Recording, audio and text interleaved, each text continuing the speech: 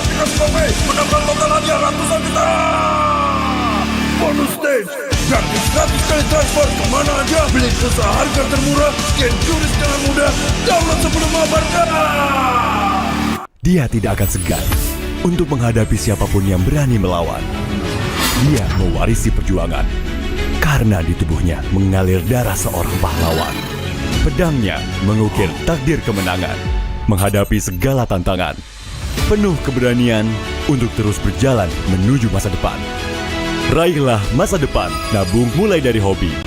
Koleksi terbaru UBS Gold X Mobile Legends Bang Bang, edisi spesial MPL ID Season 13.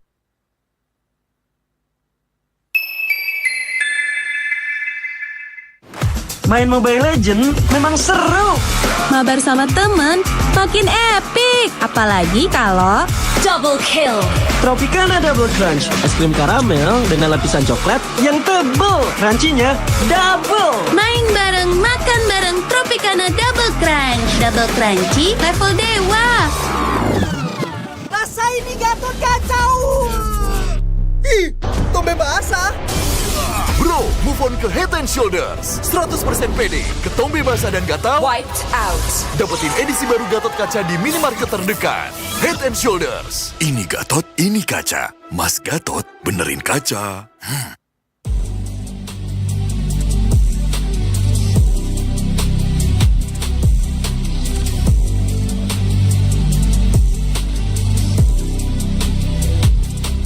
Kenangan adalah jati diri kita.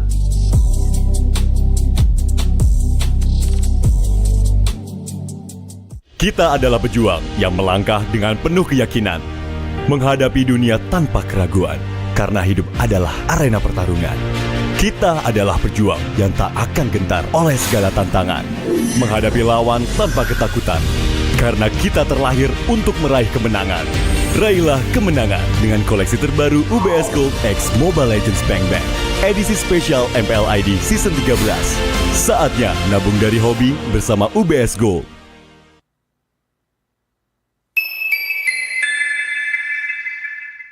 Apa akan kehilangan ingatannya? Masih inget ini, Pak? Sekecil apapun perhatian adalah kekuatan. Hidupkan momen kebersamaan. IndiHome.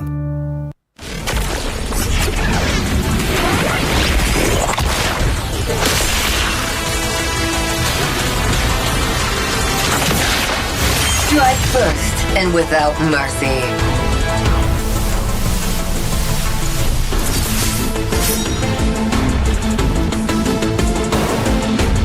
Where I tread, death follows. Enjoy your last breath. Deploying smoke. Going dark.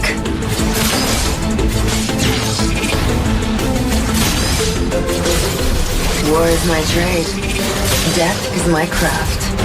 Backup plan? I am the backup plan. My destiny is what I make of it.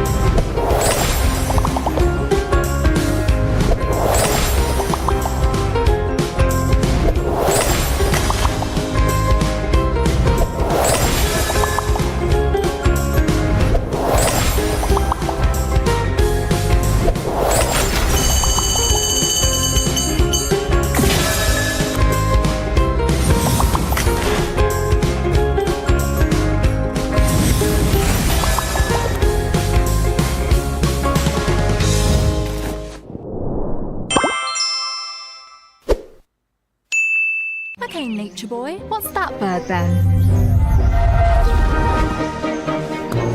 It's a male finch. They give seeds to females in a bonding ritual.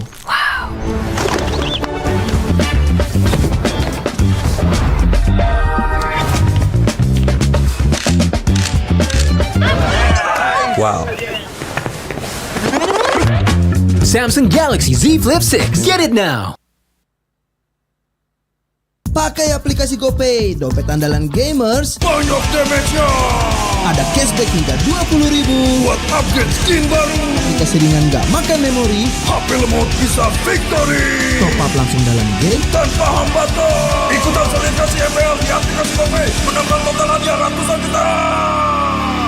Bonus stage, gratis 100 kali transfer kemana aja. Beli pulsa harga termurah, scan QRIS dengan mudah. Download sebelum mabarkan. Dia tidak akan segan untuk menghadapi siapapun yang berani melawan.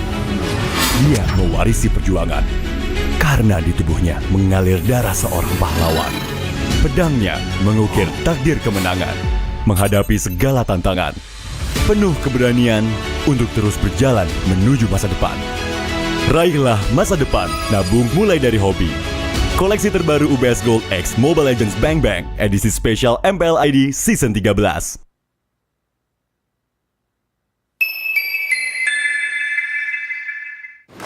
Main Mobile Legends memang seru. Mabar sama temen makin epic. Apalagi kalau double kill. Tropicana Double Crunch, es krim karamel dengan lapisan coklat yang tebal. Crunchy-nya double. Main bareng, makan bareng Tropicana Double Crunch. Double crunchy level dewa. Rasa ini Gatot kacau. Ih, tombe basah. Bro, move on ke Head and Shoulders. 100% pede, ketombe basah dan gatal Wiped out. dapetin edisi baru Gatot kaca di minimarket terdekat. Head and Shoulders. Ini Gatot, ini kaca. Mas Gatot, benerin kaca.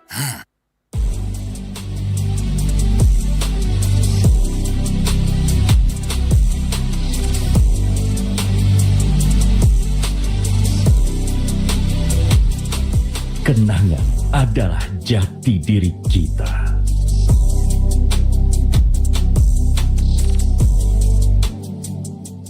Kita adalah pejuang yang melangkah dengan penuh keyakinan, menghadapi dunia tanpa keraguan, karena hidup adalah arena pertarungan. Kita adalah pejuang yang tak akan gentar oleh segala tantangan, menghadapi lawan tanpa ketakutan, karena kita terlahir untuk meraih kemenangan. Raihlah kemenangan dengan koleksi terbaru UBS Gold X Mobile Legends Bang Bang, edisi spesial MPL ID Season 13.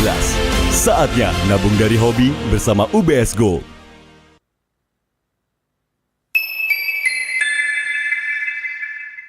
Apa akan kehilangan ingatannya? Masih inget ini, Pak? Sekecil apapun perhatian adalah kekuatan. Hidupkan momen kebersamaan. IndiHome.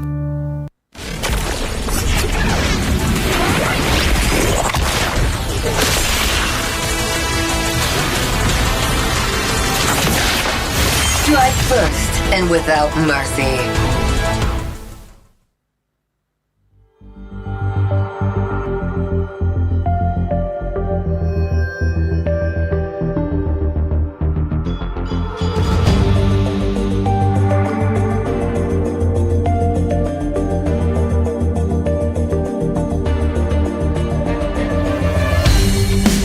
Kan berdiri dan terus berlari, terus ke arah puncak tertinggi. Ku takkan berhenti, hanya sampai di sini.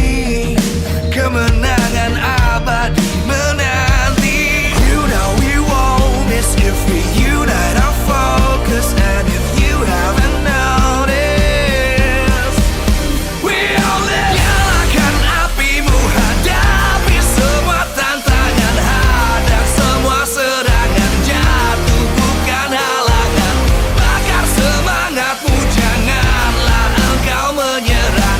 Kita akan buat sejarah. We all this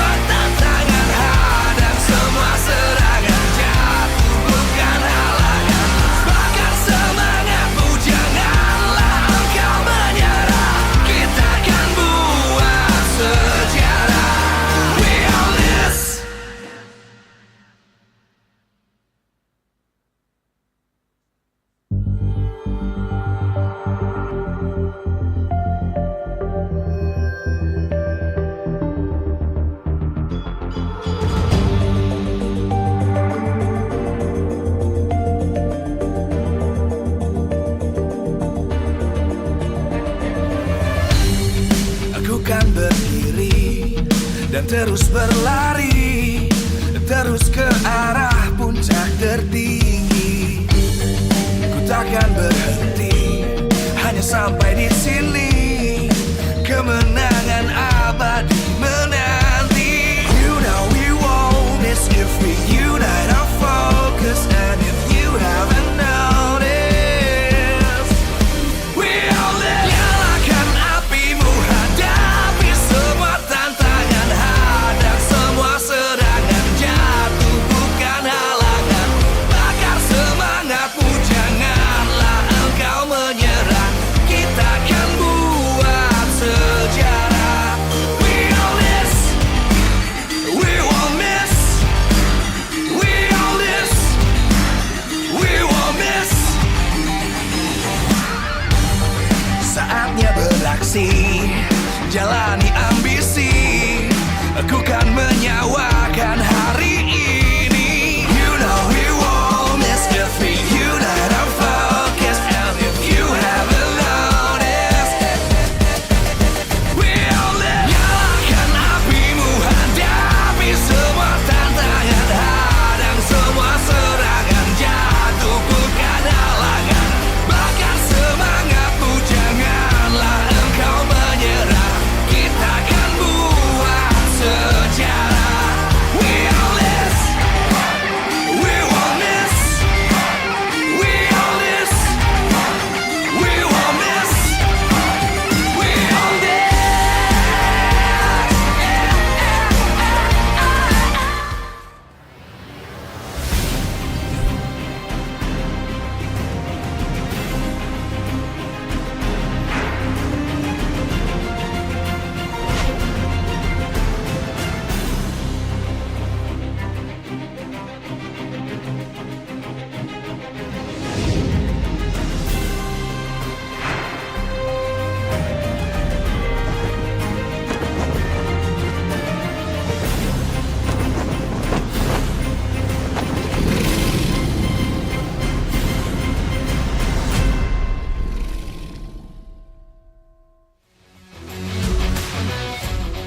Live from Jakarta, MPL Arena.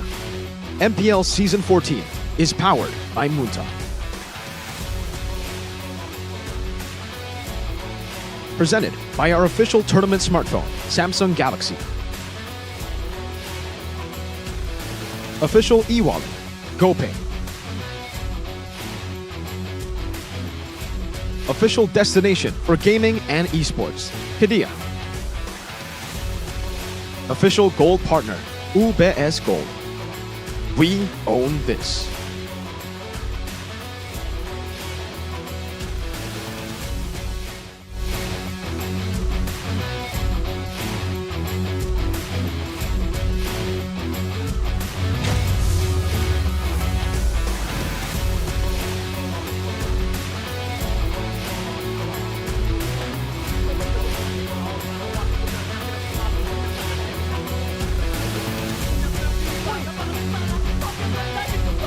Keluar dengan ada jalan yang terbuka dilakukan untuk RC.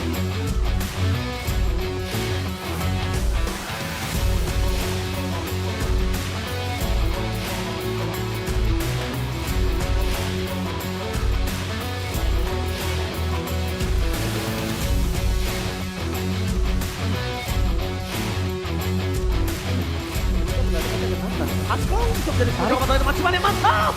Bercakap restoran di depan sana mereka berhasil. Owi berhasil mendapatkan tumpukan di balik dari para pasukan Arabia. Sekalipun mereka mendapatkan Audi, mereka akan lebih punya keuntungan yang sangat banyak. Lihat dari Rin memaksa mendapatkan Velo yang tidak memiliki lagi. Macam-macam yang mantap. Macam-macam yang profitable.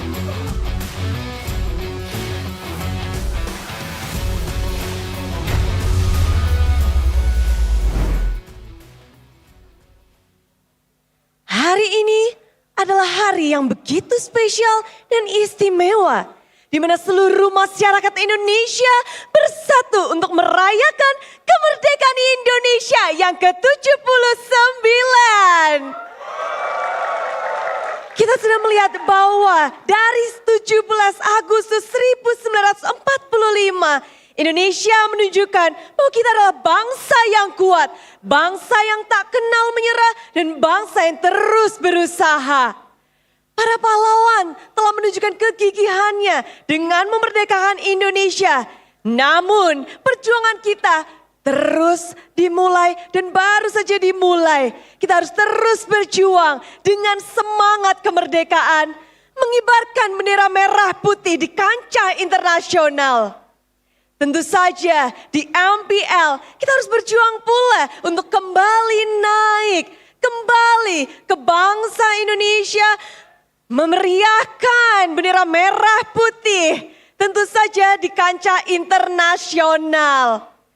Dan dari para tim-tim yang sudah berjuang, kritikan, dukungan, dan semangat dari para super fans dan seluruh masyarakat Indonesia tentu menjadi fondasi baru untuk kita terus berjuang, kembali naik, berkembang, dan mengibarkan bendera merah putih. Di hari ini, udah mengajak para hadirin semua untuk merayakan semangat 17 Agustus ini, semangat kemerdekaan dengan berdiri serta menyanyikan lagu kebangsaan Indonesia Raya.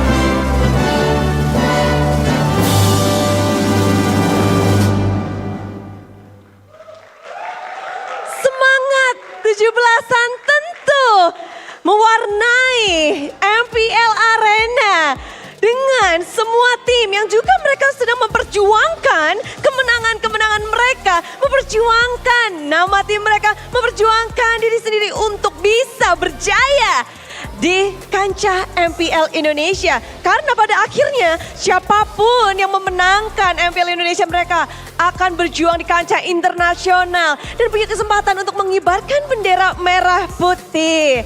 Dan hari ini kita akan melihat 3 match berlangsung. Mereka akan berlomba di Lane of Dawn untuk mendapatkan siapa yang bisa untuk memenangkan matchnya. Ada 2 derby untuk hari ini. Ada derby SM dan juga Royal Derby. Namun pas match penutupan pun itu akan menjadi sebuah kemerdekaan bagi kedua tim yang belum mendapatkan kemenangan. Jadi semangat di MPL Arena tentu berasa banget. Bude mau dengar nih semangatnya dari Big Troopers. Big Troopers sudah ramai. Di sini juga nih yang udah ramai dengan merah putihnya, Alter Champs. Begitu meriah di MPL Arena yang ada di rumah juga jangan mau kaleng lagi nobar juga. Tulis di kolom komentar semangat kalian karena kita akan langsung masuk ke Derby SM. Silahkan casters.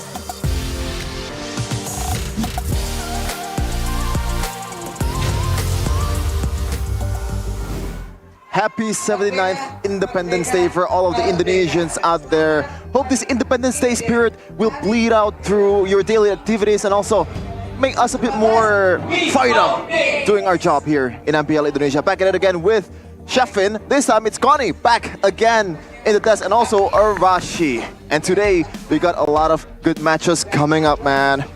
The rebuilds gonna be tested. Alter Ego against Bigatron.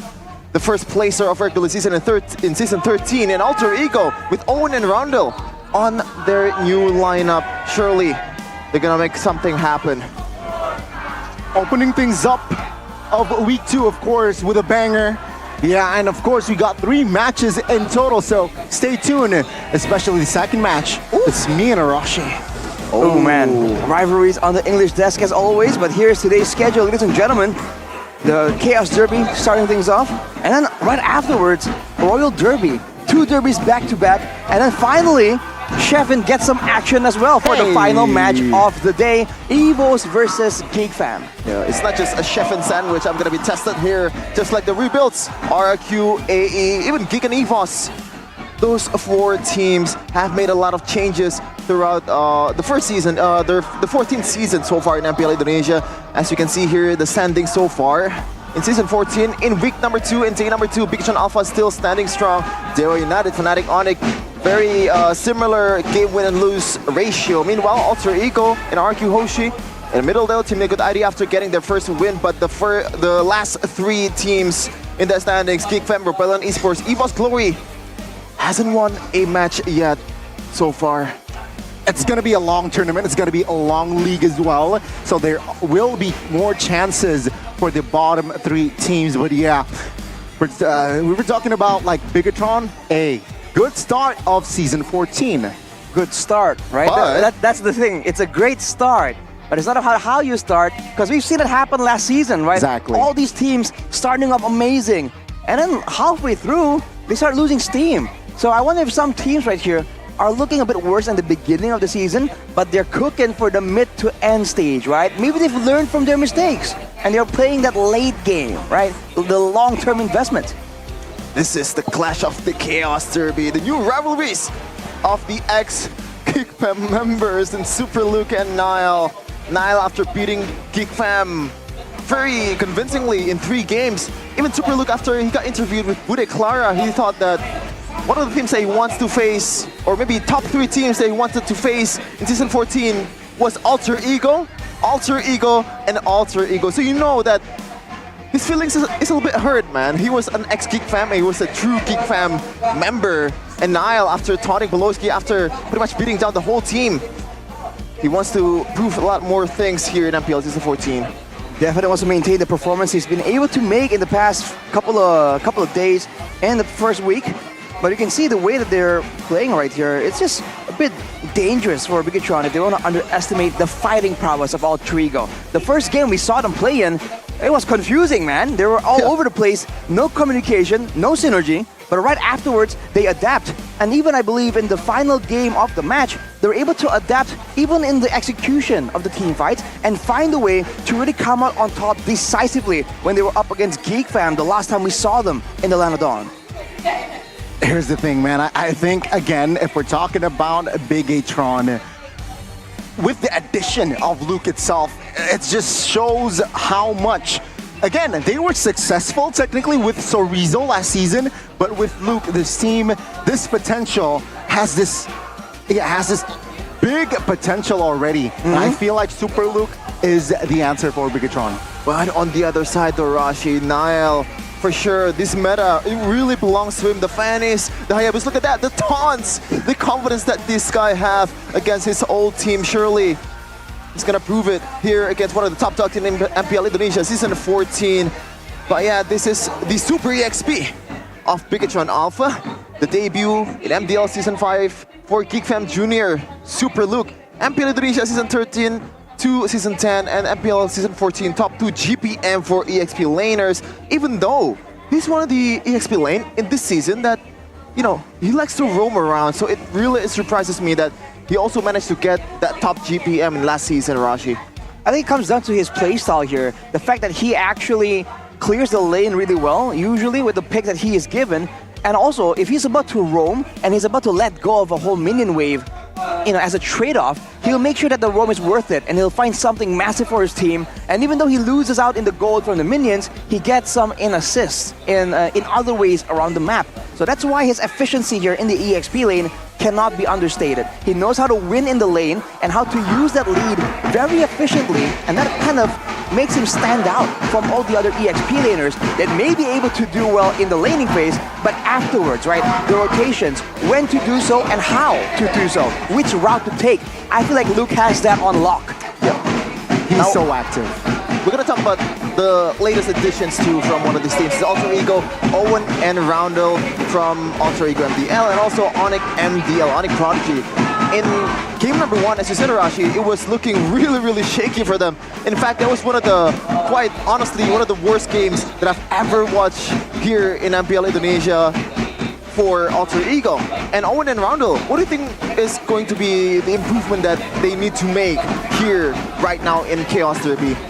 I think synergy is where it's at, right? If they can actually coordinate together really well with the rest of the team as well, I feel like that is what they need to do. Because man on the screen right here, Luke, he's entered Bigatron on relatively short notice. He doesn't have a lot of couple of seasons to really adapt. This is his first season with Bigatron, and you can see immediately the coordination. I still having flashbacks to that game against RRQ, where he went with he just came out and I'm Offended flickered combo Sutsujin away from the Lord at the right moment, in the right situation for his team to get maximum value. That is some kind of synergy that, I don't know, man. You have to explain to me how that happens, how he can adapt so fast to a new team. If Rondo and Owen can do that, I feel like it's a good look for Alter Ego already. Very good indeed, but again, it's somehow similar, like with Amon stepping into the fray last season, season 13. Bigatron were just on a roll. It somehow feels like that tone for the side of Bigatron Alpha with the strong season start. So now it's just a matter of staying consistent. All 5 players from inside of Bigatron Alpha has this high ceiling. They need to stay consistent though. Yeah, for sure. That ceiling is even higher for Bigatron Alpha by now with the addition of Super Luke. Even Race Boy, the ex-BTR head coach, was saying that now BTR, with the addition of Luke, they have a solid 5 that has a solid mechanics. All of them, man. So in terms of how they play, they can explore that mechanic prowess. Look at that, Super Luke. Yeah. That mechanic prowess showing right away against GigFam in the first match of the season. Even the coordination as well. I mean, we talked a bit to Mirko about this, right? I was curious. Okay, you're a huge fan of Luke. Why is that the case, right? What's up with the previous EXP laners? And he was always saying that Bigatron are great at every single role, but in the EXP lane, they are very reactive. And the thing is, they need proactiveness if they want to take control over the map, right? The EXP lane provides so much pressure, so much clearing, so much solo push potential. And now with the addition of Luke, they can do all 3 of those things on top of the strong roster in the rest of the roles for Bigatron. This really makes them seem so much more complete, man. Whereas for Alter Ego, we talked about the lack of a solid jungler when Sully Boy was able to get the highest of highs, but also the lowest of lows. Now, with the new M-Series DNA here, Nile, entering the roster, it really seems like they really found the right key here to really activate the machine, the family of Alter Ego. The M-Series DNA in Nile, debuting in Season 5 with Onyx Prodigy, 2nd place in MPL Indonesia, and also managed to get to M5. So yeah, a lot of things that you have to watch out for this guy. But yeah, Chaos Derby, man. Even though the main perpetrators that we used to see, Pi, Key, Brands, the OGs of BTR and Alter Ego is gone. But right now, it's still the same rivalry, man. They're still kind of have a I guess, a beef, at least in the Land of Dawn, with each other. So it's going to be very interesting to see these 2 teams clash with each other. I mean, if we're talking about history, it was Brands and Leo Murphy back in Season 4. And then Key and Pi, some sort of a love-hate relationship, but of course, the team lineup. It's EXP laner, the new EXP laner, quote-unquote, for Alter Ego, Nino, Nile, Roundel, Owen in the mid lane, and also Ice on the gold lane. This is the new Alter Ego, revamped Alter Ego. Still uncrowned though, will they change that status this season? Ladies and gentlemen, welcome the Underground Kings. It's Alter Ego. They've won against GigFam. But right now is the true test. The true test against the top dogs of MPL Indonesia. Against Bigatron Alpha. Can they do it? Nile versus Super Luke. The X reunioning with each other. You have to see, they've improved drastically within the span of a single match. Now that they have time to regroup, to reconsider everything, to observe the rest of the teams playing as well. Can they maintain the momentum and rise to greater heights, or will they be taken down by this roster right here? On the other side, still the 5-man winning lineup, Super Luke, Super Ken, the Super Bros, Moreno, Key, and Eman. With Luke, once friend turned foe, will they be able to find success? The Red Robots looking to obliterate Alter Ego.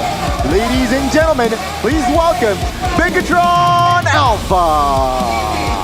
Looked as systematically sound as ever. Bigatron Alpha with their coach. A new coach, no longer Cascute on the helmet, but this time around, that new addition, Super Luke on the XP lane, will have a lot of things to prove. And right now, so far, it's looking good.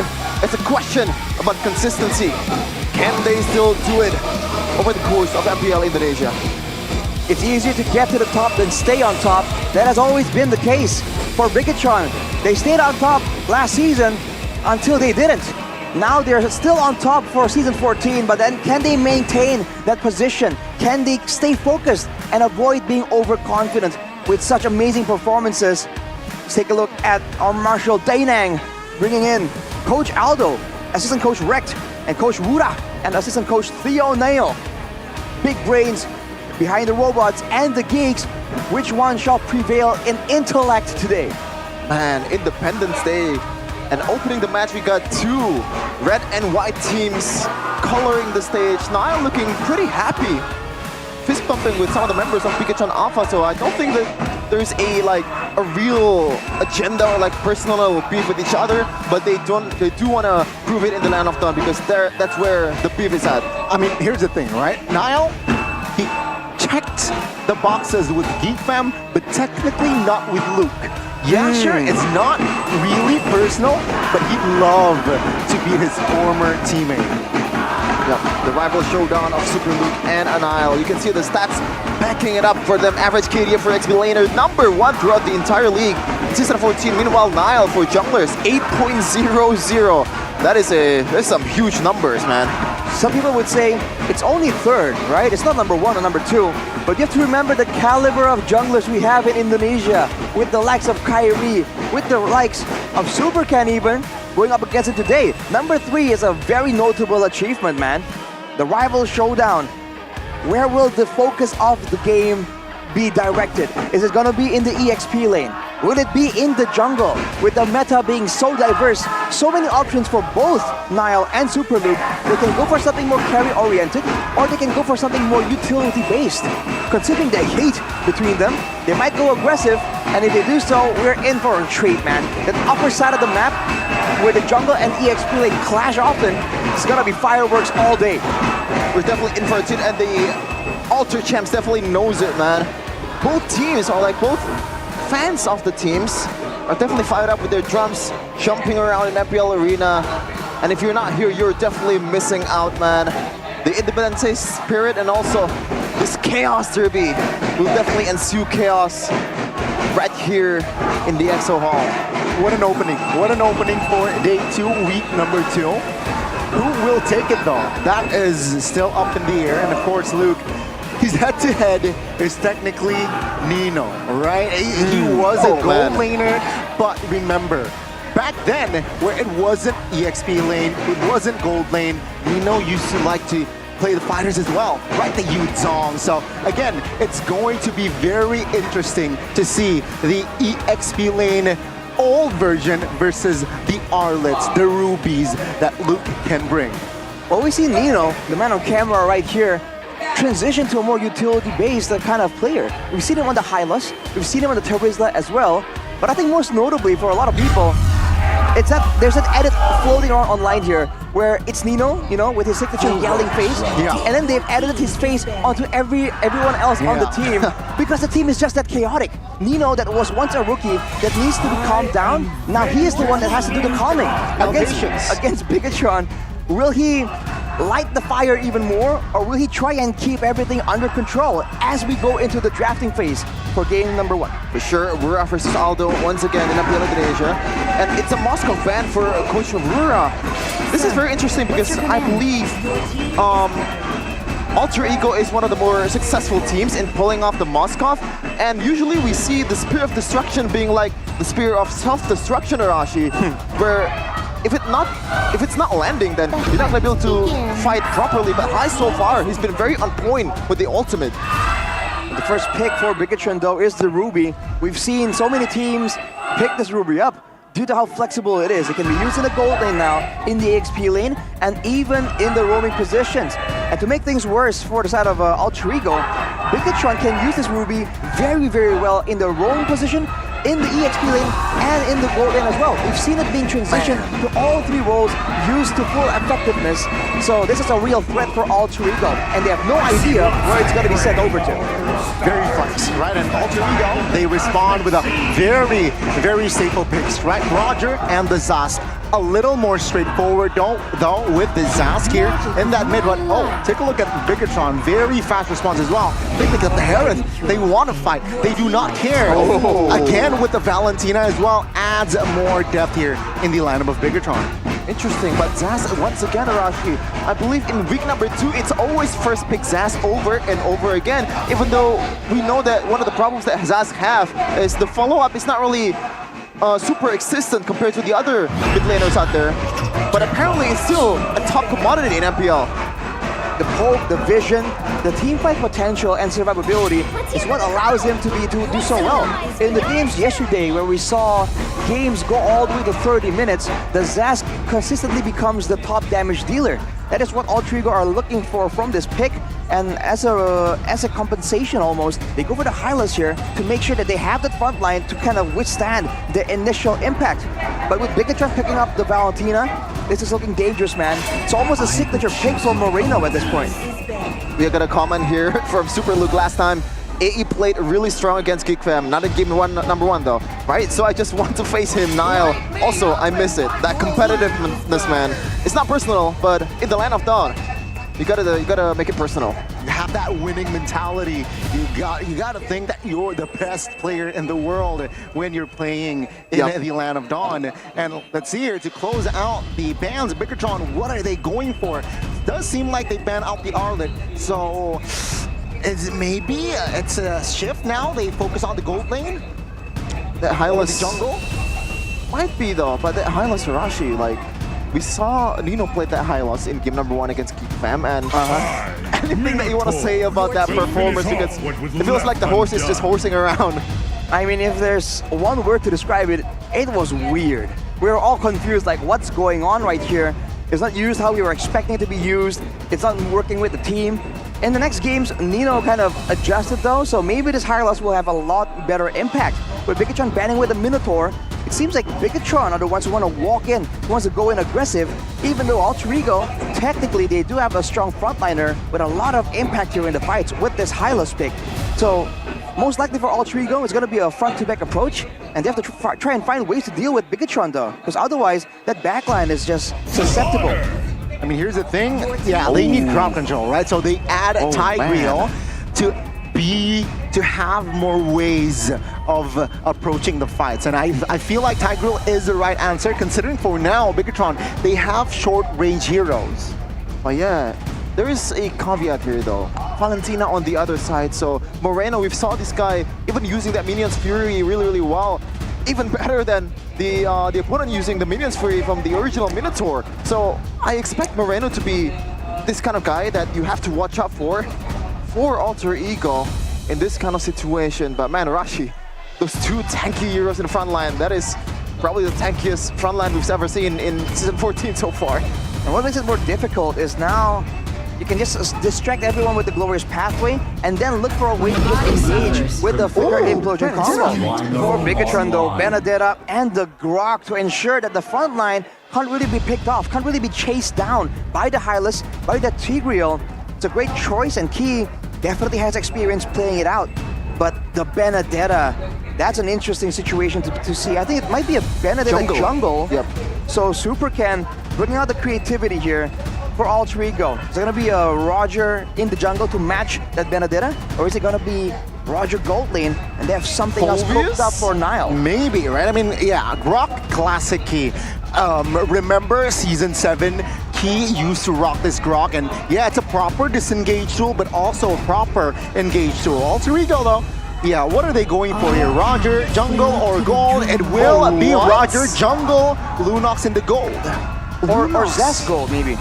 Lunox in the gold. No way, Lunox or Zast gold. But yeah, this is interesting though, because there's just too much CC on the other side when you're playing a Lunox, and once you commit on towards that Chaos Assault, it's really hard for you to decommit again, Rashi. So what do you think about that? Well, definitely takes time, but if they're trying to make sure that they have threats to threaten anyone in the midst of a big fight, the Lunox is a great source of damage. It kind of negates a lot of the frontline presence with the burst heavy approach. So even the tankier heroes with sustain like the Ruby, like the Harith, needs to be a bit more careful. And with all the setup available, there's no reason why they can't really go for a straightforward approach. Stun someone up with the Glorious Pathway, and then destroy them with that Lunox. And then on the off chance that there's a counter-engage happening, that's where the Tigreal steps in. That early to mid-game potential in the draft index really favors Valentina and Harith on Bigatron Alpha, but right now we're gonna see the chaos ensued in the Land of Dawn. The Chaos Derby of Alter Ego versus Bigatron Alpha. Land of Dawn, here we go for the first game.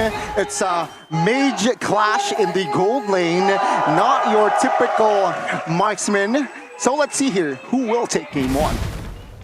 Also in the jungle, and you can see Nile on the Roger will be having the clear advantage. And unlike the other games we've seen, you see the teams do a lot of creative things. For now, the roamers aren't really helping out the mid laner, but Key doing a pesky move to try and delay the purple buff, trying to give Super Ken a fighting chance when it comes to the clearing competition. But the emblems here by IndieHome, you can see that the weapon mastery is in the hands of Rondo. He wants to play the long game. The firmness for the Tigreal with the Wilderness Blessing is going to be Owen trying to rotate around as fast as possible. And now if you see like Aman, he goes with the Inspire, so he's going to be deceptively tanky as a little falls to the hands of Bigatron. Yep, two mages in the gold lane, but that Festival of Blood from Lunox Arashi. Aman really looking to be a bit more sustainable in a team fight. Well, Highs here, with that Festival of Blood on the Lunox, you already have a built-in regeneration tool in your kit. And in the early game, level 1 to level 2, you're actually deceptively good at going for duels. Now with the Festival of Blood, a lot more survivability in that late game, so maybe he'll be able to be around the map a lot more than usual. But look at the damage! Oh, that's first blood. Super Ken finding a kill on towards Roundel, who popped the Purify as well. Yeah, this guy really knows the limit of Grok, man. Using that barrier to kind of enable Super Ken with the Electro Final Blow. That's a crazy amount of damage in the early game. The power of nature, it's almost a surprising amount of damage because he just walks up slowly but surely and just nukes you down. And in the gold lane, you can see Aman taking the conservative approach as the team goes for the turtle, already close to half HP. Yep, Nino terrified here. Oh, Glorious Pathway popped. Now jumps in though. Loose Super Luke finds him unoffended. But now Nino zones out Moreno. Super Ken quite low. Owen, out of all people, finds the turtle. Now they want to find Niall, looking for Key. This might be it, but Key still has the flicker though. Alter Ego controls fully of the purple buff. Now Bigatron, they will have to concede the turtle and the purple buff. We've talked about Nino on the Hylos, and that was questionable to be honest, Arashi. He was level 3. The Glorious Pathway was not there yet for Nino, and he's still somehow able to zone Moreno away. It's just the sustainability, right? You're so tanky and you just walk forwards, unstoppable, and eventually the squishier members will have to back away. Talent prediction here by our new application GoPay though shows that Papulung, as always, is never going with the flow. That is his whole identity. It will never happen. But for Alter Ego, man, that's a great approach to go for the neutral objective, but focus more on the fight first, on the pickoffs first before committing onto the neutral objective. Bigatron expanded the I'm Offended from Luke to try and replicate that play to zone away the jungle from the neutral objective, but they miscalculated. Oh man, so annoying. Yeah, for sure. And Luke, this kind of denies that the roaming potential that we talk about that with Super Luke. He's one of the best EXP laners in terms of like the calculative approach of just letting go of your minion when you need to, but when you're up against a Hylos, oh my goodness! 2v1 can Super Luke. I'm Offended. Super Ken is there. Looking for the eye for a 9. There you go. But it seems like it will be enough to somehow disengage. No casualties top lane. The first bout between Nael and also Super Luke ended up with no one converting to kills whatsoever. And it looks quite good at the first thing that we see. Man, look at the gold difference here. Moreno and Key having an advantage, but everywhere else, it's actually for Alter Ego. The fact that they're so tanky right here means that despite the best ganks from Super Ken, he hasn't really been able to find anything after that initial first blood. Now with the turtle coming back up, Alter Ego, they even have an option here to go straight for the pickoff, going immediately for the zap. Yep, 45 popped. That's info. Alter Ego taking it slow as well here on that turtle take. Let's see here, Alter Ego, will they take more space? Owen has the flicker and implosion. Keep an eye for that, but Nino here trying to zone out here. Seems like he will not commit forwards. Pathway committed in the backside. Owen, good pull! But Super Ken finds the turtle now in the backside of all for Alter Ego. They will not have business just yet though. They will be happy in just taking zone, but losing on the turtle. Just like Baseball said, meanwhile, no height. Oh, this might be in trouble, but no. Still lives. Just like Raceboy said, the 5-man of Pikachu Alpha definitely is mechanically sound. Super Ken getting out of the danger, out of the CC of Owen with the eye for a 9. Meanwhile though, Super Luke, Deja Vu Rashi, he once again pulls 2 members away from the turtle area. This seems to be how they go and approach these neutral objective takes, but Super Ken. Caught, good implosion. Now, good pull there. Sacred Hammer and Niall finds Super Ken in the top lane. It's 1-for-1. Bigatron, though, takes a turret in the bottom side of the map. Super Luke, though, with the War Axe. A lot more sustain, a lot more damage available. Despite how it looks, the turret advantage actually falls to the hands of Bigatron, taking away the turret in the bottom side. Looking at the in-game equipment, that's a War Axe for Super Ken as well, so expect the outplays, expect the sustainability. And for Moreno, with a 20% cooldown reduction from the Enchanted Talisman, look out for those big outplays with the IMU. But sadly, that survivability will be, countered with 2 glowing ran right away from both mages of Alter Ego. Even Lunox, the one that usually go for like a full frontal assault magic damage build, chooses to go for a glowing wand first item, possibly to lane against Eman. It certainly isn't an item build meant for instant burst damage, but maybe he's playing for the long game, right? He wants to make sure that he can apply that debuff to multiple members in a team fight, which can do very easily with the Brilliance order. Look at the maneuvers here from the side of Bigatron, sending three members top, attempted to make a play happen to rotate immediately to the neutral objective as Highs surprises Iman. Oh my god. But both people will back away. Yeah, here's the thing, right? With the glowing wand, it's also a life bane effect, right? You counter the shielding from Iman, so it's killing 2 birds with 1 stone. And technically now, Alter Ego, they want to fight Nino, trying to somehow chip away. Oh, Super Ken finds the turtle, but it seems like Alter Ego, they will be finding Key though, will be stuck. So that's a kill added for Alter Ego. But yeah, it is a roamer for a turtle Arashi, and who's waiting on that. I'm Offended on towards Owen. Implosion force, but Iman has enough damage to take him down. And now they want the mid. Highs all alone, stunned up.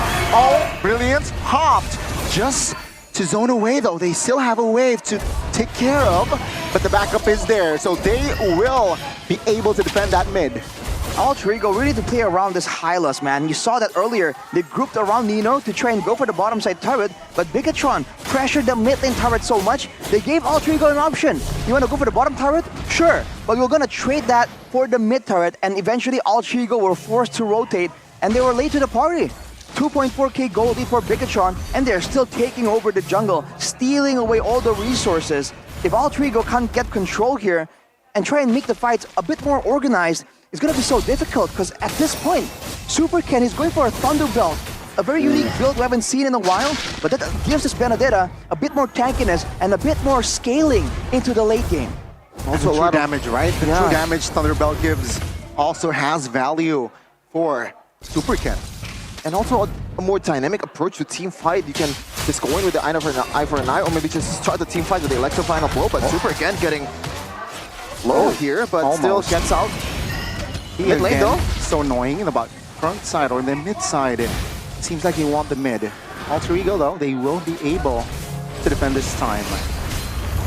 Rashid, this composition from Bigatron Alpha. Oh, Nino might be in trouble here. Stunned up, blocked by the barrier. Still though, still able to tank all the damage. And Mon steps in to execute Nino.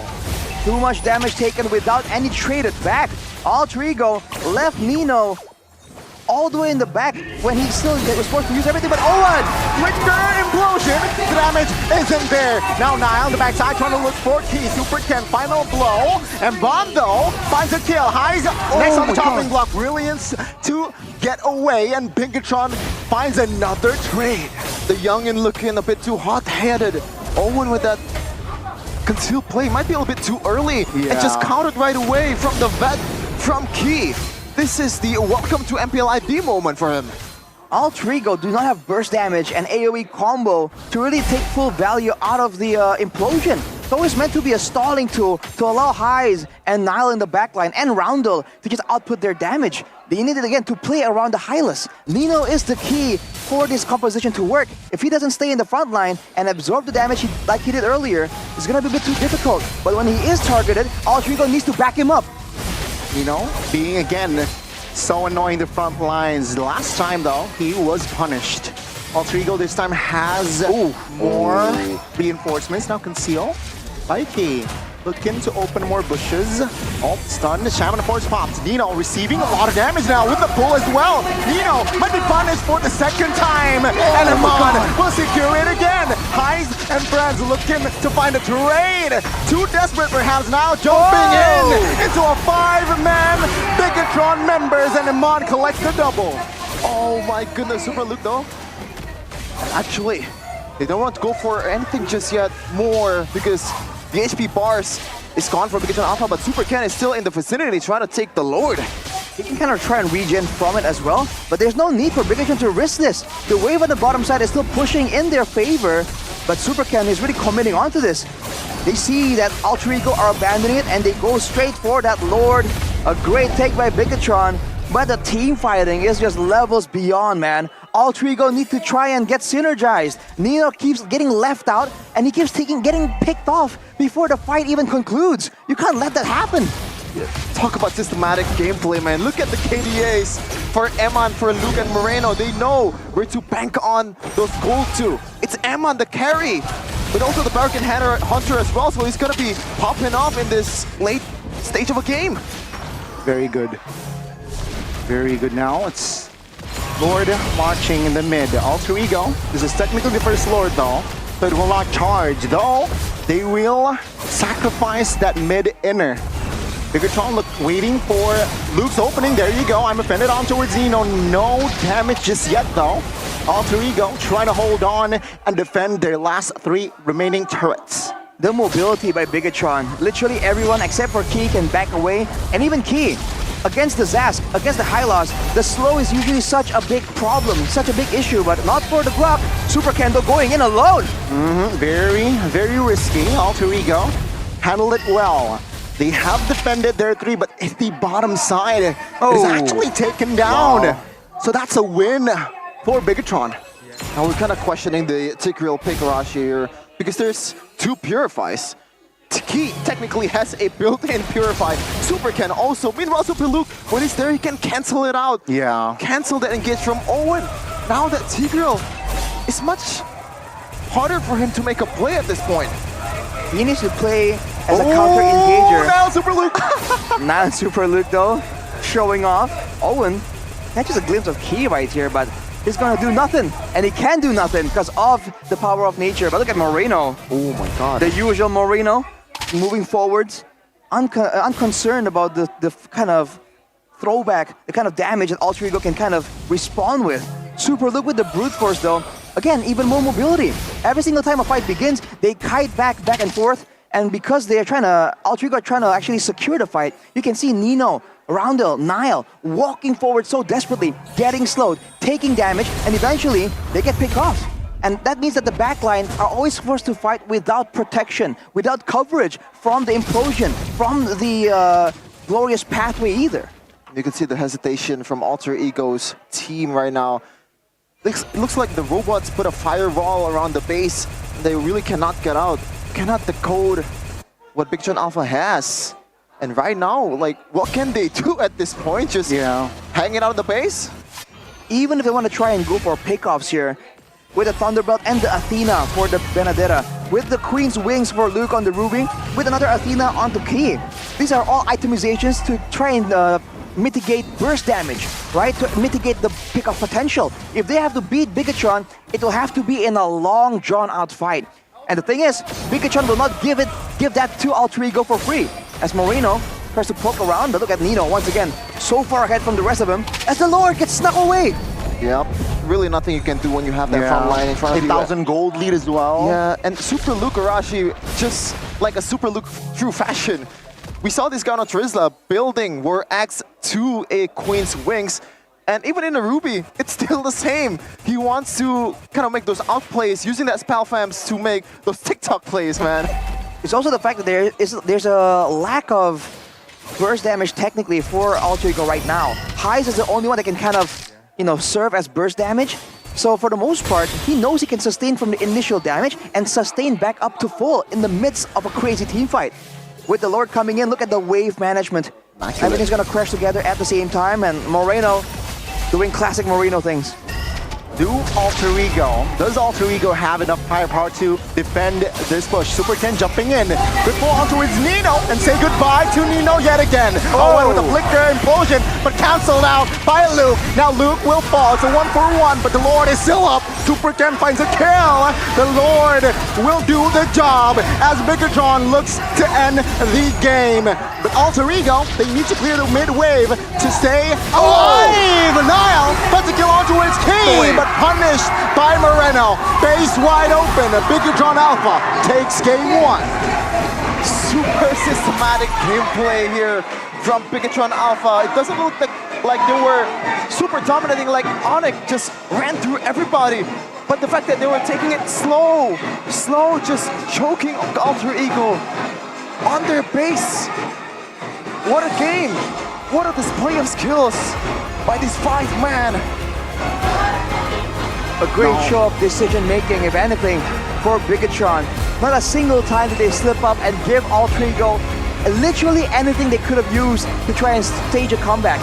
The engages stalled off. The counter engages denied. The pickoff potential mitigated by items. The map control impeccable. Bigatron, they seem so much farther up in skill. Alter Ego, they gotta do something drastic, because otherwise this is a very easy 2-0. Ooh, very significant win, and a very sound win as well, right? The snowball was there, and look at that last fight. Like, even when we saw the implosion connecting on towards like 3 or 4 people, like, there's no panic at all, because we know that they're able to get away with the Purifies, with the cancel, with the CCs coming in from Super Luke. This is a valiant effort by Niall, but at the end of the day, it's just too far at that point. I mean, even look at how they were approaching that fight. They used the Grok that was kind of low as bait. The only member low enough for the Roger to execute was the Grok.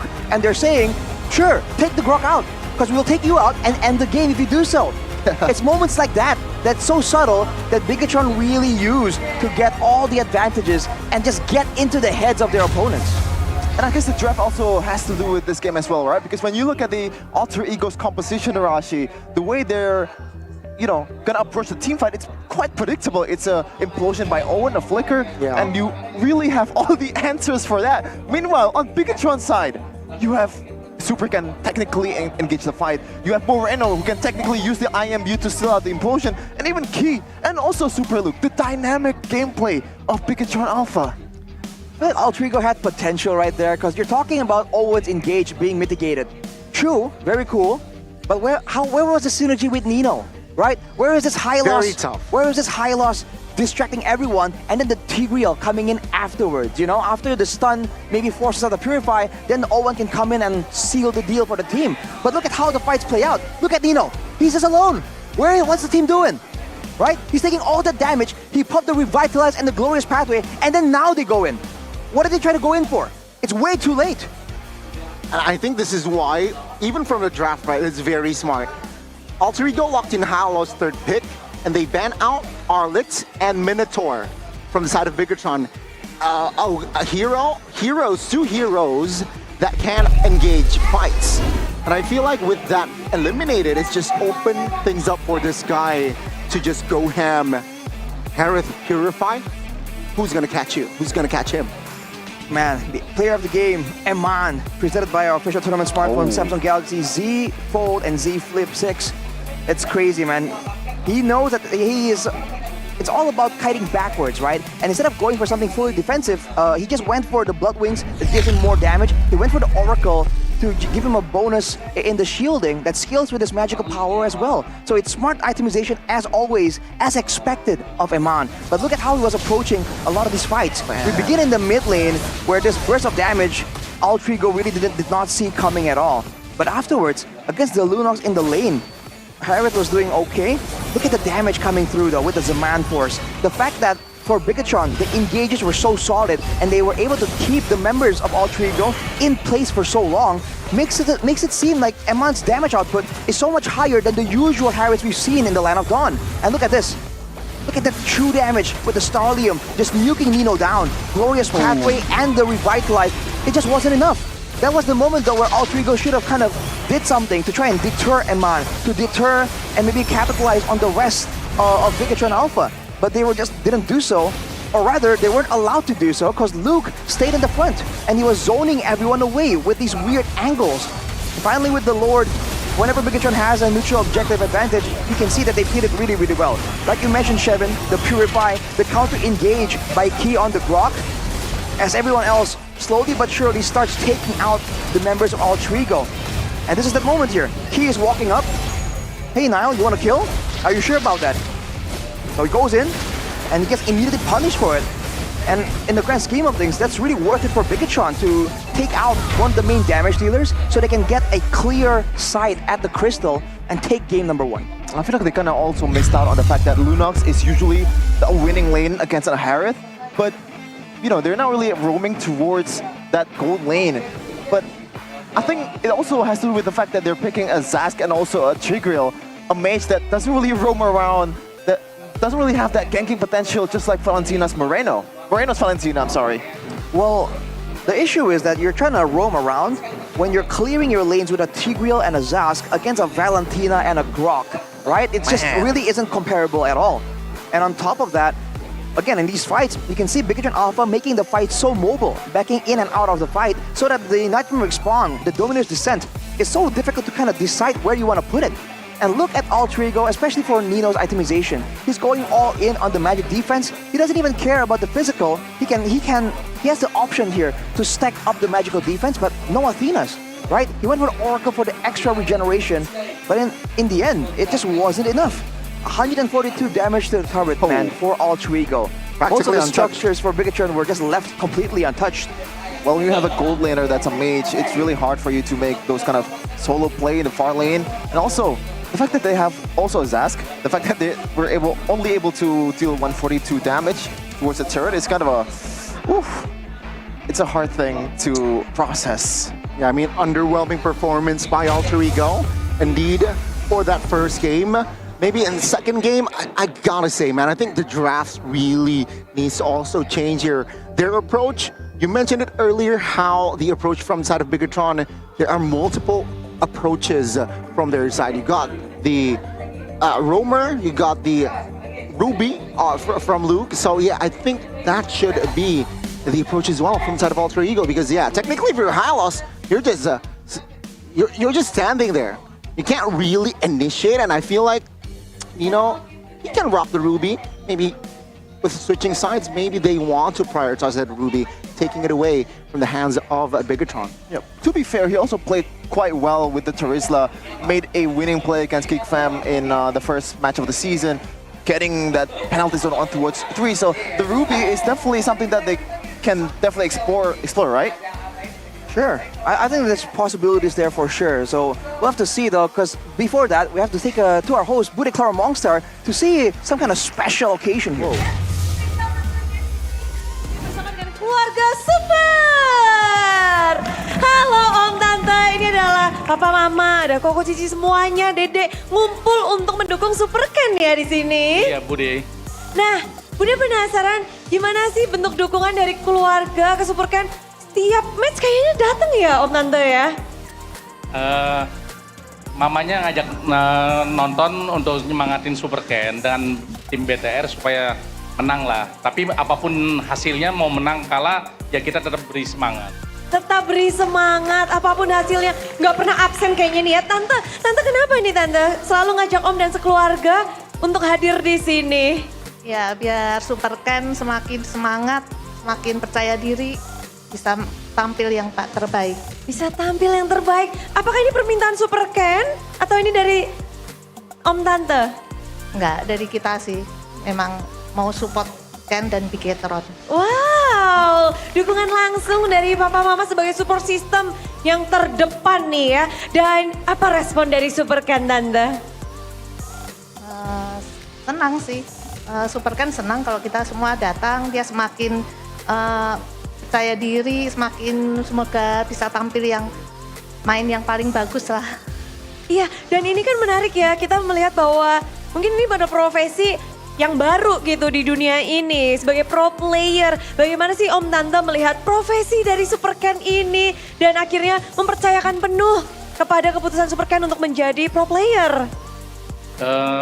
Dari hasil Kenneth mungkin ada naik turun ya kan, kadang baik, kadang jelek ya kan. Tapi kita tetap semangatin terus supaya dia tampil percaya diri aja, Bude. Yang penting apapun percaya aja ya, kuncinya. Yang percaya ya kan, dia bisa ya kan, dan selalu kompak dengan tim supaya akan lebih bagus lagi mainnya.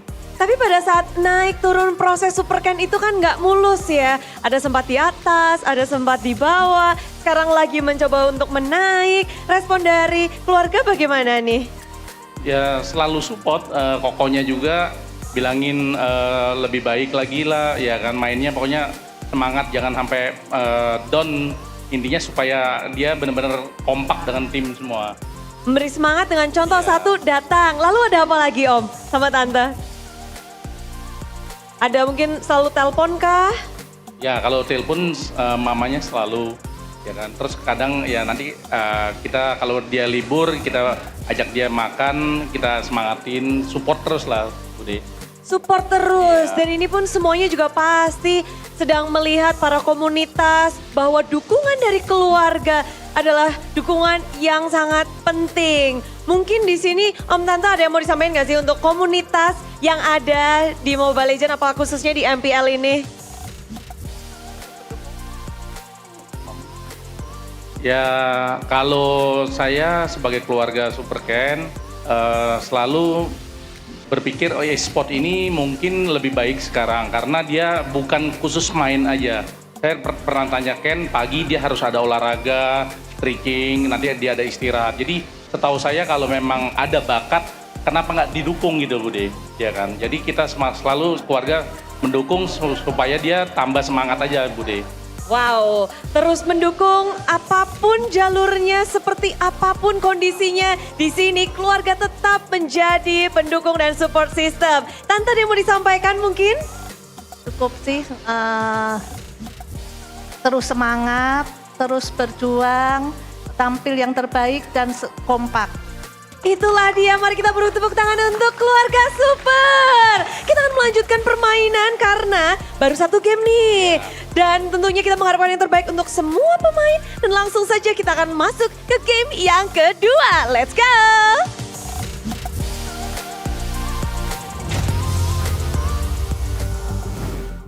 you gotta love where esports is at right now, man. Like even the families are supporting their players. The whole family, sons, by the yeah, way. the whole family came in MPL Arena. Imagine that happening in 2010 or something like. No way. Esports wasn't even a thing back then. And if you were trying to get into esports back then, good luck, bro. But if you're gonna get into it right now, what you need to try and do is get the right device, bro. For sure, it's Galaxy Z Flip or Z Series. We got Z Fold 6 and also Z Flip 6. What I got here is Z Flip 6 that has a really cool camera, man. You can just flip it right here. This is technically, right, as Arashi would say, is a front camera for it's a back camera for a front camera, right? It's your main camera in the back, used for a selfie cam. Yeah. Because it folds up, right? You gotta check it out, man. Check out that quality. I gotta be honest with you. Oh, whoa. So right here. So you just click on the bottom right here. Is it visible? I don't think it is There you from go. there, but So, yeah, Gani, as easy as that. Not even a button. You tap on the screen to take a picture. Take a selfie. Take a Gani, selfie. Gani, take a selfie. Gani, let Gani? Gani. Just tap it in the middle. You tap and it. You get this. I don't think I've seen that. The clarity is amazing, guys. And the fact that it can Again. be, flip phone or something that's, outdated or something like this is the modern flip phone. You just flip it and put it here. I can put it here and it fits, man. Yeah, and it's a 50 crazy. megapixel camera, dude. It's insane. Every photo is just sharper and cooler than ever. And don't forget, it still runs well because it has a Snapdragon 8 processor. Yeah. For just maximum performance, man. No lag whatsoever. If you buy it now, you can save up to 16.2 million rupiah with trade-ins and total protections for 1 year with Samsung Care Plus, worth up to 2.3 million rupiah. Check out for more deals at the samsung.com/ID website or scan the barcode earlier and click the link in the pinned chat. Unfold new ways to be productive with Samsung Galaxy Z Fold 6 and Z Flip 6. But right now, back into the game for game number 2 of Alter Ego and Bigetron Alpha. As Gani would say, the biggest fix from his perspective has to be the draft, Rashi. But do you think it's easy for them, or maybe like the draft was that one-sided in game number 1? I think it's more on execution. Honestly, the fact that Nino was left behind so many times, I feel like even with the right draft, technically, there'll be more ways to maybe save Nino from situations like that. But as a rule of thumb, right, if you are grouping as 5 and you're allowing one of your tankiest members to get taken out before the fight even begins, I don't know if changing that hero will make a difference. Maybe the only real difference is to put Nino on something a bit more survivable or something that can escape easier. But it doesn't take away the main problem here of Nino just being left behind. So I feel like overall, they gotta get their heads in the game. And if they really can't play this back and forth strategy, they're too gun shy, trigger shy with Bigetron's threat with their flanking maneuvers, then go for something a bit more straightforward. Don't go for something that requires a back and forth. Go for all that combo, because then at least you'll be synergized. Because earlier in the highlights, the thing we were hyping about Alter Ego is that when the call is made to go in, they all commit. That is not what we saw in game number 1. For sure. Right now entering the draft for game number 2. Still, I believe the same for Kochura with that Susan. And also Hayabusa and Moskov. Cochaldo though, Fanny, Ling, and Chip. And there's no change at all. Like if it works, then why not? Cochaldo also does the same with their Roger. I gotta say, Alter Ego, they will definitely switch the Tigreal here. So, yeah, the Tigreal, it's not looking good though. Ooh. They will leave out the Zask, so that's already a change from the drafts you're seeing. Yeah, Moreno, Valentina, a little too deadly. They're respecting the potential for Moreno to just play that Valentina, take away some big ultimates, and more importantly, get the wave clear. Now with Valentina as the main threat, if they go for the Zask, then the Dominator's Descent can be stolen away, and in the wave clear department, there's a chance that Alter Ego can actually outdo Bigetron, unless they have something else in mind, because the Aurora has been very popular, and it is still available. But even if they don't want to go for something like that, they can try and supplement that clear from the roaming position. Still with the Harith, very solid for Eman. After that beautiful performance in game number 1, he's still gonna do it once again. Still 0 deaths so far in game number 1, 7-0 to KDA. So right now, he has two really solid frontliner here. But now, you have to remember, this Ruby can still be flex, Gani. Even the Arlet, he has played it in the roaming area in Season 14. You mentioned how Game 1 Bigatron has more approaches, and it's going to be the same for Game 2. With Arlet, with Ruby, with as well as Harith, you can start fights with the 3 heroes here. So again, Alter Ego needs to counter this, needs to answer this. Maybe with, I think a Kufra might work here, honestly, but no, they will go for the high loss again here. Technically a flex, but I don't know. He needs to synergize better, and I don't think Tigreal is the right answer like Game 1. Tigreal, huh? But the idea is that it's a combo hero that can kind of stop the counter engage. With all the mobility, maybe that's right, Goni. Maybe something that can spam out a lot more engage tools rather than only one massive implosion can be better to catch the slippery members as well from the side of Bigatron. With the Purifies as well, correct. So if they want to try and get something that can punish dashes, the Provius comes to mind, actually, if they put this highlight in the roaming position, or if they go for something like a Kufra that can stop all these dashes, then maybe they can get Bigatron to stick around and finally let Nile get some of those executes and win some of fights. Gotta be honest with you, Rashi, I don't think Fulvius is gonna be big for Coach Aldo, because in game number 1, they were in a similar situation. There were Ruby, there were Harith, there were Valentina, a lot of dashing heroes, but when Fulvius was left open, Coach Aldo just doesn't want to buy them. I don't think they were maybe not comfortable enough to play the Fulvius just yet. It is a new revamped hero, but let's see though. If Coach Aldo wants to surprise me, then I'm all for it. We want to see new heroes in MPL Indonesia. Well, maybe it was an option that came to mind at that point. Maybe Want to know why? Oh. Because they picked Tigreal, Hylos, and they picked up the mid as well. So there was no room for Fulvius. Before the Tigreal was picked, it was Hylos can still be placed in the roaming area and Fulvius goes the XP. That's what I want to say. Right. Okay. But yeah, for the second banning phase, Coach Aldo limiting the option for Super Ken with the Alpha. Not really known for the Alpha Super Ken, but you know, this kind of condition when you have Roger, when you have Hylos in the front line, those kind of tanky junglers in a fighter, it's gonna come in handy. Well, we saw that earlier, true damage becomes a real big problem, so the Alpha can help the Harith in just bursting out the Hylos. In the early game, I think the Hylos can still tank up a lot of damage. In the late game, though, with items, the same thing will happen for Iman to just nuke him down. Without a Benedetta, though, then maybe now Altrigo can find a fight that's a bit more straightforward without Super Ken coming in from the sides. Banning with a Kufra, though, seems like they're Bigatron are going all in for this mobility, for this dash-heavy approach. Sad Goni noises. I mean, Kufra was available for game 1, but not for game 2. So let's see here, Alter Ego, what will they secure here? Especially oh man, again. Interesting. The thing we were criticizing the most, actually, the synergy between the Hylos and the Tigreal comes back right here. And when it comes to differences, it's only the fact that the Benedetta is banned away. And maybe the idea is that in a neutral objective situation, now the Tigreal can actually get a guaranteed implosion play. Because earlier, what's it called? The eye for an eye? Yeah. The block of the crowd control from the Benedetta can kind of be used to kind of outplay that one-dimensional strategy. Alter Ego are doubling down on it right here though, so for Bigatron, what's going to be the response? Because the Valentina isn't available. Do they want to go for more clear, more long range, or do they want to go for more AoE? Reporting for duty. And see. Yeah, it is going to be Export and Luo Yi. Okay. So Moreno and Luo Yi, we've seen this before and it worked wonders, Connie. This guy knows how to play that diversion. Yeah, it's gonna be very scary now, Alter Ego. Every time they want to face check, clear out pushes, they need to at least have a sense on maybe the Louis here. Maybe Louis is going to that direction and it's gonna make them overthink at one point. It's gonna be so tough for Alter Ego right here though. You're looking for a gold lane or a jungler potentially, but now they have to try and find ways to again chase down and catch people. An assassin I think would still be risky against a Loyi and a Harith. It's gonna be a Claude to supplement against the Harith. The damage. It's a losing lane against the Harith. And now look at this.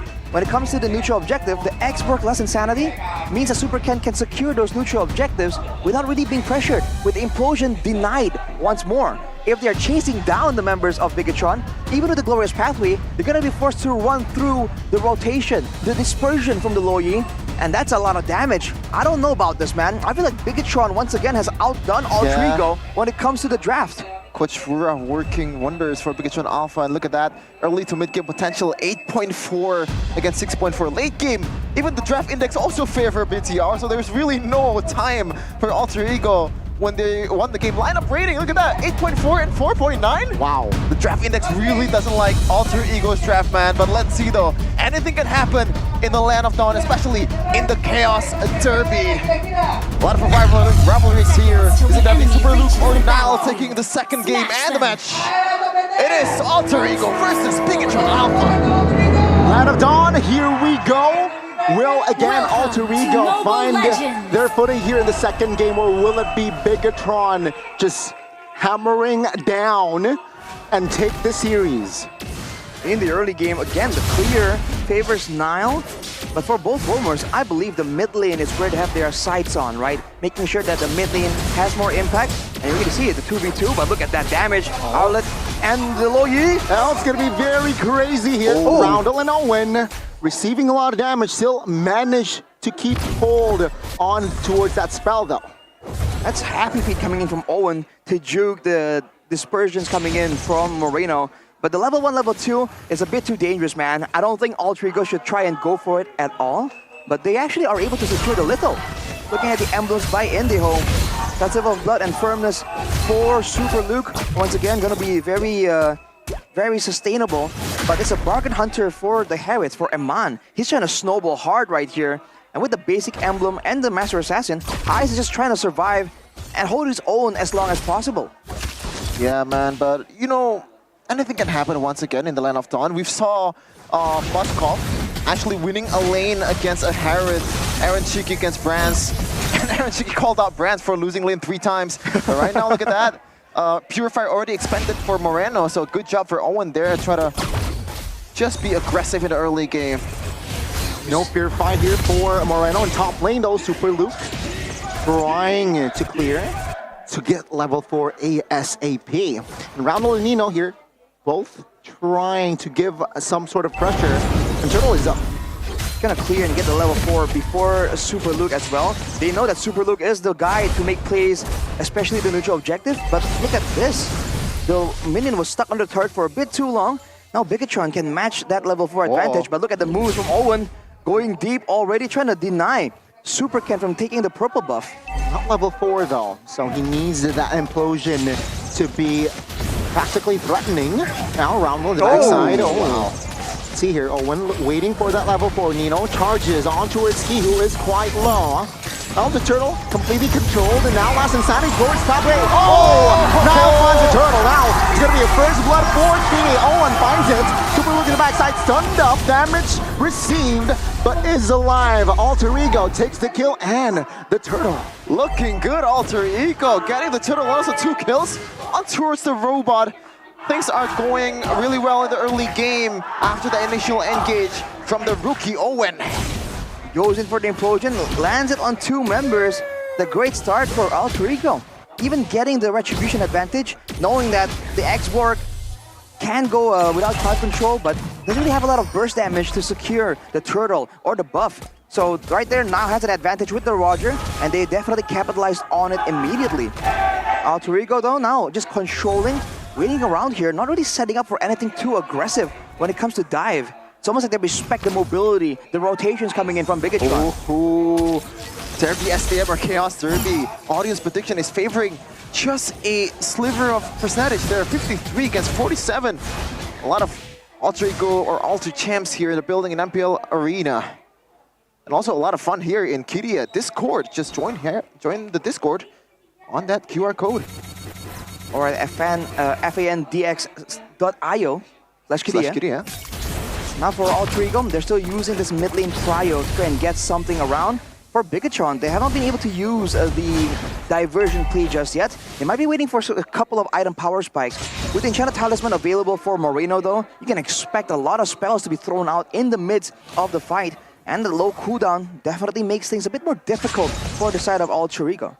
Okay, Super Ken didn't really, not only favoring towards War X meanwhile though, gotta use the Last Insanity to get away, and he really respects the amount of damage Alter Ego can expand, right? Because the fact that he goes for, I believe he's gonna go for Brute Force Breastplate first item instead of the War Axe, the usual item for export. Maybe. With that, right, Lance Insanity is on cooldown, so that's a green light for Alter Ego to really claim control on that turtle. Nino, though, receives a lot of damage. Terrified Key! Oh my That's God. a huge implosion by Owen, and Alter Ego, they crash on towards Bigoton Alpha one by one, and Super Ken will fall as well. Bigoton Alpha losing grasp. And also Nile with an extra bit of spice. The recalls towards the member, towards Super Luke. It is personal in the Land of Dawn. Man, Bigatron, they're just falling short here when it comes to this team fight. And again, they're not really making use of that massive advantage they have in the macro game. On the bright side though for them, Eman is left relatively untouched, but Alter Ego are getting advantages everywhere else. Already a 2.3k gold lead. If this continues, that advantage is going to spill over to the gold lane as well. And you can see Owen and Roundel already setting up for some kind of play, some kind of dive. But Key is close behind Eman, trying to shadow him, making sure that he does not get dove on. In the grand scheme of things, no turret taken down just yet. Even on the top side there, Luke is able to save that turret with a sliver of HP. The item from Nino, this is an interesting item. First, I believe first item Oracle for the Hylas. Something that you don't really see very often, but with the healing. But it makes sense. On towards it. Eman, Shaman Force, they're forced, and the Purify as well. Will Bigatron Alpha fight without Eman? I don't think so. Alter Ego though, they know. Nile finds the backside. Oh, implosion again towards Key and Super Ken. Now Owen falls first. The damage is there, but Nino from the flanks looking for the kill. Roundel finds it. Nile, looking for the backside, but it is actually Nile finding Super Luke. Again, Nino falls as Eman finds the kill. It's an all-out war. It's the Chaos Derby as Nile finds the triple. Oh my goodness gracious! With the sea of Anvil recalls as well. Nile, a statement team fight just now. 5-0, this guy is snowballing out of his mind. Even the bottom turret falling to the side of Alter Ego. Bigatron are back though. Final slash onto Owen won't be enough. It's gonna be Roundel here trying to stabilize the team as well as Owen. But again, Alter Ego, 7 minutes in, established a 3,500 gold lead. Pretty good lead to build on in this mid-game though. But once again, Tarashi, we saw this happen a lot of time when you have the Moskov. They don't have a Moskov. You have a export, you have a Loi. This wave clear is more than enough in that kind of situation where they have to defend the inhibitor turrets. It's just the damage, the burst available to Alter Ego right here. Again, once they're tanking those items available for Key, for Super Ken, this might be a different story. But for now, Nino is just way too aggressive. Glorious pathways onto Moreno. Yep, Nino now again. Wow, he's a standing tree. He's a big tree now. Not a big tree in game 1, but seems like in game 2, he's that tree. I like the way that Nino played the Hylas, the fact that he was very confident to go for Moreno because he knows that he's not a Purify. He knows he can go aggressively and he has outplay tools available.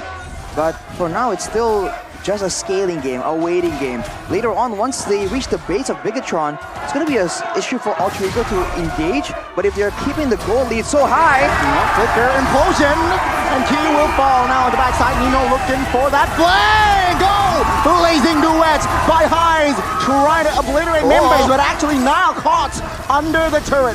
Shut down for Nile. Now Nino will fall as well. Bigatron Alpha answering back the divergent play. Finds the man! The call out is huge! And Moreno finds the kill. Roundel will be able to escape, but Bigatron Alpha finds a great trade. I was gonna say that so far in this game, the way that Moreno used the diversion is just non-existent. It's like Richie on that UOE. But right away, a big diversion, Arashi. He's been using it defensively to try and get out of tough situations earlier. But with that play, man, they really completely caught Alter Ego off guard. Alter Ego were doing so well. Unfortunately for them, they dove the turret. They did not set up on time and they didn't prioritize to save the right heroes. Eman and Moreno were just dishing out damage as Super Luke was stalling everyone again and again. Now Bigatron Alpha is caught up and the Lord is coming up. Alter Ego, they gotta pick their cards wisely here. That might be the game-defining moment in like 10 minutes. But man, that was a silencer, man. The crowd was so crazy behind us. The Ultra Champs were going crazy. Whew. Final slash for key, but didn't really translate to anything. But yeah, Ultra Champs was just talking a lot of mad trash, man. Even against Bigatron fans. But the silencer, that play, completely negates the tempo for Alter Ego. And right now, it's only 600 gold lead. Yeah, diminished, neutralized completely. It's a fair game, 50-50. Now Nino, though, will stun Key. Seems like Roundel and friends, they are still confident in taking a fight. Lord will be reset it, though. Oh, interesting.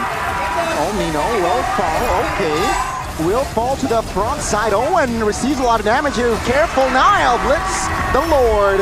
And they will disengage as Bigatron Alpha. They have failed to find to retake. Oh, play! Again, Moreno effect in full effect. Now Alter Ego formations, they are slowly crumbling down as Amon finds another. Now the backside finds a kill as well. Ladies and gentlemen, welcome to the Chaos Derby.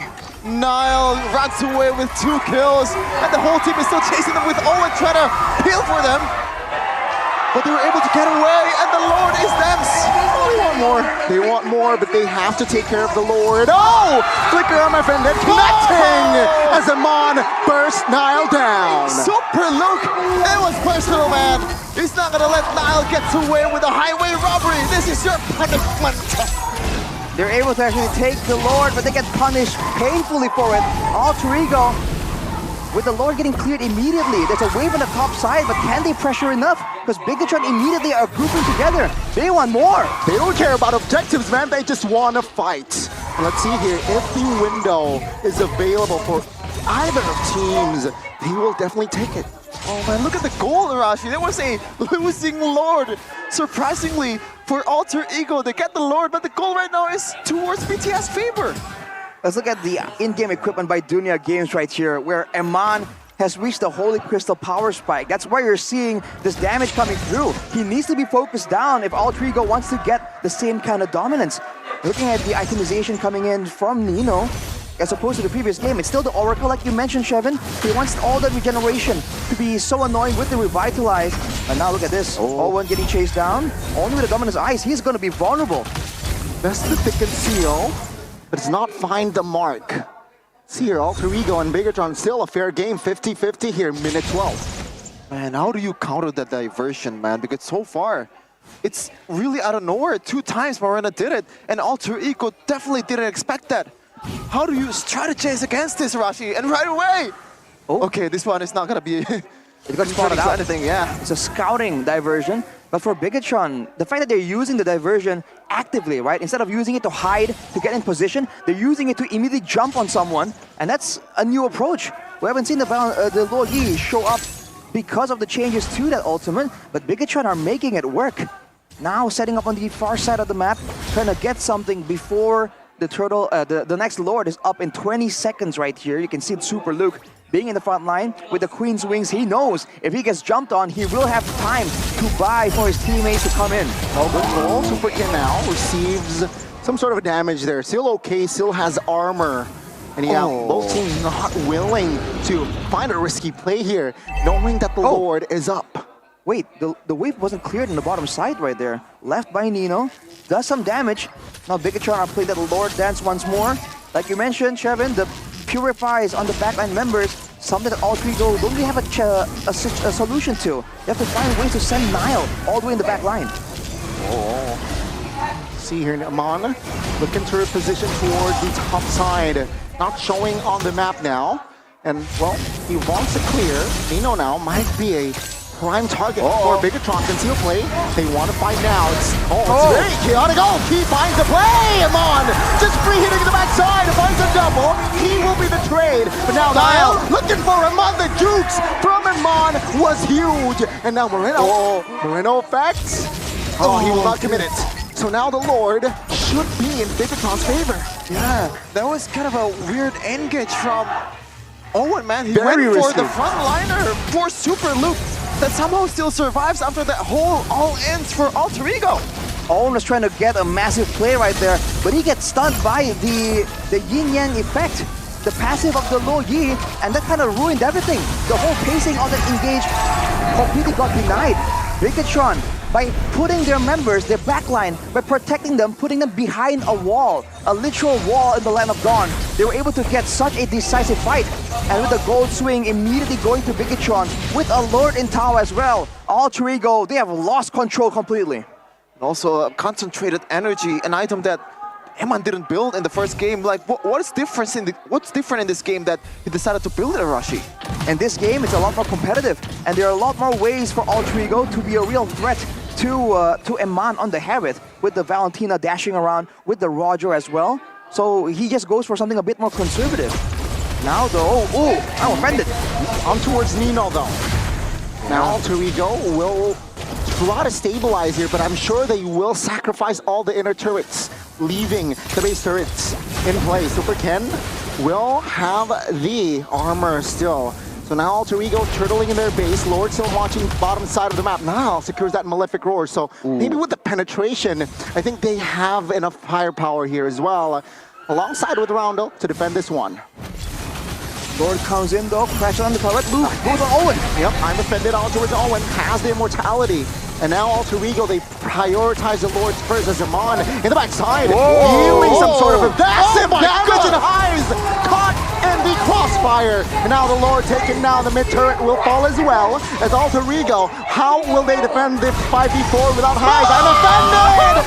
Super Luke finds the opening. That one is for Geek. Let's see Alter Ego. Can they defend as 5-man from Bigatron? All out, last Insanity desperately. As Owen falls, Roundel figures out. But the base wide open, I'm offended again towards Nino, and one by one, they want bodies, not the base, as Roundel looking to a defense, but no, it will be all for naught, as Bigatron Alpha, they have won a clean sweep, with an extra spice as well, 5-man recalls in front of the base of Alter Ego, the shrug from Super Luke.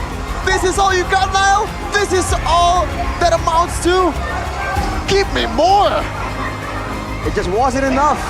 Alter Ego, they got control in the early game, but they forgot that the robots are programmed to win. And until you destroy the crystal, they keep on fighting back. My goodness. We thought the game was slipping away from them, but Moreno with the diversions just came right out of nowhere. Very systematic. The codes cannot be decoded by the Alter Ego. And Super Luke has the last laugh against Niall. That Michael Jordan shrug, man. I'm that good, man. I am that good. Even Moreno striking his signature pose. Casual day in the office for Bigatron. Hey. It is what it is. Name a better trio. Oh, wow. That's all I can say. Naruto, Sasuke, and Sakura. No. No. The trio mid is just insane, man. Bigatron, how do you stop them? Even when you start snowballing, even when you've made amends, the amount of patience and discipline they had to really drag the game out to the late game, to wait for that one moment. It's a great display of just game understanding. Let's take a look again at this moment where Eman out of nowhere just goes in, and Highs was not expecting that. Doesn't respect the burst damage potential. And with that engage, you can see Moreno and Eman just going to town, doing all the damage in the back line. That mechanically sound lineup, man. The two winning plays at the end of the game was a 1v5 Command Force and also a flicker. I'm offended. You wanna see this in Season 13 because Super Luke right now is the new addition, the new robots in Bigatron Alpha. But we're gonna see what they have to say after that win with Bude Clara on the stage. Take it away.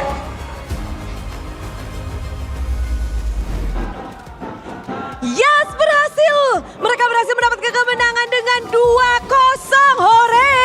Dengan gaya baru Moreno. Apa ini tadi? Gaya baru tuh kayaknya tadi buat Moreno. Ngikutin katanya El Hylos. Apa itu? El Nino. Ini fokus. Ini dia santai. Itu sabar. Jadi fokus, santai, sabar. fokus Anda sabar. Itu. Tapi kamu lagi emang mengeksplorasi berbagai gaya kayaknya ya. Kebetulan begitu. Kebetulan begitu. Khusus buat alter ego. Kata dia. Kenapa tuh khusus? Kenapa khusus buat alter ego? Dia ngomong. Iya kenapa sih Ki? Apa Enggak. nih di derby STM ini? Ada apa? Kan udah nggak ada temen lama aku kan. Jadi sekarang derby STM-nya ke Luke sama Nail sih sebenarnya. Oh, jadi agak sedikit berbeda ya untuk derby STM untuk Ya. Ki sendiri. Dan sekarang berfokusnya ke Luke dan Nail.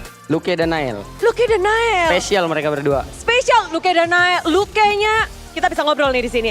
Luke, bagaimana derby STM pertamamu? Seru sih.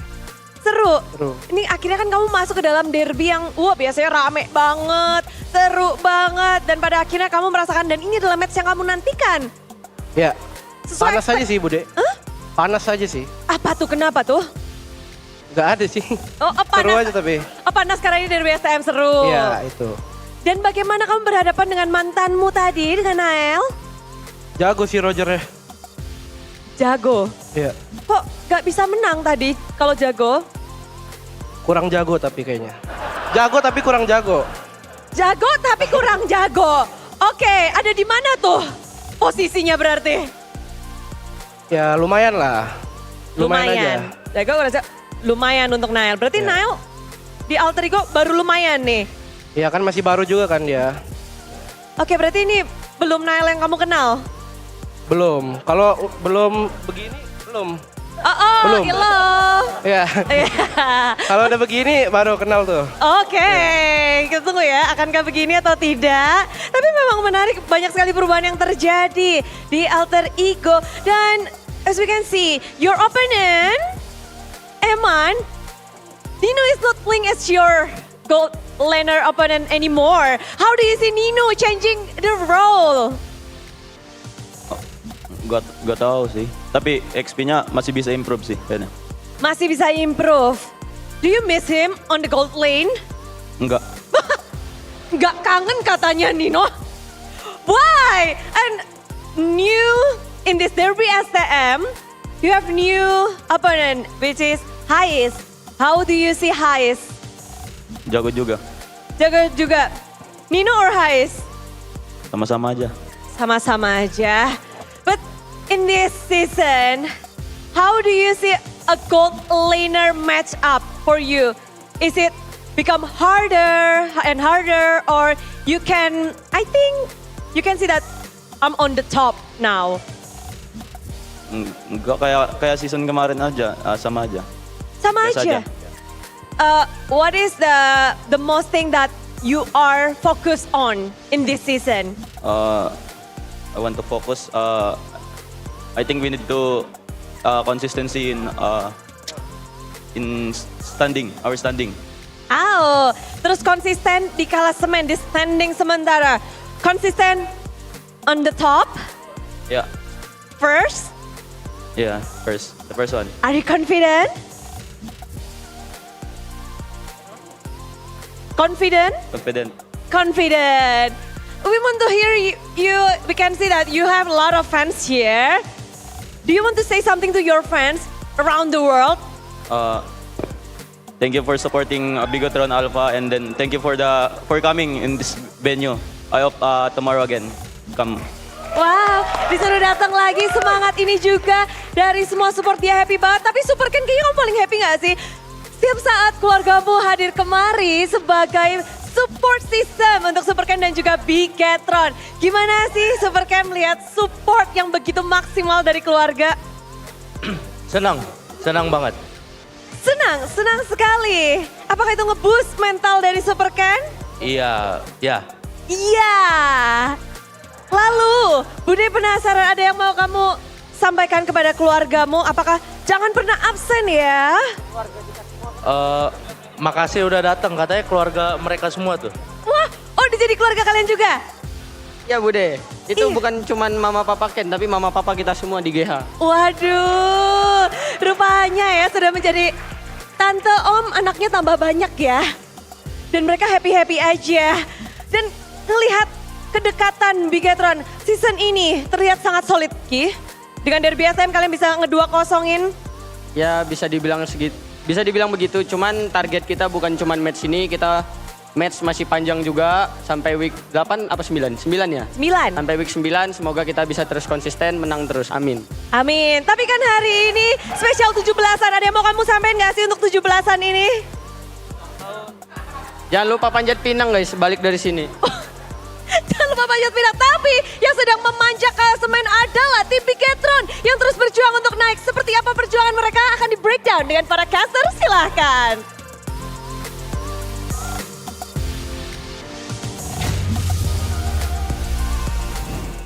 And that is 3 W's in a row for the robots in Season 14 against their classic Derby here. I mean, the classic opponent, not classic Derby, in Chaos Derby in Alter Ego. Even though the main lineup or the main perpetrators changes, but the story is still the same. Bigetron Alpha winning it out this time and solidifying their record right now after 15-13 before this.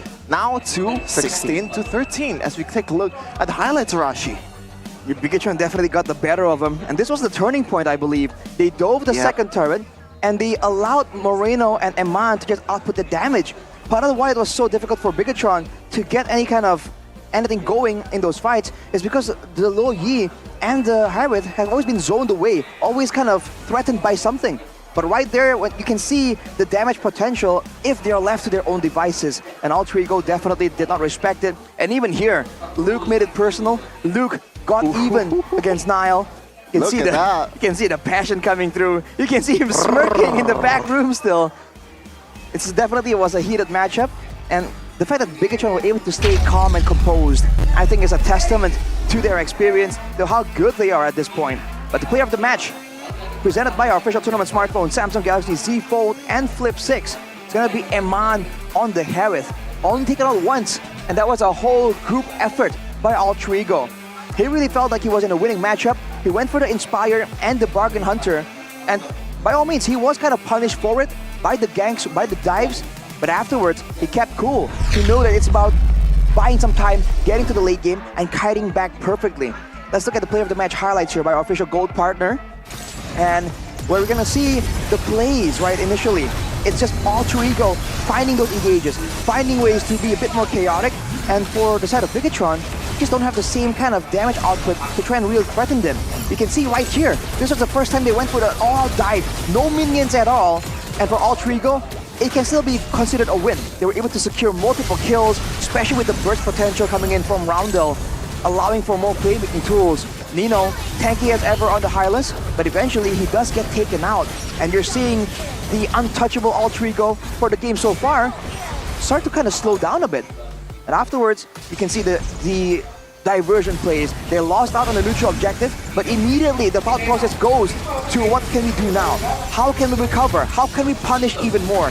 They go for it, and Nile actually was able to wreak havoc in the backline, but at what cost, right? The fact that Hydes was taken out in the beginning of the fight means that Bigetron can go all out aggressive. And look at the damage. I feel like Nile wasn't expecting all that burst, and here Hydes wasn't either. This was like 1 Synchro Fission and 2 empowered basic attacks, and it's bye-bye. Lord. And right afterwards, you can see the damage coming in from the Lo Yi. Man, that's just so much AoE. And at this point, Alter Ego were just outscaled. Definitely, man. And you might want to shout out your fellow mid laner as well, Rashi, because Moreno, the game-defining moments was those 2 diversions. But we're gonna see here the golden moment that comes from Bigetron Alpha versus Alter Ego. Lihat, gua wave guys. Ini high loss. Pok dulu aja high loss ya. Nice, Lord kita masih penuh. Siapa dia? Gua flickerin.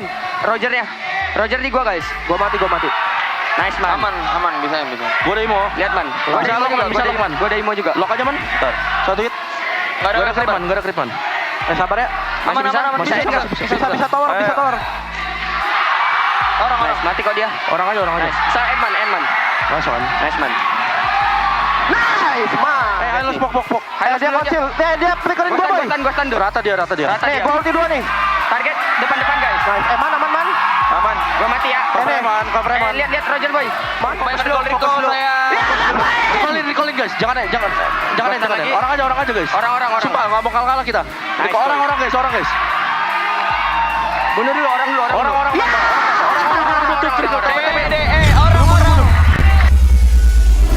Oh, man. Look at Luke. He's more than happy, man. That might be the loudest I've seen him on stage, man. It was an all-out yell in the middle of the game. Sometimes we see the emotions come out once they win. They haven't even won yet, and he was like, "What are you doing?"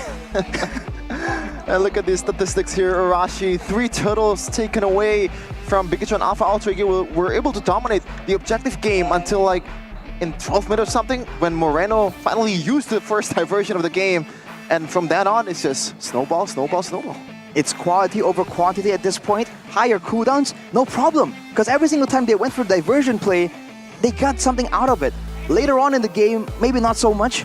But looking at the items here, Niall certainly was trying to carry with the double true damage setup, the War Axe and the Malefic Roar as well. He was definitely doing a lot of damage, which is why you saw that for Bigatron. He was one of the first targets that they were targeting. They were trying to make sure it was kept under control there. Because for Highs on the Claude, he has the Winter Crown, by the way, so I don't know when exactly it was built, what it was swapped out for, but he still did not see that burst damage coming.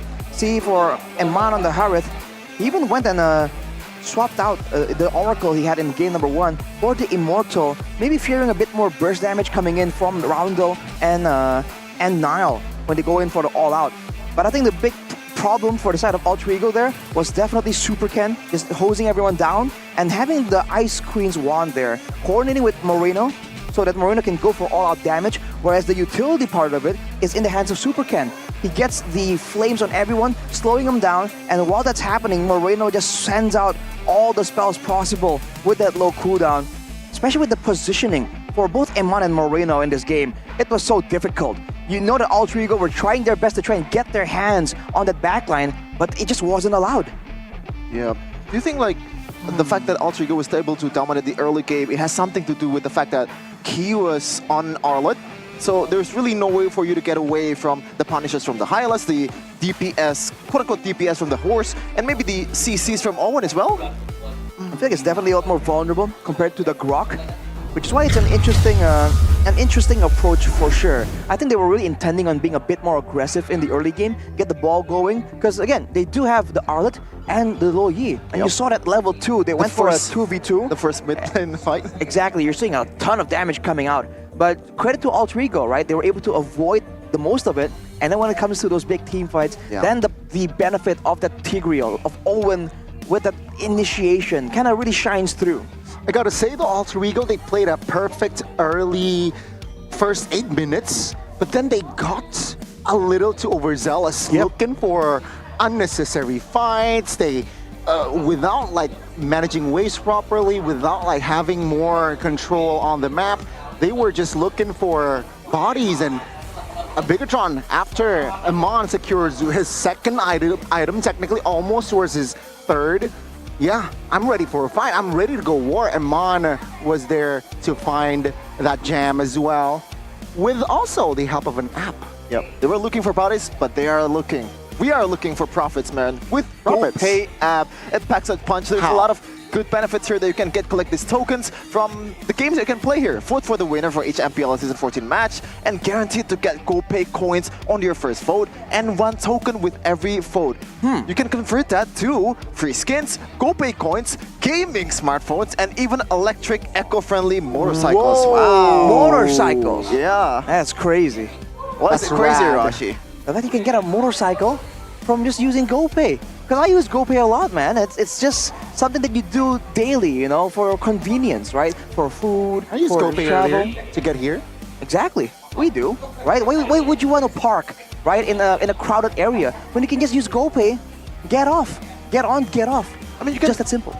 Yeah, you can get phones with credit at the lowest prices. Even, this is crazy, right? 100 transfers per month to anywhere without any admin fees. That is something that I've never heard of. That is that's a huge benefit. Imagine admin fees. It looks like small, right? 2,000, like 2,500. Right. But if you add it times up, it, but accumulate with 100, yeah, that's like at least 15,000. That's not it. That's not the right map, but we get it. It's something like that, right? But more importantly, right, you can also use what you save up to get the latest skins to look cooler while playing your game, bro. Top up your diamonds and pay with GoPay to get up to 20,000 GoPay coins cashback. It's just cashback after cashback, value after value. for your essential ammunition for the games, right? Skins, That's you right. get wins. You get the skins, you get the phone credit, and you keep playing the game, bro. It's a whole different game when you spend on the right thing. You might be maidenless, but you're not skinless in the land of Dawn. Whoa. And that attracts the maidens, man. You know, if you're using the Ling collector, you see the Angela players in plain sight. Hey, do you want to carry me? You know, can I enter you? What? No, like the heart guard. Right. Okay. Ah. A bit You know what I forward, mean? a bit forward, but okay, I get the gist of it, Shevin. I gotta be honest with you, I hate those kind of couples, man. It ruins the game. First of all, it ruins my mood because I don't have any They're girlfriend. having fun. Getting Well, I'm personal. not. That's the problem. I hate people having fun. You should It get ain't only yourself about you, out bro. to have fun as well then. Do you want to participate or volunteer? For what? Yikes. Whoa, yikes. What do you mean, yikes? Yikes, bro. You gotta ask Arashi. He's single. Are you though? Yes? Question mark? Okay, though. We're gonna see the loser interview with Alter Ego's coaching staff in a second with Bude Clara among star.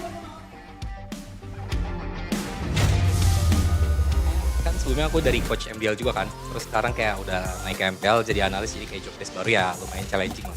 Lumayan challenging, gimana? Seberapa challenging match derby STM tadi? Dibilang challenging ya lumayan lah ya pressure-nya karena kan kayak ini udah rutin season ke season kan kayak derby STM, jadi kayak ya ada pressure-nya lah dikit. Dikit. Tapi kalau dilihat dari hasil ini kita ngelihat kok aduh gimana sih? Apa kendala apa nih di derby STM kali ini? Apa yang terjadi tadi? Mungkin karena ya terlalu overhype. Ya kayak terlalu overhype sih, kayak terlalu overhype terus jadinya ya udah kita agak susah buat riset kayak jadi ke bawah terus kayak gitu. Apakah dari gameplaynya tidak terlaksana atau ada hal lain? Ya kalau game plan semua udah jalan, cuman ya itu tadi sih kayak faktor X-nya itu tadi kayak overhype-nya terlalu Membuat tidak disiplin? agak tidak disiplin agak. Itu faktor terbesarnya atau bagaimana nih? Kayaknya Sehingga 2-0 loh. Kayaknya itu faktor terbesarnya sih kayaknya. Gitu faktor Kayaknya. terbesarnya. Dan kalau ngelihat tadi juga lawan kalian adalah Bigetron, tim yang katanya season ini makin kuat lagi dengan kedatangan Luke. Menurut kalian bener gak sih?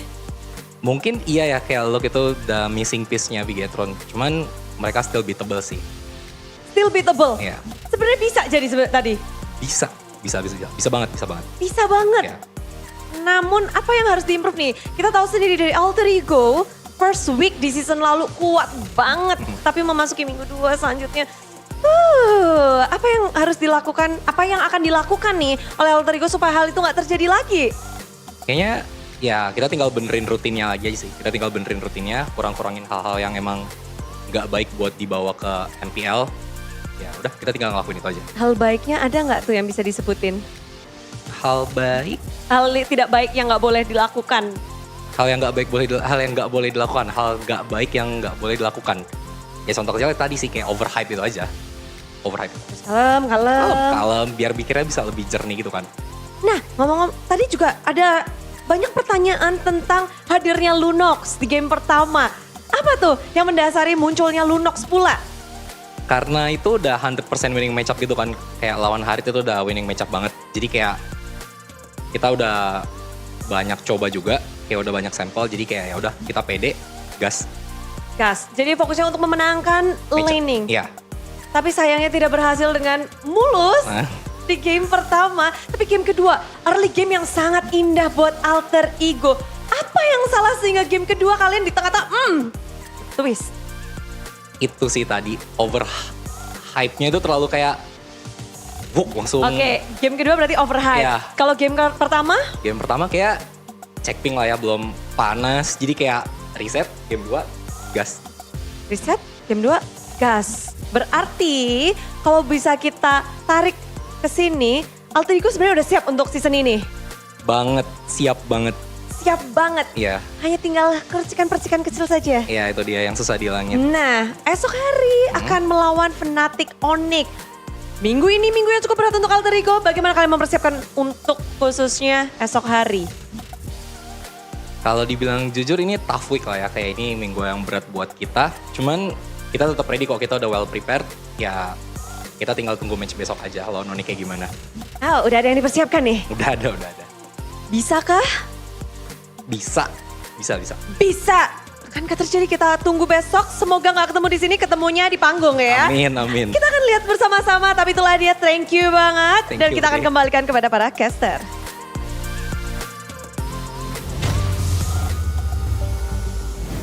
A whole lot of praise from Styx to Bigatron new lineup, Styx? right? Yeah, the guy's name is Styx. Even they said that right now Bigatron Alpha is thicker. Both in the lineup and also in real life. But yeah, for Alter Ego fans out there, the Alter Champs, there is good news here. Even in Game 2, the only problem that they had was that overhype. He actually repeated that one like 28 times or something. Right. So yeah, it is a good thing that they were able to gain that early to mid-game pressure towards Bigatron Alpha, one of the best teams in MPL Indonesia. But again, just that mentality needs to be worked here. Yeah, I mean, I think Alter Champs here, they need to be patient. Alter Ego, they're still rebuilding, but again, Alter Champs, how can you support more for Alter Ego? Perhaps to supplement their power in the Land of Dawn, buy tickets. Don't forget to buy your MPL ID Season 14 tickets so you can experience the thrill of MPL Indonesia live. You definitely do not want to miss out on this forgettable experience, unforgettable experience, especially with some exciting matches, especially today. Ooh. We got EVOS versus Geek, and of course RRQ taking on Onyx. And also don't forget, you can get 10% discount and 10k cashback with GoPay coins. Limited quota, so what are you waiting for? In the website of MPL Indonesia, you can get it throughout 9th of August through 6th of October 2024. There you go. So there's still a lot of times here, Rashi, to actually buy the tickets. Do you want to buy it? If I'm not on duty, sure. But for the most part, I am blessed to be on the casting desk for MPL. It's the best seat in the show, man. You can hear the whole audience. I mean, it doesn't get any better than this. I mean, Alter Champs was so loud in game number 2. They were actually silenced by that play in the bottom lane when it looks like they were actually rolling, just diving in the back line or anything like that, placing to it from highs, but unfortunately, they were silenced by that Moreno play, man. Well, that will do it. That will do it, man. Oh. But yeah, after this, overhyped though, so I don't know, man. What we have to do right here to lower down that hype, because Alter Ego's identity and the hype, it's almost kind of intertwined, you know? Hey. What is a not hype Alter Ego? Oh, no. They're patient, Arashi. What? Sabar. Yeah, they said patient. Yeah, that sounds very patient, bro. Yeah. That's patience. Shout out Nino, bro. Passion. Shout out Nino. Passion and patience. Both. A passionate patience. But we gotta be patient though for game number 2. Match number 2. Is your match, and also Rashi, this is your match. But before that, we got a job to do here for all the Mobile Legends fans out there, man. Vote for MLBB and Munton in Esports Award for Esports Game of the Year, Mobile Esports Game of the Year, and also Esports Publisher of the Year for Munton. The event is on Riyadh, 24th of August 2024. So what are you waiting for? When you vote for it and we actually won it, it helps us a lot. It's next week. Vote now. Vote now. So What are you waiting for? guys As soon as participate. possible. Exactly. You can participate. You can be involved in, again, just in the esports environment, right? By voting for MLBB and Moonton. Check it out, ladies and gentlemen. Yeah, but after this, it's RRQ versus Onyx, the Royal Derby. We're gonna take it to Bude Clara Mongstar, so do not go anywhere. Sampai lepas. Halo Bude. Wah, suaranya kayaknya habis tadi 2-0 seru banget ya. Betul, suaranya habis. Tapi yang paling menarik di sini adalah gimana sih Leka? Jersey Bigatron kok keren banget nih. Keren ya. Kali ini soalnya kita mengharap konsep dari retro yang lagi in banget. Wah, jadi jersey Valiant ini betul lagi temanya retro. Retro, lihat nih dari detail patternnya nih unik banget. Dan kali ini detail patchnya berbeda dari yang lainnya. Wih, oh iya, timbul, shining, tebal, beda banget ya. Betul. Tapi gimana sih, kan ada 2 warna ya, warna merah dan pink. Mereka suka yang mana? Aku pengen suka yang pink karena itu jersey away-nya unik banget warnanya. Terus detail patchnya juga beda lagi. Oh beda lagi? Betul, lebih lucu lagi. lebih gemoy lagi. Benar. Pantes aja di minggu pertama banyak banget yang mau ikutan PO. Pada kepengen beli, udah bisa dibeli belum sih? Bisa PO langsung di e-commerce-nya Bigetron Gear. Dan yang dari luar negeri bisa order lewat WhatsApp-nya Bigetron Gear. Oke, jadi kita tinggal langsung ke sosial medianya Bigetron Gear dulu. Betul. Di situ bisa ada yang pre-order, ada yang ready nggak? Berarti PO semua nih? PO dulu sesuai dengan batch yang ada. Terus bisa custom juga namanya, nickname gratis. Wow, kalau love like kabit gitu boleh nggak? Bisa. Bisa dong. Dari warna merah dan pink bisa di pre-order berarti? Bisa, dari luar negeri juga bisa. Luar negeri langsung aja lewat WhatsApp-nya. Dan Leka kan mau order, ada promo nggak sih? Promo ada dong, diskon 25.000 untuk pembelian di Bigetron Gear yang ada di MPL Arena sampai Agustus ini aja. Sampai Agustus ini aja, bentar 17 berarti bentar lagi ya? Bentar lagi. Harus buru-buru semuanya, mungkin ada yang mau kamu sampaikan untuk semua Bigetroopers di seluruh dunia dan juga semua super fans nih. Ya buat Bigetroopers jangan lupa ya untuk beli jersey Bigetron Gear kali ini. Karena ini cukup unik banget yang away sama home-nya. Karena ada warna pink juga untuk cewek-cewek para pencinta pink. Dan bisa juga custom bendera logo untuk pembelian luar negeri. Hihi, informasi sudah diterima. Kita bakal langsung di sini mau PO semua. Tapi kalian juga pasti yang lagi mau PO sambil menunggu match kedua. Kita akan break sejenak. Jadi jangan kemana-mana, stay tune terus di MPL Indonesia Season 14. Yeay!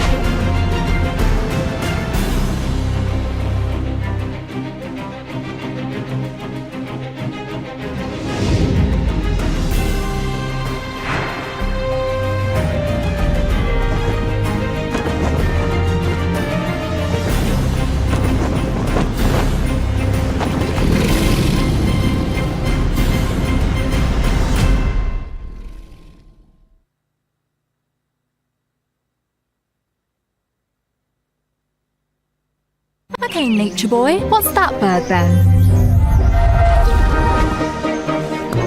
It's a male finch.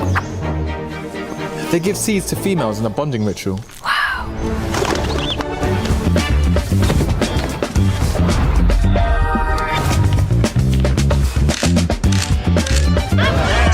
Wow.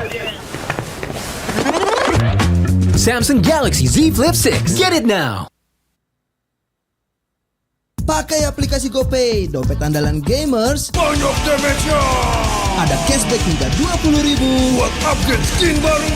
Kita seringan gak makan memori. HP lemot bisa victory. Top up langsung dalam game tanpa hambatan. Ikutan selebrasi MPL di aplikasi GoPay. Menambah totalannya ratusan juta. Bonus stage. Gratis 100 kali transfer kemana aja. Beli pulsa harga termurah. Scan QRIS dengan mudah. Download sebelum mabarkan. Dia tidak akan segan untuk menghadapi siapapun yang berani melawan. Dia mewarisi perjuangan karena di tubuhnya mengalir darah seorang pahlawan. Pedangnya mengukir takdir kemenangan, menghadapi segala tantangan penuh keberanian untuk terus berjalan menuju masa depan. Raihlah masa depan, nabung mulai dari hobi. Koleksi terbaru UBS Gold X Mobile Legends Bang Bang, edisi spesial MPL ID Season 13.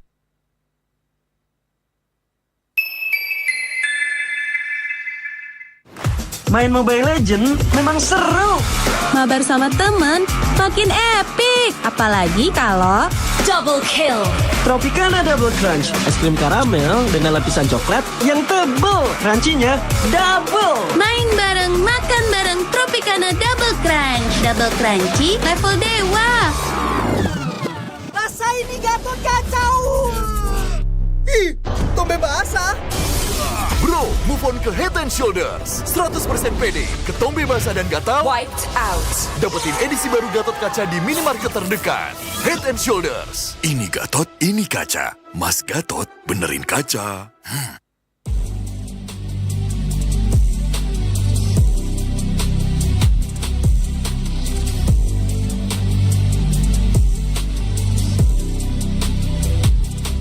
Kenangan adalah jati diri kita.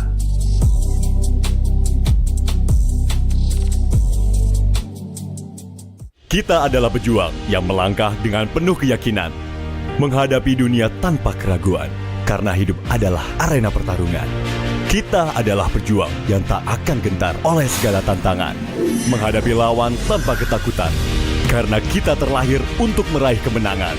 Raihlah kemenangan dengan koleksi terbaru UBS Gold X Mobile Legends Bang Bang, edisi spesial MPL ID Season 13. Saatnya nabung dari hobi bersama UBS Gold.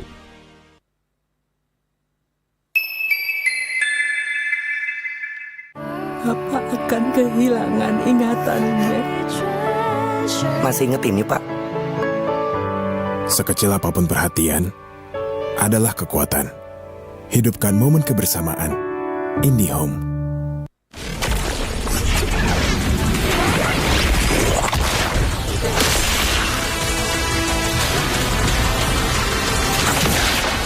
Strike first and without mercy.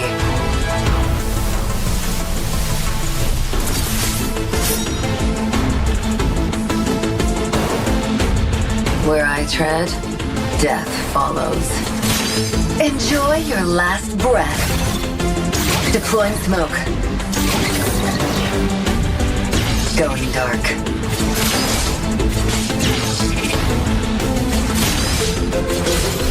War is my trade.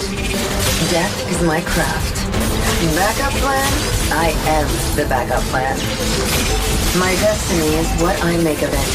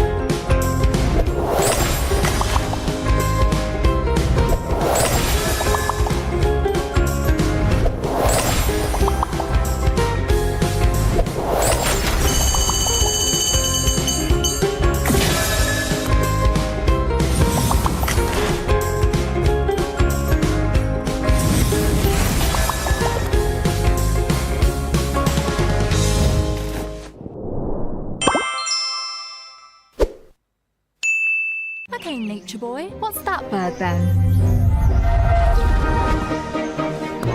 It's a male finch.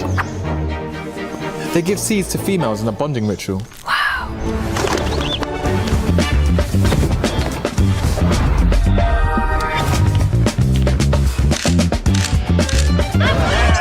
Wow. Samsung Galaxy Z Flip 6. Get it now. Pakai aplikasi GoPay, dompet andalan gamers. Banyak damage-nya. Ada cashback hingga 20.000 buat upgrade skin baru. Jika seringan nggak makan memori, HP lemot bisa victory. Top up langsung dalam game tanpa hambatan. Ikutan selebrasi MPL di aplikasi GoPay. Menambah total hadiah ratusan juta.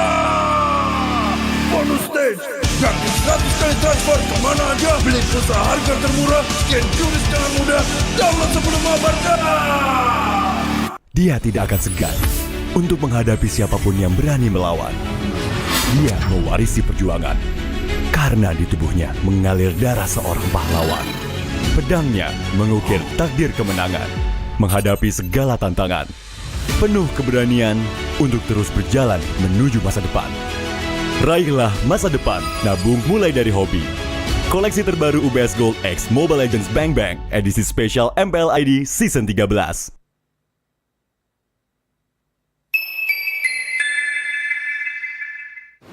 Main Mobile Legends memang seru. Mabar sama temen makin epic. Apalagi kalau double kill. Tropicana Double Crunch, es krim karamel dengan lapisan coklat yang tebal. Crunchy-nya double. Main bareng, makan bareng Tropicana Double Crunch. Double crunchy level dewa. Rasa ini Gatot kacau. Ih, tombe basah. Bro, move on ke Head and Shoulders. 100% pede, ketombe basah dan gatal wiped out. Dapetin edisi baru Gatot kaca di minimarket terdekat. Head and Shoulders. Ini Gatot, ini kaca. Mas Gatot, benerin kaca.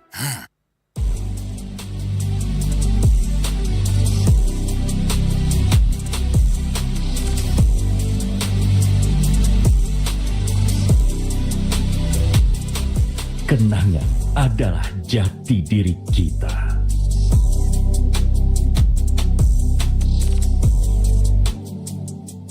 Kita adalah pejuang yang melangkah dengan penuh keyakinan, menghadapi dunia tanpa keraguan, karena hidup adalah arena pertarungan. Kita adalah pejuang yang tak akan gentar oleh segala tantangan, menghadapi lawan tanpa ketakutan, karena kita terlahir untuk meraih kemenangan.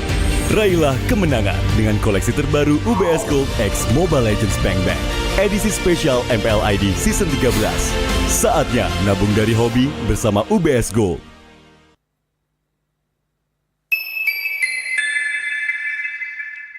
Papa akan kehilangan ingatannya.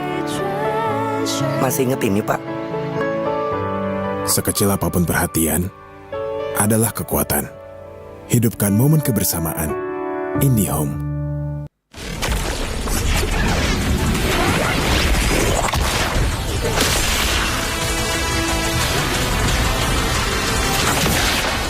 Strike first and without mercy.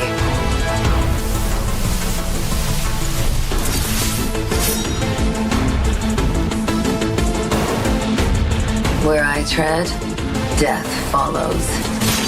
Enjoy your last breath. Deploying smoke. Going dark.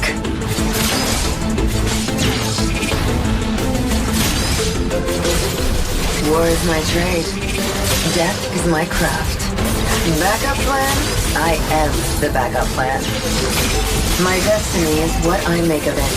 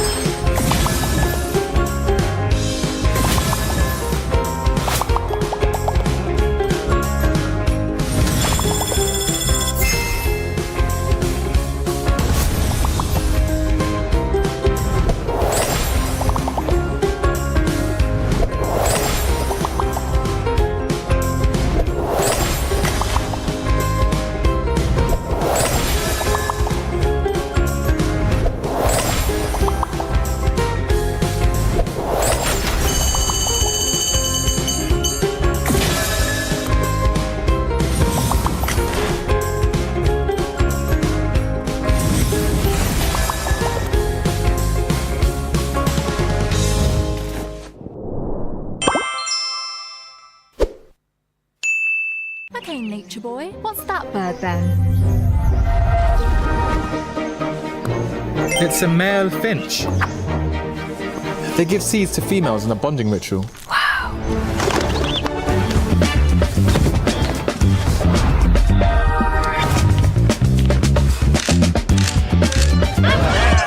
Wow. Samsung Galaxy Z Flip 6. Get it now. Pakai aplikasi GoPay, dompet andalan gamers. Banyak damage-nya. Ada cashback hingga 20.000 buat upgrade skin baru.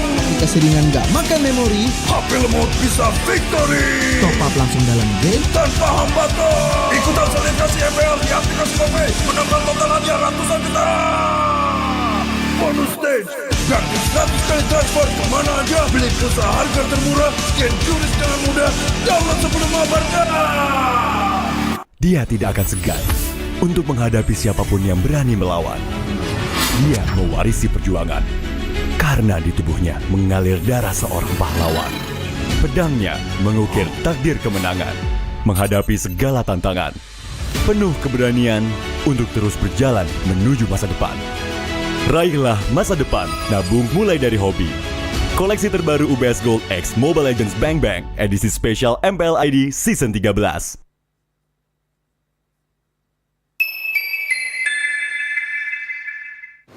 Main Mobile Legends memang seru. Mabar sama temen makin epic. Apalagi kalau double kill.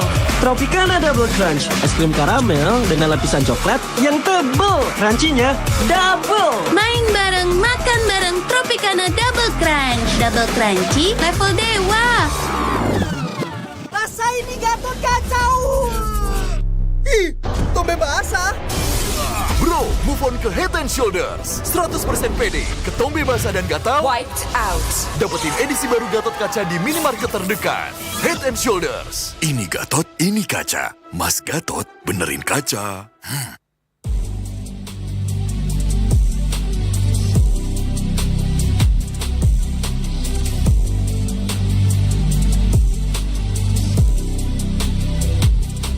Kenangan adalah jati diri kita.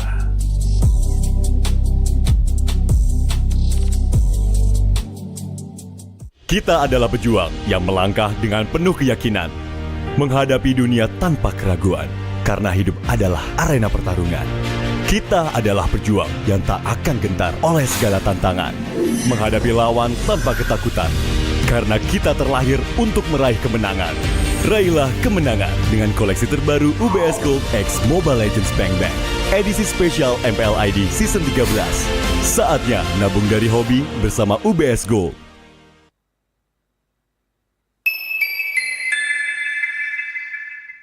Apa akan kehilangan ingatannya? Masih inget ini, Pak? Sekecil apapun perhatian adalah kekuatan. Hidupkan momen kebersamaan. IndiHome.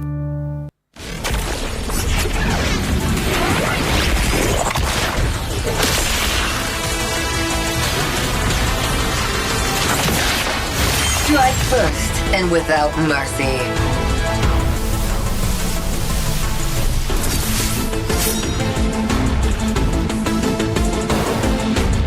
Where I tread, death follows. Enjoy your last breath. Deploying smoke. Going dark.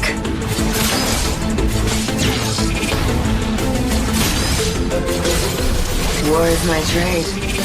Death is my craft. Backup plan? I am the backup plan. My destiny is what I make of it.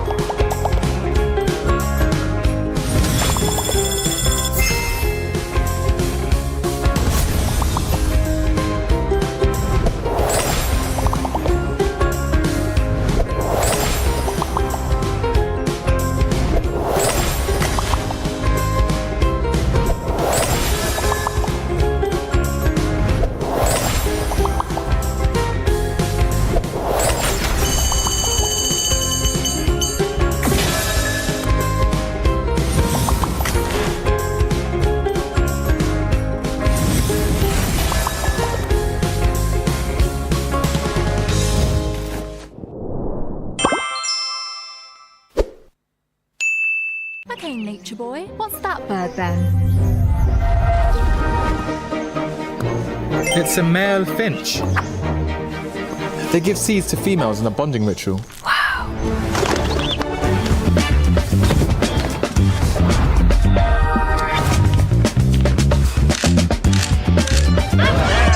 Wow. Samsung Galaxy Z Flip 6. Get it now. Pakai aplikasi GoPay, dompet andalan gamers. Banyak damage-nya. Ada cashback hingga 20.000 buat upgrade skin baru. Aplikasi ringan gak makan memori. HP lemot bisa victory. Top up langsung dalam game tanpa hambatan. Ikutan selebrasi MPL di aplikasi GoPay. Menambah total hadiah ratusan juta.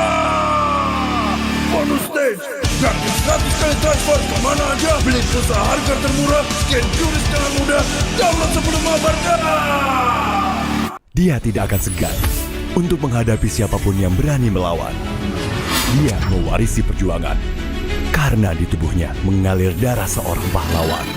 Pedangnya mengukir takdir kemenangan, menghadapi segala tantangan. Penuh keberanian untuk terus berjalan menuju masa depan. Raihlah masa depan, nabung mulai dari hobi. Koleksi terbaru UBS Gold X Mobile Legends Bang Bang, edisi spesial MPL ID Season 13.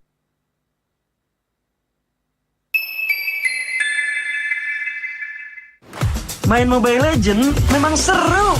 Mabar sama temen makin epic. Apalagi kalau double kill. Tropicana Double Crunch, es krim karamel dengan lapisan coklat yang tebal. Crunchy-nya double. Main bareng, makan bareng Tropicana Double Crunch. Double crunchy level dewa. Rasa ini Gatot kacau. Ih, tombe basah. Bro, move on ke Head and Shoulders. 100% pede, ketombe basah dan gatal Wiped out. dapetin edisi baru Gatot kaca di minimarket terdekat. Head and Shoulders. Ini Gatot, ini kaca. Mas Gatot, benerin kaca.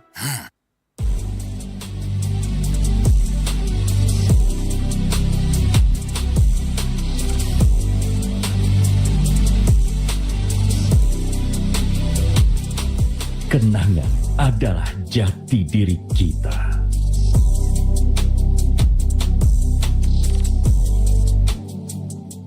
Kita adalah pejuang yang melangkah dengan penuh keyakinan, menghadapi dunia tanpa keraguan, karena hidup adalah arena pertarungan. Kita adalah pejuang yang tak akan gentar oleh segala tantangan, menghadapi lawan tanpa ketakutan, karena kita terlahir untuk meraih kemenangan. Raihlah kemenangan dengan koleksi terbaru UBS Gold X Mobile Legends Bang Bang, edisi spesial MPL ID Season 13. Saatnya nabung dari hobi bersama UBS Gold.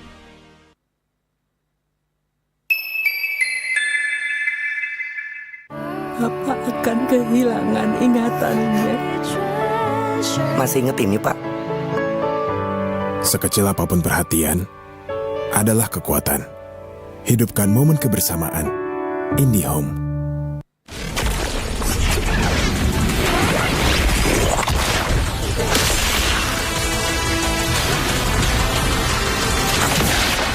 Strike first and without mercy.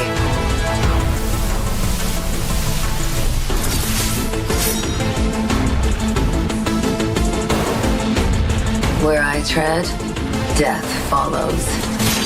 Enjoy your last breath. Deploying smoke. Going dark.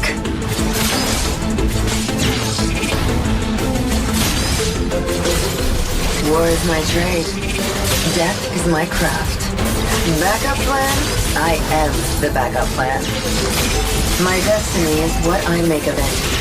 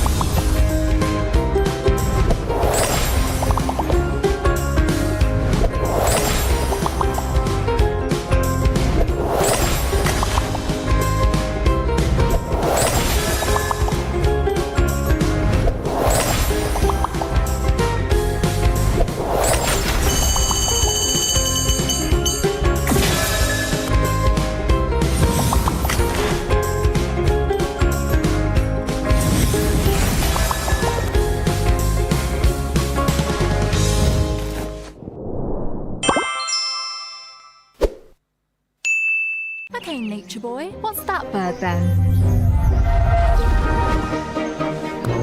It's a male finch. They give seeds to females in a bonding ritual.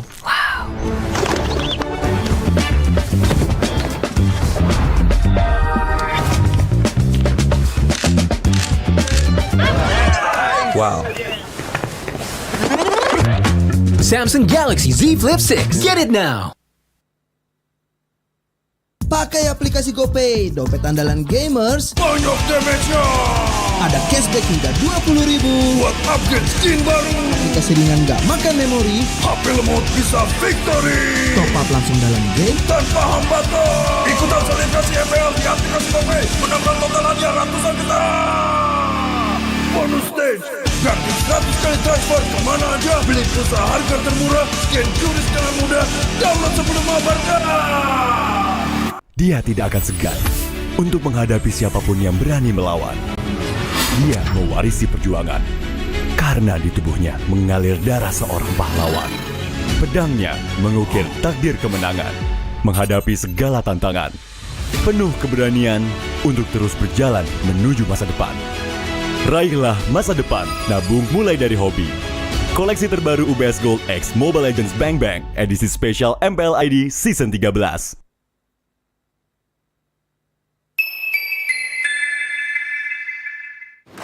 Main Mobile Legends memang seru. Mabar sama temen makin epic. Apalagi kalau double kill.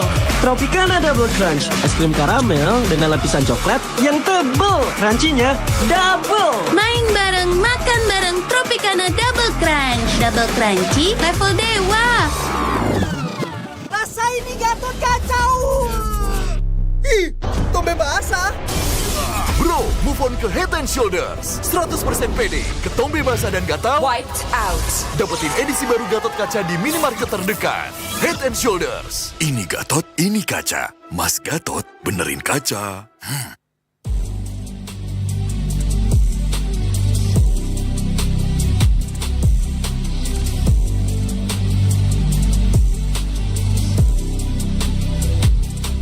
Kenangan adalah jati diri kita.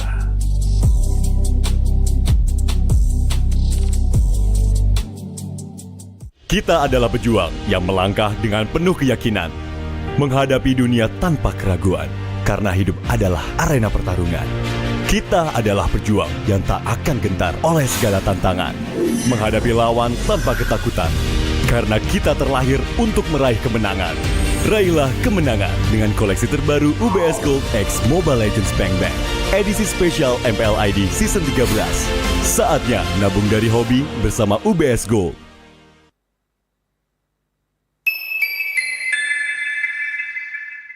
Apa akan kehilangan ingatannya?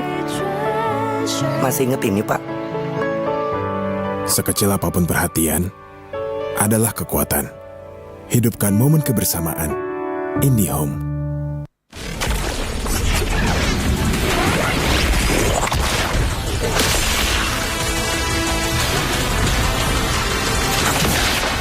Strike first and without mercy.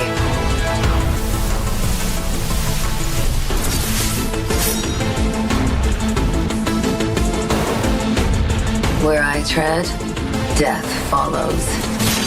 Enjoy your last breath. Deploying smoke. Going dark.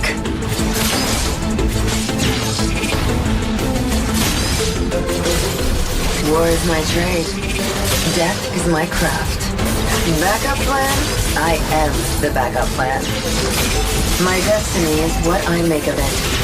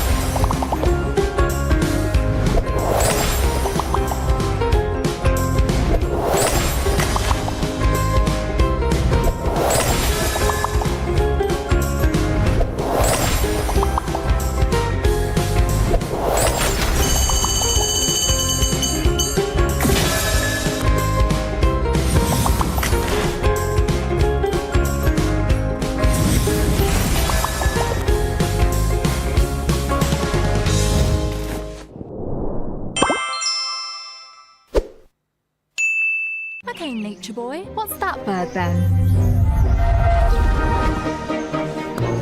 It's a male finch. They give seeds to females in a bonding ritual.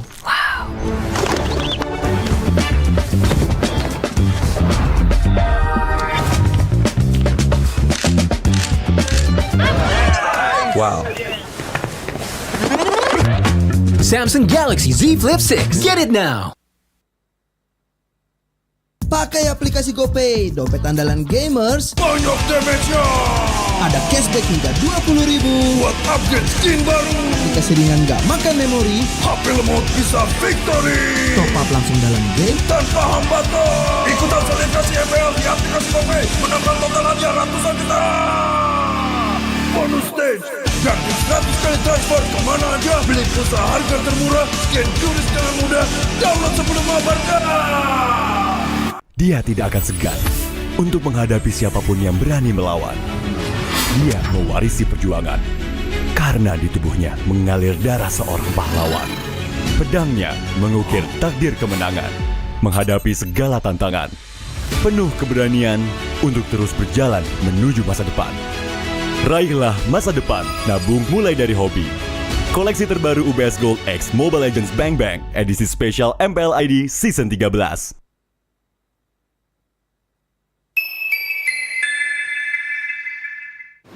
Main Mobile Legends memang seru. Mabar sama temen makin epic. Apalagi kalau double kill.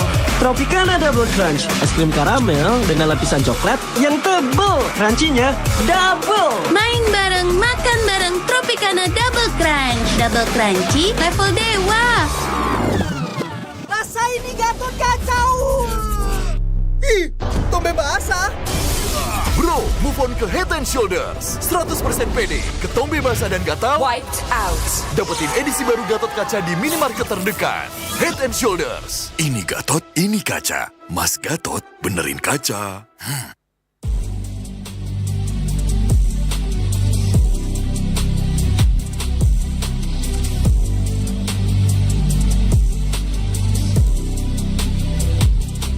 Kenangan adalah jati diri kita.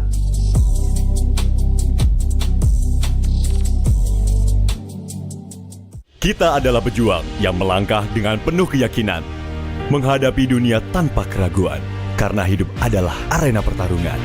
Kita adalah pejuang yang tak akan gentar oleh segala tantangan, menghadapi lawan tanpa ketakutan, karena kita terlahir untuk meraih kemenangan.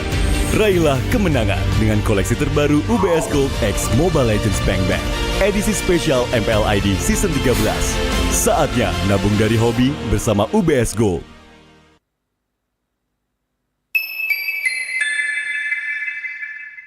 Apa akan kehilangan ingatannya? Masih inget ini, Pak? Sekecil apapun perhatian adalah kekuatan. Hidupkan momen kebersamaan. IndiHome.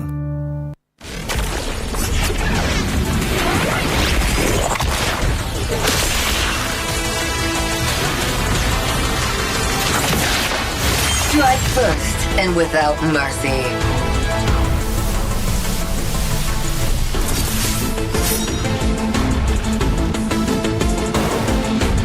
Where I tread, death follows. Enjoy your last breath.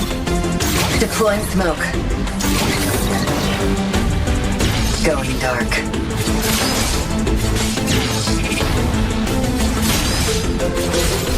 War is my trade. Death is my craft. Backup plan? I am the backup plan. My destiny is what I make of it.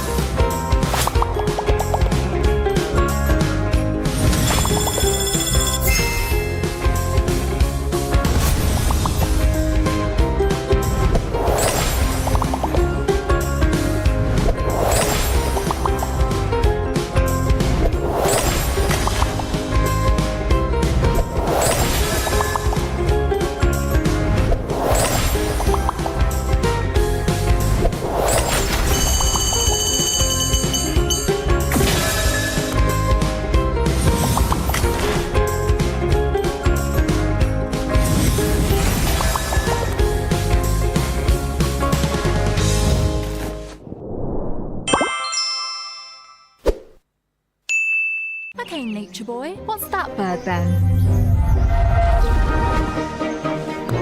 It's a male finch. They give seeds to females in a bonding ritual.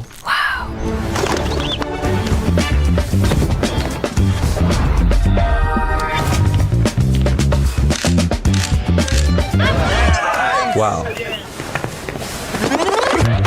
Samsung Galaxy Z Flip 6. Get it now. Pakai aplikasi GoPay, dompet andalan gamers. Banyak damage-nya. Ada cashback hingga 20.000 buat upgrade skin baru. Jika seringan nggak makan memori, HP lemot bisa victory. Top up langsung dalam game tanpa hambatan. Ikutan selebrasi MPL di aplikasi GoPay. Menambah total hadiah ratusan juta. Bonus stage, gratis 100 kali transfer kemana aja. Beli pulsa harga termurah, scan QRIS dengan mudah. Download sebelum mabarkan. Dia tidak akan segan untuk menghadapi siapapun yang berani melawan. Dia mewarisi perjuangan karena di tubuhnya mengalir darah seorang pahlawan. Pedangnya mengukir takdir kemenangan, menghadapi segala tantangan. Penuh keberanian untuk terus berjalan menuju masa depan. Raihlah masa depan, nabung mulai dari hobi. Koleksi terbaru UBS Gold X Mobile Legends Bang Bang, edisi spesial MPL ID Season 13.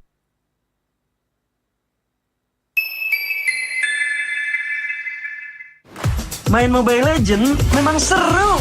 Mabar sama temen makin epic. Apalagi kalau double kill. Tropicana Double Crunch, es krim karamel dengan lapisan coklat yang tebal. Crunchy-nya double. Main bareng, makan bareng Tropicana Double Crunch. Double crunchy level dewa.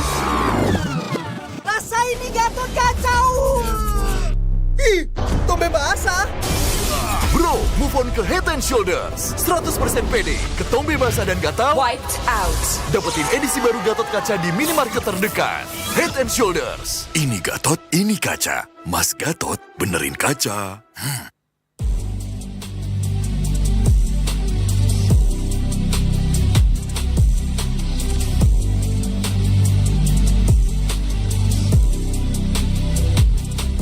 Kenangan adalah jati diri kita.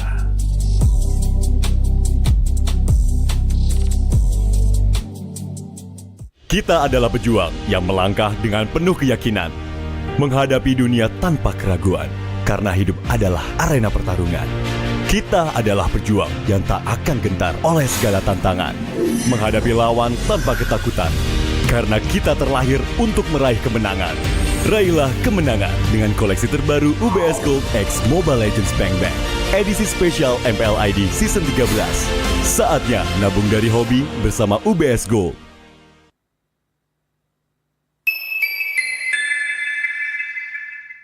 Papa akan kehilangan ingatannya.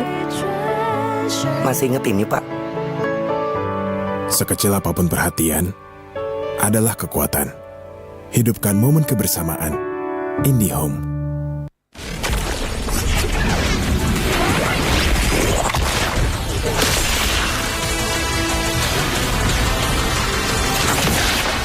Strike first and without mercy.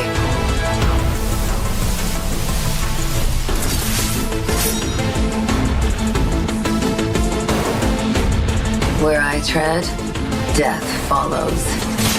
Enjoy your last breath. Deploying smoke. Going dark.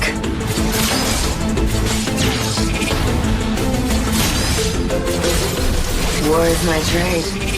Death is my craft. Backup plan? I am the backup plan.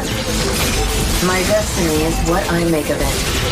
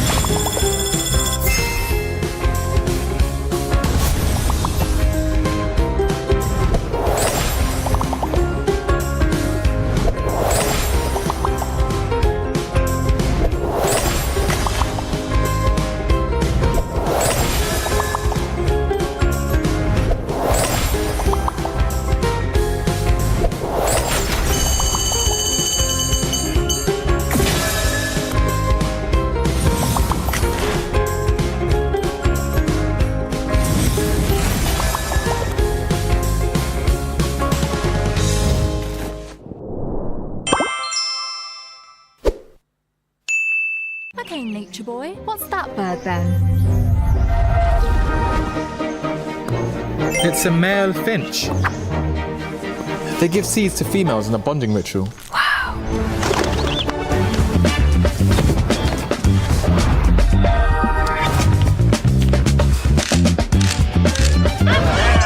Wow. Samsung Galaxy Z Flip 6. Get it now. Pakai aplikasi GoPay, dompet andalan gamers. Banyak damage-nya. Ada cashback hingga 20.000 buat upgrade skin baru. Aplikasi ringan gak makan memori. HP lemot bisa victory. Top up langsung dalam game tanpa hambatan. Ikutan selebrasi MPL di aplikasi GoPay. Menambah total hadiah ratusan juta. Bonus stage. Gratis 100 kali transfer kemana aja. Beli pulsa harga termurah. Scan jurus dengan mudah. Download sebelum mabarkan. Dia tidak akan segan untuk menghadapi siapapun yang berani melawan. Dia mewarisi perjuangan karena di tubuhnya mengalir darah seorang pahlawan. Pedangnya mengukir takdir kemenangan, menghadapi segala tantangan. Penuh keberanian untuk terus berjalan menuju masa depan. Raihlah masa depan, nabung mulai dari hobi. Koleksi terbaru UBS Gold X Mobile Legends Bang Bang, edisi spesial MPL ID Season 13.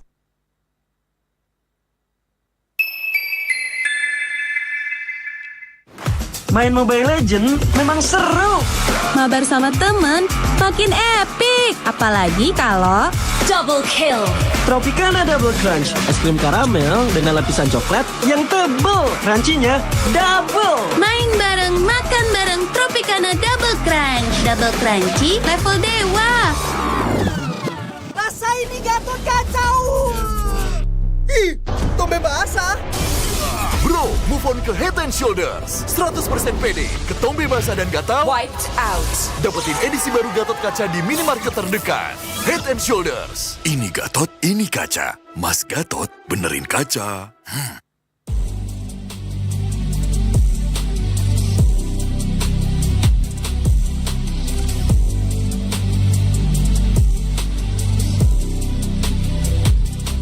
Kenangan adalah jati diri kita.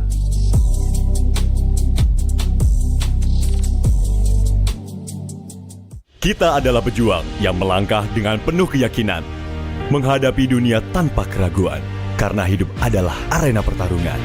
Kita adalah pejuang yang tak akan gentar oleh segala tantangan, menghadapi lawan tanpa ketakutan, karena kita terlahir untuk meraih kemenangan.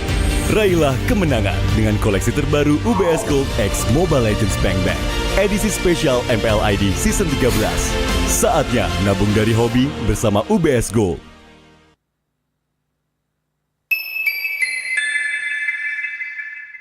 Apa akan kehilangan ingatannya? Masih inget ini, Pak? Sekecil apapun perhatian adalah kekuatan. Hidupkan momen kebersamaan. IndiHome.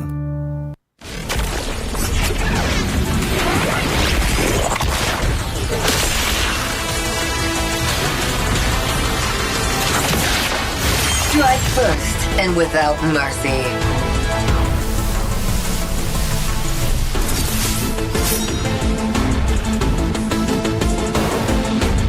Where I tread, death follows. Enjoy your last breath. Deploying smoke. Going dark.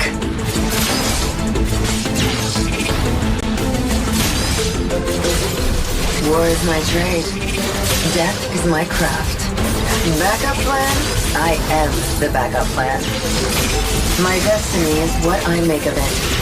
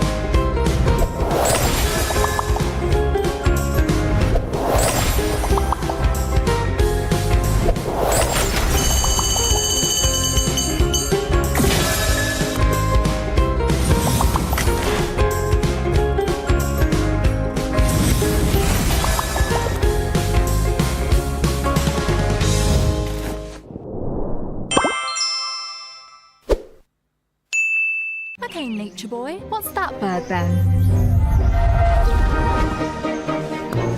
It's a male finch. They give seeds to females in a bonding ritual.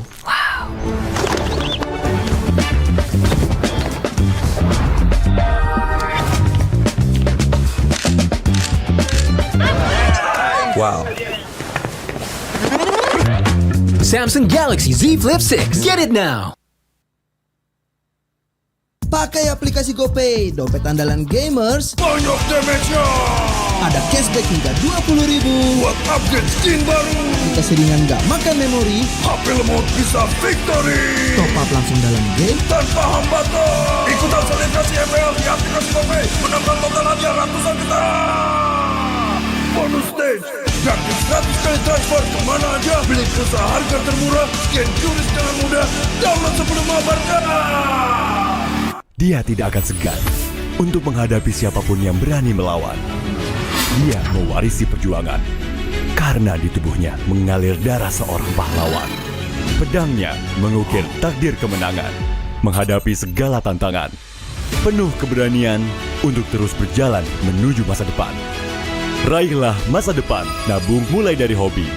Koleksi terbaru UBS Gold X Mobile Legends Bang Bang, edisi spesial MPL ID Season 13.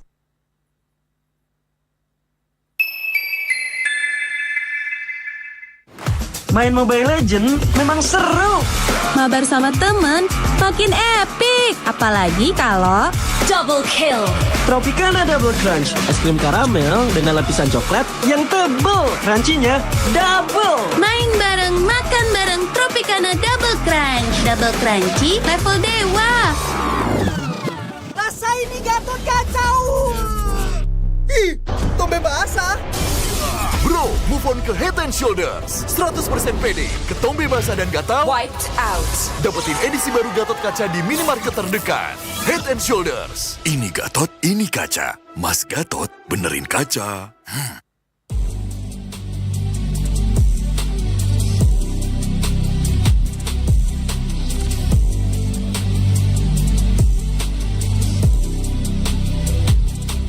Kenangan adalah jati diri kita.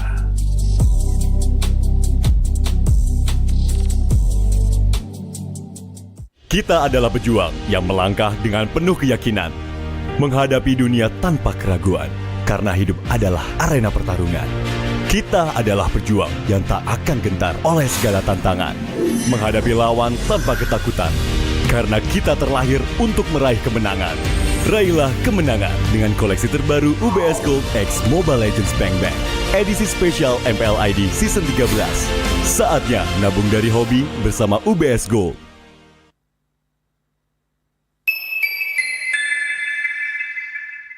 Papa akan kehilangan ingatannya. Masih inget ini, Pak? Sekecil apapun perhatian adalah kekuatan. Hidupkan momen kebersamaan. IndiHome.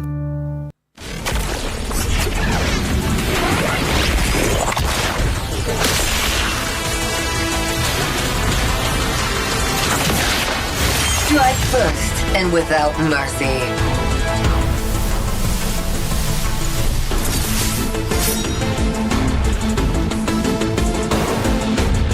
Where I tread, death follows. Enjoy your last breath. Deploying smoke. Going dark.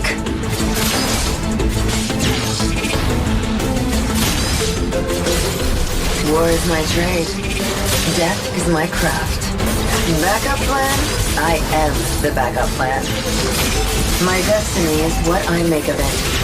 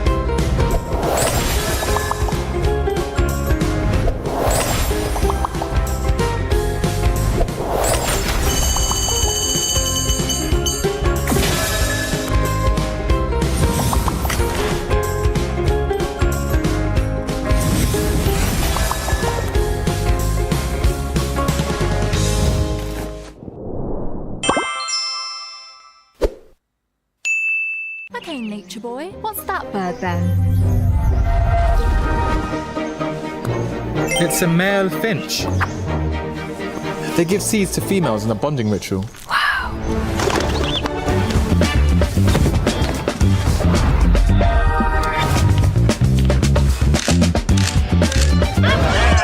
Wow. Samsung Galaxy Z Flip 6. Get it now.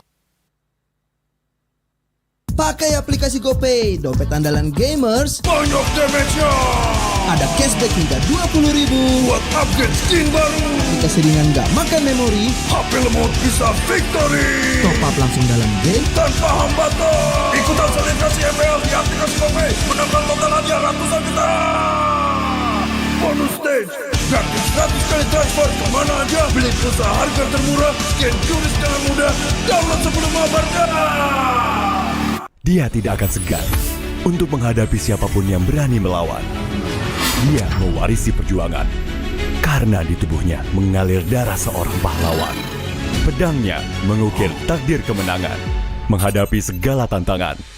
Penuh keberanian untuk terus berjalan menuju masa depan. Raihlah masa depan, nabung mulai dari hobi.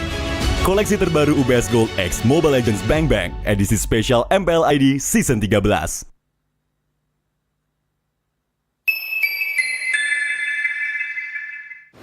Main Mobile Legends memang seru. Mabar sama temen makin epic. Apalagi kalau double kill. Tropicana Double Crunch, es krim karamel dengan lapisan coklat yang tebal. Crunchy-nya double. Main bareng, makan bareng Tropicana Double Crunch. Double crunchy, level dewa. Rasa ini Gatot kacau.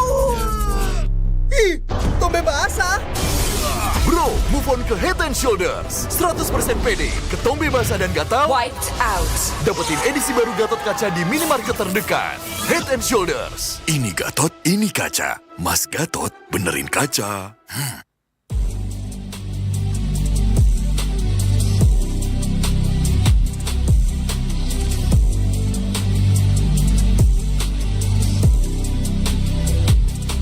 Kenangan adalah jati diri kita.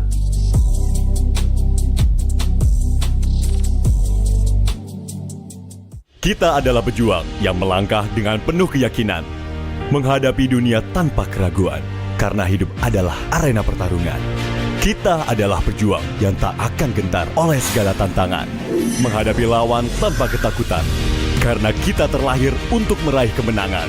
Raihlah kemenangan dengan koleksi terbaru UBS Gold X Mobile Legends Bang Bang, edisi spesial MPL ID Season 13. Saatnya nabung dari hobi bersama UBS Gold.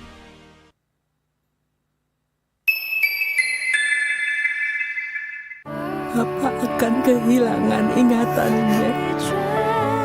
Masih inget ini, Pak? Sekecil apapun perhatian, adalah kekuatan. Hidupkan momen kebersamaan. IndiHome.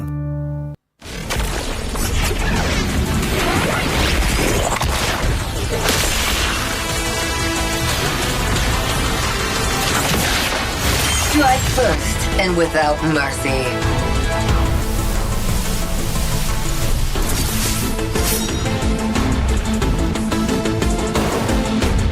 Where I tread, death follows.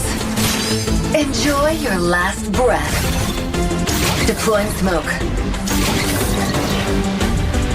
Going dark.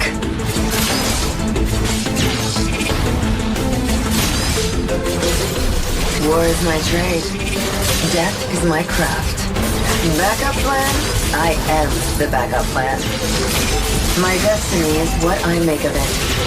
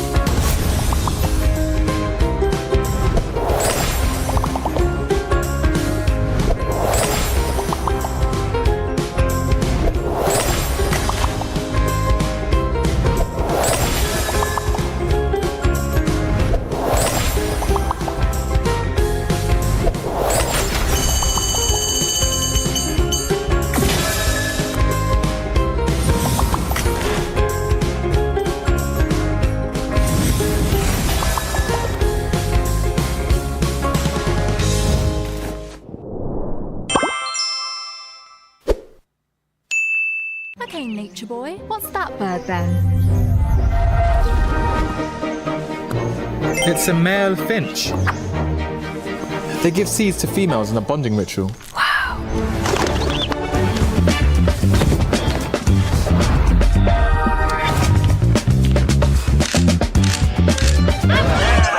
Wow.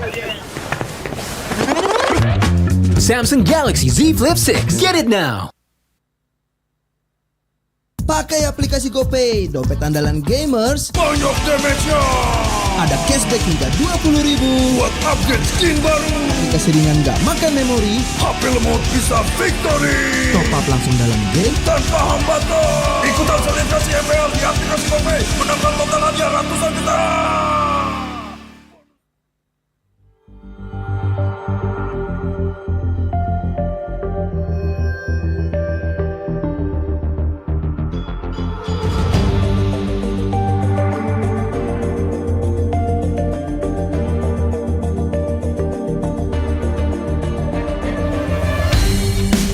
Kan berdiri dan terus berlari, terus ke arah puncak tertinggi.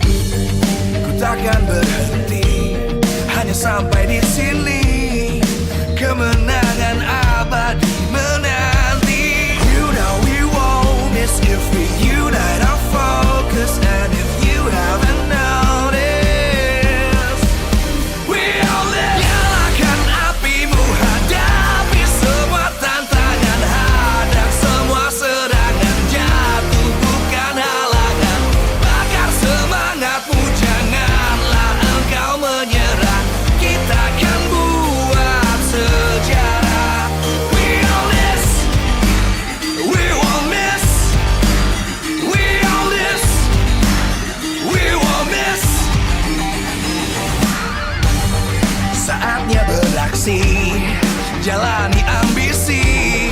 Aku kan menyawakan hari ini. You know we won't miss if we unite our focus. And if you haven't noticed, we all live. Nyalakan apimu, hadapi semua tantangan, hadang semua serangan, jatuh bukan halangan. Bakar semangatmu, janganlah engkau menyerah. Kita akan buat sejarah. We all this, we won't miss. We all this, we won't miss. We all this.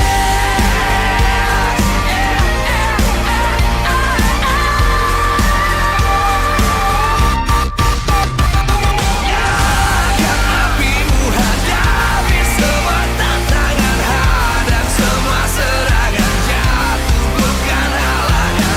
Bakar semangatmu, janganlah engkau menyerah. Kita akan buat sejarah. We all this.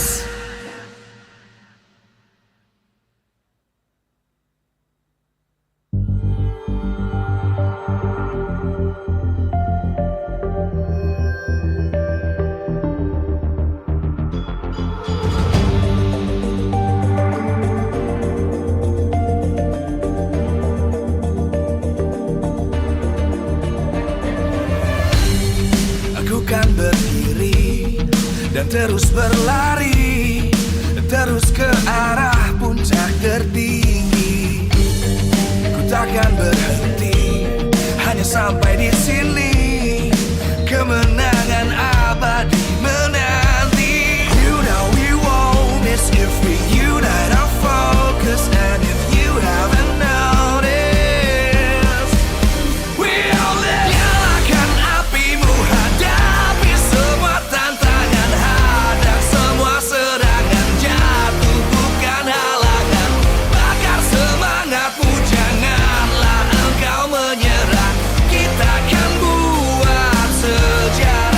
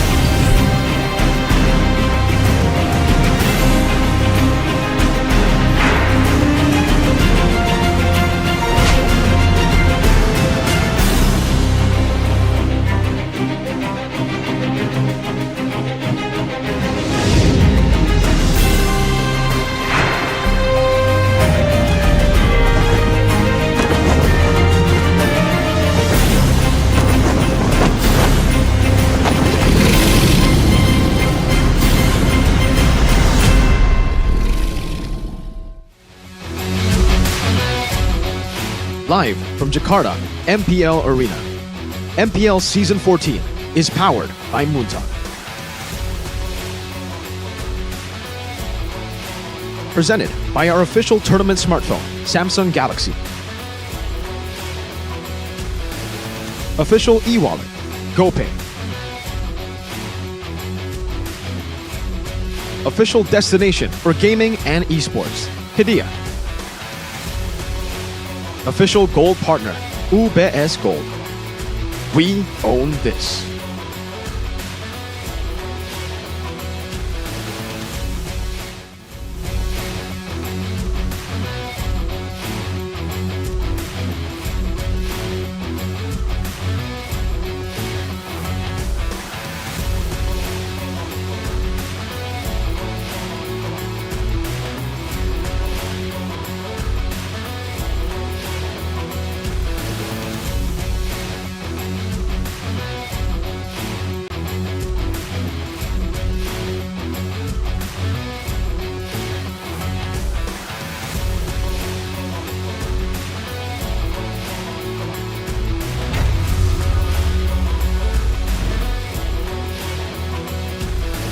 Dia Royal Derby Jilid 31. Kedatangan para tim telah dinantikan dan 4 season belum tergeser. Kini mereka sedang dalam pencarian cincin kelimanya. Tidak banyak berubah. Ada Keyboy, Sans, Cewek, Lutfi, Kairi, serta Albert yang menjadi tantangan terbesar untuk RRQ di match kali ini. Di minggu lalu, Albert telah dimainkan dengan hasil yang luar biasa. Kini, Albert dan Kairi sama-sama berada di MPL Arena. Siapakah yang akan dimainkan? Akankah Tuan Muda Albert akan menjadi batu sandungan untuk mantan timnya? Atau akan ada gebrakan baru dari tim Fnatic Onyx? Mari kita sambut bersama-sama. Inilah dia, Sang Raja Langit, Fnatic Onyx. Namun lawan mereka, inilah dia pilar-pilar baru. Sang Raja telah memasuki arena. Meski masih muda, harapan banyak tentu diletakkan kepada para player ini. Sang veteran Skylar berjalan dengan rookie-rookie menjanjikan. Tentunya ada Rins ya, dan juga Idok yang performa yang menarik banyak perhatian. Tak ketinggalan juga Diren yang konsisten dalam menjadi playmaker, dan Susujin sang jungler menjanjikan untuk RRQOC juga siap untuk melawan sang 4-pitch champion Fnatic Onyx. Inilah dia Royal Derby.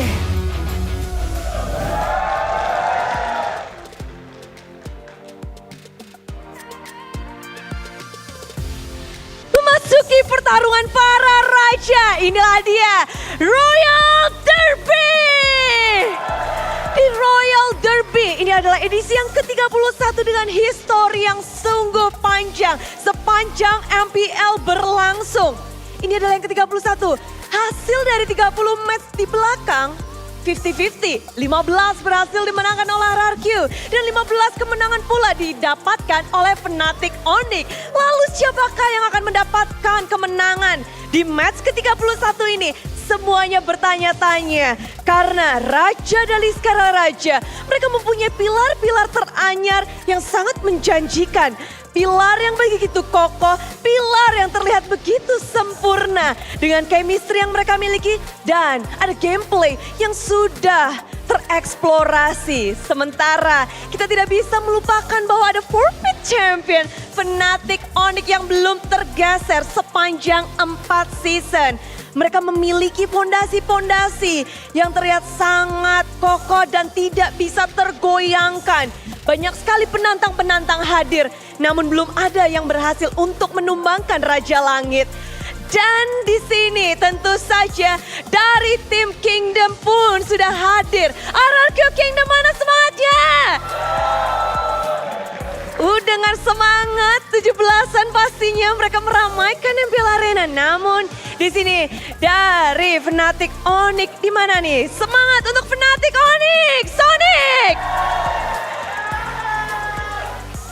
Dan begitu berterima kasih tentunya Bude sudah berkumpul semuanya di sini untuk menyaksikan pertarungan para raja. Namun Bude juga ingin berterima kasih kepada para sponsor MPL Indonesia Season 14, powered by Moonton, presented by official tournament smartphone Samsung Galaxy, official e-wallet GoPay, official destination for gaming and esports Kidia, official gold partner UBS Gold. Dan kita juga punya partner in esports. Ada Campina, Head and Shoulder, lalu Ora Imo, Telkomsel, Dunia Games, dan juga IndiHome. Dan juga supplier, ada Erigo dan juga Saturday. Last but not least, acara ini supported by PBSI.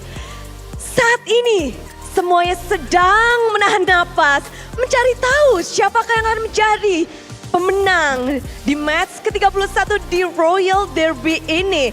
Jadi, mari kita sambut bersama-sama Super Fans. Inilah dia, The Royal Derby!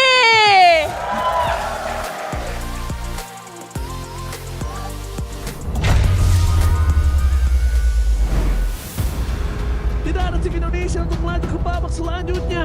Oh my god. Jujur ini di luar ekspektasi gue dan nggak tahu lagi mau ngomong apa sih. Mungkin bukan adaptasi yang cepat sih, mungkin menurut gua masing-masing tim sebenarnya idenya banyak gitu. Cuman mereka kadang sekali kalah, mereka ragu dengan ide itu gitu.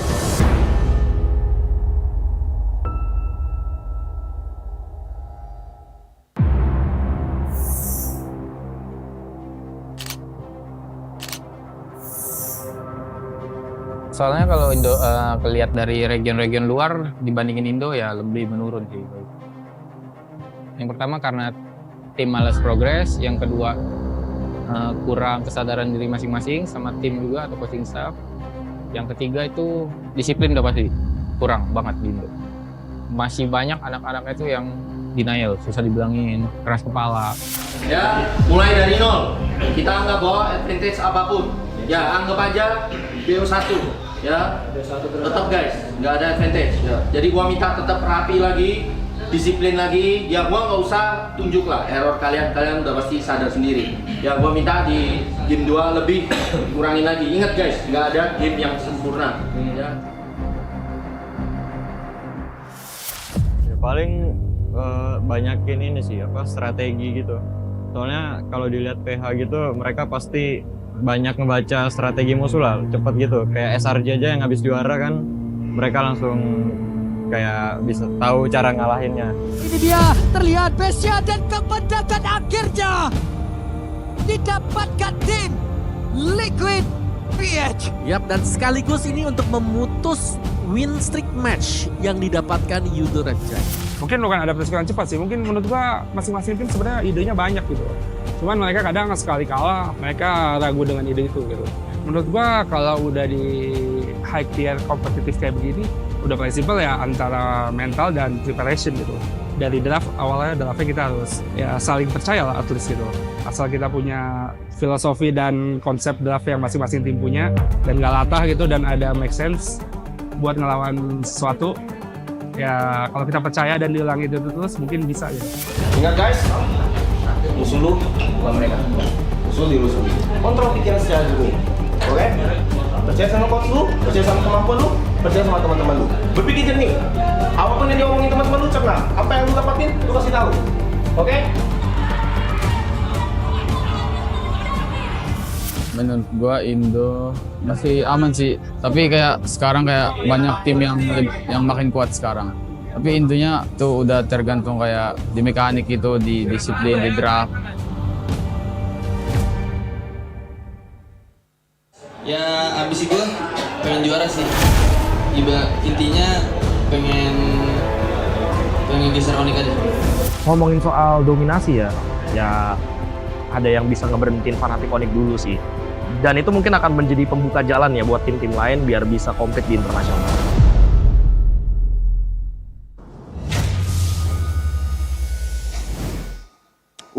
Our biggest enemy is ourselves, because when you thought about it, Indonesia, we have the biggest player base in the whole entire world. We have 260 million people. Our league is pretty much the biggest league in the whole entire world, but somehow we cannot do it in international stage. So, what do you think, Arashi, about that whole thing about our enemies ourselves? I think it's a great point considering the situation we're in right now. It's hard to point fingers at anyone else but ourselves, right? We had all the time, advantage-wise, we had all the time to develop. We had all the human resources to try and get the best players.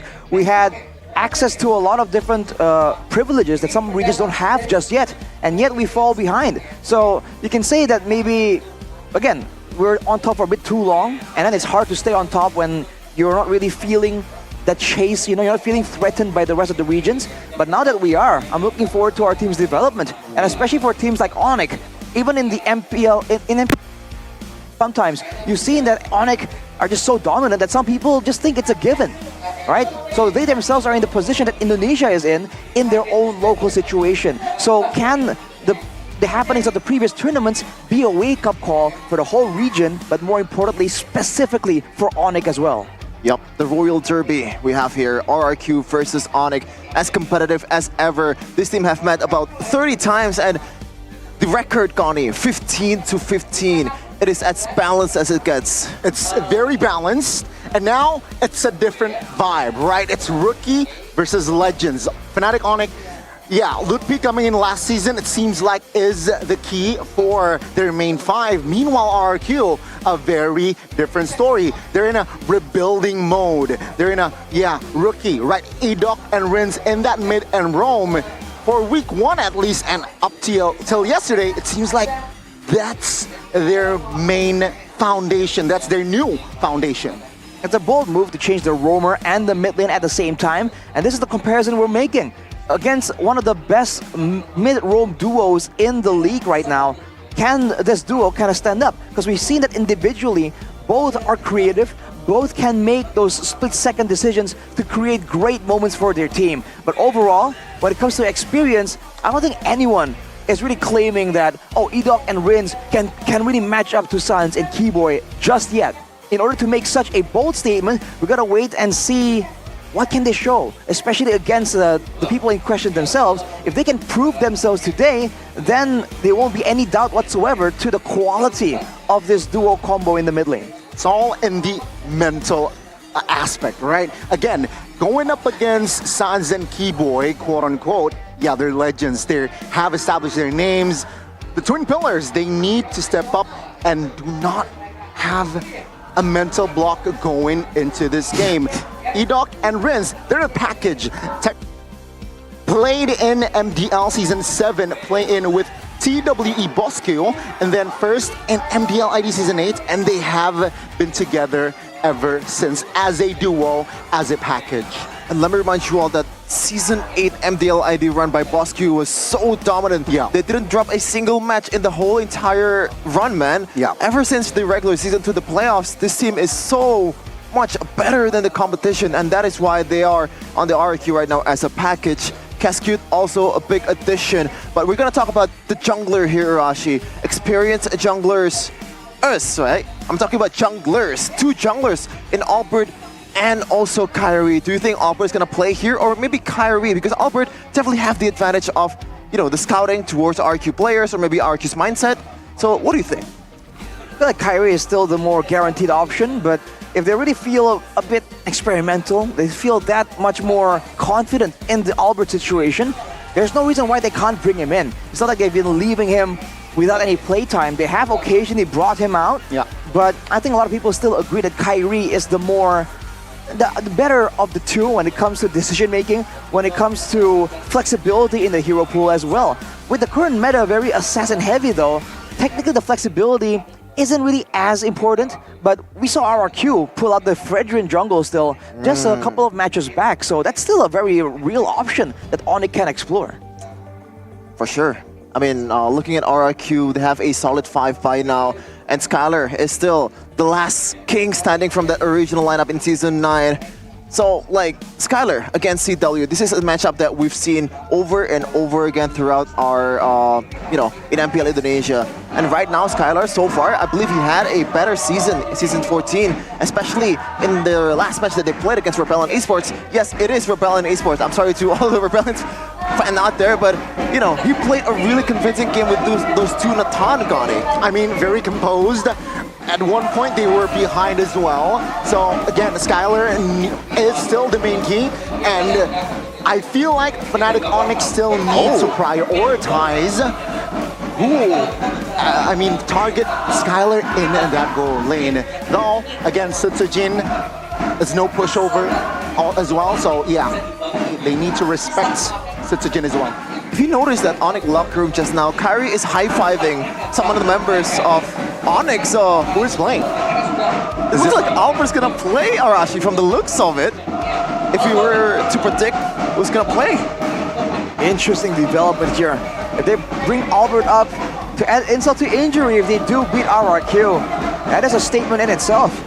But that's gonna be a risky move considering that RRQ, they are still rough around the edges. They're relatively new, but they've shown great improvements in the short amount of time they've been playing together in the Land of Dawn, in the MPL ID. So I feel like for Onyx, this is the moment to kind of take it seriously, you know, bring out your full power to try and stop the momentum of RRQ, because if they do continue to develop that confidence, develop the experience as well, the synergy between all 5 players, they could be a real contender here, and that might end up threatening Onyx, because we still have a lot of matches, man, towards the end of the season. Let's see though the lineup of these two teams, the Royal Derby. Oh, it's going to be Albert on the jungle. It is Lutpi, Sans Keyboy, and CW as well. My goodness, what a turnaround. What a turnaround indeed.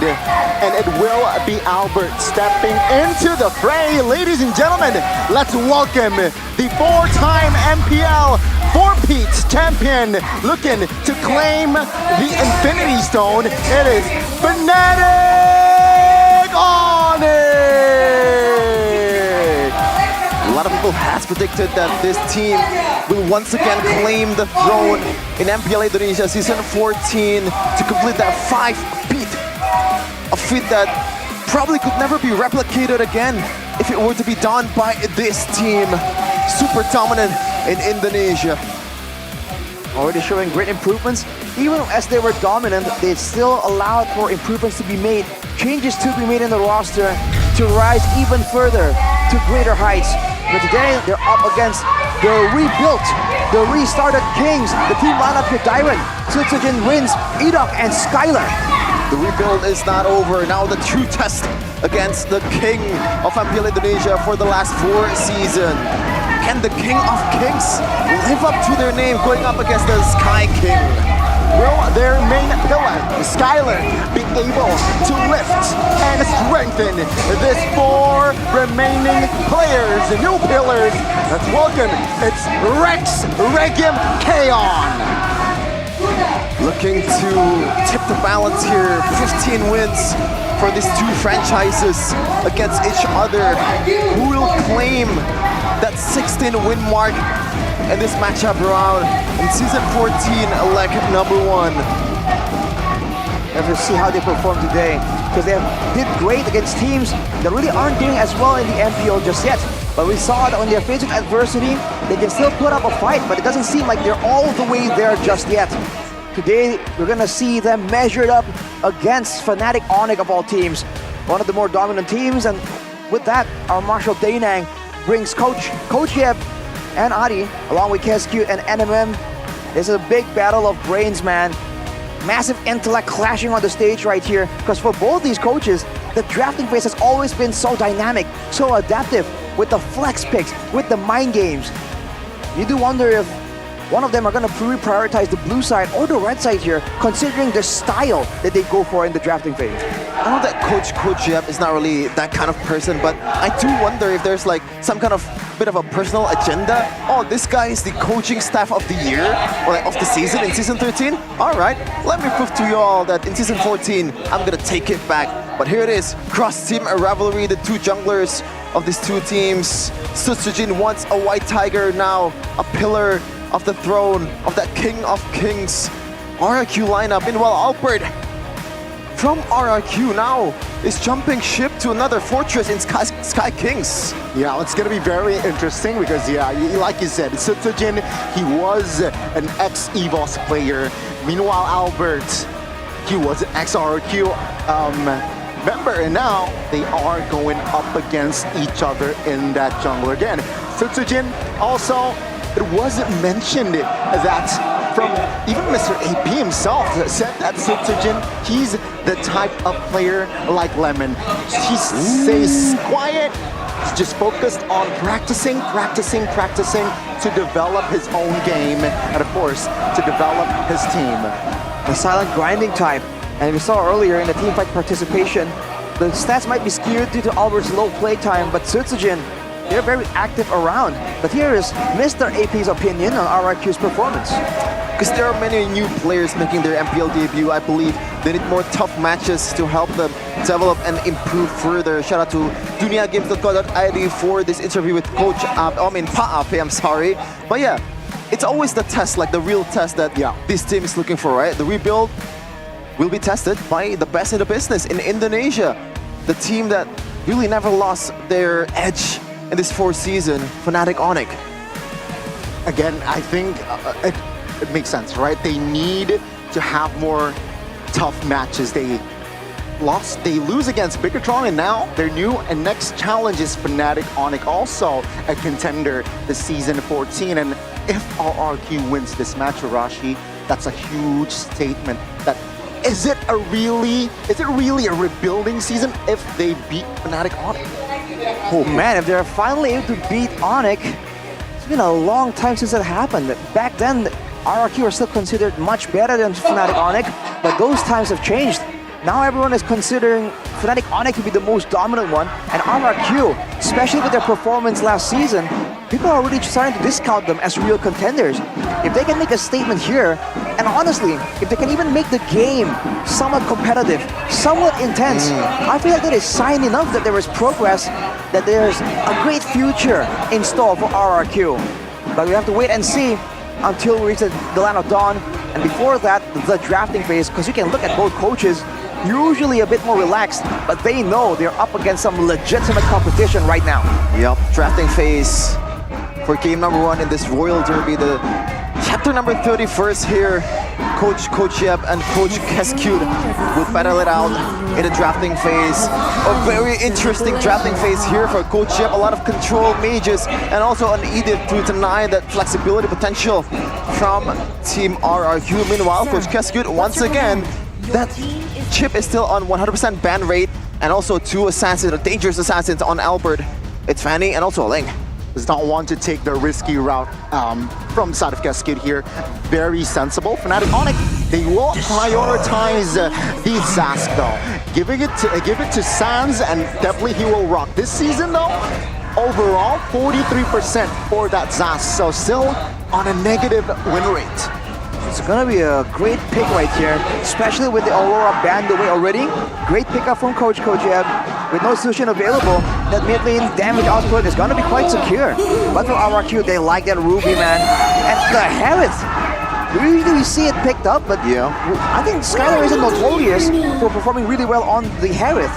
This is something new coming in from RRQ. Usually teams prefer the wolf or the cat because the wolf is much more fiercer, and also that flexibility potential. But right away, Albert bringing out that Hayabusa, not really the greatest of win rates right there, 22%, 2 out of I can't do math. 2 out of 9 matches. Right. Yeah, but still on the hands of Albert and also Coach Yeb, it's very proficient on doing work, or maybe like making a lineup that works for assassins. I don't think it's gonna be much of a problem for this team. And it's a bold move, right, from Coach Yeb. He drafts with the quad as well, going up against a Harith who is technically here, laning-wise, is not favorable for the Claude. So again, a bold move here for that Hayabusa and Claude, going up against a Ruby and Harith. Let's see RRQ to complete their first phase.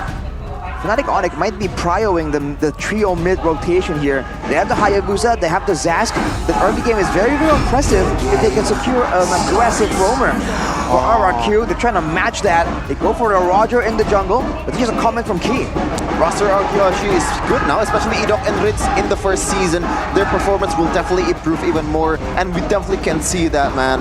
Especially like, when you think about the Aurora being brought out by Edok and both Ritz, it kind of have that same vibe with Kadena on the other side of the court, with Sansa and Keyboy able to make it work both in the roaming area and the mid lane area. So yeah, a lot of good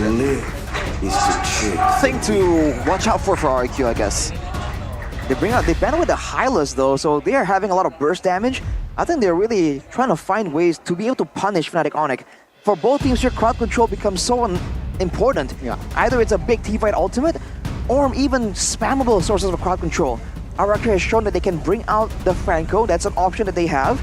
Ooh. And against with a Harith, with a Roger, Franco doesn't seem like that bad of an idea, especially if you consider there are options on the side of Fnatic Onyx that can be punished really, really well. And they're batting away a lot of these counter-engage big AoE roamers as well. That might be what they're hinting at. I mean, Arlet is still up and available here. Fnatic Onyx, if they do not want to go up against a Ruby and an Arlet combo, yeah, I think they should ban the Arlet out. But again, if they want to go bold, ban another potential mid lane, right? Commit on locking the mid laner down here, Rins. What will Fnatic Onyx do? If they do ban out the mid though, I guess Lilia is a possibility. A lot of AoE, right, with the Ruby, but no, it's gonna be the Vexana. So they will commit on towards banning out the mid laners. I think it's also a better ban than a Lilia, considering that Vexana is that probably the only the only mage that's left for RRQ to be able to have some kind of crowd control and also make life harder for both CW and also this Hayabusa from Albert to be able to pop off and just go crazy in the back line. So very solid banning phase here for Coach Yep, but on the second phase here, Arashi, that Roger and Harith kind of sets its tone. There's no flex in the gold lane, so it's gonna be Valentina, the only mage left. It's kind of viable, I guess, in this meta, or the most meta out of all. It's a great counter to the Zazz as well, because you can beat him in wave clear, and you can kind of match his presence by stealing away his own Dominator's Descent. But Edoc's Ruby has a 100% win rate across a total of 2 games, so you gotta remember that. Fnatic Onyx must be thinking of some kind of frontliner that can serve well right here. But if they go for the Grok to avoid getting picked off, then that's where the Valentina can come in. So this is a great kind of traps laid out by Coach Keskute. You can see Coach Yeb and his gears turning. I guess all the Terizla here for Fnatic Onyx, right? Terizla, Ludpi, Arlet, it's gonna be the glue for Ludpi, I suppose, and the Cho. So it forces Harith here to rock the Purify and potentially the Valentina to rock the Purify as well. No flickers on the board, perhaps, for that mid laner and that gold laner. So now the option for Rins to copy is the most viable on his body, probably the Dominator's Descent from Sans. If he were to choose to go for that Wave the Dragon, I think it's a bit more dangerous. But now Keskute, to top it off, is it gonna be a Ruby roam or it's gonna be an EXP Ruby here?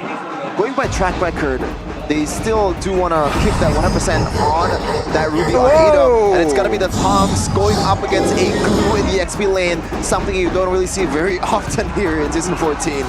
That's the aggression, that's the dominance you want to see from a laner like Tyron. Against a glue though, might be difficult to try and bully him out of the lane with all that sustain. But it also sets up for RRQ to have a strong frontliner like the Timus that we've seen Onyx do actually. Send Luke P out with the Timus, take all the attention away, and that allows for space for the roamer, for the Ruby here to make a play.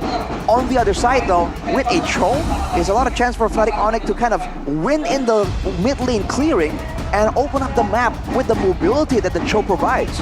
Once again, early to mid game potential, Gani. Yeah, it's very, very, very blunt here, very, very significant. And well, take us to the Land of Dawn. RQ lost the last 3 matches against Onyx. A full-on 2-0. Can they finally somehow topple the Sky Kings from their own domain? Can they change history here? Can they complete the rebuild? It is Rex Recompion versus Fnatic Onyx. Ladies and gentlemen, let's see the Royal Derby, Volume 1 in MPL ID Season 14. Wow, and that Thamesvic, it's good in countering the Cloud as well. With the Vengeance and the ult, yeah, he can eat all of the bullets from that Blazing Duet. See the moves coming in from Edoc though, trying to spot out Albert in the jungle. He's going to be having an okay time, but look at the clear difference from Susagen. He's farming a lot more efficiently, and in the mid lane, as predicted, Keyboy and Sans maybe struggling a bit more when it comes to the small, quick trades that the laners of RRQ can kind of participate in. The Litho, though, falls very easily to the hands of Fnatic Onyx. Sutsujin ain't contesting it at all. And also a cheeky move right there from Sans, erasing that spawn right away. But look at the emblems, Arashi, here by IndieHome, by Telkomsel. Something that you want to point out.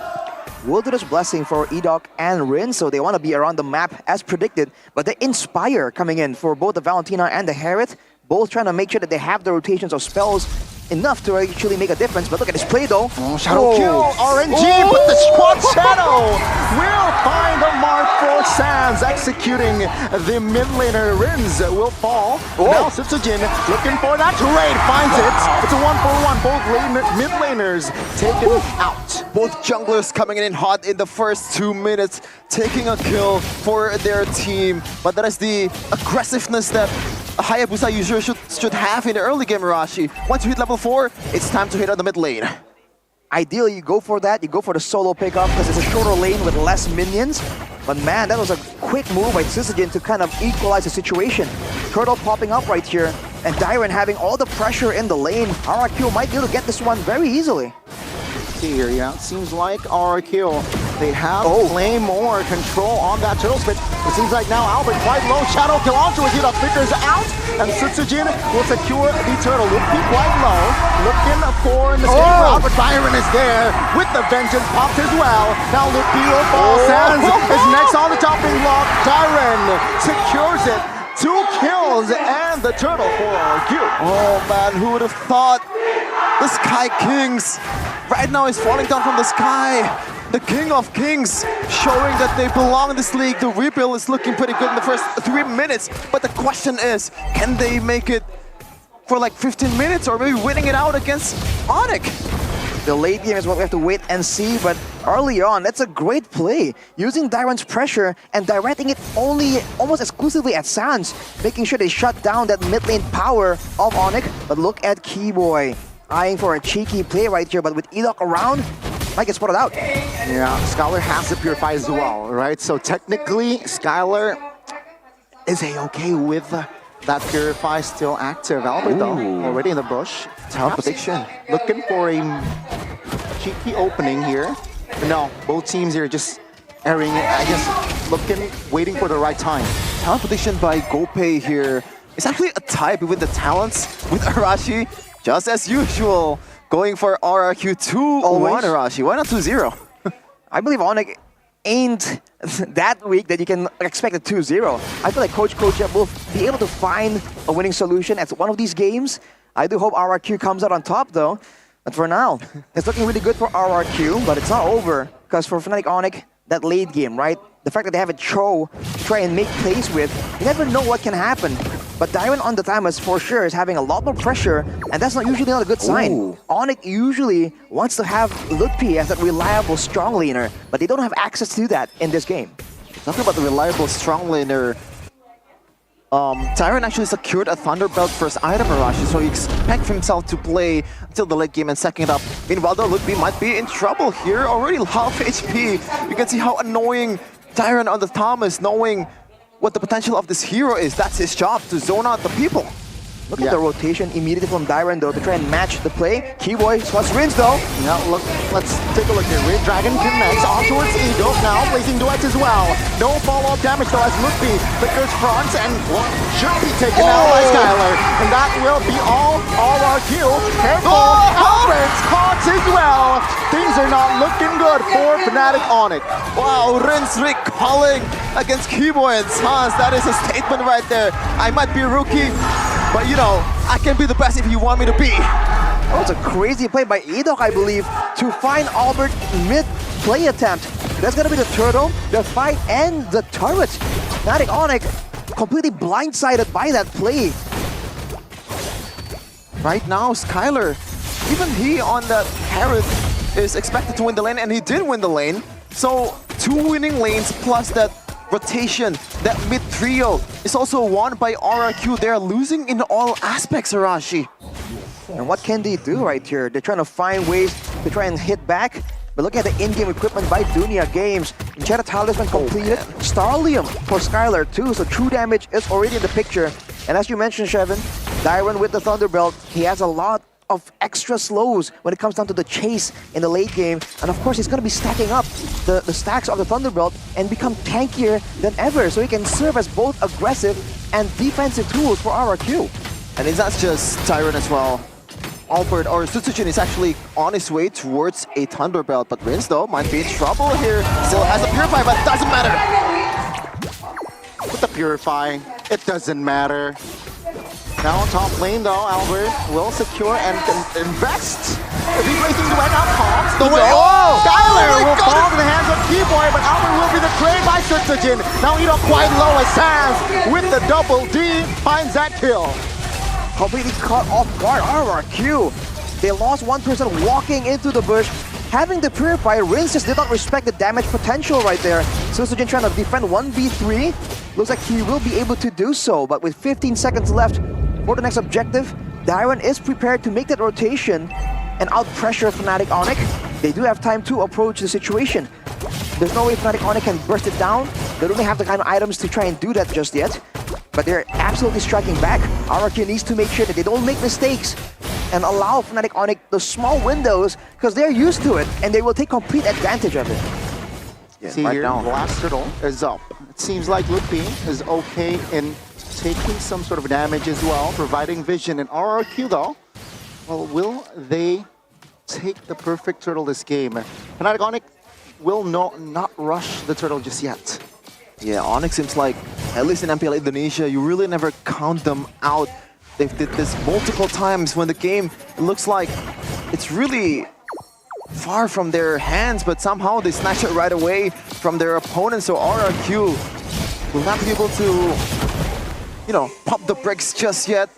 Has to perform, has to be aggressive as ever. And right now it's still a quiet game over the last 30 seconds, still flirting around the turtle. While they're on the turtle, Lupi looking for an opening with the flicker as well. Split with pops, Wave Dragon as well now. Looking for Sutsujin, pulls him out of the way now. Wow. It's reset, but Albert finds the shutdown. Now Keyboy will be next, 1-for-1. As Gold, take a look at Edok, receiving a lot of damage. And CW finds one, and Albert will fall as well. Lupi, switch, whoa, Rims will burst him down. Edok will stun Sans, and Skylar looking for a blood, but it seems like it will fail. And RRQ again, they find a better trade. How? There was a really good engage coming in from Lupi, pretty much on towards the perfect target in Sutsujin, and somehow RRQ were able to come out on top from the initial engage. It's the AoE coming in. It's Edok being able to stall everyone for so long. In the grand scheme of things, Fnatic Onic were able to get the turret in the top side, I believe. But RRQ, it's another win in their books, but they want to keep the game even further. They do have the more aggressive early game composition. They don't want to trade evenly against Fnatic Onic and allow them to scale easily to the late game. They want to be the ones controlling it and denying Fnatic Onic from the gold and from that EXP. Now, Fnatic Onic though, they have taken the turret bottom side. Equal amount of turrets. Whoa, I'm offended onwards, Sans, and he gets taken down now looking for the trade with I'm offended as well. Oh, Way of Dragon by Keyboy will immobilize Sutsujin, but the damage, the cover by Rinz will claim the double. Edok pretty much did everything there. The initial engage towards Sans to his death, and no Purify for this Zaz, so he is toast. And also the cover towards Sutsujin Arashi. That don't run Wolfking is huge on that mid turret. Playmaking is all Edok, with the mid turrets falling there. The fact that Sans is just getting so much attention in this game from RRQ shows the respect. It also shows that Fnatic Onic, they were really reliant on Sans being able to make the plays happen. He's getting completely shut down right here. Look at this rotation now. Controlling the top side, taking all the farm, immediately prepping for a potential turret take and a Lord setup too. With Dairon available to open up the map on the way down, Fnatic Onic, they're running out of options on how to punish the movement of RRQ. Yeah, for sure, especially when you think about that Keyboy is a single target hero. Yes, the CC is huge. It is, you know, it has a long time, like it can control someone for a long time, but if it's only 2-1, RRQ has multiple DPS here. Rince can deal damage with the Dominus Descent. Sutsujin the DPS, the main DPS, I would say, for RRQ and Skylar.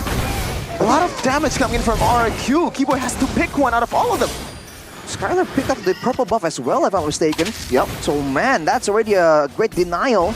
Looking at the top side, CW, I think it has to be in his hands, right? If looking at the radiant armors built up by the members of RRQ, they're immune to magic as Edok makes a play but does not land it. Yeah, I'm offended already waste, and they want to fight now. Fnatic Onyx. Yeah, let's see here. Looking in the front side alongside Keyboy, but now in the backside, CW pops a blazing duet, finds Edok and finds another. Skylar will fall. He now will be the traded Albert. Out of all people, gets taken down as CW claims a double. As Sands as well in the backside. Now Sujin looking for a trade as he finds the triple. Looking for the maniac.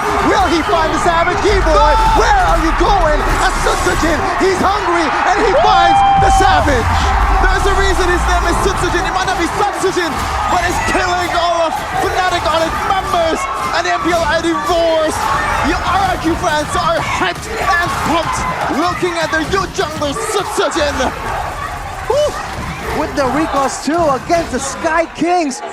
Might have been the first savage of the season. Sutsujin takes the Lord as well. RRQ, what a statement. Fnatic Onyx now has to defend against this Lord, and they don't have a lot of burst damage. The Zask, we've talked about this before, can't really defend that well against a Lord. With how much ahead RRQ are right here, seems like Fnatic Onyx will be trying to get what they can from the jungle, but they will soon be forced to back away. Oh man, as I said, Arashi, they picked out pretty much every member of RRQ except Sutsujin. It was a pure 1v3. Keyboy can only choose one, and when you're, leaving Sutsujin, who has like a 413 KDA in the first 12 minutes, you're gonna pay, even though it's like you have the numbers advantage. I love to see the items right here, because that is what's going on. We saw earlier that the blazing duet from CW was the great equalizer. RRQ are focusing a lot on magical defense, and that DPS advantage they have will be coming from that Claude. But look at Edok zoned away by the Nightmare Respawn. But look at the bottom turret. RRQ won't be able to take it just yet. Now, RRQ, they will take their time here. No rush indeed. Lord March is still top side, and yeah, Fnatic Onyx will leave all the inner turrets to be taken down. Concealed play though by both roamers. Yeah, Keyboy looking for an opening, but the base turret top lane will fall. They will move on towards the mid as Fnatic Onyx will prioritize the Lord. Edok looking for the opening here. Luffy soaking some sort of damage, but now it will be two base turrets taken down. Fnatic Onyx, they want to fight here. Dyron caught, Vengeance mopped.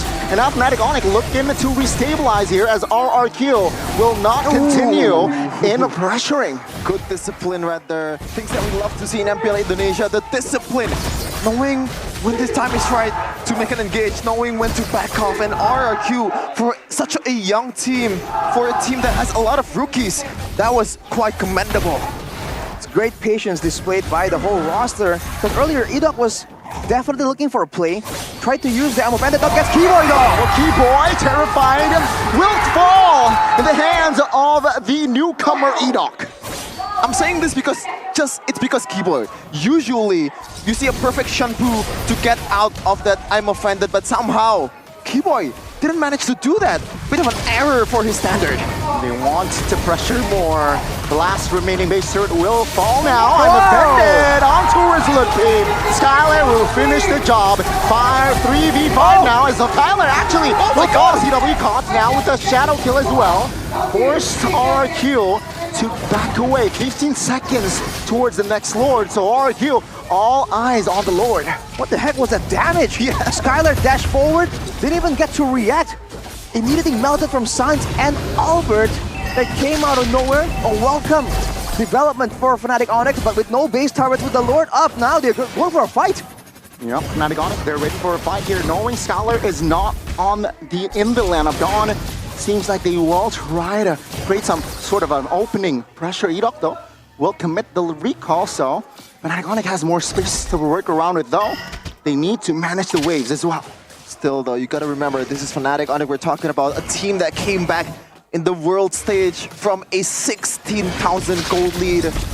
This kind of lead, it is definitely something, but you know, it's not impossible if we're thinking about Fnatic Onyx and now Lortic. Yep, ED invested, Airborne 2, immobilized as well. Purify pops now in the backside Oh rim. my goodness! Looking for an opening, but monster kill here for Sutsujin and a double. Looking for a triple. Will he find it now? Keyboy and Sans running for the hills as Sutsujin, man! This is the Royal Derby. ZWO blazing the wet as Sutsujin will find the end. RRQ! My goodness! Are you not entertained? Who would have thought the King of Kings strike first against the Sky Kings? Oh my goodness, the Ripple is looking as strong as ever! Sutsujin getting the Savage, the first Savage of season number 14. Against who? Against Fnatic Onyx! How crazy is that? 1-0 for the Kings of Kings. An upset story in the making. A very premature conclusion to the rebuild of RRQ. Can they get it clean? Will Fnatic Onyx make it competitive? Either way, what a game we have in our hands. This is just the first game, folks. And look at RRQ, they silence the Sonics. Look at that, Sutsujin first Savage in MPL Indonesia. Season 14 leads RRQ to victory in game number 1. And that poker face, Connie. You mentioned Paape, mentioned that he was kind of like Lemon in a way that he's not really bothered by the pressure and also still keeping that poker face, that coldness. It's able to be consistently displayed in this game. There was just no solution from Fnatic Onyx when Sutsujin is on the hunt. My lord, every single time he just runs forward against 3 members and it makes it look easy. Keyboy solo defending against 5 members. There's no way that was gonna happen. Man, oh man. If you're an RRQ fan, especially if you come to MPL Arena, this game number 1 is already worth your money, man. And you can see how ecstatic they are after seeing that first win against the number 1 seed, the predicted number 1 seed in MPL Indonesia. And there's some beef here, man. This is a chef and sandwich. I'm gonna let you guys talk here. Why are you smirking, Arashi? It's just a great day to be an RRQ fan. That was a great performance, Is this the best of 1? Exactly. Oh, True. Is this the best of 1? Last time I checked, it's the best of 3, Arashi. True. But you can't help but smirk at the conclusion, right? That game was full of action for both teams. Yeah. Right, by all means. And I think Fnatic Onyx, it was looking kind of okay until one of the main fights you saw where it was just that close, but out of nowhere, Sutsujin became a one-man army, and I think that conclusion kind of swung everything in favor of RRQ. It's one of those later fights in the mid-game, actually, where you can see the damage output coming in, especially with CW. He was, I think, the main solution there for damage dealing for the side of Fnatic Onyx, but unfortunately, he is just one man. And when Sutsujin, who was fed as he was, by the way, 7-1 already at this point, you can see that he was just 1v3 all the way, and Keyboy tried to make it difficult, but that Savage, the first Savage, falls into the hands of RRQ. Is that a premonition? Is the question everyone's asking about. A deadly premonition, but that team fight was actually good for our Fnatic Onyx, right? They were able to get what they want, which is pretty much a 4-man wipe. But unfortunately, you left the man of the hour, Sutsujin, which is pretty much snowballing at that point. Fnatic Onyx somehow gets punished for something that they've won. Here's the MVP presented by our official tournament smartphone, Samsung Galaxy Z Fold and Z Flip 6. It's Sutsujin, 12-1-7 against the Sky Kings on a Roger. Going for all the aggression, went for the Great Dragon Spear, knowing that these are some pesky, slippery little heroes that Fnatic Onyx have in their hands. Going for the Great Dragon Spear means that the chase is just insane, and we saw it. He was running marathons to secure the kills in that late game. It just comes down to the game plan, I feel like. And for RRQ, I feel like it just looks, it kind of falls into place a lot more neater compared to Fnatic Onyx. Here's some of the highlights by our official gold partner, Ube as Gold. In the early game, you saw Albert making the play happen, along with Sans, of course. Even Keyboy trying to get involved for good measure. But from there, Sutsujin, all the way from the beginning, knowing he has a level advantage, goes for the burst play. It's almost like it's a multi-layered, multi-purpose hero here to Roger.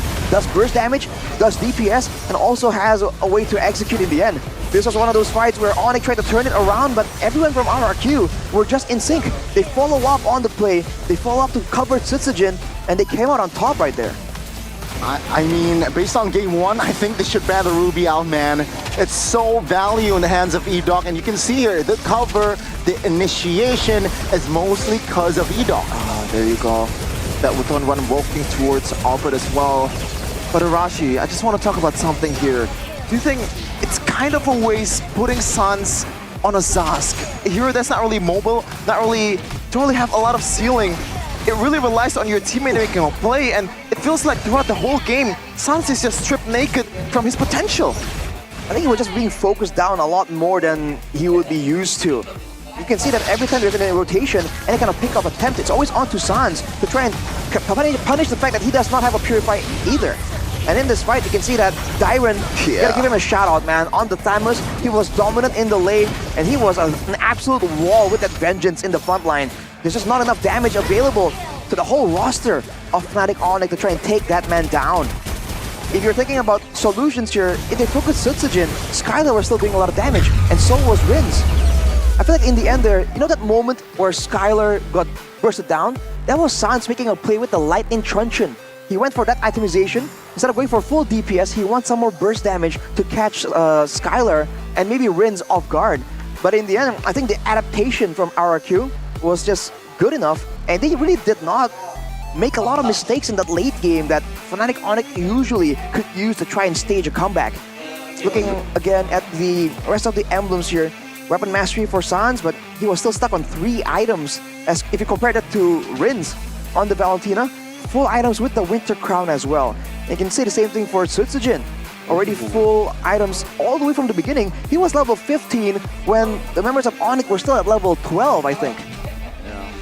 There was a huge disparity EXP-wise, gold-wise, and yeah, I mean, Tsutsugen, what a performance. 12 kills. Man, 900 gold per minute, by the way, as a jungler, not a gold laner. That is wild. Well, yeah, it is possible, definitely, when you're playing with a Roger that has a Savage. Snowball. Yeah, as well. And Tyron actually, interesting itemization here. So pretty much a full tank with a single bow that's not really upgraded towards corrosive side Arashi. So he just wants to have that a little bit of attack speed stacking. But other than that, it's just tanking the front line. And he went for very situational tanky items because he went for the Queen's Wings instead of more defensive stats because he knows, for the most part, he either wins in the 1v1 or he's going to get low enough that he can get full advantage out of the Queen's Wings. And in the later stages, it's even more important because he doesn't really go forward alone. Whenever he moves forward that aggressively, takes damage from 4 members, he knows that the whole team is trying to do something with that, right? The Lord, the team fight, and that was a big problem, man. And usually we see Lutpi being the main playmaker. When you're faced against a Thamus of that caliber, I feel like it was so difficult. Like you said, Shevin, he did find that play on the glue to go onto Tsutsugen, but it just wasn't enough. It feels like the Tom is kind of like the replacement for Hylos when it's banned, right? So why do you think a lot of teams out there don't really, you know, do this?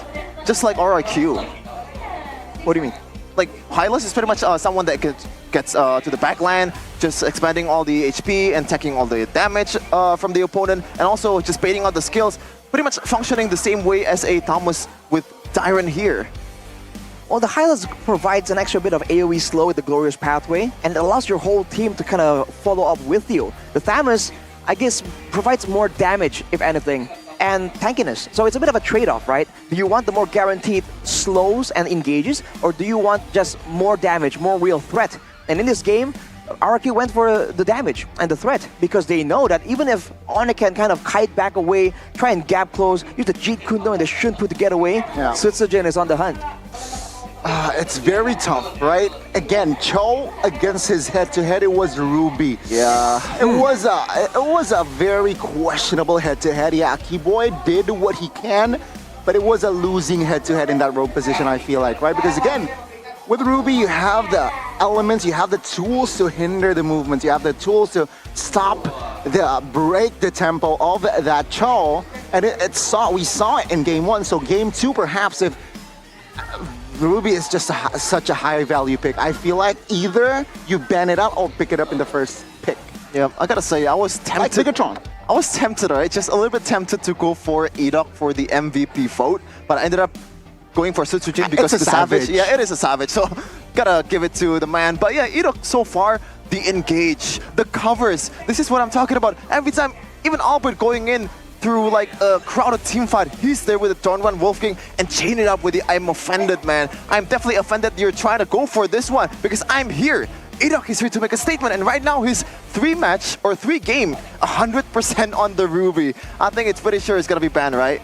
And if you look at it earlier, first pick Ruby, generally for RRQ, Ruby and Harith, and they pick the glue last. Ooh. And if that's a Ruby with the Festival of Blood, so in those team fights, whenever the glue is just popping the split, that's a lot of regen for Edok as well. That's an extra layer of benefit for sustain heroes. So that's why the glue can kind of be a double-edged sword. They did ban away the Faramis, Fnatic Onyx, so they know that there won't be a direct counter to the glue, but I think the Ruby kind of stole some of that advantage away. Wow, didn't really thought of that, but if you wanna experience MPL Indonesia in prime fashion here, come here to MPL Arena to Team Galaxy Zone Camp by Samsung Galaxy. Bring your Samsung phones, Samsung pretty much electric outlets, what do we call it? Electric specimens. I mean, for old time's sake, it's CITB, man. Shepin is definitely in the building. No, it's not brand ambassadors. Yeah, ladies and gentlemen. Oh, so he's admitting the brand ambassadors is what he's looking at. I just stuck my own grave. Okay, good trap there, Gandhi. Good trap there. Okay, Shepin. But yeah, guys, check out, of course, Samsung Galaxy. It's so cool. But it's hard to really read what's being written right there due to the lighting. No, it's like that's a very nice phone though. Something kapan MPL date, or like when's MPL date. And right now we have another thing to entertain you here. Head and Shoulders cam, obviously or hair cam by Head and Shoulders. Look at that Garot Kacha Lemon variant. You can also get the menthol with Tigreal in the front. My favorite is the Tigreal one. Yeah, you can't really go wrong because lemon and menthol, those two are very refreshing. And when you're a pro player, you need that, man. You need that cool-headed judgment calls or like decision making. Right. And speaking of, again, game one, it's very hard to solve that problem right mid-game. What's wrong, Rashi? That's someone's lost here. I believe that's a cosplayer. I'm not sure which character it is. I know it. I know who it is. Wait, do you not know? Go on. Do you not know? I'm asking you a question. Answer. Oh wow. I don't think I can say that here, or can I? It is from a very popular. Then I have no idea then. Very popular gacha game, but it's like the feminine version. But yeah, going back to the second game here, the Royal Derby, RRQ strikes first against Fnatic Onyx, something that a lot of people didn't really see it coming. And Keyboy for sure, I think if we're talking about Fnatic Onyx, this doesn't really face them, right? It's just another game. Win by a mile, lose by an inch. It is a loss, you know? Yeah. Doesn't matter if you get savaged by Sutsujin. At the end of the day, if you can turn it around in game number 2 and game number 3, it is still your W. I mean, don't judge a team when they're winning. Judge a team when they're losing. So let's see here, Fnatic Onyx on a losing side. What will they do to bounce back for that second game? Let's see here. RRQ though, I mean, we talked about mental game pre-match. It seems like based on that first game, it doesn't really phase them as well. Which is very surprising. A lot of the older veterans in the league kind of get jitters whenever they're up against the great Sky Kings, like right? Moreno? The amazing Onyx. That, you know, he admitted that was the case for a while, but he says that's no longer the case. But I mean, RRQ, they're a bunch of new players, but they're coming out of nowhere with this kind of confidence. And we saw the same thing yesterday from, his name escapes me, but a lot of rookies are coming up from the MDL, and they're absolutely confident that they can stand up toe-to-toe to the best of the best in the league. Oh, wow. They switch sides. Oh, man, but really, no respect bent towards Edok's Ruby. I wonder if Cascade is still gonna go for it.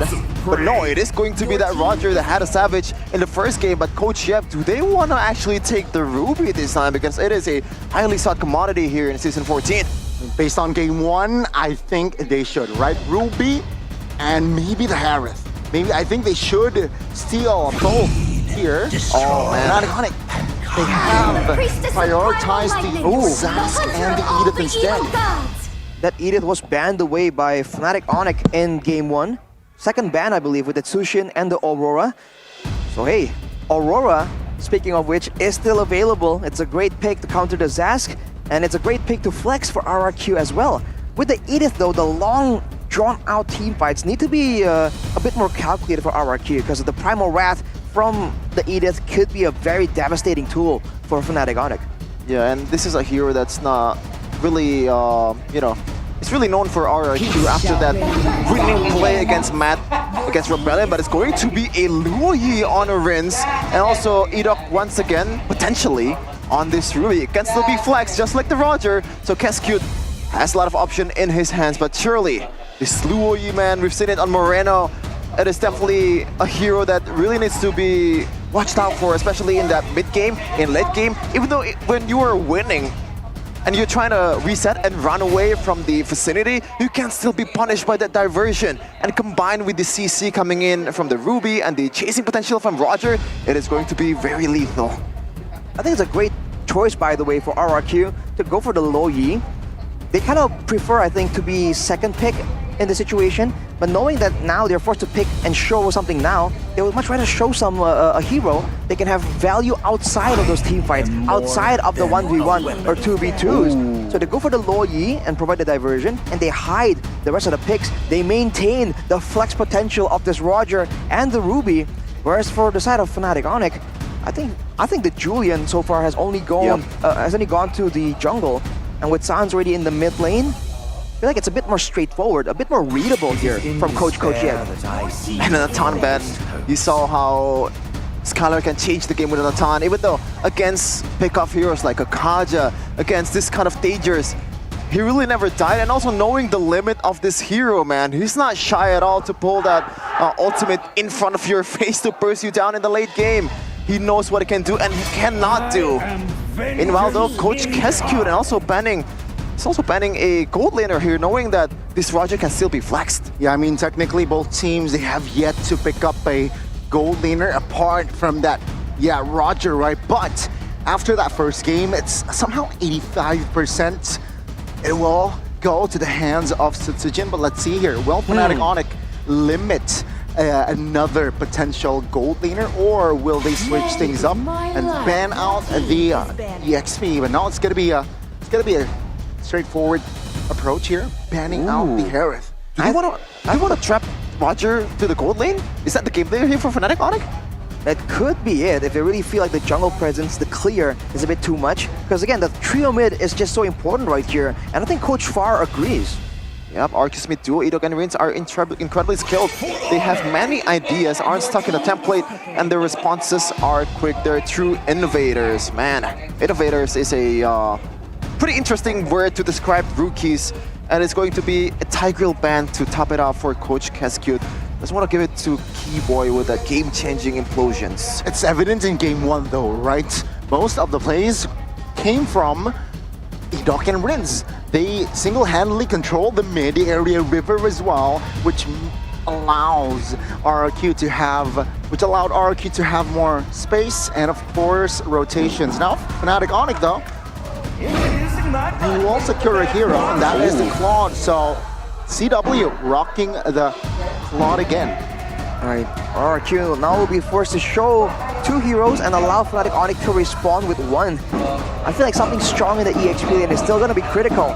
Part of why they were so successful in the mid lane is because the EXP lane has a constant victory from the beginning, level 1, all the way to the end of the game. The pressure in the EXP lane is what allows them to have control over the turtle pit and the mid lane as well when the rotations do happen. So something strong. I don't know if they're attempting to go up against the Edith though, or if they're thinking that Fnatic Onyx are hiding one more pick, possibly giving Lumpi something else. Oh, Nolan and Terizla. I think the Kaja here for Keyboy might work. Oh, Kaja on Keyboy doesn't really match well with the Claude and Zest, which is the usual DPS, but with Julian, that mid pressure is gonna be crazy, man. The bushes that is gonna own might be something to look out for if you're Coach Cascute, but what do you think, Arashi? Obviously, the Edith can still be flex, but what's gonna be the choice here? I feel like this is going to be an Edith roam because it's a great solution to deal with assassins. The way the fast card control comes up with the onward. That means that Ludpi here, possibly something good to deal with the Terizla. Tyroth? Export maybe? Some kind of AoE, some kind of stalling, I think would do great to avoid getting picked off by the diversion play. It's gotta be the Arlet though, but is it in the EXP lane or is it in the roam? Arlet, Ludpi, will there be a switch? Yeah, Keyboy Edith. Yep, looks like it's gonna be Arlet on Ludpi. This guy's known for Arlet. A lot of great final slashes. A big reason why he is the player of the week in week number 1. But can he replicate that kind of performance against the newfound team of RRQ, the rebuilding RRQ? They completely stomped them in game number 1. Let's see the statistics from the draft. Early to mid-game potential for both teams is actually quite high, still favors towards RRQ. But that control ability from Fnatic Onyx, they excel with the CCs. And gotta watch out for it. But now, it is going to be a big question from Rex Regum K on RQ Hoshi. Is it a true rebuild? Can they finally topple the Sky Kings from their own domain? Can they stop the streak? The MPL wins. It is going to be RQ Hoshi versus Fnatic Onyx. Will it be the rookies shining Welcome again to in Mobile game Legends. 2, or will the legends be able to equalize? Ladies and gentlemen, let's witness and find out. It's gonna be a Julian up against a Nolan, so already quite an interesting development. When it comes to pure playmaking potential, I think Sisujin has a bit of an edge right here. But Albert, we know the man has potential. But with Keyboy being on the Edith now, can he enable? Because you're seeing a lot of the attention actually move towards the gold laner here instead of the mid lane. That means that Wins most likely will have an advantage due to the level 2 power spike of the Lo Yi. But yeah, once again, it is CW on the kind of a losing lane against her Roger. Gotta watch out for that first kill. If it connects, then it is gonna be a lot of damage, man. A single combo is gonna be like half HP or so. But emblems by InHome, by Telkomsel, Arashi, anything stands out? Well, first of all, let's see how this plays out. CW forced it back away. But the emblems, no Festival of Blood built by Dyron. So I'm fully expecting a War Axe to try and help out with the sustain. And he has the agility to match the rotations. And on top of that, Skylar with the thrill with the Master Assassin and the Assassin emblem, he wants to get full control in that lane. So this might be a switch up from RRQ. They played along with the EXP lane a strong side in game number 1. Now they might flip it and play for the gold lane. I saw that flicker coming, man. But that is a good play from Rins though, because like if he didn't flicker, he might get punished. Yeah, either Keyboy was two-heading him, right? Like bait the flicker and bait it, or yeah, I think it's a good start here for, I guess, Fnatic Onyx for that first turtle setup with Rins not having that flicker. Well, the mind games begin here when you spam the Earth Shatter again and again. That's a quick take, by the way, by RRQ. That's wild. But again, when Keyboy spams the Earth Shatter at nothing again and again, it's only a matter of time before one of those turns into a flickered Earth Shatter. That is how the Edith operates. So Rins kind of tries to read into it, forced to use the flicker, but you know, better safe than sorry, I guess. But look at this diversion play! Oh my god! Now you see him, now you don't again. The innovators doing work. Keyboy though will find Rins. Sitsujin quite able there.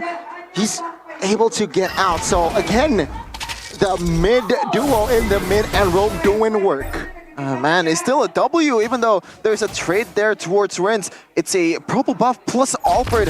Hasn't that so far been well though, Keyboy? I'm offended. Oh my god! Will do harm on towards Keyboy. He committed the flicker as well, and that's an L. Albert now caught as well. 2v1. Oh, the first damage is there. Sujin picks up the Hunter Strike as well.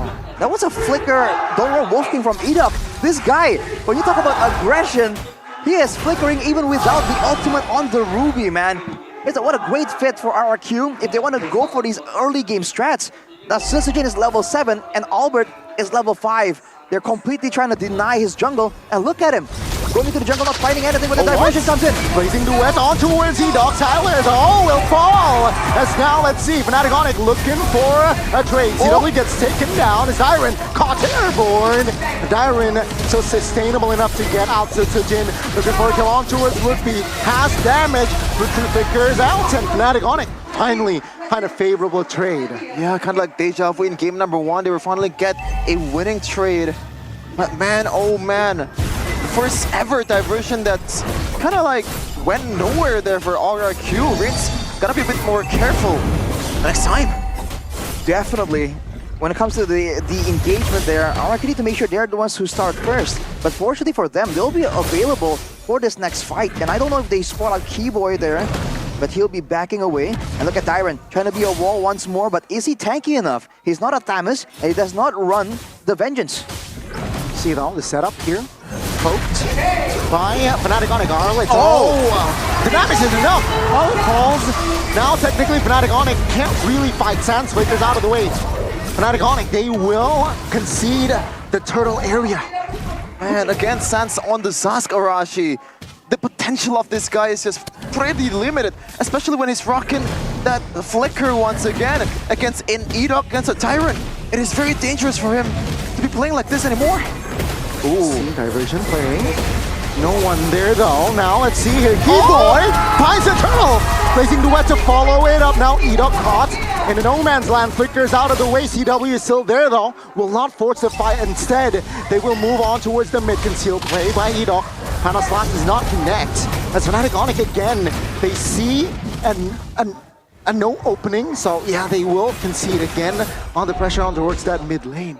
Great move by Keyboy to somehow find a steal onto that turtle. But that was a creative approach by RRQ as well. Using the diversion for vision, sending out E-Dog and Dyron as kind of a zoning tool. Now it's back to the waiting game though, and Fnatic Onic are always on their toes because they know at any moment a diversion play can happen. With Dyron picking up the War Axe though, now he has actually the sustain. In the previous team fight, he was so low because he was trying to heal up from the turtle, but without a festival of blood, it's not enough. With the War Axe, he's gonna be a legitimate threat here in the midst of a long fight. Yep, MPL Indonesia Season 14, new record, first Savage by Sutsujin, the Satsujin. It's actually the first Savage since Suns for a jungler in Season 8.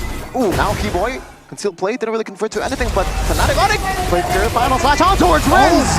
TW finds the mark. Now E-Dog will concede and back away. Sutsujin though, the backside looking for a cover as CW claims a double. Oh my god! Lookby finds Sutsujin, and that is Fnatic Onic winning another trade. Iron in a 4-man rotation.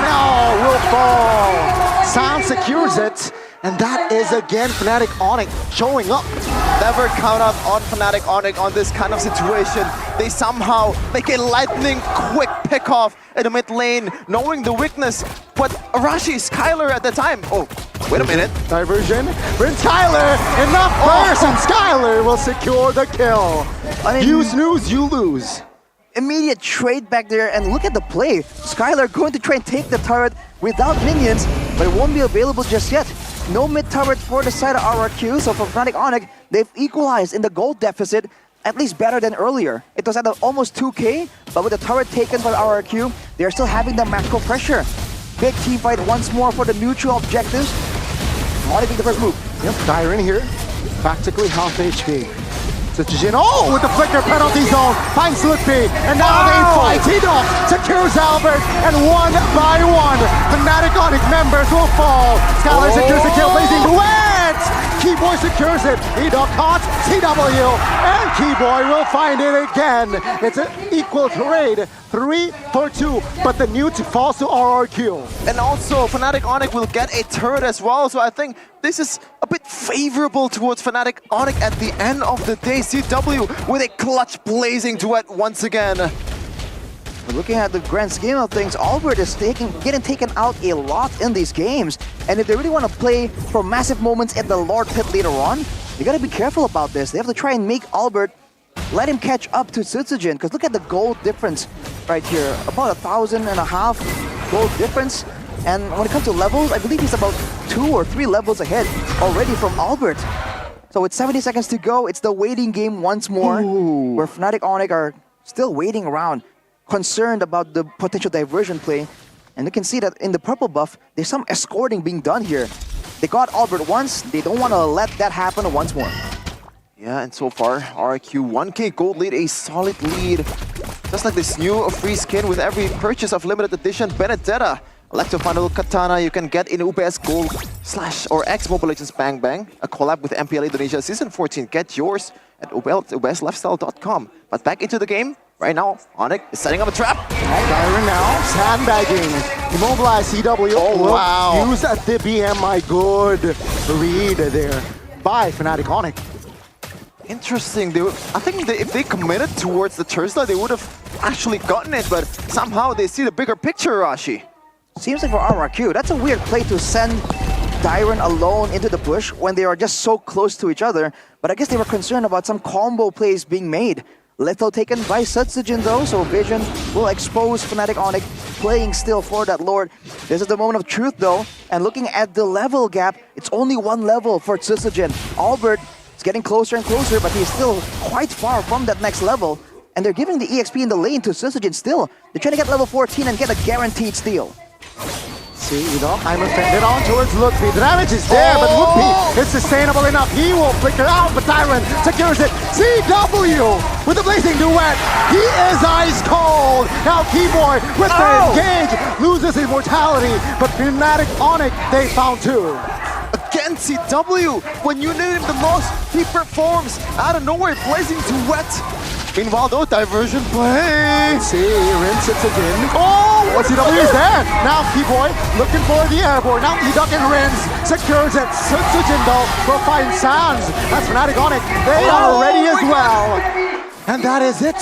Dyron and Sutsujin are the last one standing. Wait, they're gonna be too low. Keyboy needs to play 1v1.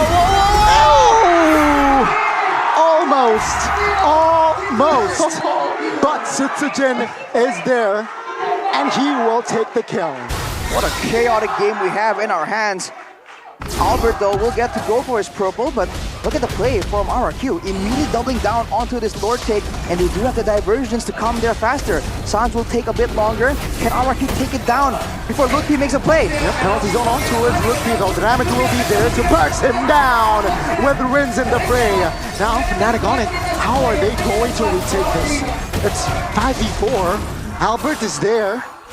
Will they be able to find the opening, though? Oh, Edok. Yep, Edok immobilizes. He secures the Lord, and that will be all though. Sans secures Edok. Dyron out caught. No flicker. Keyboy is there, and Sans claims the double. Mid, Sutsujin, Skylar. Oh my goodness! Oh, what a reflex there by Albert. Oh man, good thing he took that skill. He knew that something might be up in the bushes, and actually goes for that. I don't know what the name is. Enhanced chain or sword at the time? Sword. Yeah, good play by Albert. Gives you an invulnerable state, so Albert will be able to get out of that situation alive. But with the first Lord falling to the hands of RRQ, it could be the tool that RRQ requires to swing the balance in their favor. When it comes to the big team fight, CW is definitely a massive problem, and they haven't really found a solution to try and stop him just yet. It's still going to be the waiting game, the setup game though, and it always favors RRQ just because of the diversion possibilities. You can see Fnatic Onyx respect it, and they're already corralling around their own base, afraid to move up, just in case the play does happen. Looking at the in-game equipment, Wind of Nature completed for CW. That could be a great outplay tool to be used against Sutsujin. And for Sans, Divine Glaive, Glowing Wand to reduce the healing. He might be going for a Lightning Truncheon once more. He does have it. So the burst damage onto Rins, onto Sutsujin and Skylar needs to be kind of taken into consideration, as the I'm Offended has already been used. Nope. Let's see here, the Lord at top lane. It's still an early Lord though. So yeah, Fnatic Onyx will take care of it, no problem. RRQ now, what will they go for here? Will it be I'm Offended? Will it be a diversion play? Fnatic Onyx though, they will be able to defend this mid-inner turret. There was a good scout coming in from Sans in that bush, knowing that, you know, Edok might spend that I'm Offended to kind of check the bushes, and when the I'm Offended is gone, there's pretty much no like big threat towards like an immediate turret defense, and that way Fnatic Onyx were able to defend that one quite easily. But don't forget to check out this one, Oraibo, partnering with MPL Earbuds number 4. Get it right now in the website. So no really macro advantages when it comes to the base turrets just yet for RRQ. They go in Keyboy though. Yep, Keyboy has the immortality though. Oh my god! The ultimate! Look P! Final slash onto his C. Diamond to cancel it out. But Look P finds a kill, he dock low. And Albert will find and secure that kill. It's a 2-4-1 favoring Onyx. Tyron, that was a clutch penalty. So Divergent play. Rins and Skylar is up there. Albert will fall in the hands of Rins. Sutsujin finds a killing spree. Albert and Sans off the map for 30 seconds. Skylar goes for the turret right here. It's just too greedy though. Rins is low, everyone is low. RRQ, I think they're gonna back away and go for the Lord right here with 2 members down. Fnatic Onyx, they forgot about that diversion. It hasn't been used in so long. It completely slipped their minds. Oh man, I mean it makes sense if you forgot it. Even I forgot, man. I was trying to say something there, but out of nowhere, you can never sleep when Rinse is on the diversion. And once again, he tried to do it just to get some distance there for Skylar and the crew to clear the lane. My goodness, 3K gold lead for RQ. They might do it here, man. The improbable upset against Fnatic Onyx. You're even seeing the adjustments in the team fight as well. CW no longer allowed to do as he pleases with that blazing duet. He is already at full item, so the damage is definitely tangible here in the Land of Dawn. But Skylar himself, with the Endless Battle, with the Malefic War, Windtalker, Wind of Nature, and Great Dragon Spear, he does not have the burst damage, but he has a lot of DPS if he's left to his own devices. So that is something that they gotta be careful about. Let's look at that pressure coming in from Sutsujin. Yep.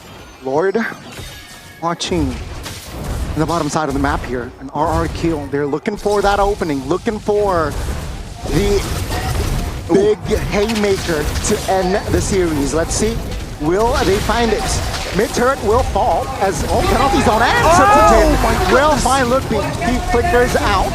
Now Dyron and Friends, they are looking to prioritize the top side. Albert though is on it and will be able to defend it. And RRQ will be satisfied in taking 2 base turrets down. Oh man, I thought it was gonna be a pick-off, but the strategy is still the same, Mirashi. It's a pick-off towards Ludwig, which is kind of like the most vulnerable, in a sense, hero from Fnatic Onyx. It is very, very tanky, but you know, he's always there cutting the front line. Keyboy being the second frontliner instead of Ludwig. With the concealed play and the flicker stunned up, final slash committed. Dyron now in trouble and taken down. Blazing the web to the front side. Silent burst CW down and Albert is low. Trying to escape, but Ludwig and Keyboy and Sans is wrecking the members of RRQ. Ladies and gentlemen, this is the Royal Derby. It's looking so good until it wasn't. The engage was failed, but they followed through with it anyways. No minions available, so Onyx are able to hang on to that final base talent on the top side. The game definitely still favors the side of RRQ. Let's take a look at the replay here by our official tournament smartphone Samsung Galaxy series. It was a diversion play with a penalty zone, but Dyron was just taking too much damage. They stopped CW, they take him out, and Sutsujin was able to actually do a lot of damage in the back. But Ludwig in the late game on the Arlet is definitely an absolute menace. With no real way to melt him down as reliably as they have been. You're seeing RRQ experiment. They've been engaging with the Ammo Pendant. They've been engaging with Rins, just throwing out spells to try and proc the Yin-Yang effect. But then, right there, they tried to go for the penalty zone play to try and change it up, to try and confuse Fnatic Onyx. Now it's back to a Lord fight though. And on the top side, I think the wave is pushing for RRQ, so Fnatic Onyx, there's a sense of urgency here. You can see the build, Tarashi, that safety build. Skylar on a Wind of Nature, the Queen's Wings, the Winter Crown spoiled by a lot of players here. So the stake is high. One mistake can pretty much, like one pickoff can change the course of the game. At this point, it is the 18th minute with only 3K gold lead on RRQ. The advantage is still on them, but Fnatic Onyx has been able to find a way and exploit some weaknesses from RRQ's comp. But look at where Claude is at, Arashi. Just in case, waiting around to try and clear. And you saw Sutsujin kind of waiting around to maybe try and capitalize on it. He'll be going to his purple buff though, and CW shows Dyron can go for an engage right here. Oh no! Penalty zone on towards 2 though. Now Dominant's descent popped as well. Now in the backside, now CW joining the fray. Skylar looking to grab more life as all winners Runchen finds nothing as the Lord will be taken out by Sutsujin. Darwin will fall. Sands and as well as Skylar here in the front side as Lutpi will lose his immortality. Keyboard with the flicker finds Sutsujin, but no follow-up damage there as Albert and Sands will recollect. It is a W for RRQ. At that time, one Lord, but that was a really interesting decision by Tyron. Just trying to zone away the members of Fnatic Onyx with the penalty zone. They did get the Lord, but Fnatic Onyx make a quick work out of it. So who won in the end? I think RRQ won. They deny Fnatic Onyx the chance to take a Lord and equalize on the neutral objectives. They get the base tower on the top side, by the way, that fell in the middle of that engagement. And now with some empowered waves still available, they have a chance to make a play that's decisive. Lutpi won't be on the map for another 7 seconds, but he will be there for the next fight. I think we're looking at a potential diversion play once more. That has to be the next main catalyst, because we've seen everything in between. The penalty zone, the I'm offended. If they go for a full-on 1-2 back team fight, I feel like Fnatic Onyx have caught up enough to actually match RRQ. It all comes down to how well can RRQ set up and burst down one member from the side of Fnatic Onyx. Yeah, you just reminded me, Rashi, that RRQ, all of their mid turret is still intact, still healthy, no damage whatsoever taken from those turrets. So it is gonna be hard for Fnatic Onyx to play the long lane, or we play the macro. And RRQ right now, it's definitely their game to lose with this much ways to get around the players of Fnatic Onyx. The diversion, as you mentioned, Arashi, even the peel from Edok, even the engages from Tyron and Edok, there's still a lot of cards that RRQ is gonna show in this point of a game. The last thing RRQ wants to do is risk everything on a single risky play, maybe with the diversion, and have it all implode in their faces. They're playing it safe, they're playing it patient. They know that they have the base advantage, and they're making great use of it. They're really not showing anything at all, and they're not walking separately at all either. It's just a very calm and calculated approach right here. You see some items being shifted around for Dyron and for Edok, because we kind of forced to kind of be the main front line. But for Fnatic Onyx, there's just a lot more damage available, especially in these situations where there's gonna be scouting available. Ooh, okay. Okay, hang on a minute. I thought a play was happening. Yeah. But yeah, for Sans, he can just keep scouting around with the Nightmare Respawns. It's relatively safe, and it's gonna be doing a lot of damage over time here. So that is what RRQ is kind of trying to avoid, right? They're just holding on to make a big decisive engage happen when they have the chance. They don't want to go back and forth and dance around with Onyx, because that is exactly what Onyx wants. Oh man, at the calm before the storm.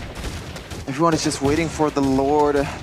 And now I always say that an experienced team is always showing their true claws in the late game. But right now RRQ is a very young team against a very experienced team. Can they actually make it?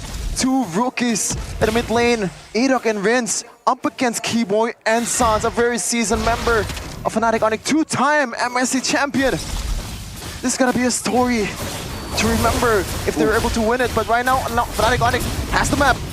Yep, we have the Lord here. Edok, good knock up there, and the damage is there. Sutsujin low. Edok flickers out as Albert will take the immortality down. Edok, will he find it? TW the backside loses immortality and his life as well. That's a trade 1-for-1 as Lutpi now running for the hills, and Sutsujin is there to find the assassination. Keyboy will not be able to save his immortality. Skylar, the damage is definitely there, and then he will claim the unstoppable. Prince with a crown! Gets Lutpi on the top lane. Now it's a 4v2 Albert and Sans. Can they defend against 4 members of King of Kings? Yep, the damage is there.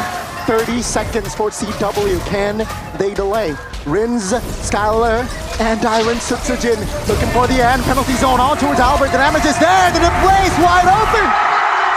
The rookies, they have made it. They have done it! Who would have thought, man? The new additions to Rex and Requiem Kaon, the ultimate step for the beating out the best in Indonesia. Now the last question for the King of Kings. Can they keep it consistent? My goodness, what a game, what a match, and what a day for the Kingdoms. It's a clean sweep against the Sky Kings. A lot of people said it's possible. A lot of people said it can be done. But they have actually done it. What are we looking at in Season 14? Royal Derby number 31. They tipped the balance. It is now 16-15 for Rex Regum Keon. And the perpetrators is a new face. This kid's making it happen against the OGs of MPL. How? What just happened? Who would have thought even the Kingdom didn't expect a full-blown clean sweep at this point? There are just too many moments, and RQ were able to shred it apart and chase down Onyx one by one. United they stand, divided they fall. But now we have to hear from the winners, Shevin. The winners interview, what they have to say after this incredible win. Beautiful upset by RRQ. What? Dan inilah dia, Royal Derby ketiga 1 dimenangkan oleh RRQ Hoshi. Kingdom Super Fans kedudukan sementara 16-15. Dan bagaimana sih untuk RRQ Hoshi sendiri? Kalian menghadapi tim yang begitu kuatnya 4 season berturut-turut menjadi juara. Ini adalah mental games. Gimana sih kalian menghadapi match hari ini? Mereka lebih confident sih, anak-anak baru. Mereka ngelihat orang yang lebih di atas mereka pengen fight. Kayak Rins, Idok, Susujin sama Diren. Sama termasuk gue sih kayak ya pengen ngalahin aja sebenarnya. Apakah ini ingin menjadi pertanda bahwa kalian juga bisa mengganti nih eranya? Ini bukan era Fnatic Onyx lagi kah? Kalian ingin mengembalikan era dari raja dari segala raja? Enggak sih, kayak kita kayak bersyukur aja lah Bang Keskut juga ngedraft yang bagus lah buat kita. Draft yang baik, eksekusi yang begitu baik pula. Di game kedua, apakah itu mendebarkan untuk kalian? Kita tetap tenang sih, kayak ada Diren juga yang bisa nenangin kita juga kan di game. Kayak ya ada kalau overhype nenangin juga gitu. Oh, rupanya Diren di sini sebagai penenangnya. Iya. Diren, bagaimana kamu menenangkan kawan-kawanmu tadi nih? Apa Bude? Gimana kamu menenangkan kawan-kawanmu di Royal Derby ini? Tetap kayak di scrim sih Bude, kayak jangan terlalu hype, komunikasi apa objektif kita gimana gitu. Jadi, apa sebenarnya kunci kemenangan untuk Royal Derby ke-31 ini? Kunci kemenangannya mungkin chemistry kali ya. Chemistry dan ketenangan mungkinkah? Ya benar, ketenangan, chemistry, itu Bude. Itu dia dari tim RRQ Hoshi. Namun kita nggak bisa tenang sih. Siapa yang bisa tenang ketika ada Baby Ujin yang berhasil mendapatkan Savage? Apakah kamu menyangka mendapatkan Savage di match Royal Derby ini, Susujin? Nggak kedengeran apa? Apakah kamu menyangka bahwa kamu bisa ngedapetin Savage pertama di season 14? Kamu ngedapetin itu di Royal Derby ini? Enggak sih, mungkin cuma lagi dapat momennya aja. Tapi banyak yang penasaran, banyak yang bilang Suchujin yang sekarang berbeda dengan Suchujin yang dulu. Apa nih yang membuat Suchujin berbeda kali ini? Jersey mungkin. Terima kasih. Beda ya, jersinya beda. Tapi apakah ada mungkin yang nge-boost Suchujin untuk season ini? Untuk Suchujin yang baru juga? Apakah sekarang Suchujin membawa sesuatu yang berbeda juga? Gak ada yang berbeda sih, mungkin all-in aja. Main aja. All-in aja? Ya. Season ini apakah lebih lagi ada sesuatu yang lebih nih? Lebih diperhatikan oleh Suchujin? Ya pengen juara lah. Pengen juara. Dan semuanya tentu mendoakan yang terbaik. Dan di sini juga ada yang menarik. Dengan adanya duo Idok Rins, Dok Rin. Duo ini yang lagi menjadi perbincangan. Kalian sudah bersama sejak kapan? Berapa tahun bersama nih? Kayaknya sejak awal kita main ML. Sejak pertama main Mobile Legend. Berapa tahun tuh kira-kira? 10 tahun? Oh, belum ya? 5 tahun? Jelang 2 tahun kayaknya. Jelang 2 tahun dari Aceh berdua. Ya, Jadi awal sebelum ke Jakarta pun sudah bermain bersama. ya benar. Nah, apa yang membuat kalian tuh klop dari awal bermain Mobile Legend sampai pada hari ini kalian tuh kayak duo yang tak terpisahkan? Nggak tahu sih, nggak ada yang spesial. Sama aja kayak biasa, oke orang-orang biasa. Serius, gak ada yang mungkin kalian punya satu visi dan misi yang sama? Ya mungkin visi misi sama-sama pengen juara. Sama-sama ingin juara. Dan serekat itu kalian, apakah kalian sama-sama dari Aceh? Apakah kalian punya mungkin satu tujuan? Wah, inspirasi Lemon nih dari Aceh, dia bersinar. Lalu kalian juga ingin seperti itu? Ya, mungkin. Ya mungkin. Tapi kan apalagi tadi Idok, kamu membuat permainan dari tim Fnatic Onyx seperti kelimpungan. Dengan 2 kali Ruby, signature hero dari Idok berhasil didapatkan. Idok, bagaimana kamu bisa menciptakan banyak momen menghadapi Keyboy? Keyboy adalah MVP dari MSC 2023. Gimana sih kamu biar bisa tetap keep calm atau bagaimana dari Idok? Karena lebih semangat aja sih lawan Keyboy. Ya. Karena idola juga. Oh, dan setelah menghadapinya bagaimana?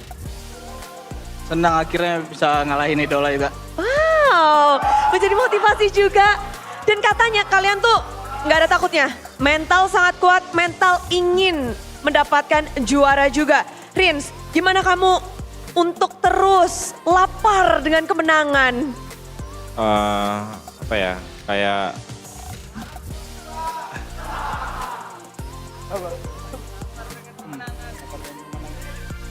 ya haus juara sih. Haus juara, semuanya ingin juara, namun ini bisa dibilang adalah satu langkah yang menunjukkan bahwa kekuatan RRQ Hoshi begitu kuatnya, semua mata akan tertuju kalian setelah ini. Kalian panik nggak ketika, wow ini menjadi benchmark baru kah kalian? Enggak, karena kata Bang Ler tetap kalem. Tetap kalem. Tetap kalem aja kata Skylar. Walaupun semua yang ada lagi nonton, semuanya pada gila. Gelo, RRQ Hoshi. Kasih tepuk tangan dong.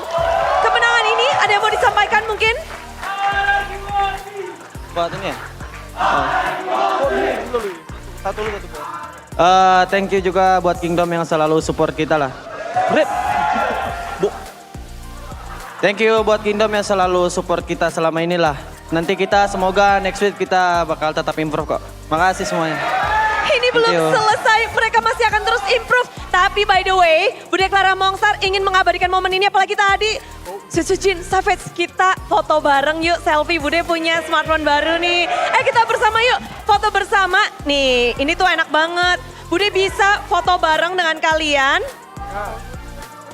Nah, Bude, nah, ini kamera belakangnya kita bisa pakai bareng-bareng nih. Yuk foto yuk, abadikan momen ini. Inilah dia RRQ Hoshi. Yay! Royal Derby dimenangkan. Inilah dia, kalian jangan iri ya. Thank you banget RRQ Hoshi. Beri tepuk tangan untuk RRQ Hoshi.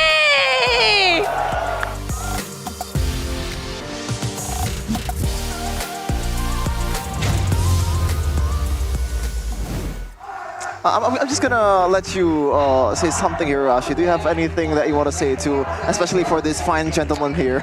I mean, it's great to finally understand how Goni feels, right? To just like win 2-0. Oh man. For the first time? Just kidding. Honestly, that was a great game. For and sure. More than anything, of course, you know, gotta keep it professional here. I am overjoyed at the progress, but at the same time, as an analyst, dang, we just saw RQ play just a while back, And when they lost against Bigatron, it seems like, okay, it's gonna take a bit longer, right? Maybe the last half of the season. But wow, what a improvement. It just happened so rapidly. And it's not just the simple stuff. I feel like the more in-depth knowledge of the game has also improved by a significant margin here for RRQ. Looking at some of the moments there, I mean, you can see that it wasn't an easy game. They were almost taken out several times, but you know, there were risky moments like this. I don't know, man. You can say there's a bit of luck involved, and I wouldn't question it. But I mean, again, the divergent plays by Rins is so annoying, and a lot of times it caught Onyx off guard. For sure. The fact that we on the desk were also like, oh, cool, okay. Wow, diversion! Exactly. We completely forgot. Exactly. The diversion now, the cooldown is just that much more significant that you can't really spam it out the way you used to. But RRQ found a way, and I feel like they might be the first ones to really, in the current, after the nerfs, make the Lo Yi really look like a real menace. But the player of the match, of course, it's Sutsujin, presented by our official tournament smartphone, Samsung Galaxy Z Fold and Z Flip 6 on the Nolan.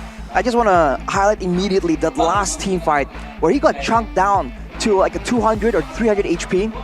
Anyone that has a more normal mindset would be too concerned, would be backing away. But this guy stuck around to wait for the right moment to try and influence the fight still. That is some cold-blooded stuff. Looking at some of the player of the match highlights here by our official gold partner, UBS Gold. On the early game, you can see that it was just a big contest again and again from both teams to try and get the advantage when it comes to the neutral objectives. And despite the fact that, in theory, right, one of these teams should have the advantage when it comes to the team fights, the execution difference, the adaptations, the small adaptations done by the players in every different fight allows the outcome of the fight to be different again and again. He was one of the diversion plays that looked so sketchy, but in the end, it was just too unexpected. There was just no preparation from Onyx, and I feel like they got an inkling from that moment there. If we can make the fight messy, if we can deny the combo, the clumped up team fight, they can win. Look at Sutsujin, man. So low, and yet still trying to find a way to influence the fight. Yeah. And with everything split apart, you can see Skylar, 1v1, 1v1 again. After he takes out Lutpi, 1v1 again. All these 1v1s really allow that Roger pick to really shine. And that is what they did in game number 1 as well. But on Sutsujin, it's just a very scary RRQ, what they're building, right? With their performances here the past 2 games, this was it. This was the haymaker. We're gonna see the golden moment in a second for the comps. Melon, mereka harus berani, Cok. Jangan kalah berani sama mereka. 20 detik. Tarik dia tahan dulu, guys. Gating. Joko aja. Dia mau lot. Gas. Orang. Ada gua, guys. Late kalau udah mati. 3 lawan 3. Gas tau tur. Nice tur. Gua udah beli kerja. Dia udah Jax aja. Santai ya. Kasih main. Kalau udah ya ganyang tur. Nggak ada revive ya? Nice tur, mati dia tur. Nice bro. Itu. Siapa tur? Nice tur. Aman aja. Kalem, lebih tenang boy. Masuk orang dulu. Konsel ini, konsel di depan gua nih. Aman sih gua udah puri guys. Aman. Flicker glue. Ini glue dulu guys, glue dulu. Gua tarik. Kalau dia sama gua guys. Ayo udah lihat dia. Ayo. Pusmi nyariin Rin. Kejar palanya. Pusmi Rin. Kejar. Cek dulu. Nice boy, go udah. Mati. Nice boy. Kalem guys. Man, I feel like the graphic in the first clip there, they were feeling like, oh, don't want to disappoint the big boss here. For dramatic effect, we have to see Mr. AP right before the golden moment. Looking at the stats here, when it comes to the turrets, we kind of forgot that usually Fnatic Onyx had games so close, so by such a small margin that they usually come out on top. When it comes to turrets, RRQ still had like 6 turrets up by that point, which is a great feat against a team like Onyx, right? Taking it to 23 minutes. By all means, it's not the longest game in the season, but against Onyx, right? Making it so close for so long definitely isn't the usual expectation. And looking at the stats right here, man, it's just so competitive when it comes to the damage dealt. Damage taken though, RRQ Hoshi were taking a bunch more, while Sutsujin still manages to be the rich guy, still finding ways to kind of farm and heal back from the jungle in the midst of those fights. What a story, Sutsujin man. From EVOS Legends, he was like a lot of pressure to this guy, to this young man. A lot of people are memeing him, being the 9K jungler for his rank. And even when he moved to King's Empire in MPL MY, he was called washed. He no longer belongs in MPL Indonesia. Now that he came back and try to conquer at least MPL Indonesia in Season 14. Just, oh man, you love to see it. I mean, now, again, you mentioned it on the first game, right? At first match, yeah, getting to the top is easier than maintaining. Now, Sutsujin needs to stay consistent to, again, stay and keep the quality that RRQ is going for. For sure. If they get ahead of themselves, we've seen teams rise up meteorically and also fall as meteorically. So they gotta maintain that composure, but it seems like they have that on lock. We want you to see something here with our host, Bude Clara Mongstar. Hello, Coach Jeff. Halo. Are you expecting us to meet here? Enggak. Loser interview. Waduh. Waduh. Ini Royal Derby ke-31 sepanjang MPL. Dan sekarang skornya jadi 16 untuk RRQ, 15 untuk Fnatic Onyx. Kurang persiapan atau seperti apa ini untuk Fnatic Onyx? Gak tahu gua. Oh, what happened Ayah Naon di match ini? Mungkin RRQ main bagus banget, jadi ya mereka menang. Jadi ini bukan Onyx yang kenapa-napa, tapi dari RRQ Hoshi yang lagi naik. Nggak tahu gua, let's see aja. Ntar. Nggak tahu. Tapi apa yang Coach Jeb tahu, dapatkan di match tadi? Mungkin kami banyak mistake dan itu mereka, maksud gua RRQ disiplin banget, jadi ya bikin mereka menang. Kedisiplinan RRQ yang Coach Jeb bisa tangkap di match tadi? Yoi. Apakah berbeda dari minggu sebelumnya dari RRQ-nya? Sama aja, sama. Oh, mereka udah terlihat disiplin dari minggu pertama. Mereka konsisten. Dan ini ada yang menarik kan, lagi dalam perbincangan adalah duo yang baru. Rinsya dan Idok. Rin ini lagi jadi hot topic banget. Bagi Coach Jeff sendiri melihat duo ini gimana sih? Apakah memang menjadi penghalang kemenangan kalian? Penghalang apa? Penghalang is like a challenge for you guys. Bisa, soalnya itu dua pemain baru jago juga. Maksud gua sebenarnya di dalam tim lu nggak butuh banget jago banget. Yang penting mereka ikutin strategi mereka, tim play mereka, ya udah cukup. Strategi dan juga tim play. Dan apakah strategi mereka menggunakan 2 kali ruby dan dilepasin juga menjadi kunci kemenangan mereka? Atau? Kalau menurut gue pribadi bukan gara-gara ruby sih, gara-gara tim play mereka sama disiplin. Soalnya si Idok setahu gue banyak hero juga. Jadi nggak cuma Ruby, walaupun itu adalah signature hero-nya, nggak cuma Ruby, tapi karena emang gameplay dan team play dari tim RRQ Hoshi. Yoi. Hari ini dengan hasil yang cukup mengejutkan 2-0. Waduh. Coach Yep, apa yang harus diimprove dari Fnatic Onyx, atau memang ini kan lagi banyak banget kan tim yang ingin menjegal Fnatic Onyx dari mendapatkan cincin kelima kalian?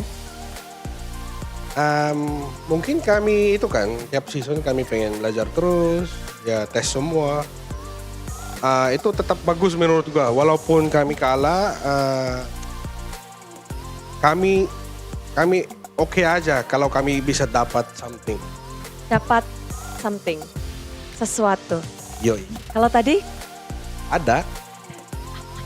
Gak mau. Gini, gak mau. Tapi banyak mencoba. Kyrie, Albert, apakah mereka emang masih versatile untuk dimainkan? Dua-dua pemain itu udah siap buat main. Jadi maksud gua itu mereka sama-sama jago. Gak ada yang masalah. Apa nih yang mendasari ketika Albert main, Kyrie main? Kayaknya tergantung bangun gua sih.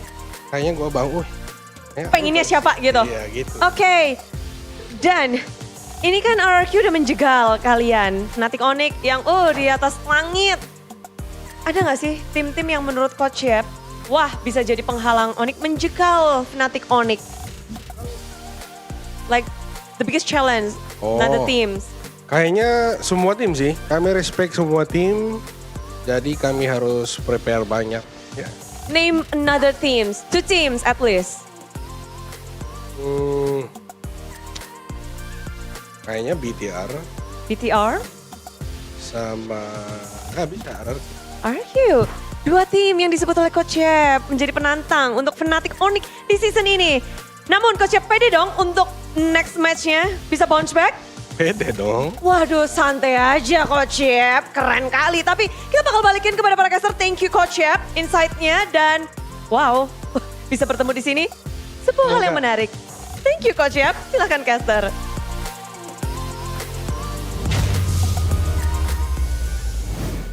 I mean, Bude Clara, don't get used to it, all right? Don't get used to interviewing Coach Yeb in a loser's interview. That's all I can say. Man, that was an interesting interview to say the least from Coach Yeb. But for all of you Onyx fans out there, it happened a lot of times, man. Even in season 13, we were questioning, is this actually the Onyx era is over? Because PTR was so good in the regular season. Even when they were able, before the 3-peat, it was like, this time for sure, this time Onyx will not win, man. But there's a way for you to win and also have fun as well. Oh, how? Kiria's Discord. Drop into our Discord for all things gaming at fandx.io/Kiria. Now we play at Kiria Gaming. Just scan the QR code here. We have a lot of things that you want to see there. Absolutely amazing stuff. Definitely here, ladies and gentlemen. There, scan the QR code below Arashi technically to find more info, or you can just check the socials right at Kiria Gaming. And what a man. The first match 2-0, second match also 2-0. Oh, the derbies, man, the derbies. Big derby results. A lot of skins as well shown. In that 2 matches. And there's a way for you to get it with UBS Gold. You can buy the UBS Gold collab with MPL Indonesia Season 14 at ubslifestyle.com and UBS Lifestyle e-commerce, and also get free skin in the process with every purchase of limited edition. You have the Electro blade, Electro Katana from Benedetta. It looks, what's the word? Rad as hell, bro. It looks rad. Rad as hell. Rad. Yeah. That's one way to put it. And along with that, the Mythic Warrior ring. If you want to cosplay as an Onyx player, get 4, right? do that. And it's GG. That's just drip to the max, dude. Check it out, ladies and gentlemen, of course. And if you also want to buy tickets, don't forget that you can experience the thrill of MPL Indonesia live. So you definitely don't want to miss out on this unforgettable experience, especially with some exciting matches.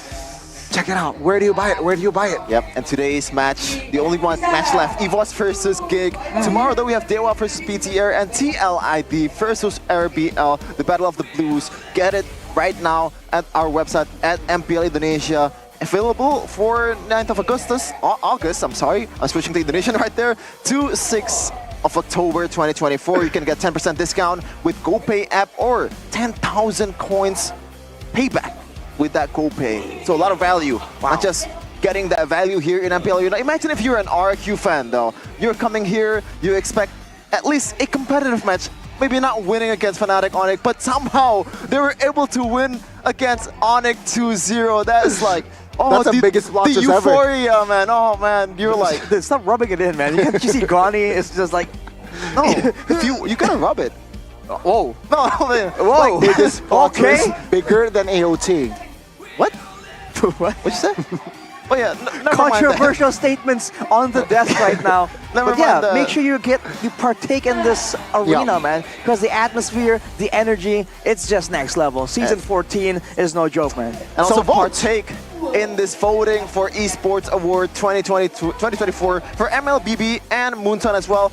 Best Esports Game of the Year, Best Mobile Esports Game of the Year, and also Best Publisher of the Year in Riyadh, 24th of August. So you don't really have a lot of time, only like about 1 week left for you to get your vote. But yeah, we're gonna take it to Bude Clara Mongstar. See you in the next match.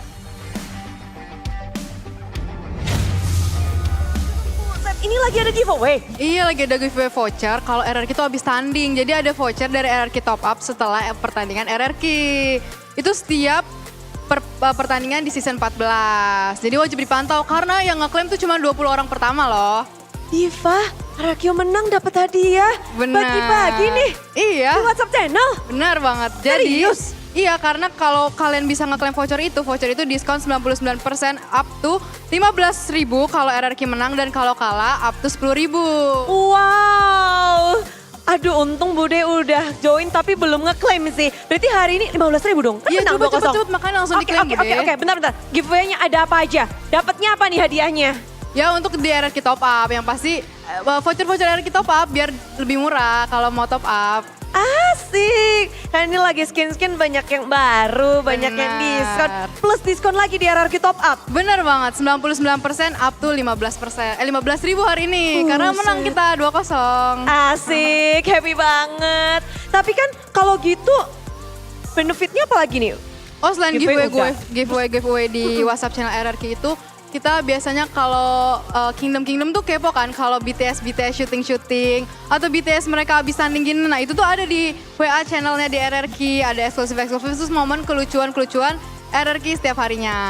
Wow, bisa melihat para player kesayangan kita dengan lebih dekat dari kamera yang berbeda. Dan caranya gimana joinnya? Caranya gampang banget kan, tinggal buka WhatsApp, abis itu tap updates, abis itu kalian klik tanda plus, terus kalian cari tim RRQ atau RRQ aja, langsung klik join. Langsung aja kalian lihat tuh, kalian pantengin kalau abis RRQ match. Wah, nggak cuma habis match, tiap hari pasti ada update-annya. Bener banget. Membernya juga udah pada banyak banget kan? Banyak banget dong Bude. Jadilah member dari RRQ WhatsApp channel sekarang juga. Banyak benefit yang bisa kalian dapatkan. Dan Diva, mau ada kata-kata penutupan? Alhamdulillah 2-0. Alhamdulillah 2-0. Thank you Diva. Thank you. Ditunggu di WhatsApp channel ya. Okay. Dan kita akan melanjutkan ke match yang ketiga. Namun setelah yang satu ini, stay tune terus di MPL Indonesia Season 14. We own this.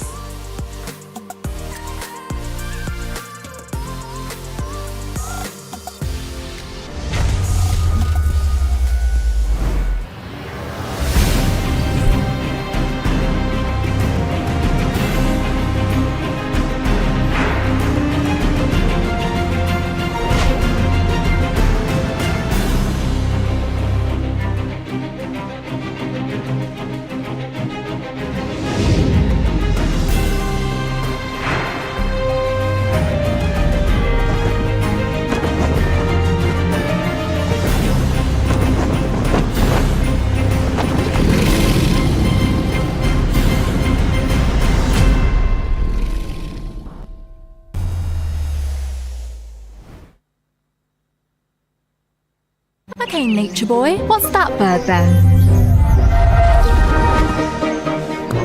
It's a male finch. They give seeds to females in a bonding ritual.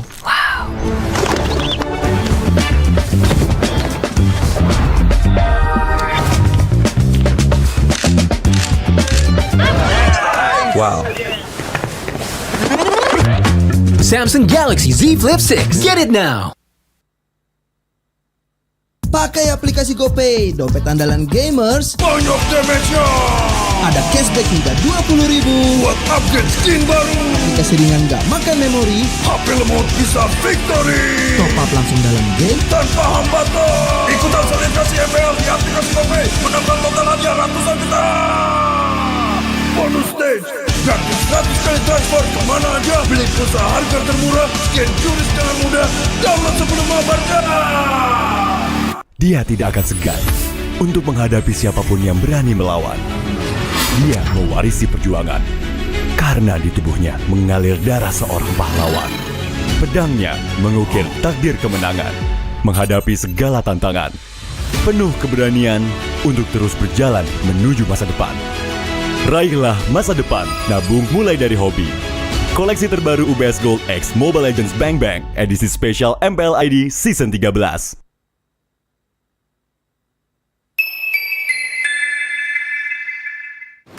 Main Mobile Legends memang seru. Mabar sama temen makin epic. Apalagi kalau double kill. Tropicana Double Crunch, es krim karamel dengan lapisan coklat yang tebal. Crunchy-nya double. Main bareng, makan bareng Tropicana Double Crunch. Double crunchy level dewa.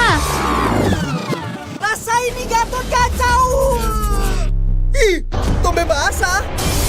Bro, move on ke Head and Shoulders. 100% pede, ketombe basah dan gatal. Wiped out. Dapetin edisi baru Gatot Kaca di minimarket terdekat. Head and Shoulders. Ini Gatot, ini kaca. Mas Gatot, benerin kaca.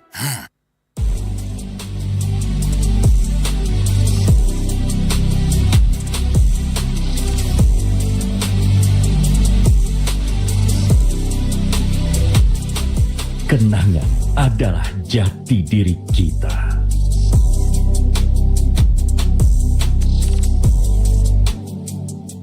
Kita adalah pejuang yang melangkah dengan penuh keyakinan, menghadapi dunia tanpa keraguan, karena hidup adalah arena pertarungan. Kita adalah pejuang yang tak akan gentar oleh segala tantangan, menghadapi lawan tanpa ketakutan, karena kita terlahir untuk meraih kemenangan. Raihlah kemenangan dengan koleksi terbaru UBS Gold X Mobile Legends Bang Bang, edisi spesial MPL ID Season 13. Saatnya nabung dari hobi bersama UBS Gold.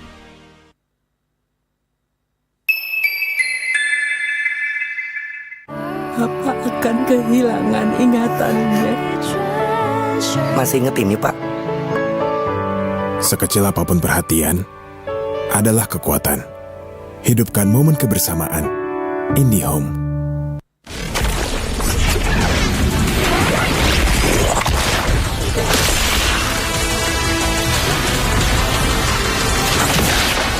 Strike first and without mercy.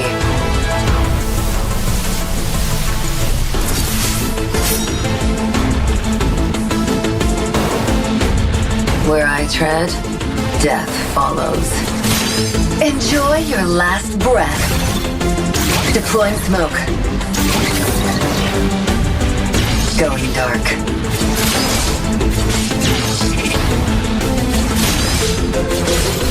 War is my trade. Death is my craft. Backup plan? I am the backup plan. My destiny is what I make of it.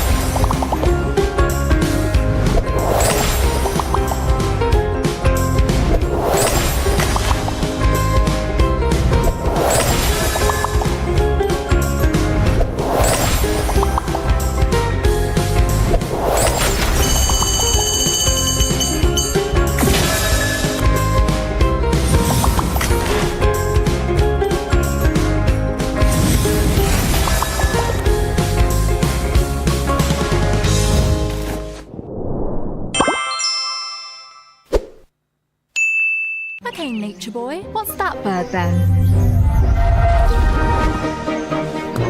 It's a male finch. They give seeds to females in a bonding ritual.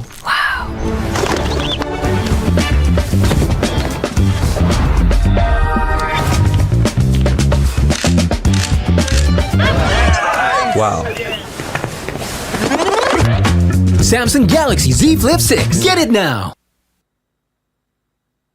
Pakai aplikasi GoPay, dompet andalan gamers. Banyak damage-nya. Ada cashback hingga 20.000 buat upgrade skin baru. Aplikasi ringan gak makan memori. HP lemot bisa victory. Top up langsung dalam game tanpa hambatan. Ikutan selebrasi MPL di aplikasi GoPay. Menambah total hadiah ratusan juta. Bonus stage. Gratis 100 kali transfer kemana aja. Beli pulsa harga termurah. Scan juris dengan mudah. Download sebelum mabarkan. Dia tidak akan segan untuk menghadapi siapapun yang berani melawan. Dia mewarisi perjuangan karena di tubuhnya mengalir darah seorang pahlawan. Pedangnya mengukir takdir kemenangan, menghadapi segala tantangan. Penuh keberanian untuk terus berjalan menuju masa depan. Raihlah masa depan, nabung mulai dari hobi. Koleksi terbaru UBS Gold X Mobile Legends Bang Bang, edisi spesial MPL ID Season 13.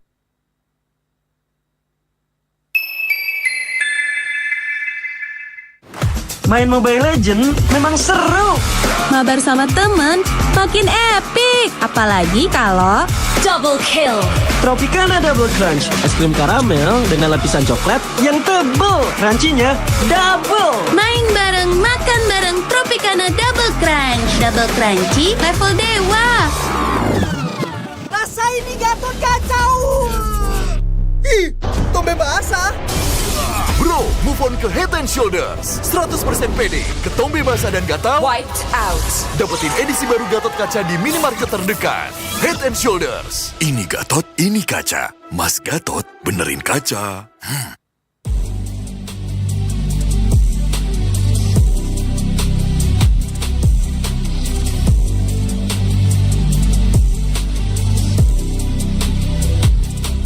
Kenangan adalah jati diri kita.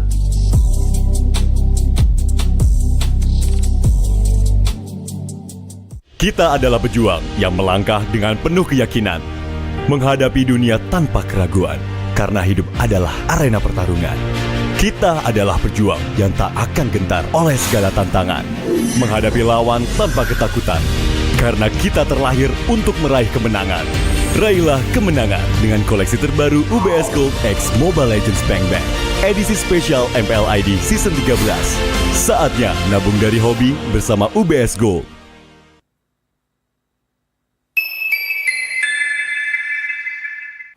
Apa akan kehilangan ingatannya? Masih inget ini, Pak? Sekecil apapun perhatian adalah kekuatan.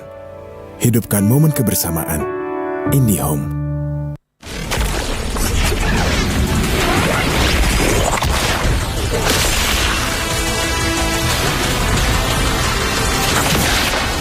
Strike first and without mercy.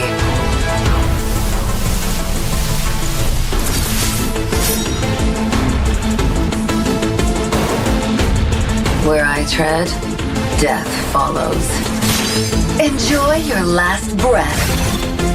Deploying smoke. Going dark.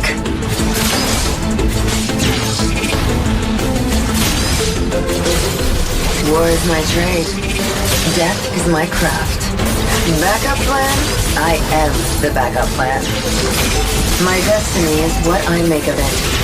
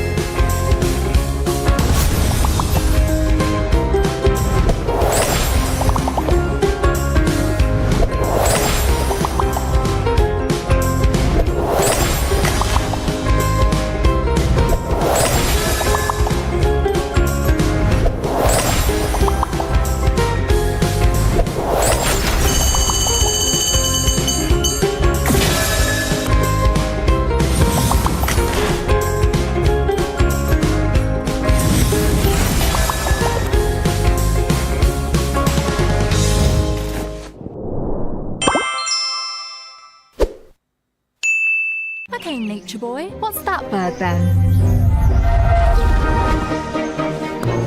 It's a male finch. They give seeds to females in a bonding ritual.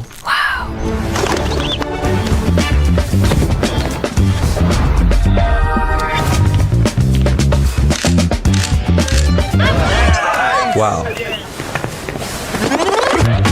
Samsung Galaxy Z Flip 6. Get it now. Pakai aplikasi GoPay, dompet andalan gamers. Banyak damage-nya. Ada cashback hingga 20.000 buat upgrade skin baru. Aplikasi ringan gak makan memori. HP lemot bisa victory. Top up langsung dalam game tanpa hambatan. Ikutan selebrasi MPL di aplikasi GoPay. Menambah total hadiah ratusan juta. Bonus stage. Gratis 100 kali transfer kemana aja. Beli pulsa harga termurah. Scan QRIS dengan mudah. Download sebelum mabarkan. Dia tidak akan segan untuk menghadapi siapapun yang berani melawan. Dia mewarisi perjuangan karena di tubuhnya mengalir darah seorang pahlawan. Pedangnya mengukir takdir kemenangan, menghadapi segala tantangan. Penuh keberanian untuk terus berjalan menuju masa depan. Raihlah masa depan, nabung mulai dari hobi. Koleksi terbaru UBS Gold X Mobile Legends Bang Bang, edisi spesial MPL ID Season 13.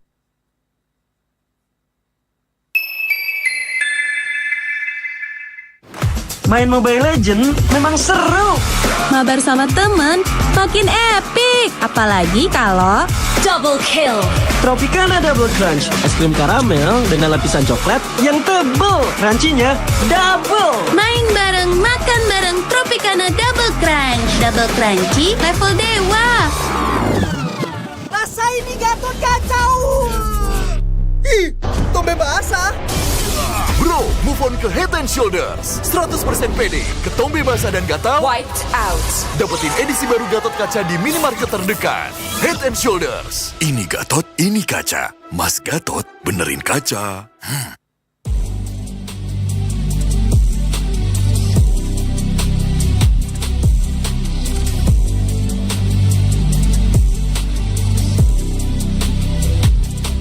Kenangan adalah jati diri kita.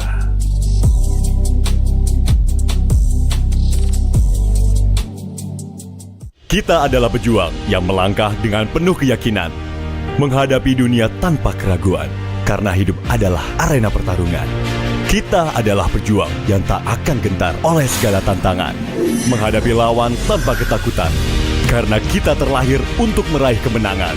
Raihlah kemenangan dengan koleksi terbaru UBS Gold X Mobile Legends Bang Bang, edisi spesial MPL ID Season 13. Saatnya nabung dari hobi bersama UBS Gold.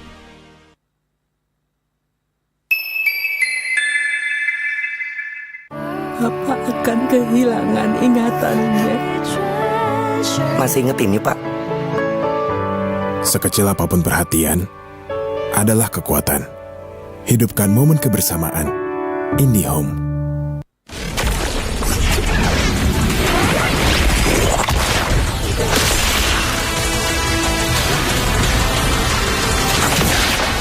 Strike first and without mercy.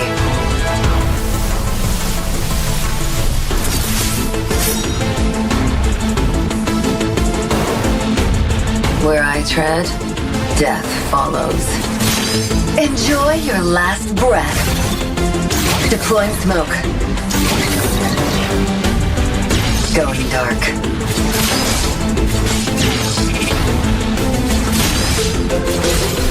War is my trade. Death is my craft. Backup plan? I am the backup plan. My destiny is what I make of it.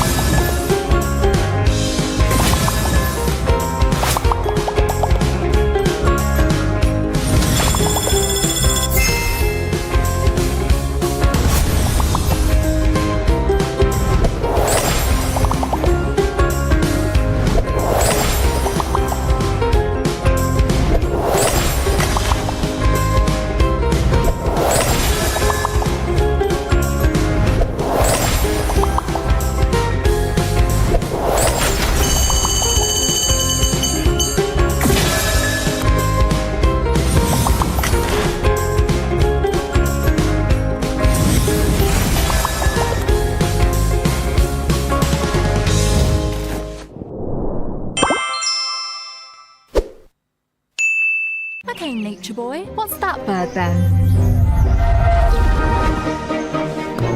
It's a male finch. They give seeds to females in a bonding ritual.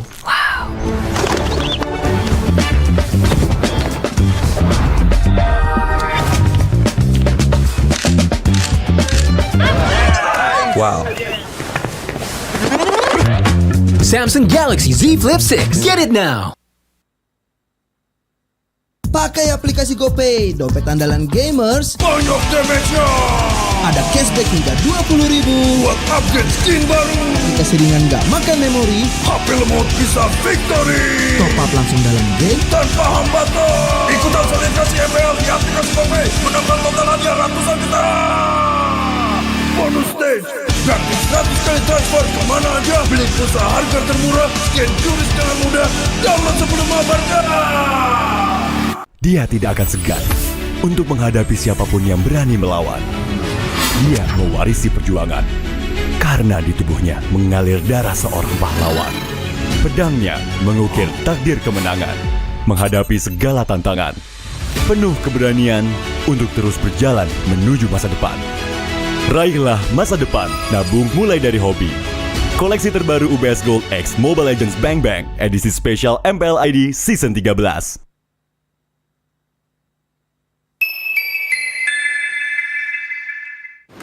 Main Mobile Legends memang seru.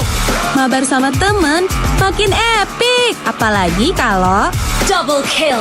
Tropicana Double Crunch, es krim karamel dengan lapisan coklat yang tebal. Crunchy-nya double. Main bareng, makan bareng Tropicana Double Crunch. Double crunchy level dewa. Rasa ini Gatot kacau. Ih, tombe basah. Bro, move on ke Head and Shoulders. 100% pede, ketombe basah dan gatal Wiped out. dapetin edisi baru Gatot Kaca di minimarket terdekat. Head and Shoulders. Ini Gatot, ini kaca. Mas Gatot, benerin kaca.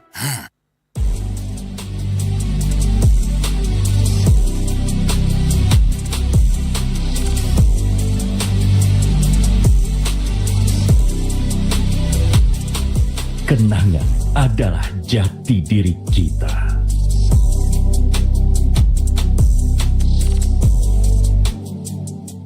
Kita adalah pejuang yang melangkah dengan penuh keyakinan, menghadapi dunia tanpa keraguan, karena hidup adalah arena pertarungan. Kita adalah pejuang yang tak akan gentar oleh segala tantangan, menghadapi lawan tanpa ketakutan, karena kita terlahir untuk meraih kemenangan. Raihlah kemenangan dengan koleksi terbaru UBS Gold X Mobile Legends Bang Bang, edisi spesial MPL ID Season 13. Saatnya nabung dari hobi bersama UBS Gold.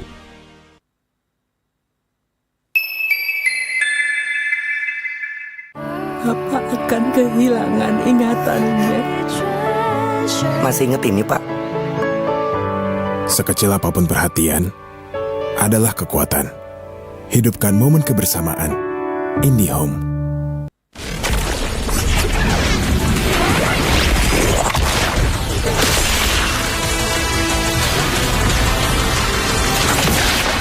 Strike first and without mercy.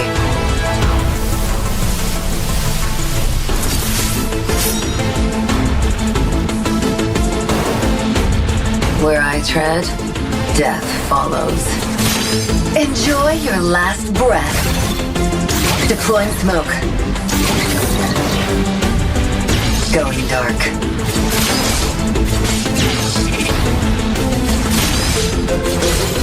War is my trade. Death is my craft. Backup plan? I am the backup plan. My destiny is what I make of it.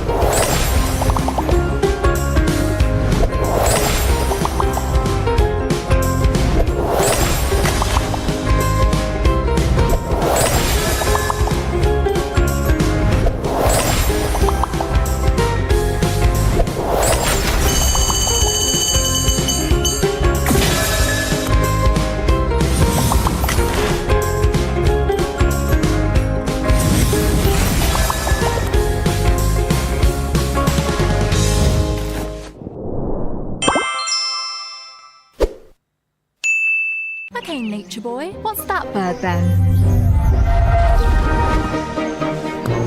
It's a male finch. They give seeds to females in a bonding ritual.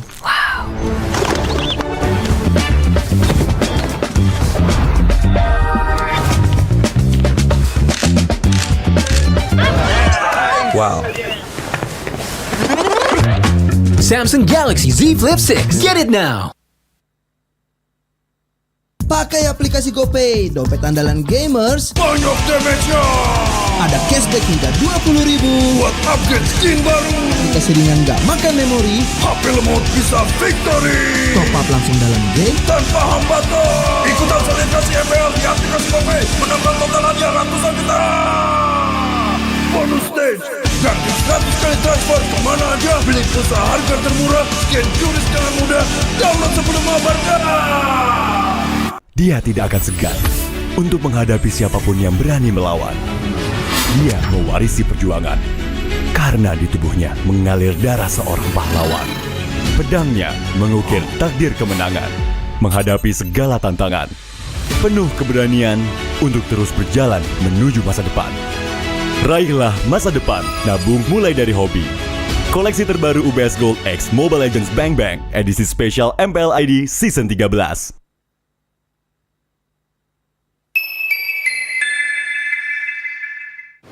Main Mobile Legends memang seru.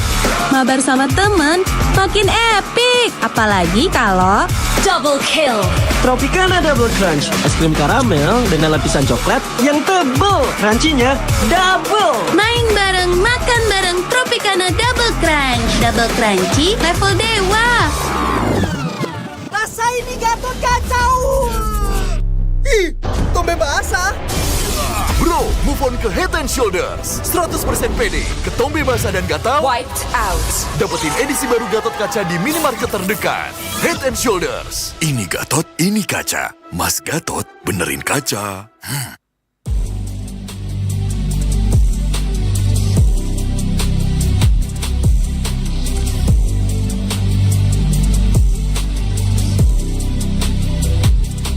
Kenangan adalah jati diri kita.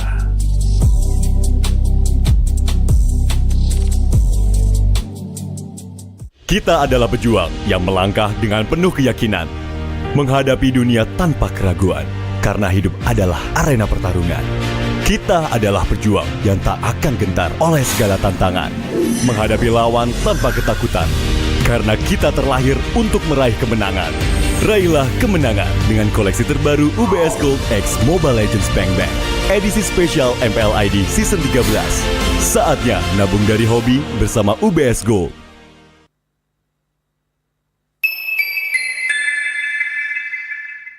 Apa akan kehilangan ingatannya? Masih inget ini, Pak? Sekecil apapun perhatian adalah kekuatan. Hidupkan momen kebersamaan. IndiHome.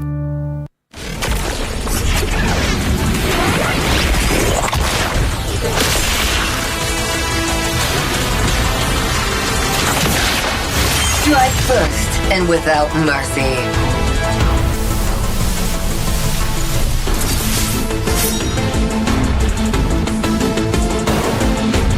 Where I tread, death follows. Enjoy your last breath. Deploying smoke. Going dark.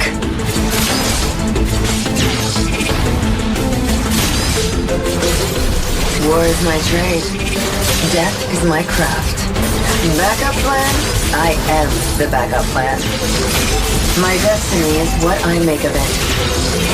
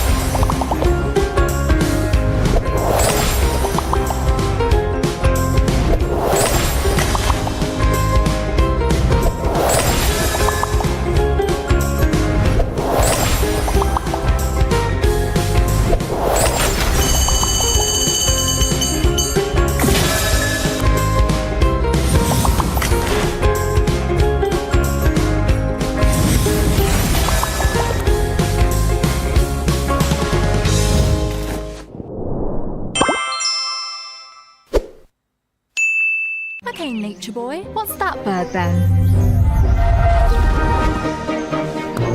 It's a male finch. They give seeds to females in a bonding ritual.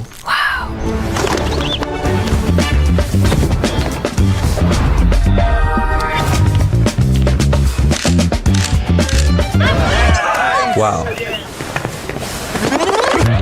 Samsung Galaxy Z Flip 6. Get it now. Pakai aplikasi GoPay, dompet andalan gamers. Banyak damage-nya. Ada cashback hingga 20.000 buat upgrade skin baru. Aplikasi ringan gak makan memori. HP lemot bisa victory. Top up langsung dalam game tanpa hambatan. Ikutan selebrasi MPL di aplikasi GoPay. Menambah total hadiah ratusan juta. Bonus stage. Gratis 100 kali transfer kemana aja. Beli pulsa harga termurah. Scan QRIS dengan mudah. Download sebelum mabarkan. Dia tidak akan segan untuk menghadapi siapapun yang berani melawan. Dia mewarisi perjuangan karena di tubuhnya mengalir darah seorang pahlawan. Pedangnya mengukir takdir kemenangan, menghadapi segala tantangan. Penuh keberanian untuk terus berjalan menuju masa depan. Raihlah masa depan, nabung mulai dari hobi.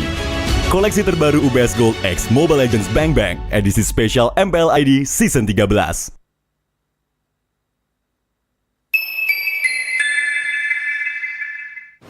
Main Mobile Legends memang seru.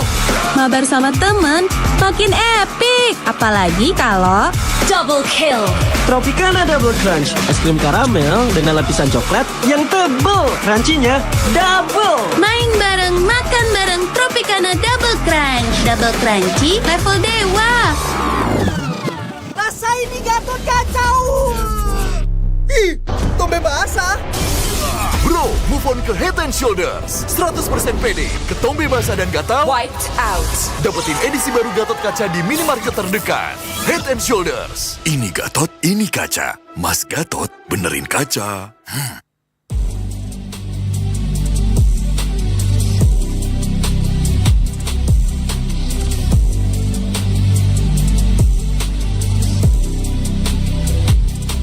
Kenangan adalah jati diri kita.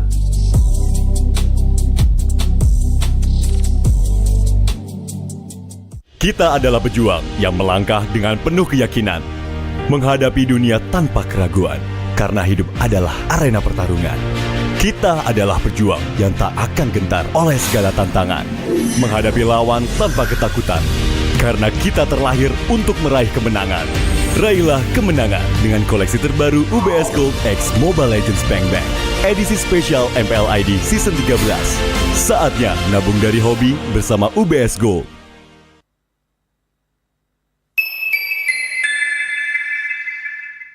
Apa akan kehilangan ingatannya?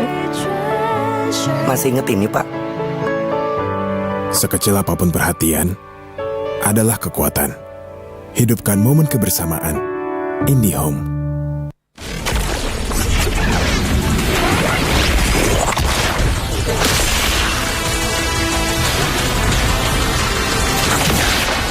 Strike first and without mercy.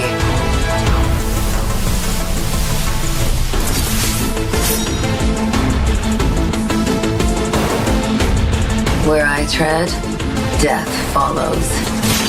Enjoy your last breath. Deploying smoke. Going dark.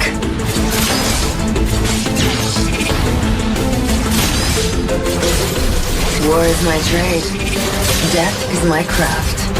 Backup plan? I am the backup plan. My destiny is what I make of it.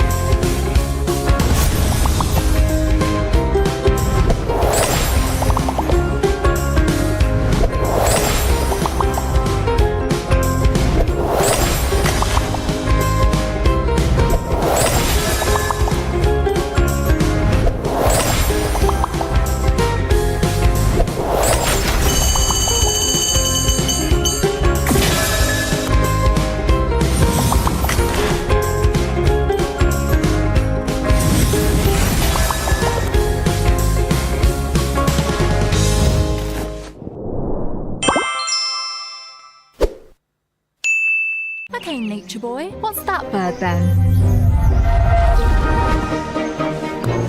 It's a male finch. They give seeds to females in a bonding ritual.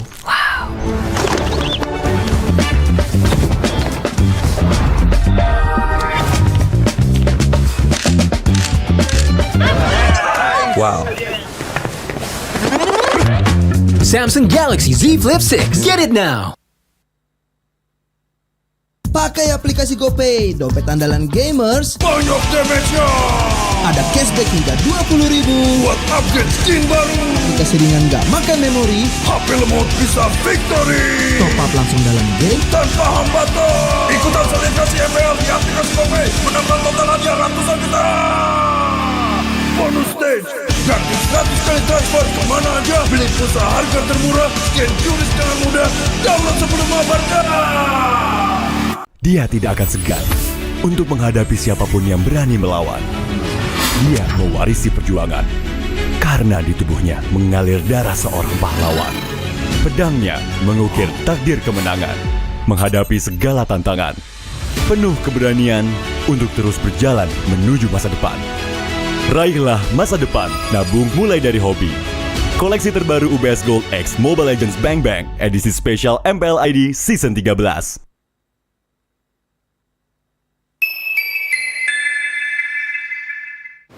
Main Mobile Legends memang seru.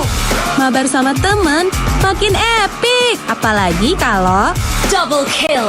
Tropicana Double Crunch, es krim karamel dengan lapisan coklat yang tebal. Crunchy-nya double. Main bareng, makan bareng Tropicana Double Crunch. Double crunchy level dewa. Rasa ini Gatot kacau. Ih, tombe basah. Bro, move on ke Head and Shoulders. 100% pede, ketombe basah dan gatal Wiped out. dapetin edisi baru Gatot Kaca di minimarket terdekat. Head and Shoulders. Ini Gatot, ini kaca. Mas Gatot, benerin kaca.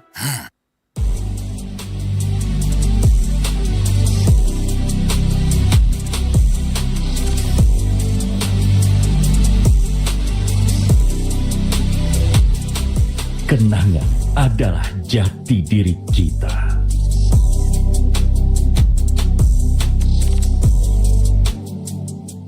Kita adalah pejuang yang melangkah dengan penuh keyakinan, menghadapi dunia tanpa keraguan, karena hidup adalah arena pertarungan.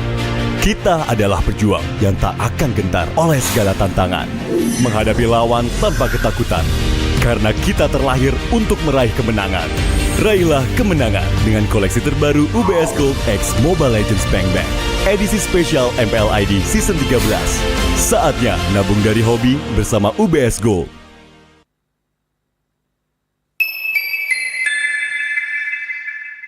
Papa akan kehilangan ingatannya. Masih inget ini, Pak? Sekecil apapun perhatian adalah kekuatan. Hidupkan momen kebersamaan. IndiHome.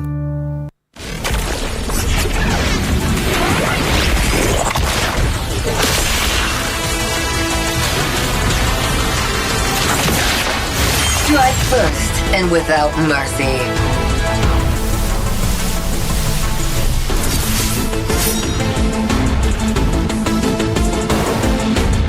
Where I tread, death follows. Enjoy your last breath. Deploying smoke. Going dark.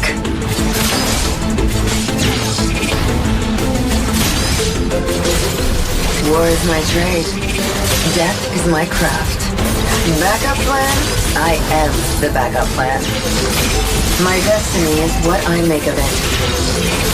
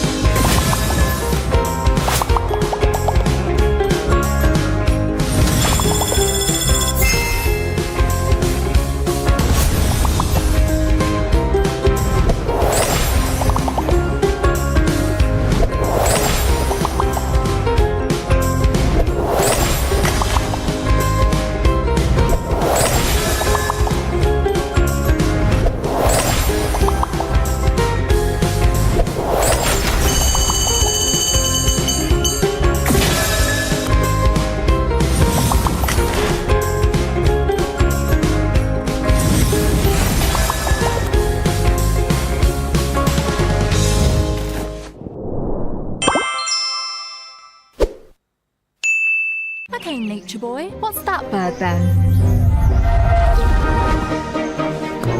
It's a male finch. They give seeds to females in a bonding ritual.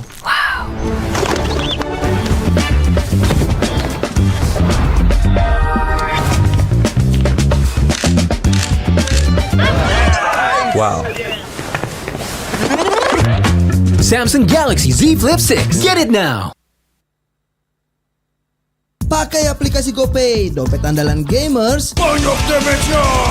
Ada cashback hingga 20.000 buat upgrade skin baru. Aplikasi ringan gak makan memori. HP lemot bisa victory. Top up langsung dalam game tanpa hambatan. Ikutan selebrasi MPL di aplikasi GoPay. Menambah total hadiah ratusan juta. Bonus stage. Gratis 100 kali transfer kemana aja. Beli pulsa harga termurah. Scan jurus dengan mudah. Download sebelum mabarkan. Dia tidak akan segan untuk menghadapi siapapun yang berani melawan. Dia mewarisi perjuangan karena di tubuhnya mengalir darah seorang pahlawan. Pedangnya mengukir takdir kemenangan, menghadapi segala tantangan. Penuh keberanian untuk terus berjalan menuju masa depan. Raihlah masa depan, nabung mulai dari hobi. Koleksi terbaru UBS Gold X Mobile Legends Bang Bang, edisi spesial MPL ID Season 13.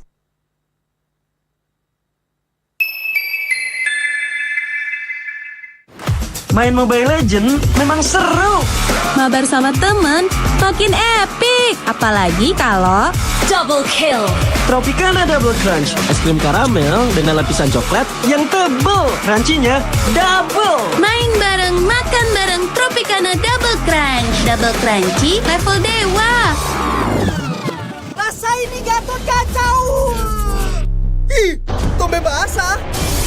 Bro, move on ke Head and Shoulders. 100% pede, ketombe basah dan gatal Wiped out. dapetin edisi baru Gatot kaca di minimarket terdekat. Head and Shoulders. Ini Gatot, ini kaca. Mas Gatot, benerin kaca.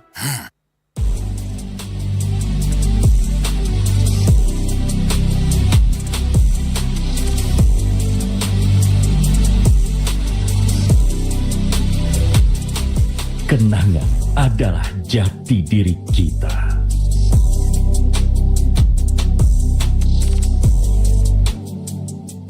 Kita adalah pejuang yang melangkah dengan penuh keyakinan, menghadapi dunia tanpa keraguan, karena hidup adalah arena pertarungan.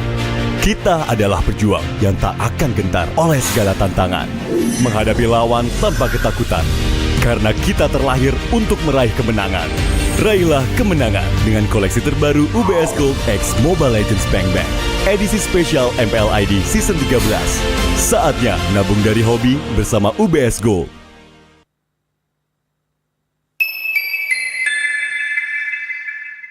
Apa akan kehilangan ingatannya? Masih inget ini, Pak? Sekecil apapun perhatian adalah kekuatan. Hidupkan momen kebersamaan. IndiHome.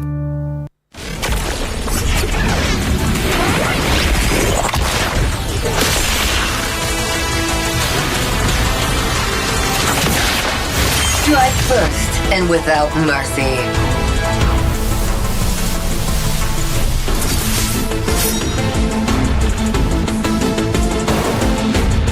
Where I tread, death follows. Enjoy your last breath. Deploying smoke. Going dark.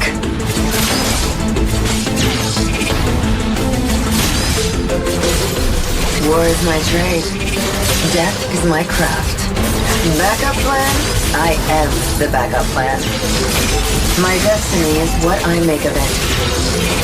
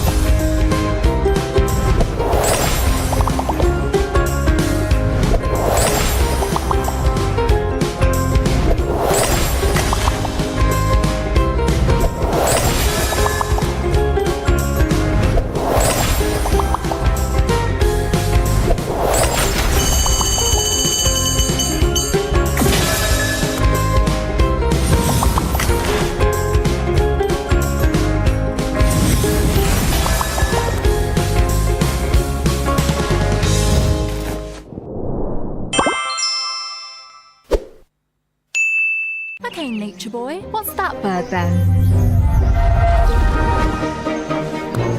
It's a male finch. They give seeds to females in a bonding ritual.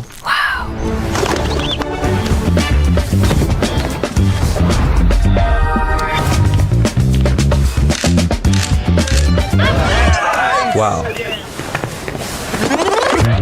Samsung Galaxy Z Flip 6. Get it now. Pakai aplikasi GoPay, dompet andalan gamers. Banyak damage-nya. Ada cashback hingga 20.000 buat upgrade skin baru. Aplikasi ringan gak makan memori. HP lemot bisa victory. Top up langsung dalam game tanpa hambatan. Ikutan selebrasi MPL di aplikasi GoPay. Menambah total hadiah ratusan juta. Bonus stage. Gratis 100 kali transfer kemana aja. Beli pulsa harga termurah. Scan QRIS dengan mudah. Download sebelum mabarkan. Dia tidak akan segan untuk menghadapi siapapun yang berani melawan. Dia mewarisi perjuangan karena di tubuhnya mengalir darah seorang pahlawan. Pedangnya mengukir takdir kemenangan, menghadapi segala tantangan.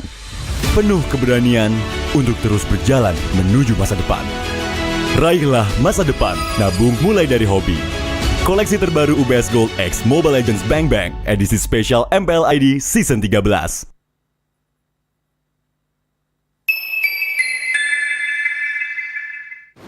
Main Mobile Legends memang seru. Mabar sama temen makin epic. Apalagi kalau double kill. Tropicana Double Crunch, es krim karamel dengan lapisan coklat yang tebal. Crunchy-nya double. Main bareng, makan bareng Tropicana Double Crunch. Double crunchy level dewa. Rasa ini Gatot kacau. Ih, tombe basah. Bro, move on ke Head and Shoulders. 100% pede, ketombe basah dan gatal Wiped out. dapetin edisi baru Gatot Kaca di minimarket terdekat. Head and Shoulders. Ini Gatot, ini kaca. Mas Gatot, benerin kaca.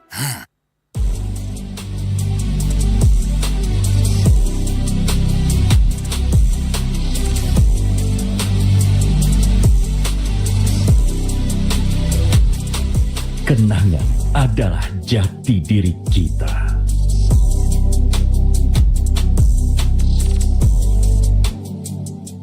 Kita adalah pejuang yang melangkah dengan penuh keyakinan, menghadapi dunia tanpa keraguan, karena hidup adalah arena pertarungan. Kita adalah pejuang yang tak akan gentar oleh segala tantangan, menghadapi lawan tanpa ketakutan, karena kita terlahir untuk meraih kemenangan. Raihlah kemenangan dengan koleksi terbaru UBS Gold X Mobile Legends Bang Bang, edisi spesial MPL ID Season 13. Saatnya nabung dari hobi bersama UBS Gold.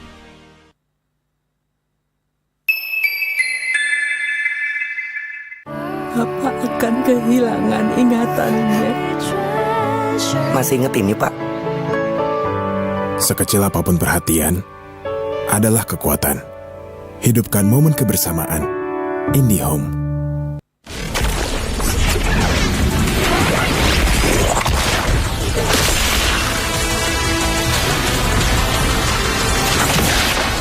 Strike first and without mercy.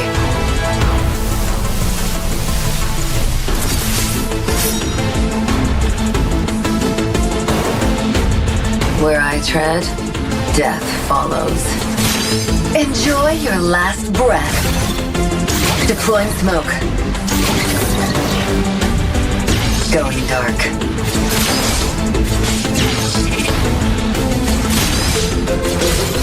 War is my trade. Death is my craft. Backup plan? I am the backup plan. My destiny is what I make of it.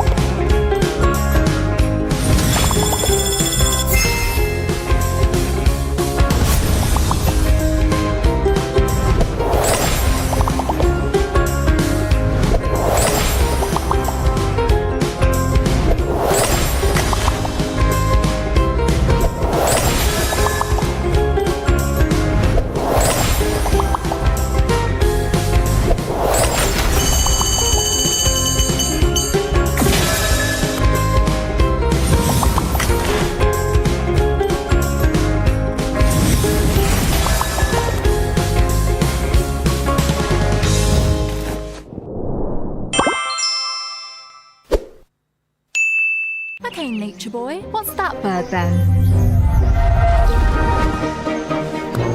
It's a male finch.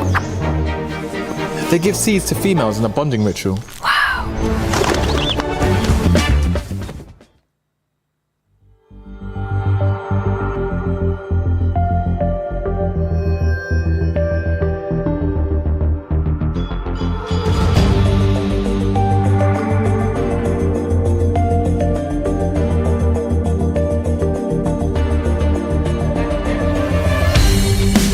Kan berdiri dan terus berlari, terus ke arah puncak tertinggi.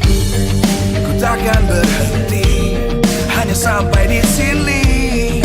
Kemenangan abadi menanti. You know we won't miss if we unite our focus. And if you haven't noticed, we all live. Nyalakan apimu, hadapi semua tantangan, hadang semua serangan, jatuh bukan halangan.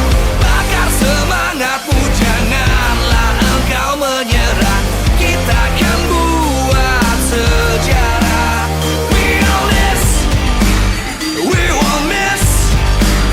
We all this, we won't miss. Saatnya beraksi, jalani ambisi. Aku kan menyawakan hari ini. You know we won't miss if we unite our focus. And if you haven't noticed, we all live. Nyalakan apimu, hadapi semua tantangan, hadang semua serangan, jatuh bukan halangan. Bakar semangatmu, janganlah engkau menyerah. Kita akan buat sejarah. We all this, we won't miss. We all this, we won't miss. We all this.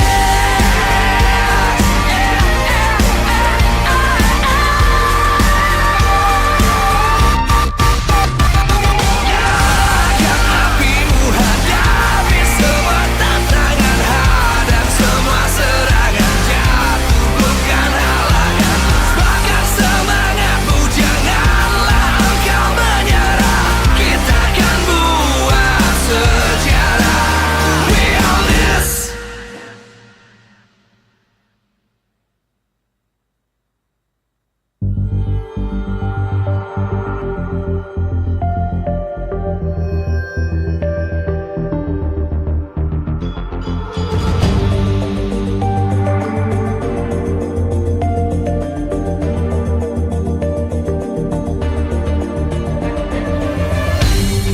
Aku kan berdiri dan terus berlari, terus ke arah puncak tertinggi. Ku takkan berhenti, hanya sampai di sini. Kemenangan abadi menanti. You know we won't miss if we unite our focus. And if you haven't noticed, we all live. Nyalakan apimu, hadapi semua tantangan, hadang semua serangan, jatuh bukan halangan. Bakar semangatmu, janganlah engkau menyerah. Kita akan buat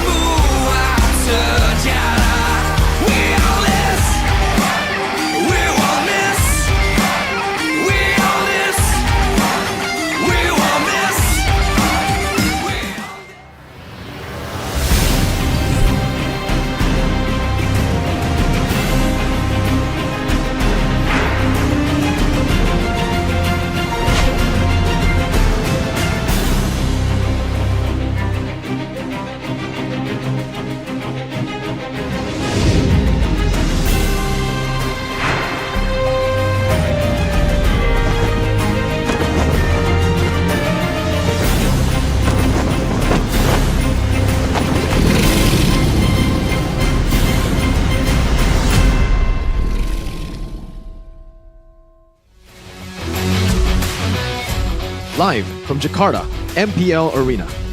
MPL Season 14 is powered by Munta. Presented by our official tournament smartphone, Samsung Galaxy. Official e-wallet, GoPay. Official destination for gaming and esports, Hidea. Official gold partner, UBS Gold. We own this.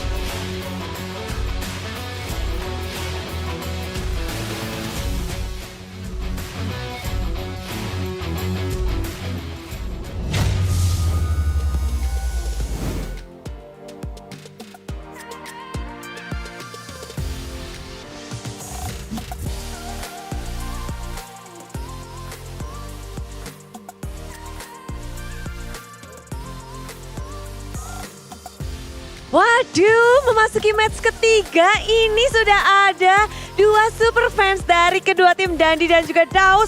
Lagi nulis apa kalian di sini? Tulis buat kata-kata. Apa nih punya Dandi apa nih?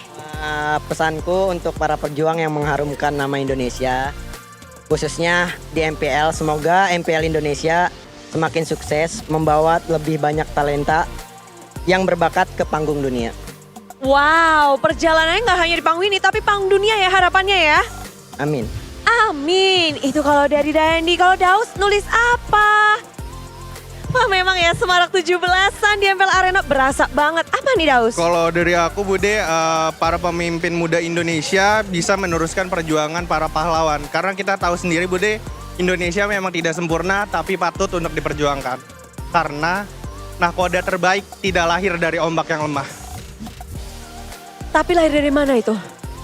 Karena kalau rintangan Indonesia tuh banyak banget Bude. Dan untuk menjadi nahkoda terbaik, ya kita harus melewati ombak-ombak yang sulit gitu. Wow, nahkoda terbaik lahir dari, ya dia harus pandai. Dan kita memang lagi banyak ombak ya sepertinya. Betul. Ya Daus ya. Yeah. Namun harapannya tentunya kita bisa memperjuangkan lagi, kembali ke pucuk, kembali ke atas. Namun kita baca-baca yuk rame-rame. Di sini kayaknya banyak banget harapan-harapan nih. Coba Dandi, ada siapa nih di sini nih? Ada dari Rusdi. Siapapun yang mewakili Indonesia di M6 bisa membawa pulang pialanya. Yes, perjuangan kita belum berakhir. Walaupun kita sedang di bawah, kita memang kalah, tapi kita adalah bangsa yang harus terus berjuang, yang tak kenal lelah. Dan kita pun percaya bahwa atlet Indonesia pun demikian, betul? Betul. Lanjut lagi dong, ada apa nih? Boleh nih Dandi diambilin, Bude pengen lihat nih. Ada apa nih? Siapa nih, dari siapa Dandi? Dari Putri, muncullah pahlawan baru untuk mengharumkan nama Indonesia di M6 nanti. Harapan untuk M6 ya, karena memang di depan mata Putri, amin sebesar-besarnya. Namun terakhir di sini ada dari Pandu. Ini kalau kita baca di sini ada, kita bisa akui kesalahan untuk bangkit dan jadi pemenang. Belajar dari kekalahan, belajar dari kesalahan, dan tentu saja membuat kritik. Dan kekalahan itu menjadi sebuah fondasi baru untuk tim-tim bisa berkembang. Dan Bude setuju banget sih. Apalagi semua tim berjuang. Dan Indonesia pun lagi di posisi yang tidak aman. Seperti yang kata Daus bilang juga, kita lagi di ombak yang begitu besar. Dan ini adalah rintangan yang harus kita hadapi. Kalau kita bisa melewati ini, berarti jadi apa Daus? Nahkoda terbaik. Nahkoda terbaik. Dan kalau untuk match hari ini juga, Bude Clara juga bersama dengan semua super fans akan menyaksikan, akan ada kemerdekaan dari salah satu tim ini. Dua tim yang belum bisa mendapatkan kemenangan satupun di match-match sebelum ini. Gimana harapan untuk EVOS di match ini? Semoga karena di GIG ada Veldora, semoga EVOS tetap bisa menang lah. Karena sebelum-sebelumnya EVOS ngelawan tim yang ada mantannya sendiri. Ada mantan, betul sekali. Dengan mantan yang kayaknya tidak membawakan hasil baik ketika melawan mantan. Apakah hari ini bisa melawan mantan? Namun gimana untuk GIG? Apa harapannya untuk GIG? Kalau untuk GIG Bude, semoga GIG itu meraih kemenangan pertamanya Bude. Kemenangan pertama yang dari week pertama kita belum meraih sama sekali. Harapan tentunya mengalir terus-menerus. Silahkan melanjutkan dipasang lagi ya, tolong ya. Dan itu dia. Dan di sini tentu saja kita begitu ramai untuk menyaksikan, menjadi saksi siapakah yang akan mendapatkan kemenangan pertama mereka di match kali ini. Apakah Kickfam ataukah EVOS Glory? Tentu saja Bude berterima kasih kepada semua super fans dan juga kepada para sponsor karena MPL Indonesia Season 14 powered by Moonton, presented by official turnamen smartphone Samsung Galaxy, official e-wallet GoPay, official gold partner UBS Gold, dan kita juga punya official destination for gaming and esports Kidia, dan juga partner in esports ada Campina, Head and Shoulder, Ora Imo, lalu ada Telkomsel, Dunia Games dan juga IndiHome bersama dengan supplier Erigo dan juga Saturday. Acara ini supported by PBSI dan juga Super Friends, are you ready? Karena satu tim akan memecahkan lustrik mereka dan mendapatkan kemenangan pertama. Mari kita sambut, inilah dia match penutupan di malam minggu, malam yang panjang. Monggo caster.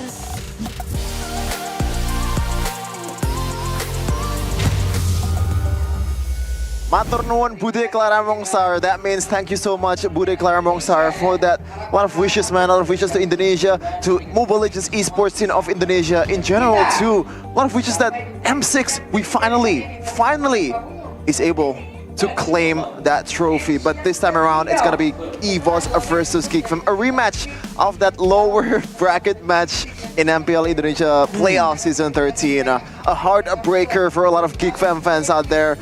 I can still hear it, man. Maniac for brands. That Luke on show, and now Luke is gone. It's even worse right now. But right now, in the XP lane, we got new addition, new ammunition, or maybe the X of EVOS Glory might be appearing here against EVOS.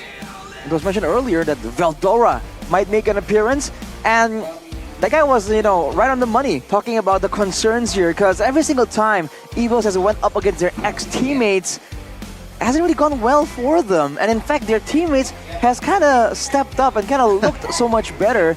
So it's not a good sign by all means. So Shevin is definitely looking forward to that. Well, this is it. The problem that EVOS has this season, the execution.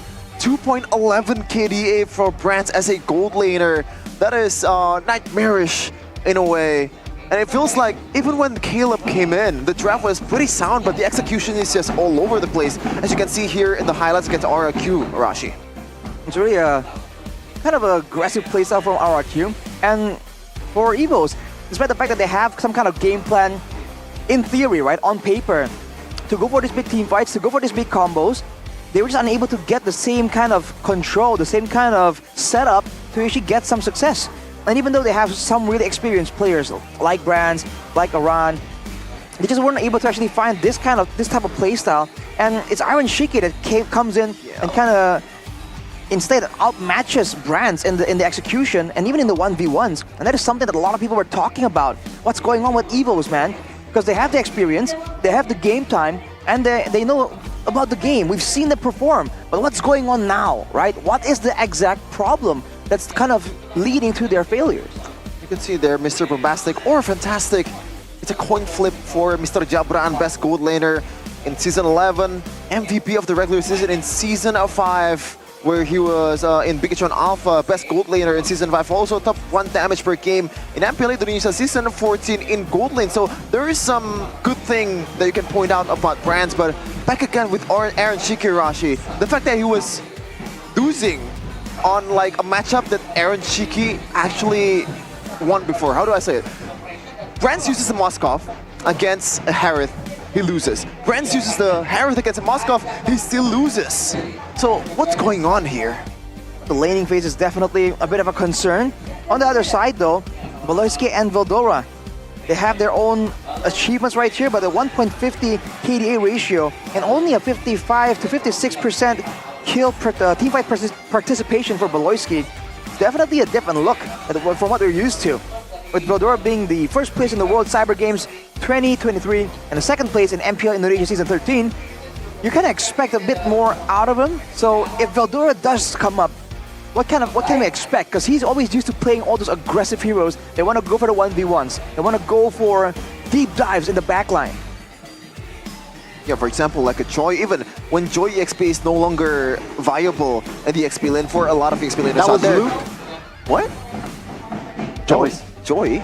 I don't get it. But yeah, he still rocks the Joy Vengeance, the Paquitos, the Benedetta. So it's a bit out of meta, I would say, in the XP lane compared to the other Terizla, Arlet, the EXP laners that a lot of these players have brought out in Season 14. So the concern is for sure is there for the new EXP laner of GeekFam, but another concern, Arashi, is towards Vincent.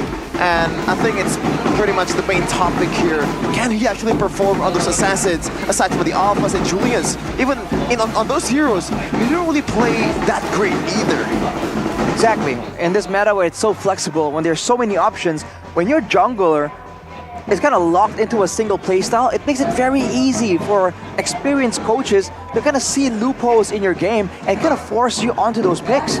So for side of GeekFam, I wonder what the idea is. Do they want to bank in and go back to the utility meta? Even though it's not meta, it might be a better fit for their style. If they don't want to go for that, then they gotta try and figure out, I don't know, some kind of coaching method, some kind of way to transform Vincent into that force they require. This is the achievement that Filtera has, debuting in Season 7 with EVOS Icon, first place in WCG 2023 with EVOS Icon, the technically world champion. The number 1 assist in MDL Season 7, and also a lot of good stats as well from this guy. So you might be able to expect some spiciness and also some kind of fire when he's gonna play in this game, because if he's gonna play in this game, because he's trying to prove something, man. Because Gops, even though it might not been like the loudest debut in MPL, he still was solid for a rookie standard, man. Like the way he plays those all, even in SPS, we see some kind of like potential is there for the SP laner. The potential is there, and we've seen Gobs make some plays happen as well. So by all means, we're not certain if Gobs will be replaced, will be swapped out for now. But you know, XP lane, we've seen the importance of it in the past couple of matches already. But without further ado, ladies and gentlemen, it is Veldora, Vincent, Aboy, Baloyski, and Masako coming in a team. Two debutants, Connie. It is going to be a statement here for GeekFam. Will they be able to break the trend and start the winning trend for Season 14? With Veldora now going in the fray, going up against his former team. Will it come to fruition? Ladies and gentlemen, this is GeekFam. GeekFam saw the trend, the rebuilds, the revamps. Now they're going to go ham at it. Veldora and Masako from MDL, from GeekFam Jr. is here to make an appearance. Can they do it against their rivals, their arch enemies in Season 13 playoffs? The revenge has begun. We'll have to see how well this can go. They're going for a revamp of their own, and we'll have to see what exactly is the intention, because up against them today, Fluffy, Annabelle, Clawcoon, Dreams, and Brands. Familiar faces from the side of EVOs. Can they get it done today? Are they gonna take GeekFam into deep waters, into the 30-minute mark? Let's wait and see. Will they be able to find success after being the runners-up of Season 13? Against GeekFam, it is no easy challenge, but they have potential. Will we see it today? Will we see it in this match? Ladies and gentlemen, this is the White Tigers. It's EVOS. They were once a mythical being, an entity that's feared throughout the MPL Indonesia. But now they found themselves winless, just like GeekFam as well. Can they finally break the streak and break the egg? Can they sustain long enough in a long game? Can they maintain the composure, the discipline? They have the experience, but at this point, teams are catching up and they have to step up if they want to maintain their dominance as one of the oldest, one of the most well-known organizations in Indonesian esports. Our Marshal Danang brings in the brains behind the entire operation, Coach Strateg, and Caleb, and Bluffsy with Dora DSP. Dora the Explorer, looking to explore the draft for a GeekFam in this case, and maybe getting some good heroes on towards Veldora. Let's see though if he's gonna adjust or the team's gonna adjust to his play style. That is a question. But Gani, like, what do you think overall is gonna happen here? Because these two teams are winless. So they're definitely trying to make a statement here and somehow kickstart their journey here in MPL Season 14 with AW. I mean, somehow they unite, right, with the results of MPL Season 13, but we have to see, again, back against the former team here, Veldora, again, going up against the White Tigers, who technically replaced him as that EXP laner as well, with Fluffy. It's somehow number-wise not really apple to apple, but Veldora shows glimpses in other tournaments that he can definitely be that reliable ESP laner. Definitely the more aggressive of the two. Fluffy can be aggressive, but we've seen him kind of transition to more of a utility-based role as well. My question, honestly, is the fact that Geek Fam, we talked about the jungle being concerned, but they are changing both side lanes, right? Gold lane and the EXP lane, which is a very bold move. With that being said, what is the idea? The key to victory here for Evo's first hand is to win the laning matchup for Brand. Finally, get him a great matchup for him to actually get a guaranteed advantage in the beginning and be more adaptive with the game plan. Stop the one-dimensional plays, get a better draft, get the better execution as well to ensure that if they are trying to go for a fight, if they're trying to go for something a bit more decisive, they have the right tools for the job. If they can't secure the right tools for the job, they need to adapt and go with a whole different playstyle because you cannot force it in the current meta. You go and play with what you have. For the side of Geek Fam, here's the victory here. To contest Fluffy's playmaking heroes such as the Yuzong and the Terizla, pressure Annabelle in the contest in the objective setup because we've seen the impact that a great jungler can have for the team. And on top of that, have great engagement in the team fights and in your composition to avoid extending the game longer and longer into the late game. We've seen how Evos can defend almost indefinitely until you can get a decisive moment. For Geek Fam, with Beloyski being a reliable roamer, get something great to pick off, get something great to initiate to ensure that when the cards are drawn, when the deck is set and you're trying to end the game, you have the tools for the job. That's another aspect, right? You talk about Beloyski. I mean, Beloyski, week one, wasn't really the X Factor, I believe. And he has been that X Factor for Geek Fam. Though, maybe against Evo's Glory, I think Beloyski needs to also step his game, right? I mean, he was the main factor on why Geek Fam is a contender. For sure. I wonder if this is the idea, right? Vincent can't play the Assassins all that well. Do we give him a utility-based hero? Right. And then we get Veldora, an aggressive hero, like the Yuzong, right? Something that can dive in the background like a Benedetta, like a Paquito, right? In that case, it kind of balances out. And by all means, we've seen RRQ go with something a bit similar, right? A utility jungle and then an additional source of damage. For RRQ, it was the Roamer. It was the Roam Aurora in the hands of Edok. But for Geek Fam, they can very easily craft up a new strategy here.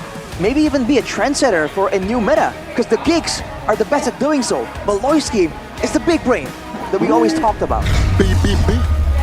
Yep, what a question for Beloyski also, because so far on his engaged heroes, the Kufras, the Tyrant's Revenge, the Tyrant's Rage, didn't really land as much as we thought it would be. And Coach Strateg, right away, the Helkert ban, and also Chip, man.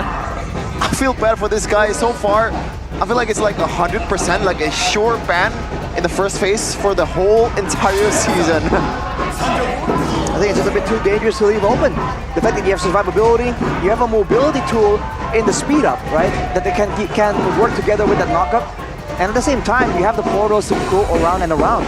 With the Moskovs, with the Loyi showing up, the chip definitely cannot be let go. Especially if they're up against Geek Fam with the unique, creative way that they're able to use that chip pick.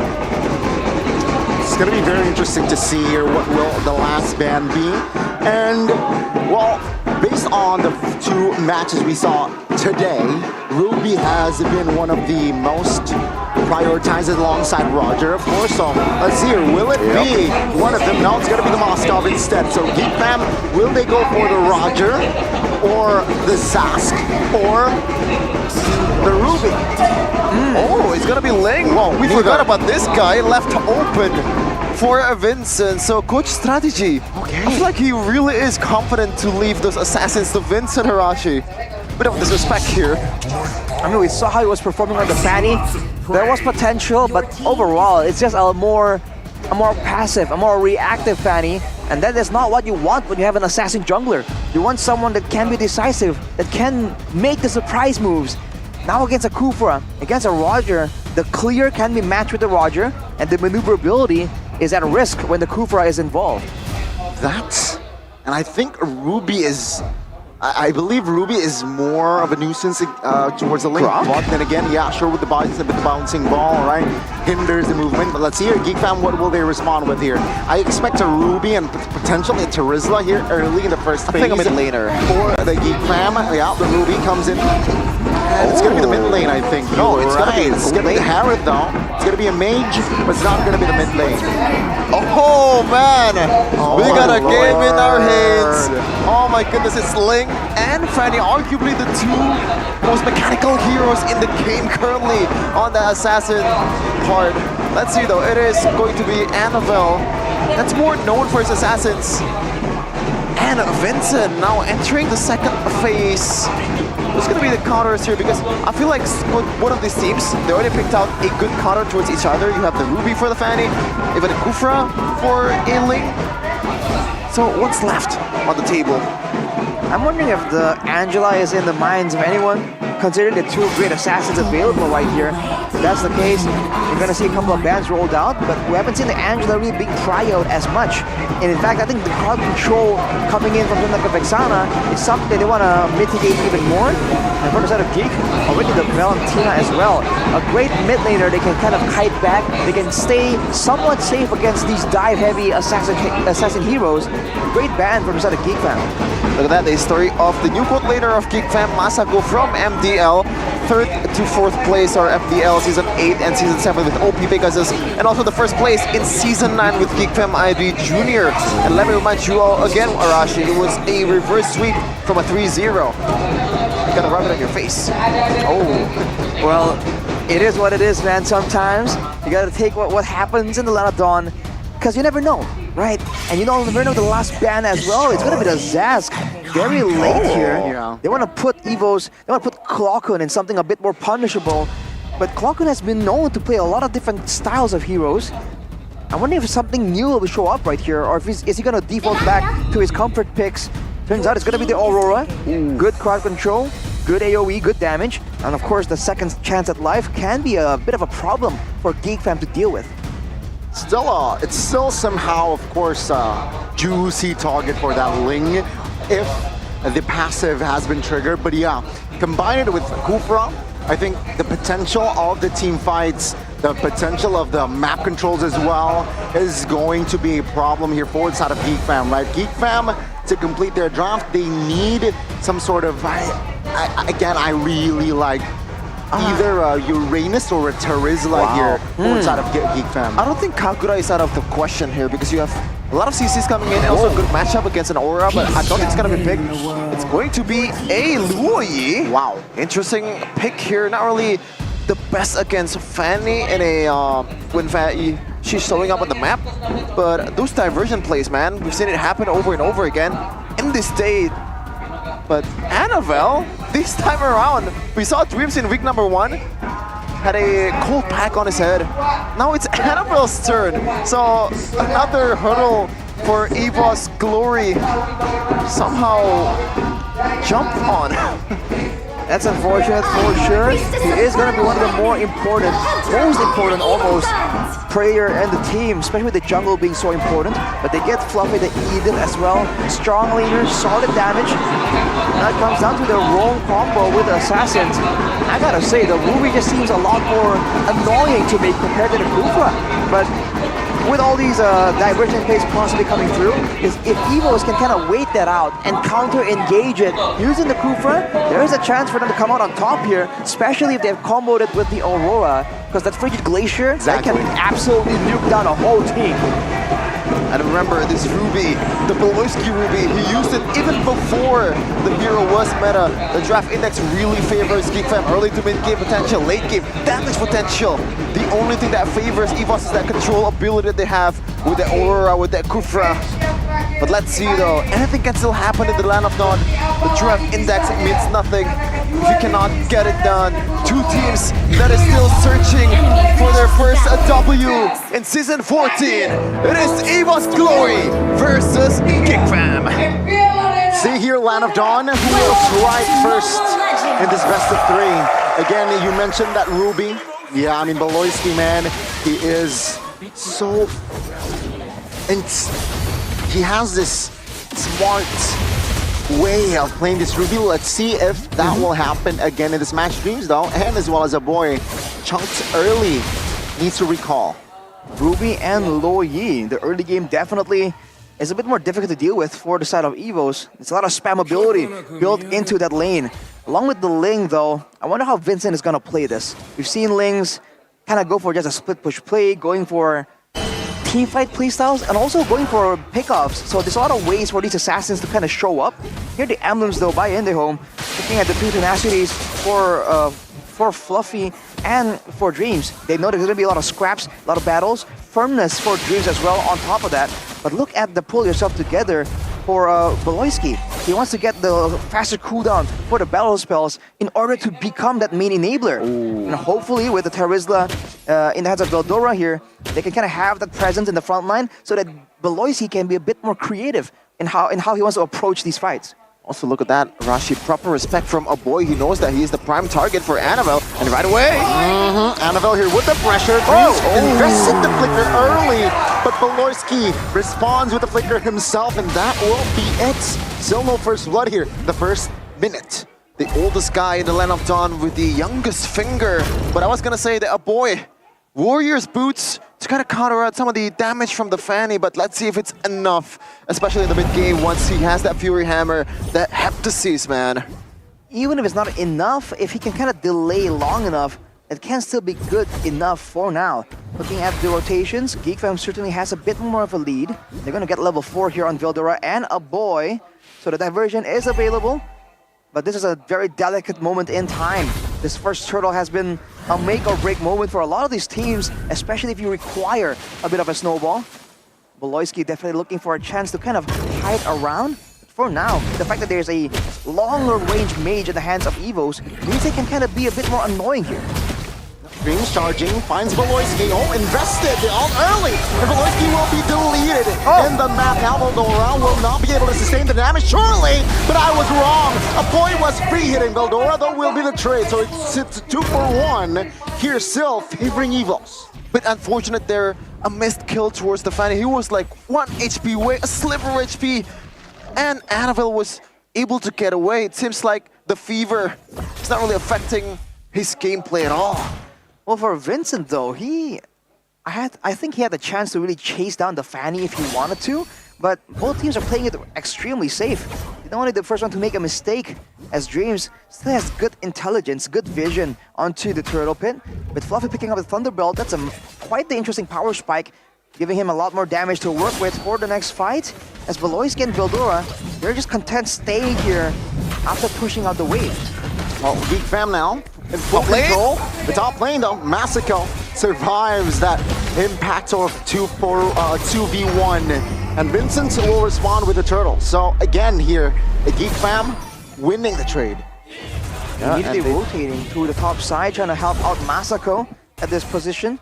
And look at this, diversion hasn't been used just yet. And usually we see it being used for the purple buff, and you're seeing the escort coming in from Evos just in case. Oh, he's already scouting out. Oh, diversion. They will not commit the diversion.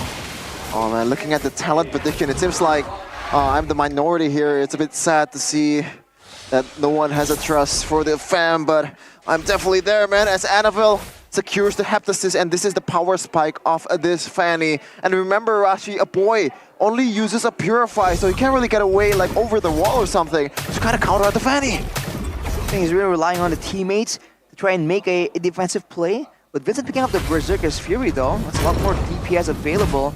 But Veldora, we haven't seen him make a lot of moments yet. 2v1, Veldora is able to sustain. Vincent though is in the area. Tempest of Blade not yet committed. So again, yeah, I mean both teams here just still throwing punches in the air for that skirmish. Interesting playset from Vincent. We haven't seen him go all in with basic attacks. He's just been walking around and just throwing out the occasional dash in to try and do some damage. So he's already going all in a lot of these engagements. It makes sense, right? Because like, you're using a Ling and you're not really a finisher. Meanwhile, you got finish here. Diversion on towards the bottom side of the map here. Fluffy will be taken out. Dreams a little bit late to the party, and that will be it. Geek Fam finally equalizing kill-wise. You know, the Purify might not work against Fanny, but against a Kufra, it's gonna come in handy, especially there, saving him from the Tyrant's Revenge and a Rage combo. Certainly the play here is to hide back and avoid the damage coming in from Fluffy with a short engage and use the Purify to counter out the plays from Dreams. In that sense, Annabelle is the only real problem and they have a Ruby to deal with it. So they are rationing their solution very, very well. But look at Dreams coming in, not really landing just yet, but they're clumping together, Evos. There's a chance for Verdor to try and make something happen as Evos are losing efficiency here. They're letting Masako just push up the top side for no reason. Yeah, 5 men here in the turtle. Dreams with the flicker. Cancel. Annabelle though will find the turtle. Will they fight? The front side, Veldora here soaking damage taken out. Veloisky as well. Vincent looking for target. Tempest the Blade will find Tiro. Vincent is looking for the triple. Does not find it, as it will be a 2-for-2, but the turtle will fall to the hands of Evos.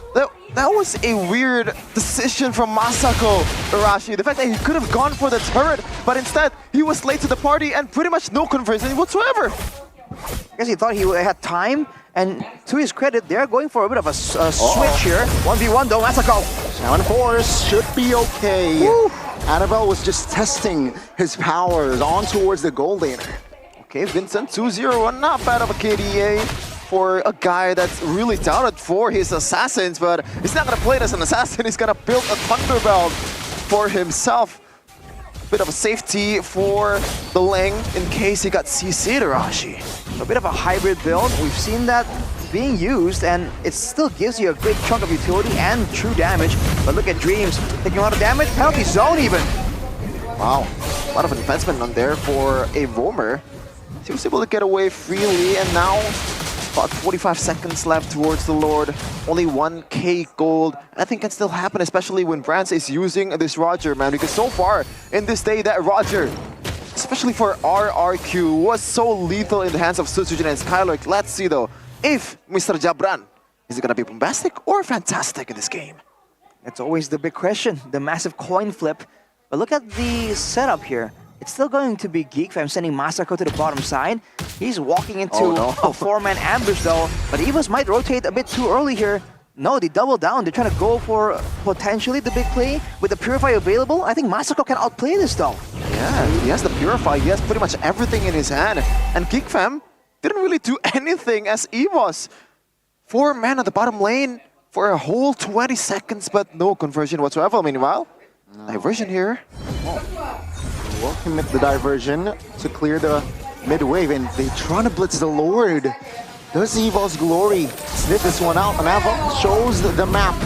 They do have a sense that they are going for the Lord here. Let's see here. They will reset this. Dreams finds one. Oh, misses the ult though. Penalty zone all towards Dreams. Now the damage will come through. Annabelle looking for a kill in the backside, but Vincent finds a kill on towards Dreams. It's a 5v4. Geek Fam now in control. Look at the immediate reaction though, sending Ling to the far side. They know the Lord won't be contested for a bit longer. Goes straight for the split push. And you can see Annabelle trying to go for his buff first. Not really able to actually match this. Geek might get a turret out of this split push play, and they still have maintaining control around the Lord. Very smart. Yeah, for sure. And so far, the DPS from Geek Fam. Didn't fall a single time. Vincent is still 3-0-1. Meanwhile, Masako is still on a healthy 0-0-1. Didn't really get the kill just yet. But the best thing about a gold laner is as long as you're safe, you just gotta have to do your job in the late game, and that is the task that this new gold laner, the rookie, will have to do, as the diversion play will not be used. Annabelle scout that. Now it's back to square one. Ooh, look at Beloyski though, threatening the engage. Fluffy definitely tries to find information. And watch for an Earth Shatter play, because he does have the flicker available. And it's just a long waiting game. And there's nothing really pressured, because the wave on the bottom side is still even for now. But Geek push up the mid lane. Gonna force a response. They might go for a pickup while this is going on. Beloyski finds Dreams. They will not move on towards Dreams. Fanny showed up bottom side though, so they want to blitz the Lord here. Valdora soaking damage. Tempest of Blade used. Vincent finds the Lord. Annabelle comes in though, finds Valdora. And now he wants more. Beloyski next target, but the crowd control stops Annabelle. Breaking the tempo now, Dreams. Purify pop by a boy. Damage is there, but Brands finds the markup boy next on the topping block. Claims a double. And Evo's Glory, what a response. Geek Fam, they were able to get lowered, but they definitely overstayed their welcome there. They should have just bounced out knowing that they have the objective in their hands. And Vincent finds something though, looking for a chance. No, going straight for the purple buff. A smart move. Not a lot of mechanical plays coming out of Vincent, but the decisions on where to go and what to go for has been quite impressive. Now we can push out the bottom lane, let both lanes match together, but look at the 1v1. Yep, Tempest of Blade not yet used. Oh, that was Ling versus Fanny. Yeah, incredible composure from Vincent. He knows the limits, man. He used to play these utility junglers, these tanky junglers. He knows what Thunderbell can do for a Ling. And didn't pop the Tempest of Blade too quickly as a boy. Yep, continues well. Now Valdora Glokun will be deleted. Even he popped the ult, but Valdora will be the trade now to 1-for-1. But in backside, Beloyski soaking damage. Beloyski will help Fluffy to be taken down. Now it's Rams and Dreams here, defending the top lane. Annabelle jumps in with the cables, looking for one. Dreams misses, but Vincent, Tempest of Blade popped, will look for an escape route as Dreams will fall. Another win, but Rams will not be able to. Oh, there you go, finds the shutdown, but Masako will return the favor. What the heck was that shutdown? Yeah. Might be the... I don't think it was the buff coming in. The Windtalker, right? Oh, it might damage. It was a big fadeaway, but look at the diversion play immediately. Trying to catch anyone responding to this wave push. They might spot Annabelle. Yeah, Annabelle now caught. Oh, but the damage will not be enough to take him down just yet. Without Glory though, they will try to defend this purple. I don't think so. I don't think they can. Oh, they can. In time, Annabelle jumps in. Annabelle gets the purple. Looking at the items here, man, the Has Claws and the Endless Battle. So a lot of burst damage coming in from the side of Vincent. And if he wants to try and stick around, to try and go into fist fights, technically in a 1v1, he still has a lot of sustain. So in theory, he never has to go back to base. He has so much sustain built in already. And Annabelle has the same kind of situation going on with the War Axe. But Masako, untouched, just free farming. He has the Holy Crystal already. So it's a massive power spike. Whereas for Brands, he has a damage, but he doesn't have the same kind of survivability or mobility that the Harriet can have in the fights. So it's a tough situation to be in for Evos. They can't really go for a split push. They have to go for a massive combo, but Geek Fam just isn't allowing it to happen. Yep, and Annabelle, I feel like his purple buff is about to run out, so it's gonna be harder for him to be able to contest this one, as he's gonna scout the situation here, also take the red buff. It looks like Evos, Fluffy! Yeah, they're gonna blitz it here, Valdora. Fluffy flickers out, Dreams down in the middle of the pack here. Oh, Tempest of Blade! Masako finds a kill. Annabelle, the backside, very low, but Valdora finds Fluffy as Masako finds the double. Now, Ranza will not be able to escape, and that's a 4-man wipe here. A Geek Fam 3K goal. A hero that's known as the hopes of Evos in M1 is massacring Evos himself. Meanwhile, Masako 1v1 against Annabelle, but the help from a boy as well. The magic damage is too much at this point. Wow. Masako, that's flavor coming through for the new member in the roster. Vincent goes for the Lord as well. Geek Fam, this is what we're waiting for. rough around the edges. They're gonna lose a turret on the top side. But in the grand scheme of things, they have controlled the game. They have taken control completely, even in the jungle of Evos. What a moment for Geek Fam. Yeah, purple buff is gone, and that is definitely around 50% of Fanny's potential is gone. Annabelle has to be smart with his cable usage. Maybe like using the base energy regeneration for an inhibitor turret defense, but it's gonna be tough for him to do that mechanically. Meanwhile, players scored by Ube School Arashi. Vincent is topping the chart. Oh, Annabelle. Mm-hmm. Seal here. Annabelle might not be able to escape. Very good read by Geek 5 members and the divergent play instantly. But no potential threats remains there. So Evo's Glory, they will have to defend without Annabelle. No Annabelle, no backline threat, so it's a pure front to back, and we see what Masako can do. Lord comes through in the top side. Fluffy, can he do something? Stay here, Lord, still very healthy. Evo's Glory, will they be able to defend? Oh, good pull! Dreams now receives a lot of damage. Popcorn will be targeted, and he goes down. Now Vincent falls, but Fluffy stunned up. Damage comes through as Masako collects the double, looking for the triple. Dreams with the conceal. Lord taken care of. Now they want to defend, but the base is wide open. Oh, Annabelle, what a timing to try to defend, and the base should be able to be taken down. And that is Geek Fam securing game 1. Not the most convincing way to get the W, but they did it either way. A win by a mile, a win by an inch, it doesn't matter. A W is a W. As they're gonna try to ride this momentum to the second game. Evos, though, a lot of homework to do in this point of a game. The fanning didn't work as well as I thought it would be.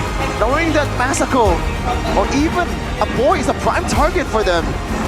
But Beloy, Valdora, doing their job as their frontliner, peeling for the backliner, man. Geek Fam strikes first. 1-0 for Geek Fam, and the swap in the roster is paying off. They have to somehow found that synergy, and they even found a working way to make the assassin work on Vincent. Go for something with a bit more hybrid possibility, go for something a bit more durable with an invulnerability, and Vincent still has great presence in that game. Veldora, though, on the Terizla, those are some insane penalty zones, and Evos, this has been one of their problems. They like clumping up, they like protecting Grants, but against a team that has good teamfight understanding, that is such a punishable factor. I mean, he's so selfless in this game, Valdora, right? Being that selfless EX billionaire, and I gotta say, off topic, but Masako, he looks like you, Shepard. Why? He looks like your brother, younger brother. What? I see. If you agree, chat. What do you mean, I see? Oh, I see, just, you know, you're not agreeing with the information. But yeah, yes. I don't think so, Goni, but you do you, buddy. Yeah, this is the end of the game. Just now, Annabelle, a violent effort with the cable management, but eventually, when you don't have a buff, when you're down like 2 members there with a snowballing Harith, what can you do? The sweet debut, a lot of flavor, as Arashi would say. Masako leads Geek Fam to secure game number 1. 0 death for the new gold laner of Geek Fam. That's a performance that we would label in Indonesian as gurih, bro. Oh, gurih? Gurih? Was that savory? Umami. Umami flavor, man. Because if you guys didn't know, Masako is a... No. It's like... Hey, wait, stop there. There's a reference in there somewhere, you can We're Google not it. paid to do that, but yeah. Game number 1, that was definitely a sweet debut for Masako, but I gotta say, it's not really, even though the KDA shows that he was really dominating, but in terms of like, you know, compare this game to the best Harith game you've seen, it's not really that great either, I gotta say. I mean, he took his chances, is what I want to say. It was an effortless attempt. It's not an attempt, effortless performance, I feel, from side of Masako. He made it look easy. Yeah. Made it look easy, and honestly, there were some moments here that I think are quite respectable, because he definitely was targeted several times, but he's able to actually output that damage and the fluidity, which he uses the chrono dash and the synchro fission. I think it shows again a great mechanical skill and great decision making when it comes to the targeting as well. I mean, look at this. It's wow, you know, on point, right? The timing of the dashes. And of course, a boy in the mid lane, we're used to him doing a lot more carry-oriented stuff.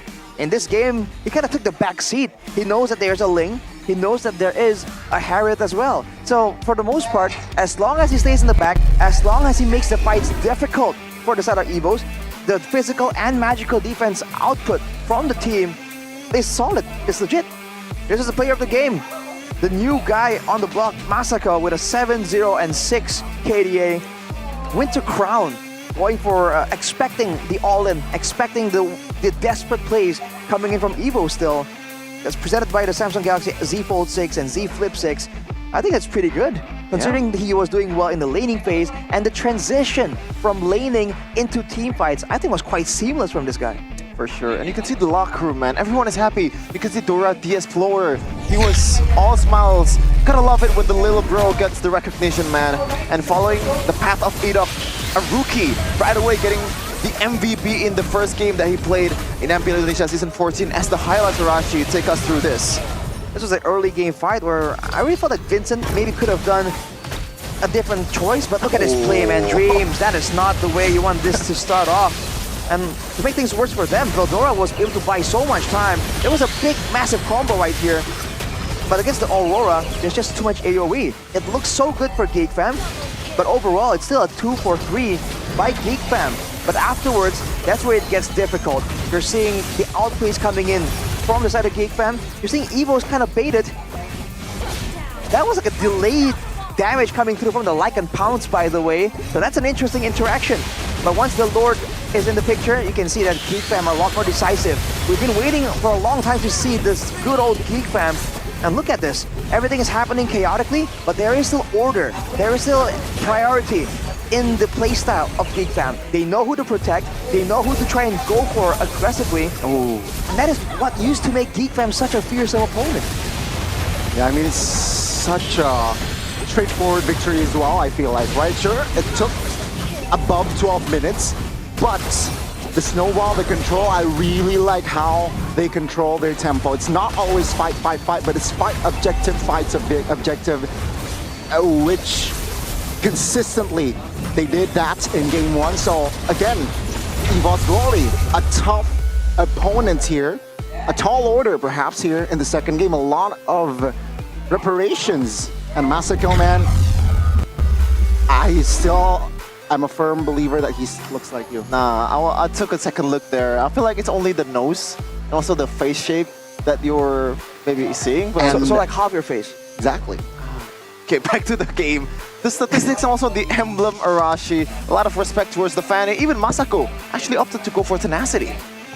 Well, this is the problem when you go with the Fanny, right? You get a lot of burst damage, you get a lot of maneuverability, and a lot of flashy plays when you can just slide around with the cables. But what you don't have is finesse, right? Whenever we see assassins, and then earlier when you saw Sitsujin play on the assassins like the Nolan, you can hide around, you can wait for the right moment. But for the Fanny, you can't really lay down an ambush. It's all about getting in and getting out fast, which is why it's such a mechanical hero. Looking at the items as well, it's even a Malefic War finish for Vincent, so a lot of burst damage is definitely available with the sustain. And Veldora going with the full regen build. He even went for the Festival of Blood, but it wasn't an issue. We saw a bit of a variety when we saw the Terizla earlier. Sometimes they would rather go for the agility and not go for the Festival of Blood, but Veldora wants all the sustain because he wants to be that front line. And I guess it's great for him that they were able to get a lead, because if Evo's Glory had burst damage, it could have turned a bit more difficult for Geek Fam. Yeah, this game though, Blowski, as always, 13 assists, serving up for his teams, man. The dimes, the chef cooking for his teammates, and the rest of the teammates is eating. Masako for sure. And that is it. Game number 1 of Geek Fam versus Evos. Not really the greatest performance out there. That was kind of awkward, I'm sorry, but yeah. Like, even though Geek Fam won, I was gonna... The rest of the team eating Masako? What's going on there, bro? No, it's like eating.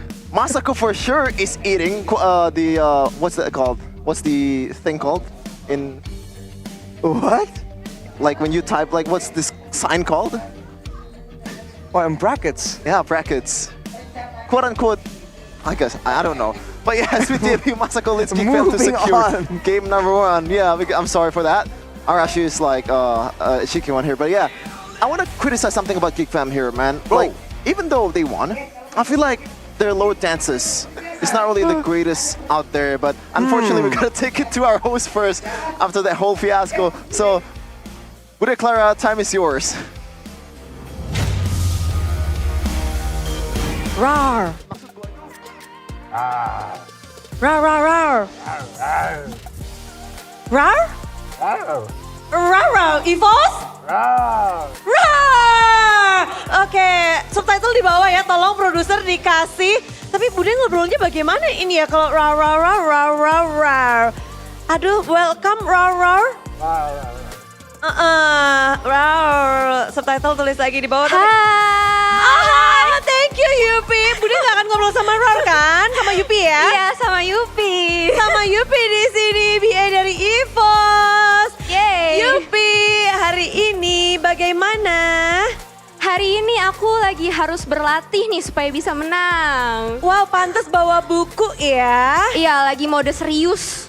Mode serius? Iya. Ada buku dan juga apa nih? Kok kayaknya outfitnya keren banget hari ini? Ada kardigan nih, kardigan.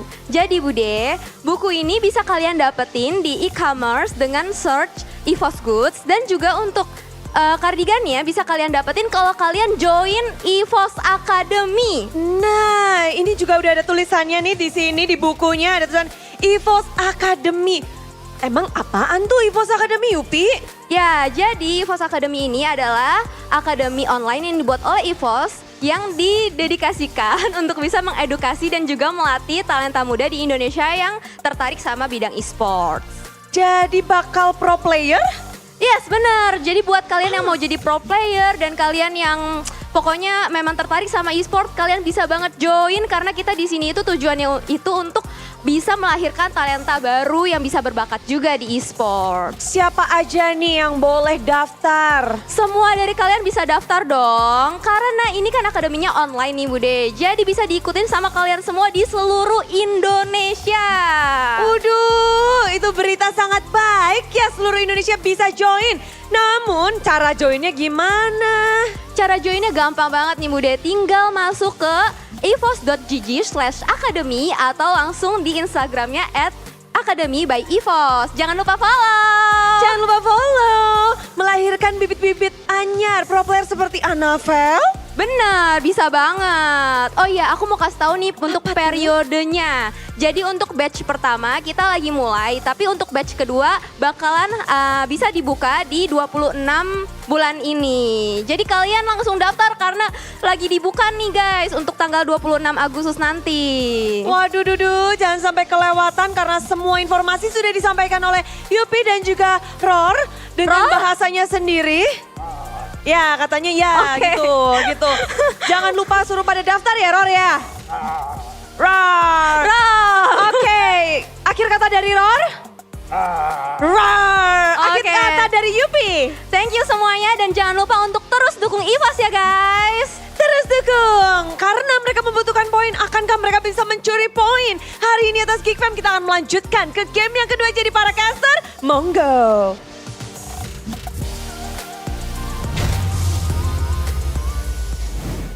That's a big cat. Yeah, that's a big cat. That's a white tiger. That's a cat. Is that an insult to EVOS, Arashi? You said cat. Ferocious. It's a tiger. Roar. Are cats I know that you are an tigers not RQ cats? fan. I know that you're an Are tigers RQ not fan, cats? but you can't do that, bro. Are tigers not You gotta cats? be a bit more professional right Did you here. take biology in school? Yeah. Tigers not cats? But yeah, game number 2 is gonna be underway in a second. But I'm trying to continue what I'm gonna talk about earlier. Okay. The lower dances from Geek Fam. Do you think it was good? Do you think it was decent? Do you think it was like lackluster? Because I really do think it is not the greatest low dances ever. I feel it's a bit messy when it comes to the rotations, right? When we saw how Vincent was playing, how they were able to set up the far side of the map and all that, I feel like it's pretty good still, right? Because we know that Geek Fam is used to stuff like that. But when it comes to the actual back and forth, the usage of spells as well, I do agree. It seems a bit lackluster compared to the Geek Fam back then, where whenever it's a Lord dance, I would say like 80% of the time, they always come out on top. Yeah, they need something to cool them down. Drinking an ice cream with Campina. Bro. So we kind of double crunch, like whatever. Oh man, What else is there? Double chocolate. Man, a lot of chocolate, a lot of frozen stuff, man. It's really gonna cool your head down and also makes you perform better in MPL Indonesia. Experience the excitement of Mabar with Tropicana Double Crunch. Get it at the Campinat booth here in MPL Indonesia, or maybe get it at your local store because it's everywhere. Campina is a champion. You want to get it when it's properly chilled and frozen though, because otherwise you won't be eating ice cream. You'll be drinking ice cream like this guy. I don't know what that's about, man. What is this? So, what is this? What is this? You're missing out. Do you consume Campina when it's in liquid form? Is that what I'm hearing right now? Well, yeah, but like... What do you mean, yeah? From my experience, alright, maybe my childhood is a bit different than yours. We say minum ice cream. Even when you're eating it? Yeah. Which is, I realize by now, it's a bit weird, but it is what it is. It just sounds like you let it melt and you just go... Just interesting. There is another way, Rashi, to cool you down. That is you cool your head with Head and Shoulders. So every time you're feeling a bit down, I'm gonna give you Head and Shoulders. You can get I can smell it. Lemon variant and also the menthol variant. Variant. It's menthol, right? Is it mint or seasons menthol? ago. Mint. Menthol. Oh, you're not doing your homework. But yeah, for 100%. Oh, no. I'm not going to fall for that, bro. I tried to do that yesterday, but realized doesn't want to go with it. So I'm not going to go with you either. For 100% dandruff and itchiness wiped out and protection from itchiness, trust Head and Shoulders. I could have done it. For 100%, of course, dandruff and itchiness again wiped out. I want to repeat that. Just use Head and my hair. Shoulders. This is my Head and favorite Shoulders. is Tigreal one, which Arashi's holding, but you can also get the Gatot Kacha one. It smells great, actually. Look at my hair. I might actually convert to this flavor. Or flavor. To this. I wonder how it tastes, bro. Oh, yummy. Oh, this one is drinking, right? But yeah, if you're in MPL Arena, by the way, you can get into the Team Galaxy Zone Cam. I hate you, Connie.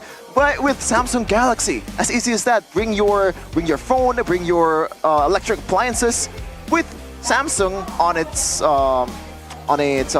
like as long as Samsung, then you're there in the front. That is why it's called the Samsung Zone. When you have it, then you're in the zone, and you're with the other amazing people who have Samsungs. And they seem very comfortable out there. They're literally like 3 meters away from the players. What you're seeing on camera right here, you can be 3 meters away from them in prime real estate seats. And to be honest, not just the people that have Samsung, man. You can get close with brand ambassadors for all of you simps out there. This is a good opportunity for you. Talk about yourself? Nah, I ain't simping to anyone, bro. Realize is the biggest simp out of all of us. I think we can agree with that in this case. You don't know how thirsty Realize is, man. But yeah, back into the game, Geek Fam. Game number 2. So the lineup is still gonna be the same. Let's see though if Annabelle, the cold pack on his head, is it actually affecting the way he plays Fanny? Let's see. The fact that he played Fanny is also weird. Because when you're, when you have a headache, you don't want to play a hero that requires a lot of mechanical skill, don't you, Rashi? I mean, are you assuming he has a headache? Yeah. You might just have a fever, bro. Well, fever usually comes with a headache. How do you know if it's a hot pack or a cold pack? I don't know, I just assume it's a cold pack because I was wrong last time. But I see. A lot of assassins ban here, especially on the Hellcurt, Goni. They don't want to let the BBB roam around the map. Very, respecting Beloyski now. Evol's Glory. What will be the answer though for that first? It's gonna be the Zask here. Very different approach. First game, Zask was banned in the second phase. Evol's Glory this time, you know what? Let's just pick it up first. Let's make sure it gets picked up in the right hands. For Evos though, this kind of locks them into that play style, right? The back and forth, the slow grind technically. They won't be going for a lot of dynamic plays because then the Zask will be kind of left behind, right? He won't be able to have the same kind of maneuverability to really help out the rest of the team. For Geek Fam, the Ruby, as always, is available. The Ling isn't, so they go for the Terizla first. But if they pick up the Ruby here, they kind of remove the flex potential. Unless, right, this is a Masako Gold lane Ruby. Bit too much flavor, I gotta say. I think I prefer the Harith and also the DPS, but if the situation calls, then why not? I feel like Lovesy and the whole Geek Fam team they're no stranger to experiencing or experimenting new things in MPL Indonesia, especially this is only the second week of MPL. There's a lot of time to figure out what works and what's not. And I feel like this Terizla pick is also a way to figure out, like, is this actually a prio hero for Veldora? Because usually, when you see a Terizla in MPL Indonesia Season 14, it's not only the most prio hero out there, there's still Edith, there's still Roger, left wide open, especially when you're picking an Edith, the flex potential is there. But on the other side, Arashi, you're finally picking the Harith, a cat for a cat. Cat for the cats. That's a great point. It's a strong lane as well, so now there's a bit more incentive if Geekfam wants to go for a golden ruby. Again, it's a very dicey maneuver. But with the Tigreal picked up by Evos here, now the team fight is looking a bit shaky for Geekfam. Earlier with the penalty zone, with the Tempest of Blades, and the I'm Offended, they were able to actually power through and even tank up the Frigid Glacier. But now if you add the Implosion on top of that, might be a bit too much for the side of Geekfam to handle. So what's going to be the answer here against this much engaged, this much pressure on the gold lane? And I feel like they have to, you know, prioritize that gold lane. But no, it's going to be the Vexana for a hero that didn't really see, but we didn't really see that much in Season 14, finally making an appearance once again. And so far in MPL Indonesia, gone in Season 14, 4 picks for Vexana, 0% win rate. Not a very good win rate here. Maybe in this game, Geekfam can somehow increase that win rate.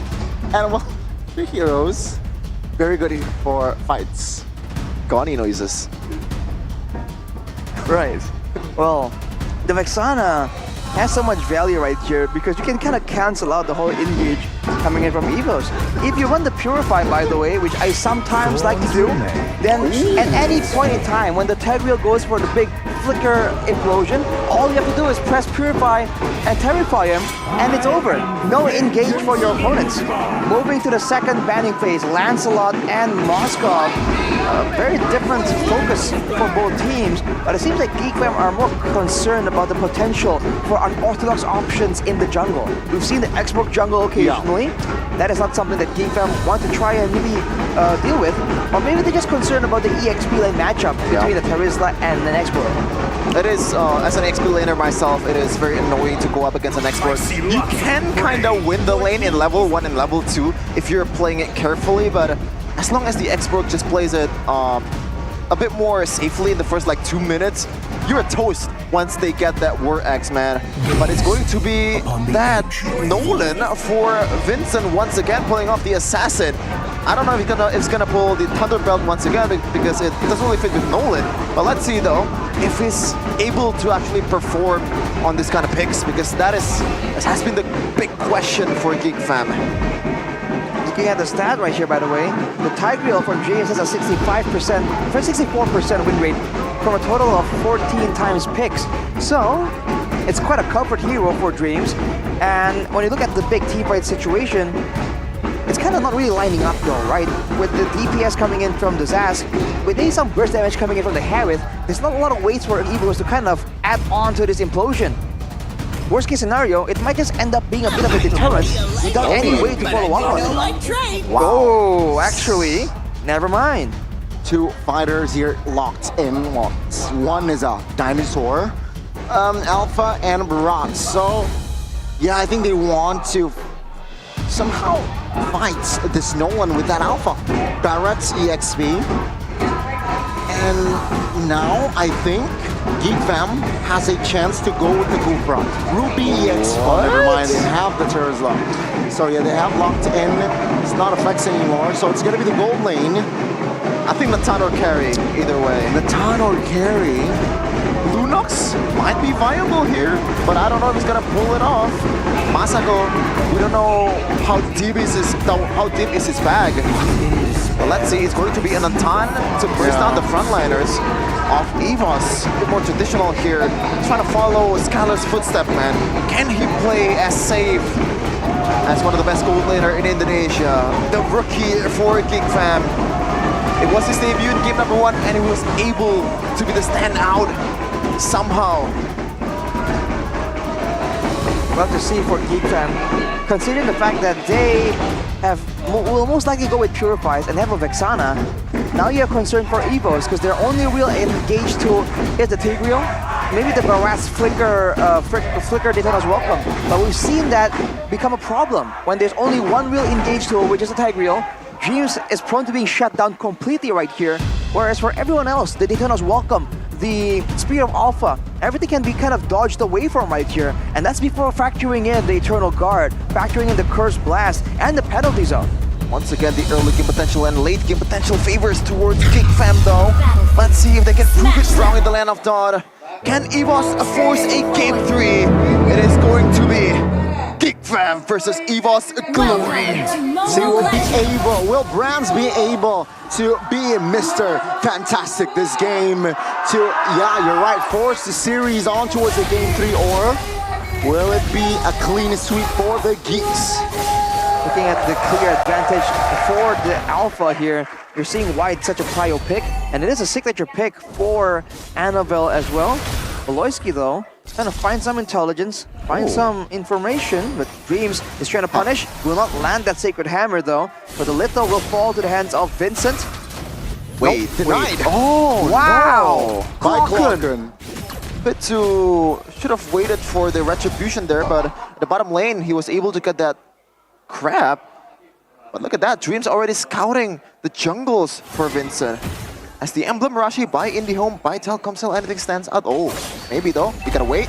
Yep. Sacred Hammer enters Veloisky. The damage will not come through just yet though. Dreams now stuck. Annabelle try to support the roamer. Annabelle still able to get out of that sticky situation. But yeah, no first blood here just yet. That Lethal Wanderer take from Cloudcon came in handy.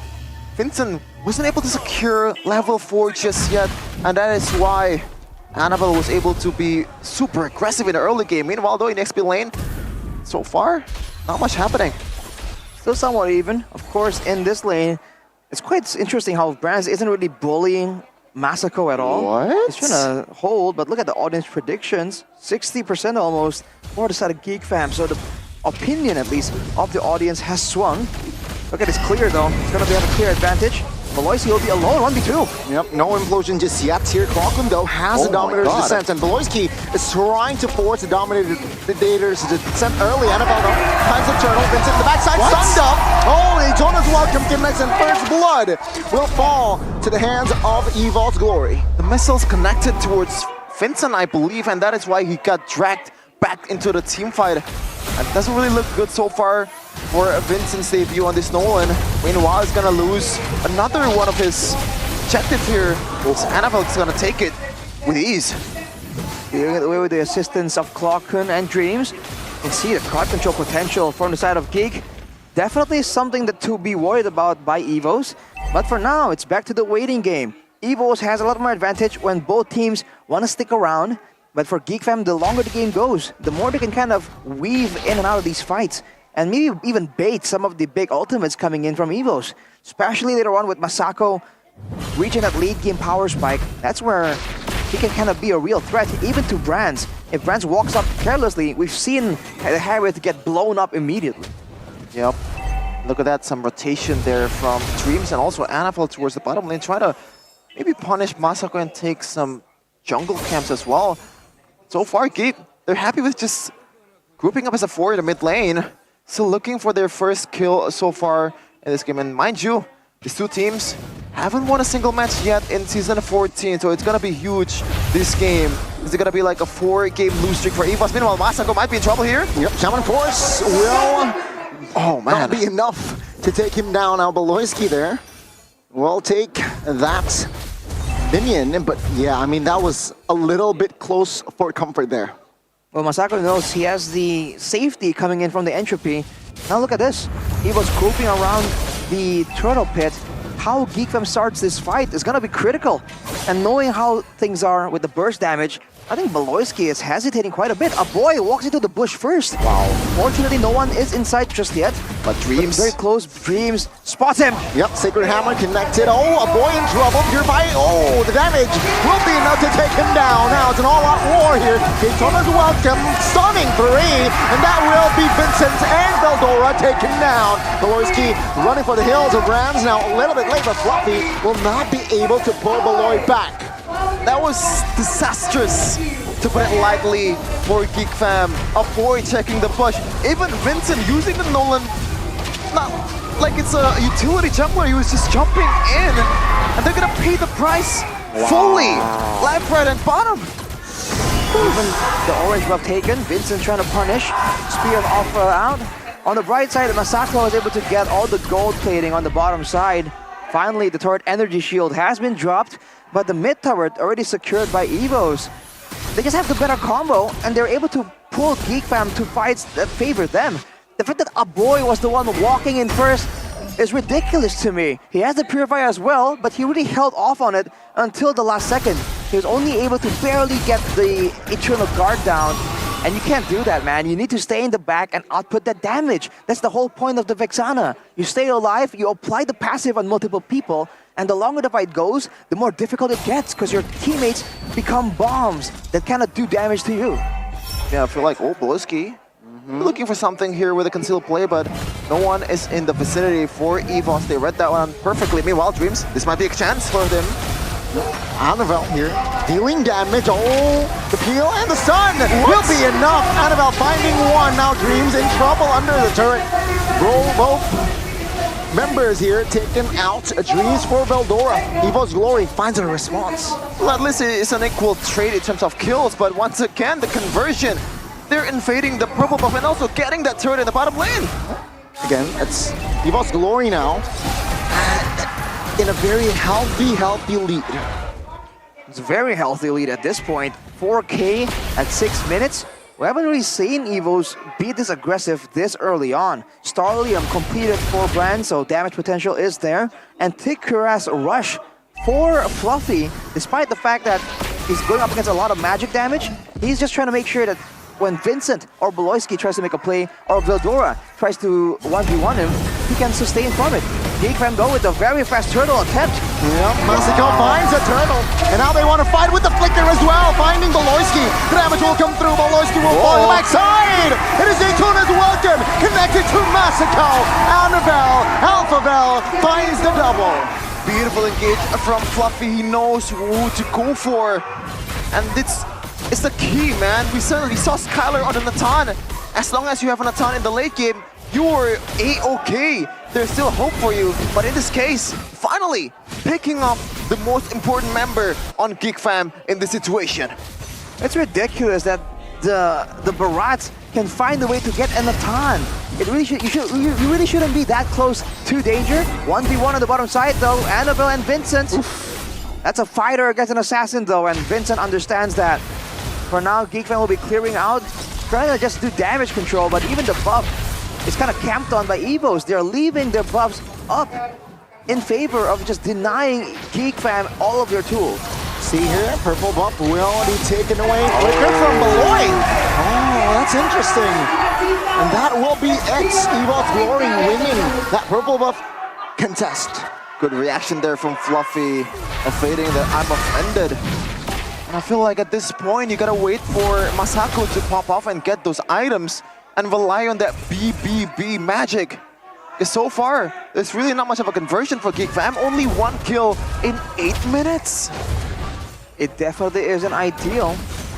But Geek Fam has come back from games like this before. We'll just have to wait and see. Because right now, Annabelle and Brands are just scaling so much. And once they reach that level 15 power spike, I think it's going to be so tough for Geek to win any fights whatsoever, especially with Fluffy being on the Barats. 2-0 is great news for him because he is one of the only immobile heroes in the lineup for Evos. His job is to just stand there and brawl, right? For better or worse. Yep. And now look at the zoning from these two frontliners. Veldora actually forcing to scout the situation. I don't know about that. Yep, the bait. Oh, the burst damage is enough to take Veldora down early. That's a 5v4, man. Oh, and the Natan pops the entropy. Rans trying to hold on, but he will not be able to sustain. It's a 2-for-1 still. The Lord now focused down, and he will find the Lord. Annabelle secures the first Lord in the game. A bit too brave, I gotta say. So far, Geek Fam scouting the bushes with a boy. Even at that time, Veldora was clearly, very clearly overextending. You are a Trizla, I get it. But again, Masako, you're just handing over some gold here. It's a 2-for-1. Entropy pop. Good juke. Now, Silclaw couldn't go. A lot of threats indeed. Wait a minute. What? It's trying to somehow find the support. Now, penalty zone on towards 1. Now, let's see here with the Lord. Go. There's a lot of things to process, Rashi. I don't think I can do that. How the heck did Masako get out of that? Evils were concerned about the potential throw. They're trying to be disciplined, but they allow Masako to get out of that situation. They really shouldn't deserve to. Being all the way out there alone with no backup, but it's still gonna be a value moment for Evos. They have the Lord marching in. They're gonna take all the turrets outside of the base. And honestly, with the tools they have at their disposal, I feel like they can kind of go for one of the base turrets as well. But we have to wait and see, because with Vexana, you can never be too careful. Oh. Daytona's welcome. Just to style now. Veloski responds with a big I'm offended. Clockton falls first. Now Veldora knocked up, taken down by Brans. Greens jumps in. The damage will not be enough, but a boy will fall. Now Veloski, Vincent will try to hold on as Veloski escapes barely, but Evol's Glory will find the base turret in the bottom side of the map.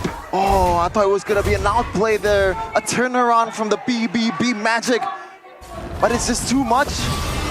They are too tanky, the frontliners of EVOS. Like, as a Vincent right now, what do? You only have enough resources to burst down all these members of the White Tigers. You have to pick and choose your targets, because if you look at his items, it's only the Heptaseas and the Hunter Strike. Annabelle is up 2,500 gold, and he is rocking the Winter Crown, the Oracle, the Queen's Wings, all the survivable tools. You can expect him to just be so tanky, not by pure defensive stats, just by regen. If you don't lock him down with some kind of crowd control, he's one of the main problems right here that Geek Fam can't really deal with. Let's see now. Geek Fam and Evol's Glory. Well, Geek Fam, they're behind 7,000 gold lead. Yeah, but I think they should force the next Lord fight. Ooh. Interesting take there, Gane, but Masako, that's a good item to secure at this point of the game. Well, not really, but you gotta take what you take. Holy Crystal, finally. He's gonna have a lot of damage from now on. Not much of a... I think he already has some penetration, but no, it's only the boots. So I believe he's gonna be on his way towards something like a Divine Glaive after this, but yeah, Holy Crystal definitely will help him to burst down, at least at the very least, Brands if he's overextending. But right now, look at that, EVOS is doing a good job zoning everyone. Yeah, Geek Fam looking for a window. Fluffy again, styling with the ult. Man, Geek Fam, they were trying to somehow look for an opening here to contest, but there was none. Now, with the conceal play, they want that purple buff desperately. It seems like now EVO's Glory still will be able to take that away. I think Annabelle retreat there, potentially. Yes, no need to use the Retribution for normal jungle clearing, because look at that. Takes no time at all. He's saving it literally for utility as an extra spell, or to steal away some of these contested buffs. The Lord coming back in, Geek Fam, they reach some power spikes, but there is the appropriate itemization from EVOS. Now they're making a play for the mid turret, but they're getting deterred quite well.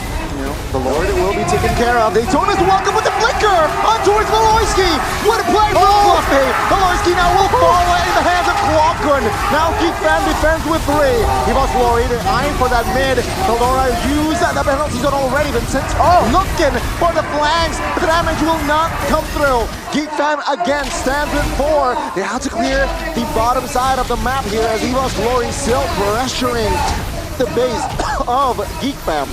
You live by below, you die by below. At that time, I'm offended. He was catching Natalia, but right now Dreams might be eyeing for a play here. Yeah, they want the top lane. Oh, the damage from Brands is crazy. Fluffy though will be the trade. Now the base turret taken down. Geek Fam, oh, not yet. No minions, no. Good item defended from Malloy, finding Annabelle. Oh man, they lose out on that mid inhibitor turret. But that's it so far. Looking at the gold swing though, Rashi, that was actually a good trade economically for Geek Fam. They were up about 8k EVOS Glory, but right now it's 6k. It's basically two big shutdowns for the side of Geek, and they're about to get several turrets right here that can be used for them to get more vision and find more ways to punish, to pick off the members of EVOS. Going into the jungle, going for the purple buff as well. This is a dangerous spot for EVOS to be in. That was their big moment. But in their haste to end the game, I mean, they went in and they even used the Winter Crowns to bait out so many spells coming in from Geek Fam. And yet, they kind of overstayed. They kind of went back into it, impatient to wait for the next Lord. And now, it's a bit more scary. You can see Masako definitely having a massive gold swing, already with the Blood Wings, building for the final item, potentially some penetration. He wants that survivability just in case Annabelle jumps straight at him. Look at the swing, man. Yeah. 2 turrets for the side of Geek Fam, finally. We saw a lot of these games, man. Oh, concealed play from below. Do they want to go for it? But didn't really find anybody there. Meanwhile, Clockgun is still in the mid bush, giving vision for EVOS Glory. But back to what I'm talking. We saw a lot of these games before when it looks really bleak from the other team, but there is this one game-defining moment that really changed the whole tempo. Meanwhile, Eldora might be in trouble here. EVOS Glory definitely wants to fight. Oh my god, the backside here. Actually, Fluffy will be taken out first. Annabelle finding the engage, but not the execution. Veldora trying to buy time to backside. Annabelle will lose his life as Masako was just re-hitting as Veldora. He was able to find the distraction, though he will fall as a Brands manages to close the gap. It's an equal trade, Arashi, and at this time, equal trade means winning trade for the losing team. Exactly, 2.3k gold only, and at this point, items are available. They cannot win fights if they don't control Masako from just dealing all this damage. And even a boy, Dreams goes in earlier, but the purifiers are available and he gets jumped on. They have the retribution, Vincent finds it. A boy though will be the price to pay, and that will be EVOS Glory slowly but surely losing grasp. This might be it. This might be the turnaround that Peloisky needs. Finally, Geek Fam finding the light of hope. Over the course of this game, they were trailing so much, and right now it's only 1k. It practically doesn't matter, especially when you have Masako. The game plan right now is to peel for Masako. Let him cook with his flavors. Let's see, Lord. Let's see if this Lord will be irrelevant or not. Geek Fam, they're trying to clear the waves as fast as possible, but EVOS Glory, they want to fight. Veldora caught in the front side of the map here, but Masako is just re-hitting the Dinosaur. Fluffy goes down as well. Vincent, another angle with Dreams now, trying to hold on and loses immortality. Annabelle and Brands trying to find the damage, but no, Vincent, he's low. He will not fall just yet though, but in the backside is actually Peloisky and Brands. Masako finds the triple. He's free hitting like crazy, and that will be all. EVOS Glory will concede, and they will back away. My goodness, the damage from this guy. This is the Natan late game. We're talking about the potential of Masako. Even killing the dinosaur mid-gobble. This wasn't allowed to finish the whole channel for the Daytona's welcome. And EVOS lose a turret on the bot side. They lose one. They're going to lose one more in the bottom side, in the mid lane too. Geek Fam with the empowered waves are trying to get everything they can. And now it's a whole different game plan, man. Annabelle is a fighter. He can help with the enabling, but he can't be sneaky. That is Vincent's job as an assassin. There isn't a lot of targets available on the side of EVOS, but if Clockgun oversteps, if Clockgun is just a bit uncareful, if Brands even kind of oversteps his sustainability, he can get nuked down almost immediately. With the Divine Glaive completed. Lightning Truncheon for Masako, by the way? This man wants burst, he wants everything. He will be lacking the movement speed without the boots, but that's a risk he's willing to take. You can look at the build from Veldora also. He didn't really buy the War Axe. He knows that His only job is to peel and somehow set up for Masako. Doesn't matter if he dies, as long as Masako is alive, it's all good. If it's a battle of a front to back, then Geek Fam will surely win. Because Masako will pretty much shred down all the front lines, all the beefy boys from the White Tigers. Look at the setup there for Geek Fam. They kind of clear half of the waves on the top side, making sure that it will slow push in direction of Evos. Fortunately for them, the top side base tower for them is still standing. This is their moment to make a play. Oh, they want to fight. Daytona's welcome on towards Valoy. The damage will come through though, as Valoyski deleted. Now, Geek Fam, they need to restabilize. Good penalty zone though, as Masako, he's just freeze heating in the backside. Entropy popped. Not committed just yet though, Fluffy. Oh, Vincent finds execution, finds a double, and a boy executes Dreams as well. That's a 3-for-1. The Geek Fam, what the heck? Vincent killed 2 with a bonus of a boom time from a boy. That passive from Vexana doing work. Meanwhile, Veldora will clear up the minions in the base. Now it's gonna be a 3-3-2 on EVOS' inhibitor turret. Vincent going in. Oh, they're looking to end. Will they have enough firepower though? Mid turret taken down. Masako finds the entropy on target though for Annabelle as Brands is able to find a boy.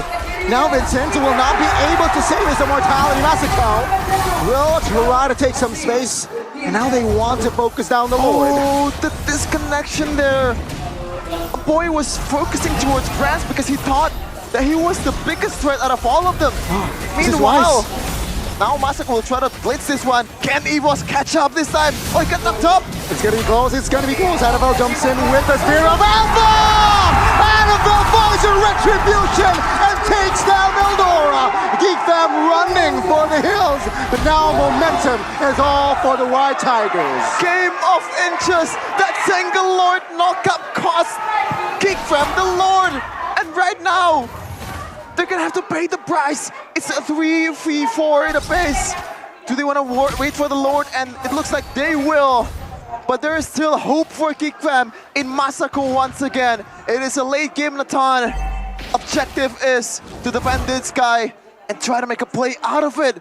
What just happened, man? Geek Fam just threw the game from their clutches. They got greedy for the end. They were unable to sneak the Lord even there. Didn't go for a fight. Now with the Lord coming in, EVOS can look for a chance to just end the game outright without even going for a fight. Can Geek Fam force them into one? Masako needs to stay alive. Dreams with a aggressive play. Penalty zone though. Will it be enough? Fluffy goes down first as Masako is just free hitting on towards the Lord. Valoyski loses immortality. Veldora will pay the price. Dreams falls. Rams finds Valoyski. And Geek Fam, they have done it. They have cleared the Lord and the wave. Oh, take a breather, MPL Arena. Take a breather, viewers out there. Because we still have a game in our hands, 22 minutes and counting. Masako is still alive, which means Geek Fam is still alive also. What an intense game, back and forth. 2 base turrets on the bottom side though. Now EVOS most definitely have the push advantage. Geek Fam are the ones who have to be a bit more crafty with how they want to set up for the Lord. Let's take a look at the replay here by our official tournament smartphone, the Samsung Galaxy Z Fold 6, Z Flip 6. That's a big penalty zone by Veldora, and you see Masako immediately melting down Fluffy, and there's nothing else to try and stop him. He just keeps hitting, and for a bit ignores the Lord in favor of just getting some more teamfight presence. But that's the issue here. With the Purify available for a boy and Masako in the previous fight, Dreams is the only one that can try and do something to stop the output of damage. No one else can do so. Man, gotta be honest with you, at this point, this is Game of Throws, man. The team that made the least mistakes wins, because so far, EVOS had the advantage, they threw it away. Geek Fam had the momentum to their favor and somehow threw it away. EVOS had a chance to end the game and somehow threw it away also. So it is a game, like, whoever play the safest, I guess, is gonna be able to win the game. But EVOS, I don't think they have the authority or like the privilege to play it safe, because they have to somehow get Masako, and so far, nothing is working, Arashi. Now the foot is on the other shoe. EVOS usually are the ones in the situation, able to defend almost indefinitely due to the insane backline presence. But now Geek Fam are the ones who have that liberty. And looking at the items, Masako went and swapped out that Lightning Truncheon that we're a bit confused about for a Demon Hunter sword. So these beefy members from the side of Evos are gonna be melting a lot faster. The wave on the bottom side has collided, so now Geek Fam are on the clock. They have to try and get something before it becomes too difficult, too forced. Look at Veldora though, he is trying to pull away the Lord from the control of Evos. Fluffy is definitely waiting for some kind of moment, but the damage from a boy can't be shrugged off as easily. Oh man, this is intense, man. Volosky pulls the trigger first. Do they want to go for it? Wingman concealed. This one as well. Can with the flicker as well. Finding one. Veldora soaking damage. Oh, Masako in the backside was targeted, but now he's safe. Oh, Volosky falls first. Veldora quite low in the backside. Vincent looking for an assassination, but fails to do so. It's a 5v4. Vincent again. Oh, Vincent! Does it go to Winner's Richard? Will it be enough? Immortality to save Annabelle's life. What a switcheroo. My goodness, Annabelle with the switcher, and now he's on a Rose Gold Meteor. It's a 4v5 for Evos. Vincent is as slow as ever. This is looking really bad for Geek Fam. They have the quantity. Will they be able to execute the Lord though? Veldora quite low penalty zone. Now it's gonna be the Lord Steel who takes it. It's gonna be Annabelle again. Now Geek Fam, they are in big trouble. What's the game plan there, Rashi? Vincent was on the other side of the map while Geek Fam tried to go all in on that Lord Pit. It just wasn't the wisest of ideas. They had no purifiers available. They were one man down, but they gambled for it. Now Veldora won't be available. Only one frontliner, an even stronger Lord. Can Masako and a boy do it again without the purify? Let's see, Masako. Oh my goodness. A boy against the world. Volosky joining in time. The damage will not be there, but the base is quite vulnerable. A boy falls. Now Volosky and Masako defending the base. Vincent falls as well. Now Masako looking to find the shutdown does, but the base isn't too much for him. Ladies and gentlemen, we got a game 3. Oh my goodness gracious! It is messy. We don't even know who's in control. But at the end of the day, Evos equalizes. But my, oh my, Annabelle, even though he's on a cold pack or hot patch, I don't know what it is, but he was able to get those Lord Steals, those outplays, and prolong the life of Evos. What a turnaround. It's not just one. It goes both ways over the course of like almost 30 minutes. And that is gonna be a heartbreaker once again for Geek Fam. Oh man. Evos looking confident in the situation, but man, that game had ups and downs. More ups and downs than hills in our great country of Indonesia. What was that game, man? Everyone was playing their hearts out, and the moments of turnarounds, it's almost like a movie, a very long movie at that. But Evos has got it done. The fan base having a moment to relax, but they were just on their feet the whole time, man. All of these team fights could go so easily in favor of one of these teams, but none of them were able to get the decisive type of end.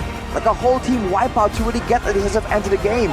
With that Lord, with the man advantage, with no frontliners available to give Masako the space, he gets zoned out. The rest of the team gets wiped, and Evos finally puts an end to Geek Fam's struggles. I mean, wow.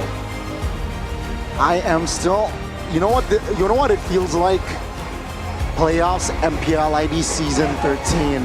Geek Fam against Geek Evos. It feels like a playoffs game, man.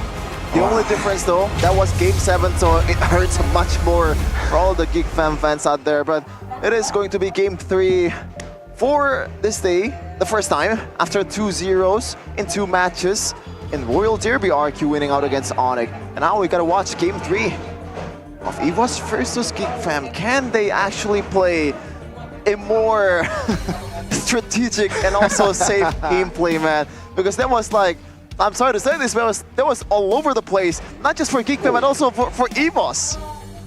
They just kept going at it, bro. It's just fights after fights after fights. Whoever wins the fights gets something. Sometimes, even if you win the fight, you lose on the objectives. There's just no winning. It's just pure chaos. Yep. It's almost like this is more appropriate to be called the Chaos Derby, even though we had it earlier on as match 1. Very much so. I mean, again, what was the total kill? At that least point? 15. A lot. At least 15? No, Baloyski, no. Pulling out of Natalia. By all means, man, for both these teams, there were moments of blunders and a lack of synergy, which just makes it very difficult to try and predict the outcome of game number 3 potentially. This moment though, like you mentioned, Shevin, Masako gets knocked up, delays the Lord take just long enough for Annabelle to make it in there. And he is cool under the pressure. Maybe it's a cooling pack for that reason, Shevin, to stay cool and take that steal. But here's the player of the game, Annabelle, presented by our official tournament smartphone, the Samsung Galaxy Z Fold and Z Flip 6. Bro, this is that signature alpha game, and he delivered. Despite the fact that Dreams was denied the engage again and again, the secondary engage with the Spear of Alpha kind of made the backline so much more difficult to rely on for the side of Geek Fam. And I feel like in the drafting phase, you're gonna see a drastic change as well, because I think for both teams, they both recognize that there are problems in their composition. Now let's take a look at the player of the game highlights by our official gold partner, UBS Gold. Early on, it really was Evo's just taking full control, with the main front line being fluffy, having so much more presence here compared to Veldora on the Terizla. And of course, with how sometimes Geekfam just weren't respecting the damage potential, the pickup potential from the side of Evos, and they're willing to commit to a fight with a man disadvantage. For the longest time, Geekfam are known as the intellectual team that only wants to take what is definite. But this game is a completely different story. And man, it's just a brawl, right? It's like the Geeks have resorted to their basic instincts to try and fight the wild beast. Yeah, man. I was gonna say, even in MPL Season 13 playoffs, I saw Geek Fam's glimpse of greatness. In a way that I saw that Filipino discipline from Geek Fam. But in this case, in Season 14 overall, I feel like they just threw away that identity. They just brawl and somehow hope for a win, I guess. And in this part, in the late game, they were carried by Masako. They knew what the game plan was, but somehow just dropped the ball really hard.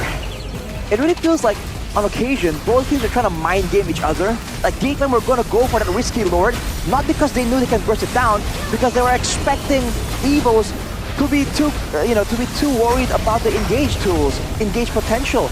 But Evos, they were just resorting to instinct, right? They weren't really thinking too far ahead to try and predict Geek Fam's movements. It's almost like the worst matchup possible for Geek Fam. Yeah, that is it. Game number 2 has lapsed, and that is it.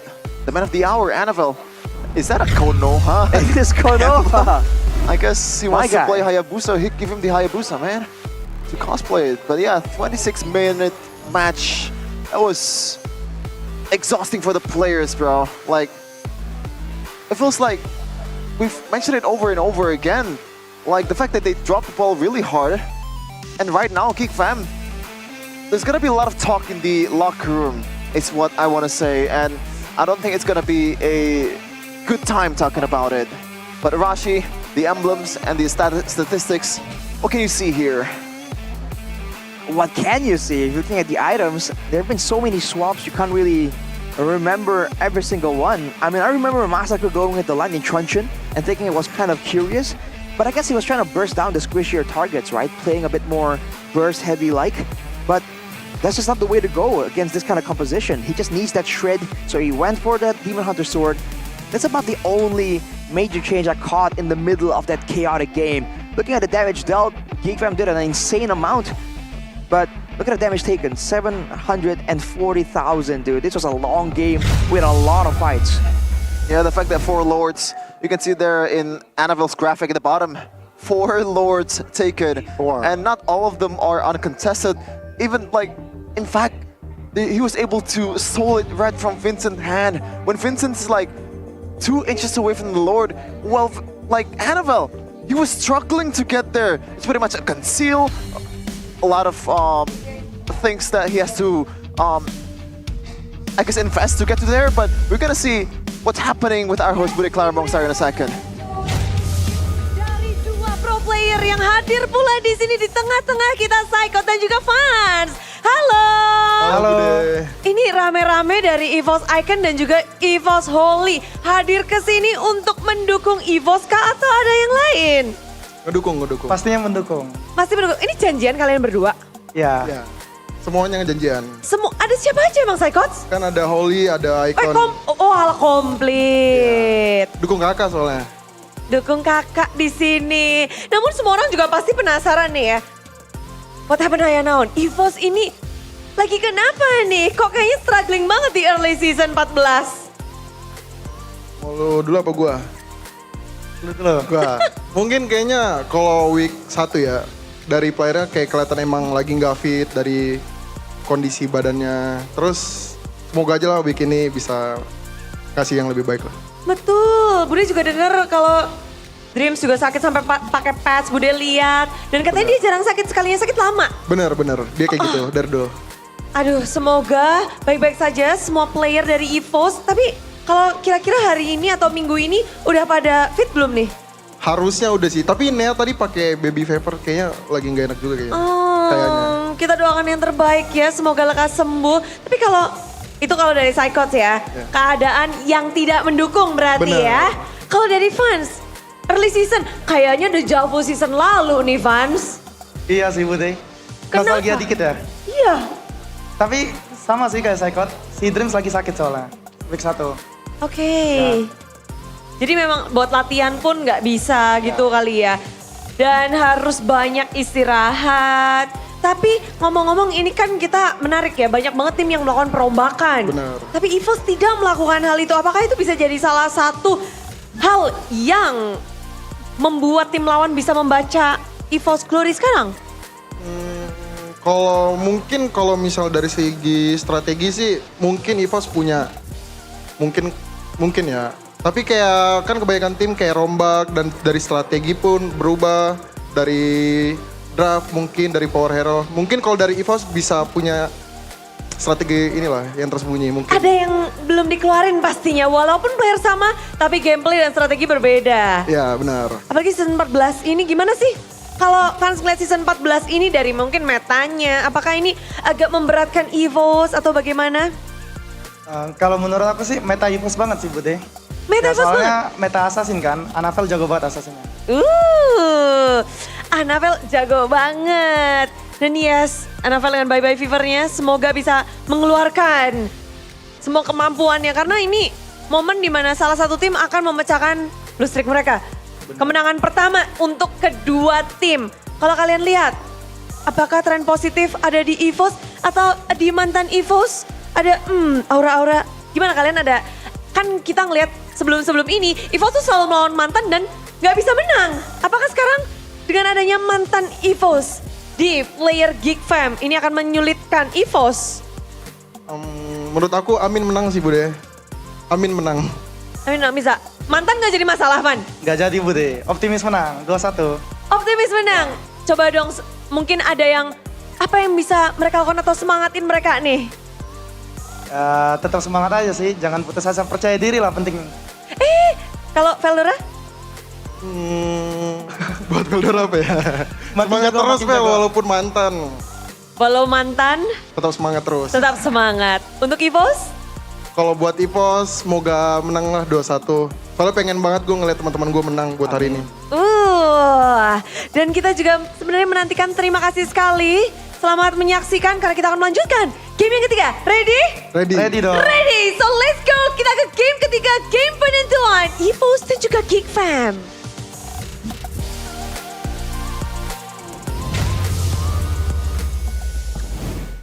It is gonna go down to the wire, the battle for the first W in the season for both of these teams. It is EVOS Glory and Geek Fam once again.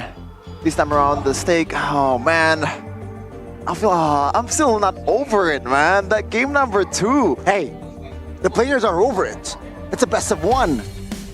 They have reset their mind states and they are ready to go in, may the best team win. And I'm also not over how good Oraimo is. You can experience the power of Hero Sound and LED digital display visualization in collaboration with MLBB in Airbuds 4, man. Oraimo, get it on the official Oraimo store and get yours now because it is. The sound's gonna blow your mind. The clarity, the bass, oh my god, just check it out, ladies and gentlemen. It's so good that Sheffin can move on. Yeah. You might wanna check out some Goni noises ASMR after you get that Oraimo, man. That a lot of kind of weird noises that you might see in the stage here in MPL Indonesia. It's what happens when you're casting every day. It's bound to happen. That's just the way Gani is. But you know, Gani uses something else that's keeping his sanity intact. His sanity? In his home. Because usually when you're using like a normal internet provider, it sucks, right? A normal internet provider. It sucks. Okay. But you have IndyHome, right, Gani? Yeah, I mean, I chose an extraordinary line, right? IndyHome, don't like it, right, bro? Just because of that. Experience gaming with fast and stable connections from IndyHome. Paket G2 1 or Paket G2 1 for only 370,000, 75,000 rupiah. Get internet with speeds of up to 100 Mbps. Subscribe now on my Telkomsel or tcell.id/national. Oh wow. Packet G2 is there a Packet Phoenix, Gani? IndyHome Packet Phoenix? Definitely. I think that's that's old news though at this point. Because this deal, man, 375,000 for 100 Mbps. A friend of mine told me recently he pays 700,000 for 60. Yeah. So 100 Mbps? That's crazy. That's crazy. Okay, I've seen this before. How did I not notice how crazy that is? That's a good question, You're Shevin. so... Oh my god. You're preoccupied with Geek Fam's fate. Yeah, maybe I'm sidetracked with how bad, how unsatisfying the game ended just now. I gotta fix my words just then, man. I gotta cool down with Campina, cool down with Head and Shoulders also. But yeah, we're gonna go straight into game number 3 after this. The draft is gonna be interesting as well. Is Natanis gonna be like a commodity that's fought over in game number 3, do you think? Because I don't think so. Very situational. It takes there too were long. 3 fighters, 3 tanks practically, right? On the side of Evo's Glory, a fighter with Alpha. But with that, it just supplements you to go for the DPS type of marksman. Natan was the answer. I'm wondering if one of these teams are going to go for something like a Faramis. You know, because at this point, why not? Yeah. Right? If this is how the games are going to go, these are the kind of fights we're expecting. There wasn't a lot of big macro plays and split pushing and all that. It was just collisions, right? Why not pick a collision draft? You know, there was a whole meta built around that collision style, right? With long range mages, with AoE combos from the EXP lane, from the roaming position as well. Why not go for something like that, right? You might as well. Why not? Why not, Sheffin? It is an option for sure. I think like Faramis at this point is a very underrated mid lane in this meta. I don't really get why, no one really picked it unless you're... how many times Faramis has been picked? I don't think it's more than 3, right? So far in Season 14. So you can see how much of a prio Zask is, how much of a prio Valentina is in this kind of pro scene with his flexibility in approach and also the safety of that Zask. But if we're talking about safety, Faramis is also there, man. So why not? Faramis can be an option. I mean, for Geek Fam, it really seems a lot more thought out. It just seems like there's some moments there where they were caught off guard and they just kept trying to go with it somehow. They have the physical damage coming in from the jungle, from the assassin. They have the magic damage coming in from the Natan and the bot side. So they have a pretty complete composition with good pickup potential, with good teamfight AoE as well. They just weren't able to execute the way they really wanted to, basically. And the thing that strikes me in this match so far between Evos and Geek Fam is there's a very minimal adjustments. In other games, you've been seeing a crazy change. Like, okay, let's say who engages the fight, it changes every single fight. Where they approach the fight, either it's up front or from the sides, from a flank, from a backwards flank. There's so many changes that teams are trying out to really get something that really works. this match, I really seen just head-on collisions again and again. I didn't really see a lot of different changes or different approaches to try and get a different result. Yep, the first different thing that they want to do is in the drafting phase, they're looking to draft a better components, a better compositions for their team. And right away, you can see Faramis is actually banned on Q, Rashi, by Coach Strateg. And still also with that Fanny and Helkert for Beloyski. Coach Blovsy, though, knowing that threat from that very known Dream Tigreal. With the Tigreal ban out, now I'm wondering, okay, no Faramis, cool. The whole talk for the longest time was that Beloyski was looking so much better, so much more insane because the meta really supported his style with the utility.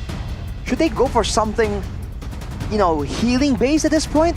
No. Because if you saw some of these fights, a bit of sustain really could have tipped the balance in either GeekFam or EVO's favor. I feel like that could be an option that can be explored, provided, again, that nothing crazy gets changed in the draft anyhow. I gotta be honest with you, I think Florin can be one. Florin and Rafaela, I think, can be an answer here for GeekFam, especially Beloyski. Knowing Beloyski, man, he likes the healers. Interesting that you pick Florin and Rafaela over Matilda, pretty much a Swiss Army knife in that healing department. But I just realized something, Arashi. Don't you think, like, in the previous game, if Vincent were to play a utility jungler like a Fredrin, for example, wouldn't it be better for them at that point? Because the gameplay is pretty much to keep Masako alive. If you're thinking of the front-to-back situation, yes.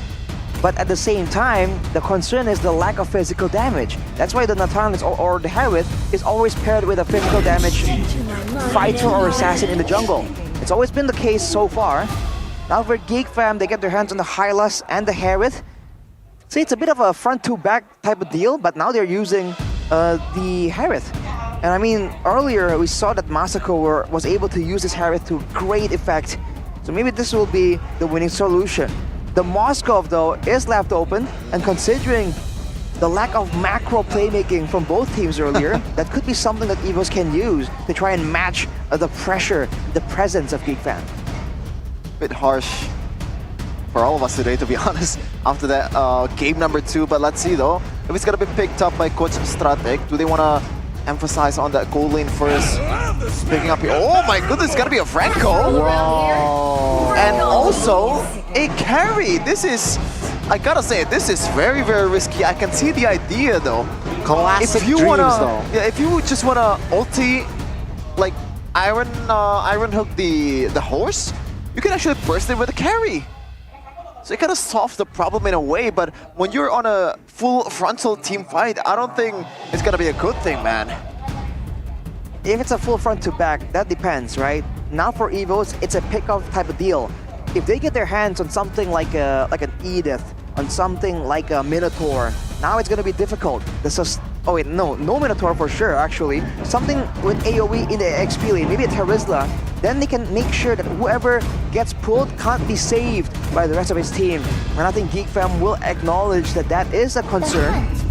But I think they require something a bit more long range. But no, they go for the Ruby at this point. Still flexible, but I feel like long range magic damage can be the solution to deal with the carry. It's a counter towards a Franco, right? When you commit the Iron Hook and the Bloody Hunt, you can cancel it out with the skills that Ruby has. Oh, wow. Yeah, now with the Zucian ban out and as well as the Alpha, GeekFam, I think their approach, you like their long-range mages. I mean, they already have the Harith, so yeah, I don't mind a savior pick here, honestly. A bit risky there, I gotta say, but I'm more surprised by the fact that Zushin is left open in the first phase of the draft.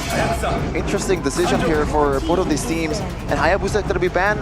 Anavel's option is getting quite low right here, but he's definitely, he has a lot of things in his bag that hasn't been brought on so far in Season 14, though. The last ban for Coach Strategy, he bans out 2 mid laners. before this, so do they want to still commit on towards the mid lane? The question is yes. The answer is yes. It's Aurora that can further enhance the controllability of Bluffs' composition. Oh, even a Roger right here. So there you go with the synergy, right? Physical damage and magical damage all secured. It's all very short range though. They wanna dive, Everyone from the side of Geek Fam are also vulnerable to getting hit with the Iron Hook. So it's not really the most ideal situations. Evos for sure are trying to mitigate the kind of big AoE mid laner like the Aurora, like the Tsushin. But now they have to kind of, you know, risk it. Go for their picks because they have no idea what will be the final pick here for a boy. He might go back to one of his older Vixana picks. again. I think it's gonna be Vixana again, especially when you have this much control on the other side. EVOS, they have to somehow find a way to save the cat and the wolf when they're in a dire situation. And I feel like the only control mage that's available is that Vixana, although Valentina is still open. I think the Lilia wouldn't be a bad idea either. Lilia. It's still gonna be Vixana. Looks like a boy will not change his picks here compared to the second game. But yeah. I mean, it's clear that Geek Fam, they don't care about backlines. They want to fight head on, all right? With the Roger, with the Ruby to cancel out, the Francos, the Alt as well, the Hyla, so they want to close the gap as much as possible. Does EVO's Glory have enough firepower to hold that out, though, just with the Terizla? With the Terizla, we have to wait and see. The combo is available. The scouting from the Zask, the slowing of the Zask is also something that Geek Fam have to kind of keep in mind when they're moving forward. Looking at some of the stats here and the battle spells, purifies only for the gold laners. Vildora with the revitalized Hylas. Let's see how that plays out. A loose streak is something that you don't experience in this stage, in the highest stage of Indonesian Mobile Legends eSport. Loose streak is gonna go on for much longer in Season 14. Is it going to be EVO's Glory or Geek Fam? Well, ladies and gentlemen, let's see the conclusion of this series. Who will take the first match win of Season 14? Both of the junglers just clearing really, really fast. But you can see Annabelle getting a bit more of an edge. Dreams tries the age-old tactic to delay, but Vincent tanks the hook. So there'll be a bit of a reset to that buff, unfortunately for him. This means that EVOs most likely will be able to get that litho, but both of them are just prioritizing the pathing, the clear immediately, making their way to the top side. Dreams make the first move. Yep, onto his Beloy here. Annabelle's not level 4, so no fracture there to really punish Beloyski. Though, he has to recall, so that's already a rotation stop or delay rotation there for Beloy. Emblem here by Indicom shows that there's the Inspire and the Bargain Hunter for Masako, so he's trying to snowball out, whereas for Brands, the conservative approach as always, tenacity with the firmness. And for both roamers, they're desperate to make the plays happen. That's where the pull yourself together comes in, but with the focusing mark for Dreams, with the support emblem, he's going to be a lot more active when it comes to movement around the map, whereas later on, Beloyski will be a lot tankier, and he'll be having a lot more ways to kind of impact these fights in a bit more direct way. Audience prediction actually shifted towards EVOS' favor after that game too. Looks like Beloyski smells something is happening. Oh, with Iron Hook now, Beloyski will be able still to get out of the way though. He has to recall, so that's a man down here for the side of Geek Fam. EVO's Glory will not rush the turtle just yet though.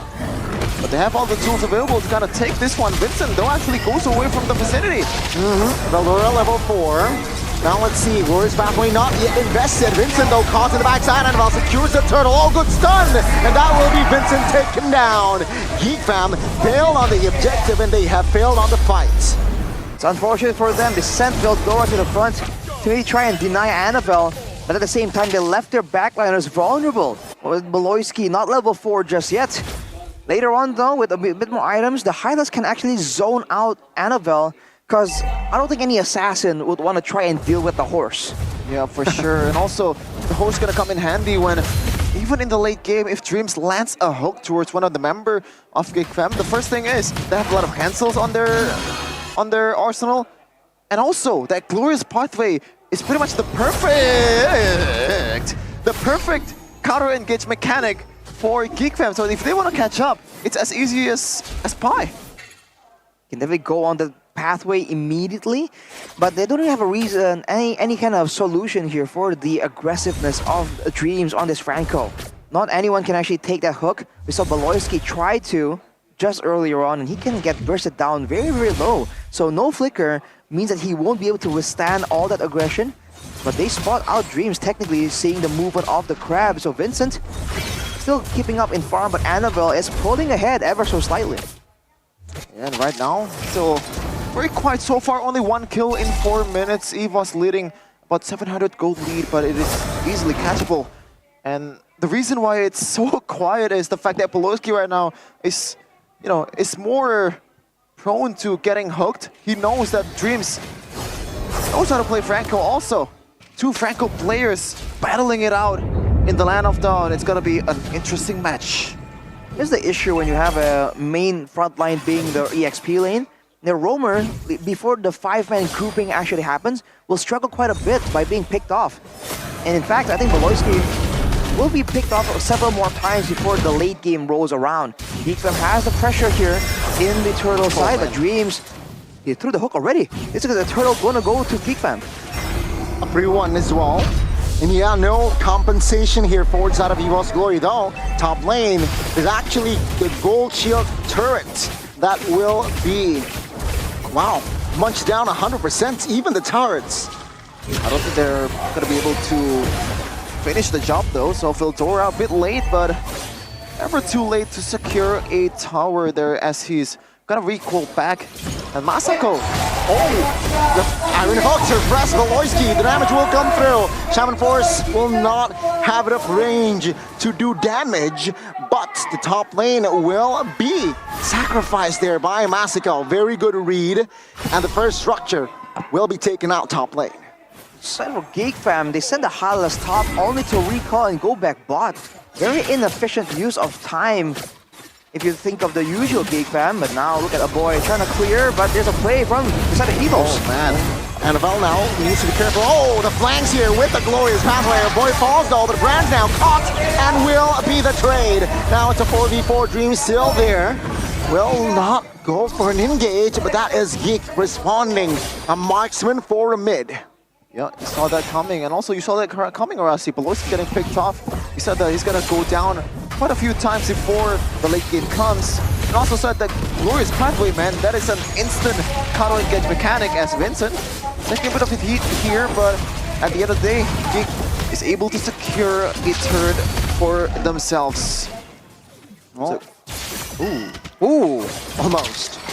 All right, a trade of spells there in the top side. Geek Fam, though, were able to brute force that turret take, but they're still losing out compared to EVOS. The pressure of the early game Franco is definitely getting into the heads of Geek Fam, which means during these big 5v5, big team fights where the Hylas can be the main front line, that can tank that Iron Hook, Geek Fam should have an advantage. See now with the turtle. Hoped by Fluffy. Oh, Iron Hook connects on towards one member and Veldora deleted. Fluffy with the penalty zone. Big! Poloyski caught in the backside. Now Vincent repositions, finds one. Now Annabelle, as well as their members, will go back, but Brands finds a shutdown on towards Vincent. It was honestly going a bit better than I thought for Geek Fam. I thought they're toast after the initial penalty zone towards a 3, but still though, EVOS, a big W on their hand, about 2k gold lead at this point, entering the 8th minute.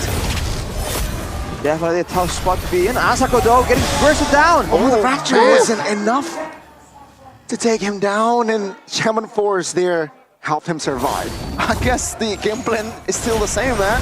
Masako is that guy on Harith, is that guy on that magic damage gold laner. So the game plan is just to take him to glory.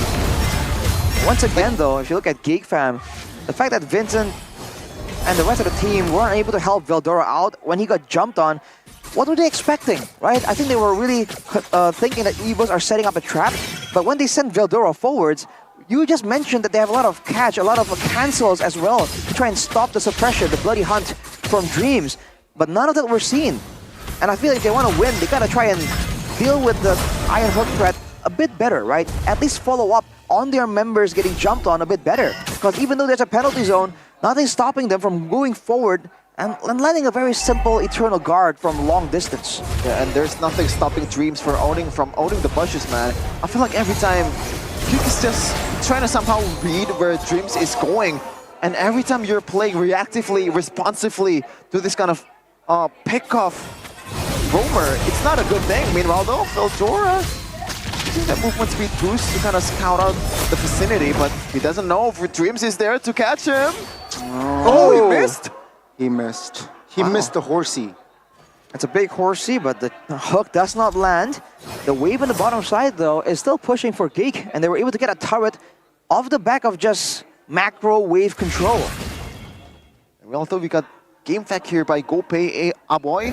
In Season 13, he used Vexana 13 times and racked up about 77% win rate, so not too shabby himself. He's looking to further enhance the win rate, even though so far in this game, it's still 0%, or in this match, after that game number 2. Now with the Lord spawning, it's a whole different situation. Vincent spotted on the top side. Evos, we're gonna try and blitz this.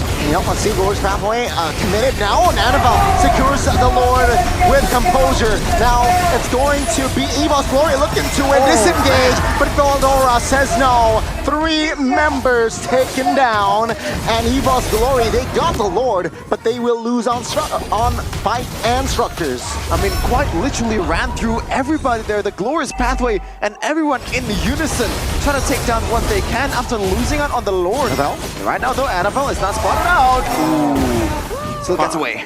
Yeah. Great play for the side of Geek Fam there. Going and sacrificing the first Lord technically in order to win a great team fight. Overall, I feel like it's still going to be a win for Geek, because Evos are going to be unable to use any of these waves. Geek can clear the top side here, rotate to the bottom, and end up not losing anything unless Evos can make a play happen. Maloyski spots out the steal attempt, but Annabelle will be able to take away that purple, and he's building towards a BOD, so he's trying to go for a lot of damage. It was once 2k gold lead for Evos, almost 3k, and right now it's only 1k, so it is for sure a winning trade for Geek Fam. Even though at that time I feel like Vincent could have done much more if he were a bit more fast on the approach and knows that the consequences of showing up in the map, man. They just pulled the trigger, Evos. Look at Masako. He went to the bottom side, was playing very tentatively, maybe fearing a play coming in from side of Evos. But look at this, Feldora once again.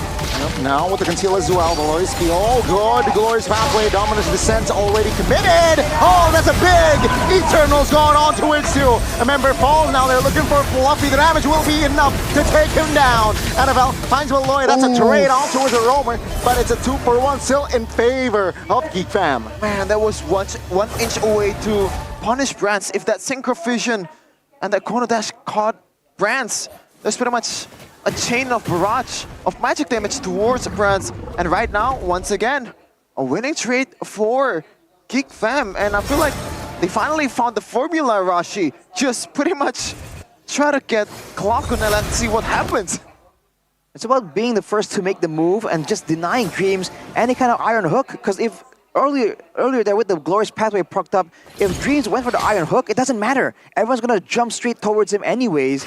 And here, that's where Annabelle comes in. He's trying to be sneaky, coming from the back, coming from behind to try and stop this front to back. But look at this play by Maloyski. I'm offended. Will be enough to take him down. Annabelle though, cheeky flank finds a trade. Now Feldora with the Glorious Pathway trying to find Brand in the backside with Vincent. Finds the person. Masako deletes him. It's a 2-for-2. Annabelle. Oh, he is trying to assassinate a member, but wasn't able to find and close the gap. The taunt from Masako, he knows Annabelle is there. That was a equal trade, but Geek Fam slowly but surely taking control of the game. And now what's gonna be the response for Evo's Glory? Do they want to bank on, Dreams scouting out the area, the bushes for them, and getting a miraculous hook? Is that what it takes to beat this composition? Ideally, Fluffy would walk in the front and tank some damage. Geek Fam, though, decisive with this Lord take. Are they committing too hard, though? Because they have a pushing wave in the top side. They finally let it reset. Now Evos are the ones with the urgency. Dreams with the fleeting time will be trying to go for even more pickoffs. But at this point, anyone gets hooked, Glorious Pathway will be immediately opened up for the full force of Geek Fam to rain down on Evos. The retro battle so far, man, it's not looking good for Vincent if we take a look at the 50-50s that these two junglers are taking. But Poloski, though, could still play. They're out for council. anything. And Geek Fam don't have to do anything. Look at that. The wave on the top side is massive. If it's left alone, it might even clear out the base turret. Of course, the passive will be cracked open first, but Evos, they're willing to let it go. Oh no. See here, Annabelle waiting for the potential fight. Fluffy finds the penalty zone. Annabelle looking for the right side. Glorious Pathway here. Annabelle, what the heck? He did that in game 1, game 2, and now game 3. Now it's going to be an all-out war. Dreams first one to fall as well. And that will be Fluffy and Dreams taken out. Well, yeah, the same story. Vincent losing out on the Retribution, but this time around, though, the conversion. Even though Evos got the Lord, I feel like Geek Fam, they're still gonna win this one. Yep. Base turret taken down. Now let's see here, Clock and Brands and NFL, they have enough wave clear, of course. Let's see though, Evos Glory, what will they do to somehow make this Lord relevant? I'm gonna try and maybe escort it a bit. Because for Geek Fam, there's a lot of damage available. Annabelle, though, trying to get out. Going in on the Veldora. It's a lot of damage. Seeing the Athena on the hands of Veldora, so he has good defense against Magical. But will that be enough? That's counting though, Rashi. So that's a good sign, right? Poloski though, conceal play, might want to go for Dreams. Now onto what Dreams damage will be enough to burst him down. And Masako, he is still deathless in this game. He didn't even take a half a second there to burst down a tank. A roamer for Evos Legends. That's supposed to be a bit tankier, but either way, the potential for Geek Fam is already showing. And also the fix, Arashi. That's counting before you go into the push. We didn't see that in game number 2. And finally, a boy, Masako, even Veldora is a bit more careful and with their approach. I mean, if you have the horse in your team, it's a no-brainer. Send him in, let him tank up. The reason why Dreams is looking so squishy is if you look at his items, he's going for a fleeting time into a Winter Crown with the Rapid Boots. He is all in utility, and he's not planning on taking any damage in the front line. All he's trying to do is just go for these big hooks. But at this point, especially with Fluffy, slowly but surely getting outlasted, getting squishier by the minute due to the item difference, Veldora goes on him. Oh, no follow-up though. Suppression comes through. Veldora taken down. Fluffy should fall as well. Vincent finds the kill. OBS healing are taken out. Poloski jumping in again. Now that's huge. Annabelle finding one, finding two. Goodness. Now with the Demon's Descent, Vincent and a boy running for the hills. The White Tigers, they smell blood. But it seems like a boy and Vincent, they will have enough mobility to get out. They clump up and they paid the price. The fractures pretty much hits on everyone from Geek Fam. And now Annabelle and crew 4-2 numbers advantage, 2 of them. They will take the mid lane, but do they want to go for more? A boy and Vincent looking to clear the wave. Oh, Evos Glory, and they will just go back and secure the Lord, satisfied in taking down the base turret. Fortunately for Geek Fam, they took the base turret on the top side. So now they have a push advantage. Are they going to use it though? Because again and again, we've seen that even when they do have a wave moving up in their favor, they just go in. They just go at it. Maybe it's a mind game. Maybe they're really trying to catch Evos off guard because Evos are expecting that. And now in the waiting game, in the situation, this is where Dreams can make his magic work. He does have the flicker for an even further Iron Hook play. As everyone's on the Lord, you can see Annabelle sneaking around, trying to find a different angle, trying to surprise Masako and a boy, potentially get something done before the Lord is down to a 50-50. Yep, Geek Fam can play the long game here. Look at that. The whiff is still pushing, and Brands is gonna be the one who's gonna take care of it. The question is, Geek Fam, what are you gonna do with this kind of advantage? See, Geek Fam now with the seal. Lewis pathway, winners runs and Fluffy looking for the flank here. Veldora now looking to tank as well. Fluffy pops. What?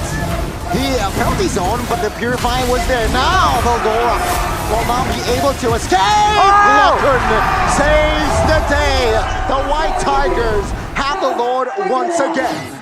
Vincent even used the retreat, that is why he's running away from the vicinity. I was very confused. Why is Vincent not there? He didn't even go for a Zask in front of him that doesn't have a Dominator's Descent. And right now, with Veldora down, what's gonna be the answer here? EVOS, take back the control. 6k cold leader, Rashi. Yikes. There's 10 seconds for Veldora to be spawning. I think Annabelle got knocked up by the Lord, by the way, when he dashes in for the retreat. That's why Clockland gets it. With the Lord though, with Veldora 2 seconds away, they're trying to buy some time. Oh, Fluffy with the flicker penalty zone. No, let's see though, will it be enough? Fluffy gets taken down by Masako. Masako repositioning. Now the Lord will be taken out. Geek Fam stands with 5. EVO's Glory backs away. Are you feeling that kind of deja vu? Because I do. In game number 2, once again, Geek Fam. Game number 2, they were able to take control of the game, and now EVOS is on the front lines, on the pedal. Well, the question is it gonna be, once again, EVOS winning out the game? Geek Fam, they have the formula. Again though, Rashi. The game plan before was to keep Masako safe, and they weren't able to do so. This time though, the game plan is just to run down the whole team of EVOS Glory. As long as Geek Fam don't get comboed, I feel like they win. As long as they can zone Brands out from just literally melting everyone down, I feel like they have a good chance to win this. Conceal horseplay though, Beloyski gets exposed. And Geek Fam will have to stop right there, but look at Annabelle. Whoa! Iron Hope finds one! And now with the Glorious Pathway, they go all in. Fluffy gets taken out alongside Beloyski. Geek Fam repositioning. Oh! Vincent trying to find the Hail Mary play in the backside. Will it be enough? Masako goes back and recalls Vincent. Will the damage be enough to take Greens down? The answer is yes. Leonardo da Vincent will be taken down by Annabelle, who finds the legendary.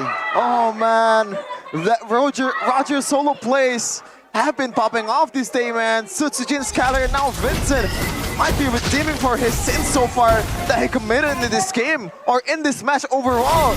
But looking at the items, Arashi, already this late of the game, what changes? Well, the gold advantage for Annabelle in particular, he's going for an all-out burst damage build. And if you look at Clockun, he can go for a bit more of a burst approach using the Lightning Truncheon, but he just wants damage, all-out damage to match up with the damage output of the Geek Fam. And for Fluffy, with the Athena shield, now at least, he can kind of tank up a lot more Curse Blasts from a boy. But that's only if the fight goes on long enough. Now will EVOS use the base turret advantage? Because again, for both these teams, they've just been going at it, man. Yep, EVOS has the advantage right now in economy.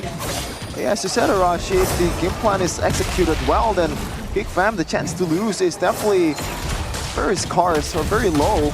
Wow. Now, NFL so far, he's been doing a great job, by the way. 8-0-6 for this Nolan, a contrast of what Vincent did in game number 2. He was able to find those flanks also. And meanwhile though, EVOS gonna pull the trigger with uncharacteristic because they have a Franco.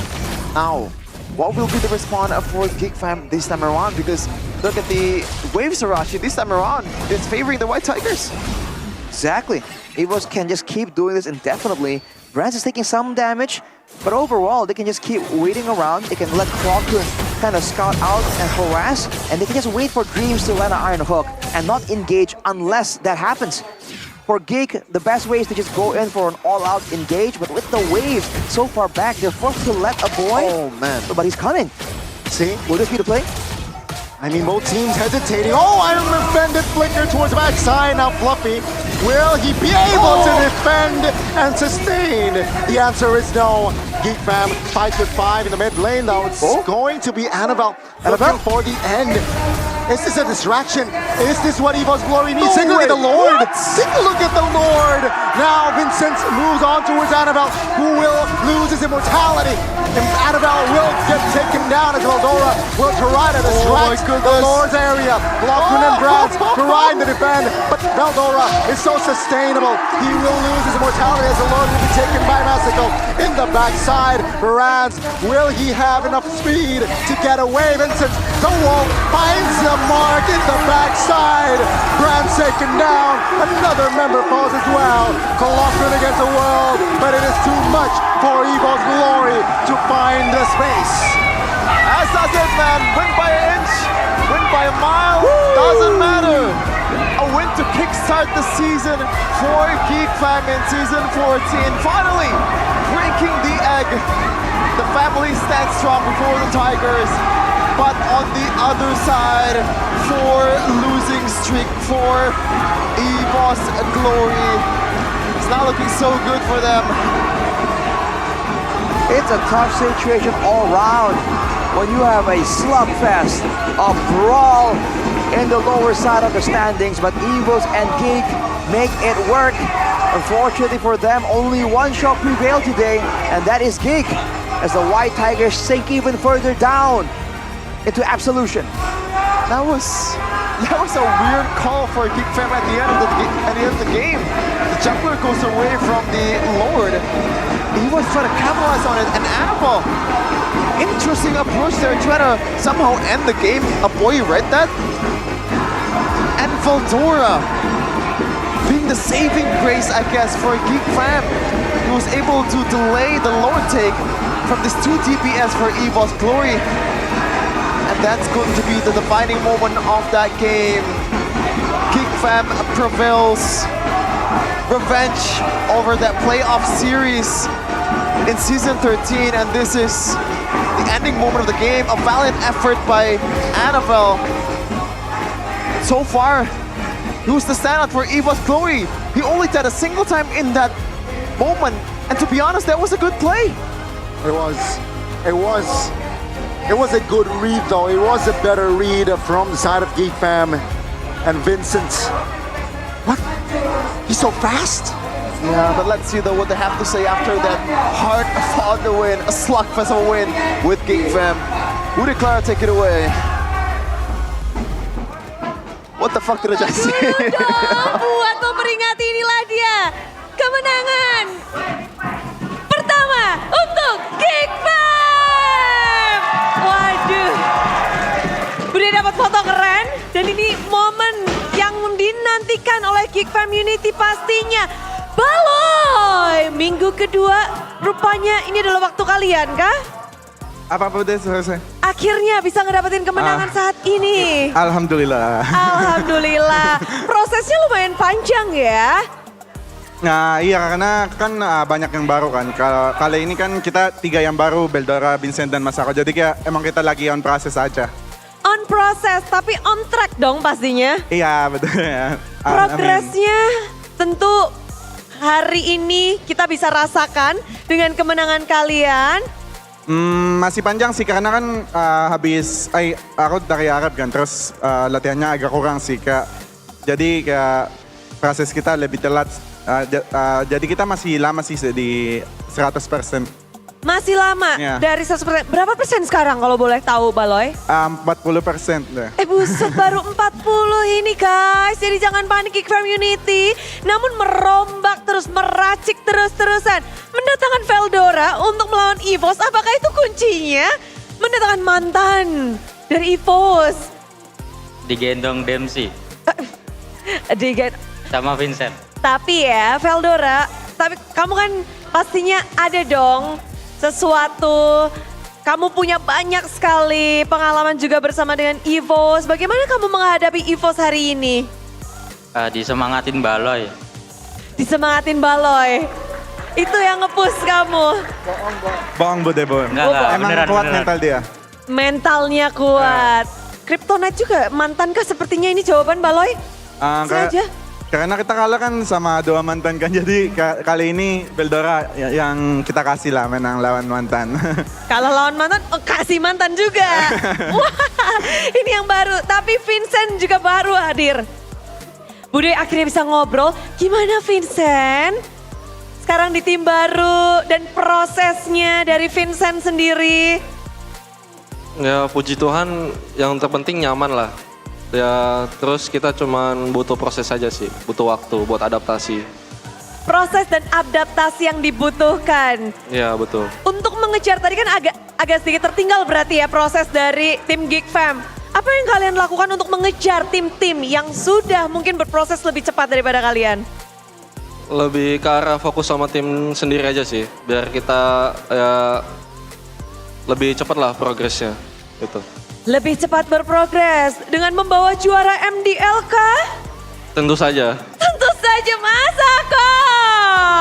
Buset. Ini entah kenapa ya kita melihat banyak sekali dari player-player MPL yang naik ke MPL bersinar. Termaksud kamu, panggung pertama MPL-mu kayaknya santai aja ya? Iya sih, santai aja. Disemangatin boleh juga. Jadi baloy kuncinya? Nyemangatinnya gimana sih? Disemangatin pede aja dulu, nggak usah takut lawan, Cok. Tapi benar, kamu nggak ada takut, nggak ada khawatir? Nggak ada khawatir sih, soalnya paling susah tuh buat naklukin diri sendiri sih, bukan musuh. Terus dia bilang dari Manado soalnya. Dari Manado? Ya, darahnya dari Manado. Manado Pride nih? Manado Pride. Manado Pride. Ya, Manado Pride. Tapi menarik tentunya lawanmu adalah salah satu player veteran, ada Brans. Bagaimana kamu menghadapi player veteran dan kamu termasuk player rookie di sini? Kayak mandang biasa aja sih, soalnya kalau mandang dia monster, gue yang takut. Gue mandang dia biasa aja sih. Respect aja. Respect aja. Dan tentu saja atas kemenangan hari ini, Aboy, ada yang ingin kamu sampaikan gak sih? Kemenangan yang dinantikan oleh Geek Fam Unity. Ada yang ingin kamu sampaikan untuk kemenangan hari ini? Buat Geek Community, makasih udah datang, udah dukung kita. Kita masih progres lah, semoga kita bisa lebih baik nextnya. Dan tentu saja kita doakan yang terbaik untuk Geek Fam yang baru saja mendapatkan kemenangan pertamanya. Geek Fam Unity, beri tepuk tangan untuk Geek Fam. Caster, apa yang terjadi? Game yang begitu gelo, monggo.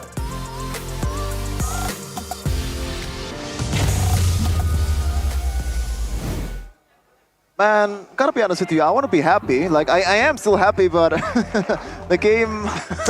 yeah, there's still a lot of questions that needs to be answered. Not just for Geek Fam, but also for EVOS Gloria, because they haven't won a game yet, or a match yet in this season. Hey, it's still week 2. It's still early. Out of 9, right? A lot of, you know. And to be honest, let's take a look at the last season, right? Geek Fam was once the 8th placer. Exactly. And somehow ended the season quite strongly. Even EVOS Glory, they were able to represent Indonesia in MSC, and this is the highlight, or maybe a low light here for Arashi for you to uncover. Well, this was that game where Masako was dashing around trying to make things happen, but he gets immediately obliterated by Annabelle. So you're saying that it's a bit of a rock, paper, scissors type of deal. But when it comes down to it, I think the difference in EXP laners is highlighted once more. Because Veldora can, Fluffy can go in just YOLO, and that's about it. He's almost ignored even, whereas Veldora was just rushing through, running straight at everyone. And even here, by the way, honorable mention to Veldora, because he was the one that completely ruined the idea coming in from EVOS. They wanted to sneak that Lord out from under the noses of Geek Fam, but Veldora says no, the horse has arrived. Hunts. And the MVP presented to you by Samsung Galaxy Z Fold 6 and Z Flip 6. It is going to be Masako, a solid showing, a really good showing, to be exactly honest with you, for a rookie as well. Man, over the course of 2 games or 3 games, I believe he only died like 3 times or so on 2 different heroes. This time around, back at again with Harith that he gained MVP with in the first game. Here's the player of the match highlights for our official gold partner, UBS Gold. Early on, it was just EVOS finding the early pressure coming in from the Franco. And honestly, it's great credit to Geek Fam for withstanding that initial aggression. Afterwards, even though they were able to, they lost a lot of these early lords. And once the fight doesn't begin with a pickoff, you can see that Geek Fam just stampede over the members of EVOS. And look at the macro, man. The talent on the top side, the Lord in the bottom. When it comes to the objective though, the retribution definitely is in the hands of Annabelle. Afterwards, it's the full-on engage, the full-on charge coming in. And that's just the story of the game. If the charge can happen, then he can have a chance. If it doesn't, it's a whole different story. This was one of the make or break moments in the game where everything just went to chaos and Annabelle is trying his best to buy some time, hide back in another damage, but he gets knocked up. That's how Clockun was able to secure it, and this was it. Final moment where Annabelle tried to buy some time, tried to go for something, anything, to save the game, to swing it in their favor, but Veldora immediately tramples over those dreams, tramples over Brands and Clockun, and that will be the end of it. The punishing ring of Hylas says no. I mean, look at that, the HP of the Lord, it was like 4K, man. It was this close, it was this close to actually take over in this moment with kind of a losing draft as well. So shout out to them, and also shout out to Annabelle, the fact that he's on a hot patch and playing like this. But let's see though, the losers interview with EVOS's, oh no, it's actually Golden Moment, the comms with EVOS Glory. Oh, kenapa lu yang ke MVP? Padahal lu gentong sini. Gak apa-apa, itu cuma titel doang, cowok. Main kan berlima. Gila. Gak pancing tipis doang. Iya, pancing doang. Kalem, boy. Gua balik guys, Dia gua lagi balik guys. tapi apa nih ya? Gua balik enggak? Gua balik. Aman. Lihat Vincent. Gua balik. Eh, Roger, lihat Roger. Mati. Enggak. Nice one. Ocean. Wait. Kalian mid. Wait. Eh, mati cok. Eh, bisa. Taruh dulu. Nggak bisa. Ini bisa kalian nggak? Boleh. Bisa kalau dapat bang. Nih. Gua stun lagi. Ayo. Lihat Nolan. Sasnya, jangan cuekin. Franco. Ini gua Bisa nabrak ke Singis. Mati Kari. Kari, mati. Nabrak gak ada ulti Sas. Di belakang Nolan. Duel. Franco udah. Franco di merah sih. Depanin. Terus. Boleh mati. Gua ultin aja. Ratain dong. Gak apa-apa. Kejar. Lagi. Kejar. Gua stun. Bosan lagi. Masih bisa gak kalian? Lo. Wow. Pretty mixed communications there from the side of Geek Fam. I'm surprised to see Masako being a lot more active in the decision-making process. I was thinking it's gonna be silent and it's Beloyski and maybe Vincent, you know, someone that's gonna be around the map. They'll be making the calls, but Masako was very active there, even saying preemptive callouts in the fights, like, okay, I got this, or I got this item, I can duel him, stuff like that. So that's quite interesting to see, right? A new addition immediately having that much quote-unquote authority in the middle of a intense game of Mobile Legends. Very composed, very direct as well. But yeah, I mean, even though Annabelle got the gold per minute and even the carry falls to the hands of EVOS Glory on Clockun, it wasn't enough. Geek Fam, they were more like Masako, man. He was just finding the positions, just free hitting left and right. He was cooking. Yeah, for sure, man. Was cooking. And again, as a rookie, the second rookie, I believe, to actually win the player of the match, aside from Irok, on his debut. So it is a really good showing out there. The future of Mobile Legends Indonesia might be, you know. Oh, okay. Well, maybe too much of a statement right there, but you know what's not too much? Something that's simple, something that's, you know, stylish. Erigo. Yep, Erigo, wherever you go, it's the best merch in the business. A collab with MPL Indonesia Season 14, you can see that. Man, I really like the shirt on the left, man. It's just an MPL logo on the right. I really just like on the plain yeah. black shirt. And also, look at on the right, like, what's that print, man? I like that. I like that. It looks really cool. It's the folktale creatures that we see on the stage as well. Oh, it's a dragon. Maybe. Some kind of dragon, some form of dragon. You have Balinese. Exactly, you have to go in deeper into Indonesia lore to find out what it is. But maybe that's the point, right? Yep. You'll wear the shirt and people are gonna be like, is that a dragon? Is that a lion? What is that? Is that a bird? Is that a plane? No, it is Saturday's perfect icing on the cake after you wear your Erigo.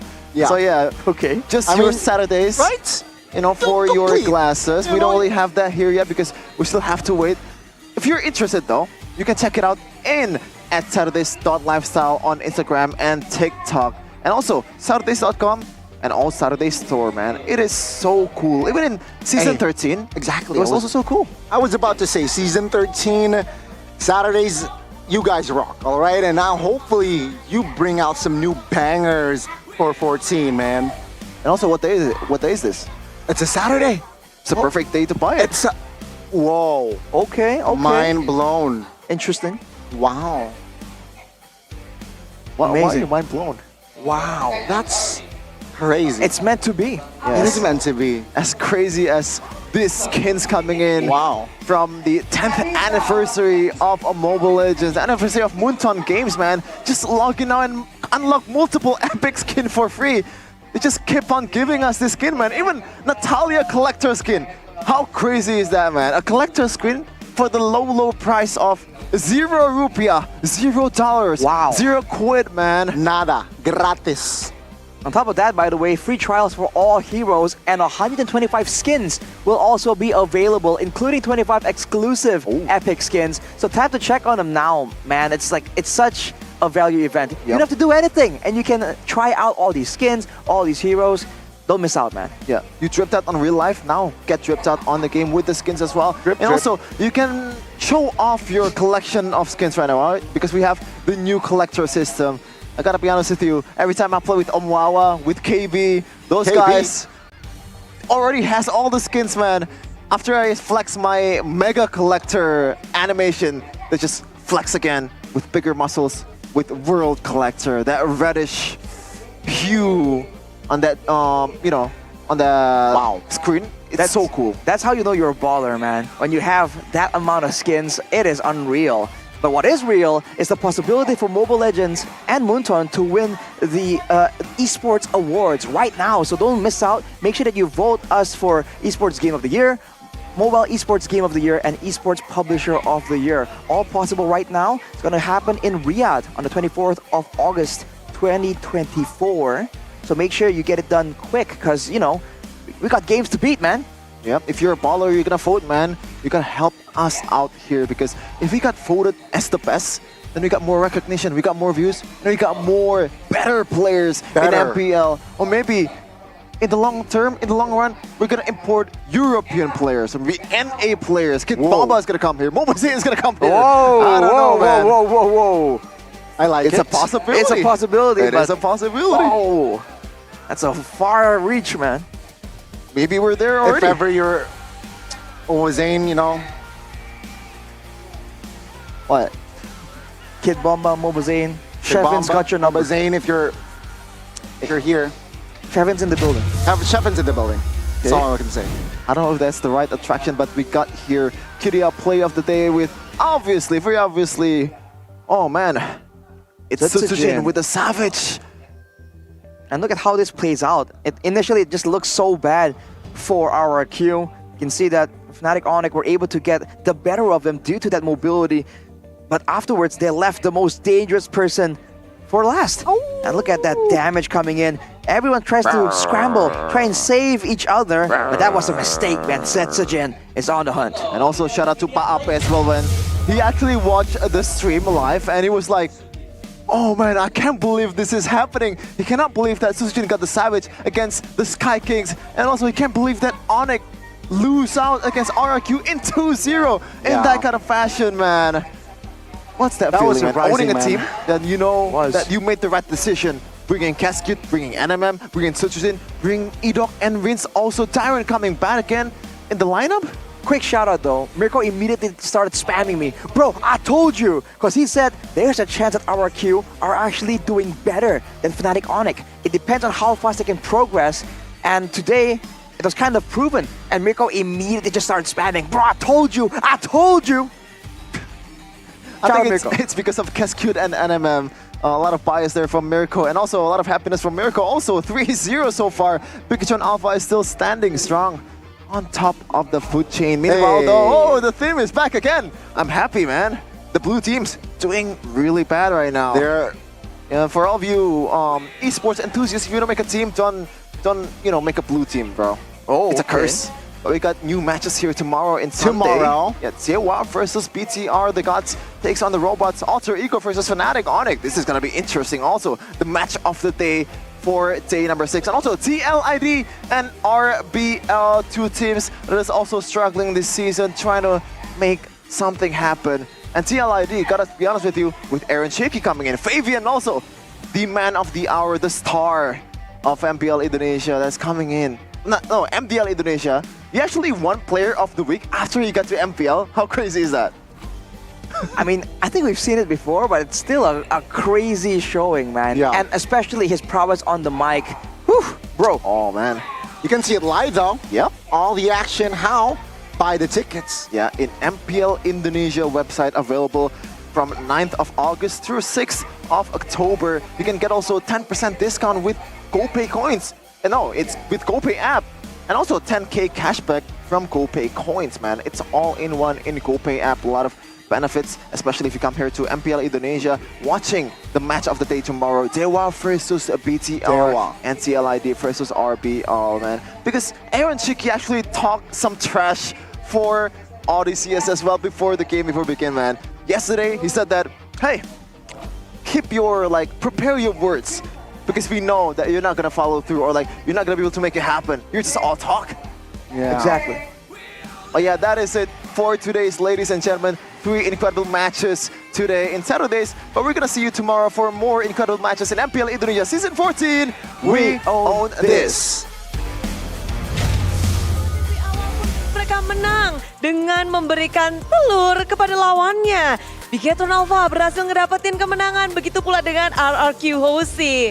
Kemenangan demi kemenangan kita rasakan dengan 3 match yang berlangsung untuk hari ini. Hari Sabtu malam yang panjang. Tentu saja Bude berterima kasih kepada semua super fans yang telah mendukung. Dan benar-benar memberikan suara dukungan kepada tim kesayangan mereka. Dan juga kepada para sponsor tentunya. Karena MPL Indonesia Season 14 powered by Munton. Presented by Official Tournament Smartphone Samsung Galaxy. Official e-wallet GoPay. Official Destination for Gaming and Esports Kidia. Official Gold Partner UBS Gold. Dan kita juga punya partner in esports. Ada Campina, Head and Shoulder, Ora Imo, Telkomsel, Dunia Games, dan juga IndiHome. Bersama dengan supplier ada Erigo dan juga Saturday. Acara ini supported by PBSI. Hari yang begitu indah tentunya. Dengan adanya pelajaran yang didapatkan oleh tim-tim yang tidak berhasil mendapatkan kemenangan. Dan juga tentunya yang mendapatkan kemenangan. Mereka mengamankan poin dan terus meranjak di klasemen sementara. Semangat 17-an pun bisa kita rasakan di MPL Arena. Tentu saja semuanya sudah memberikan banyak sekali wish-nya. Dari semua super fans yang hadir, dari Bude pun bisa membaca semuanya. Kalau Bude, ini ada satu yang Bude bacain. Dan para talent semua juga sudah membawa salah satu favorit mereka dari super fans. Bude akan bacain ini dari, Raya. Naik motor kehujanan, nyari jas hujan tak ditemukan. Selamat Hari Kemerdekaan. Marilah saling bergandeng tangan. Thank you Raya. Dan dari para talent sudah ngedapetin satu-satu favorit mereka. Boleh dari English talent dulu, Goni. Dari Rifko Bude. Mendapat hasil yang memuaskan dan dapat lebih mengangkat nama Indonesia di panggung dunia. Cakep Thank you banget. Rifko. Itu dari Rifko. Kalau dari Goni sendiri ada nggak? Kalau dari aku sendiri ada dong. Bude ingat gak sih M1 itu ada di mana yang menang Indonesia? Malaysia. Malaysia. M6 ada di mana Bude? Malaysia. Nah aku pengen untuk M6 itu Indonesia juga yang angkat piala. Amin. Itu dari Goni.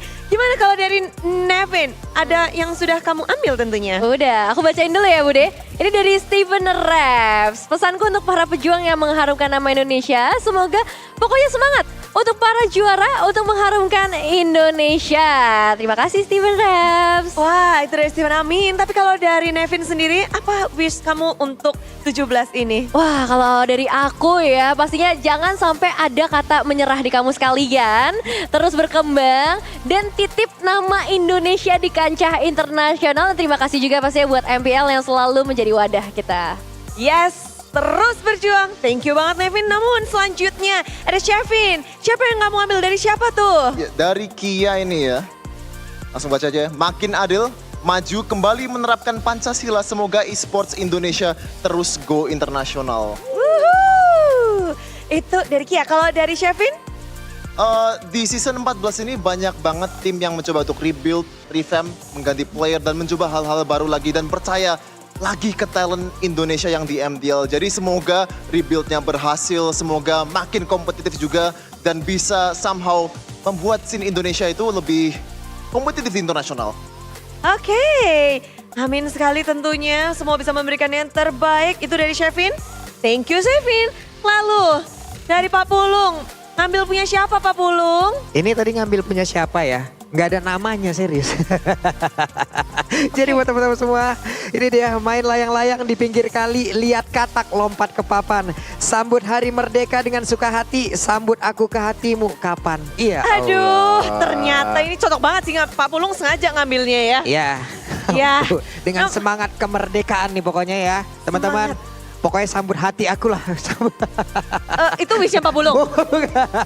Wish Pak Pulung untuk 17-an ini apa nih? Enggak, wish aku pastilah mudah-mudahan buat dari MPL sendiri kita semakin besar lagi, kita go internasional lagi, kita ambil lagi semua trofi-trofi tersebut yang mungkin beberapa waktu kebelakang semuanya tidak bisa kita ambil. Dan juga buat teman-teman komunitas di luar sana, yuk sama-sama kita bangun ini dengan satu pondasi yang begitu sehat, no toxic. Kita juga harus fair terhadap siapapun, kita akuin siapapun, siapa yang menang, siapa yang kalah, kita juga harus berani mengakuin. Oke, kalau dari Pulung seperti itu Bude. Oke, itulah dia komunitas. Yep. Juga tentu saja kita berharap mereka bersatu pula dan menjadi semakin solid. Betul. Itu dari Pak Pulung. Kalau di ujung sana ada Arashi. Ngambil punya siapa tuh Arashi? Dari kayaknya DA terus 06. Dan 06, oke. Semoga Indonesia MPL-nya bisa juara dunia, amin. Senyum. Singkat padat Mari. jelas.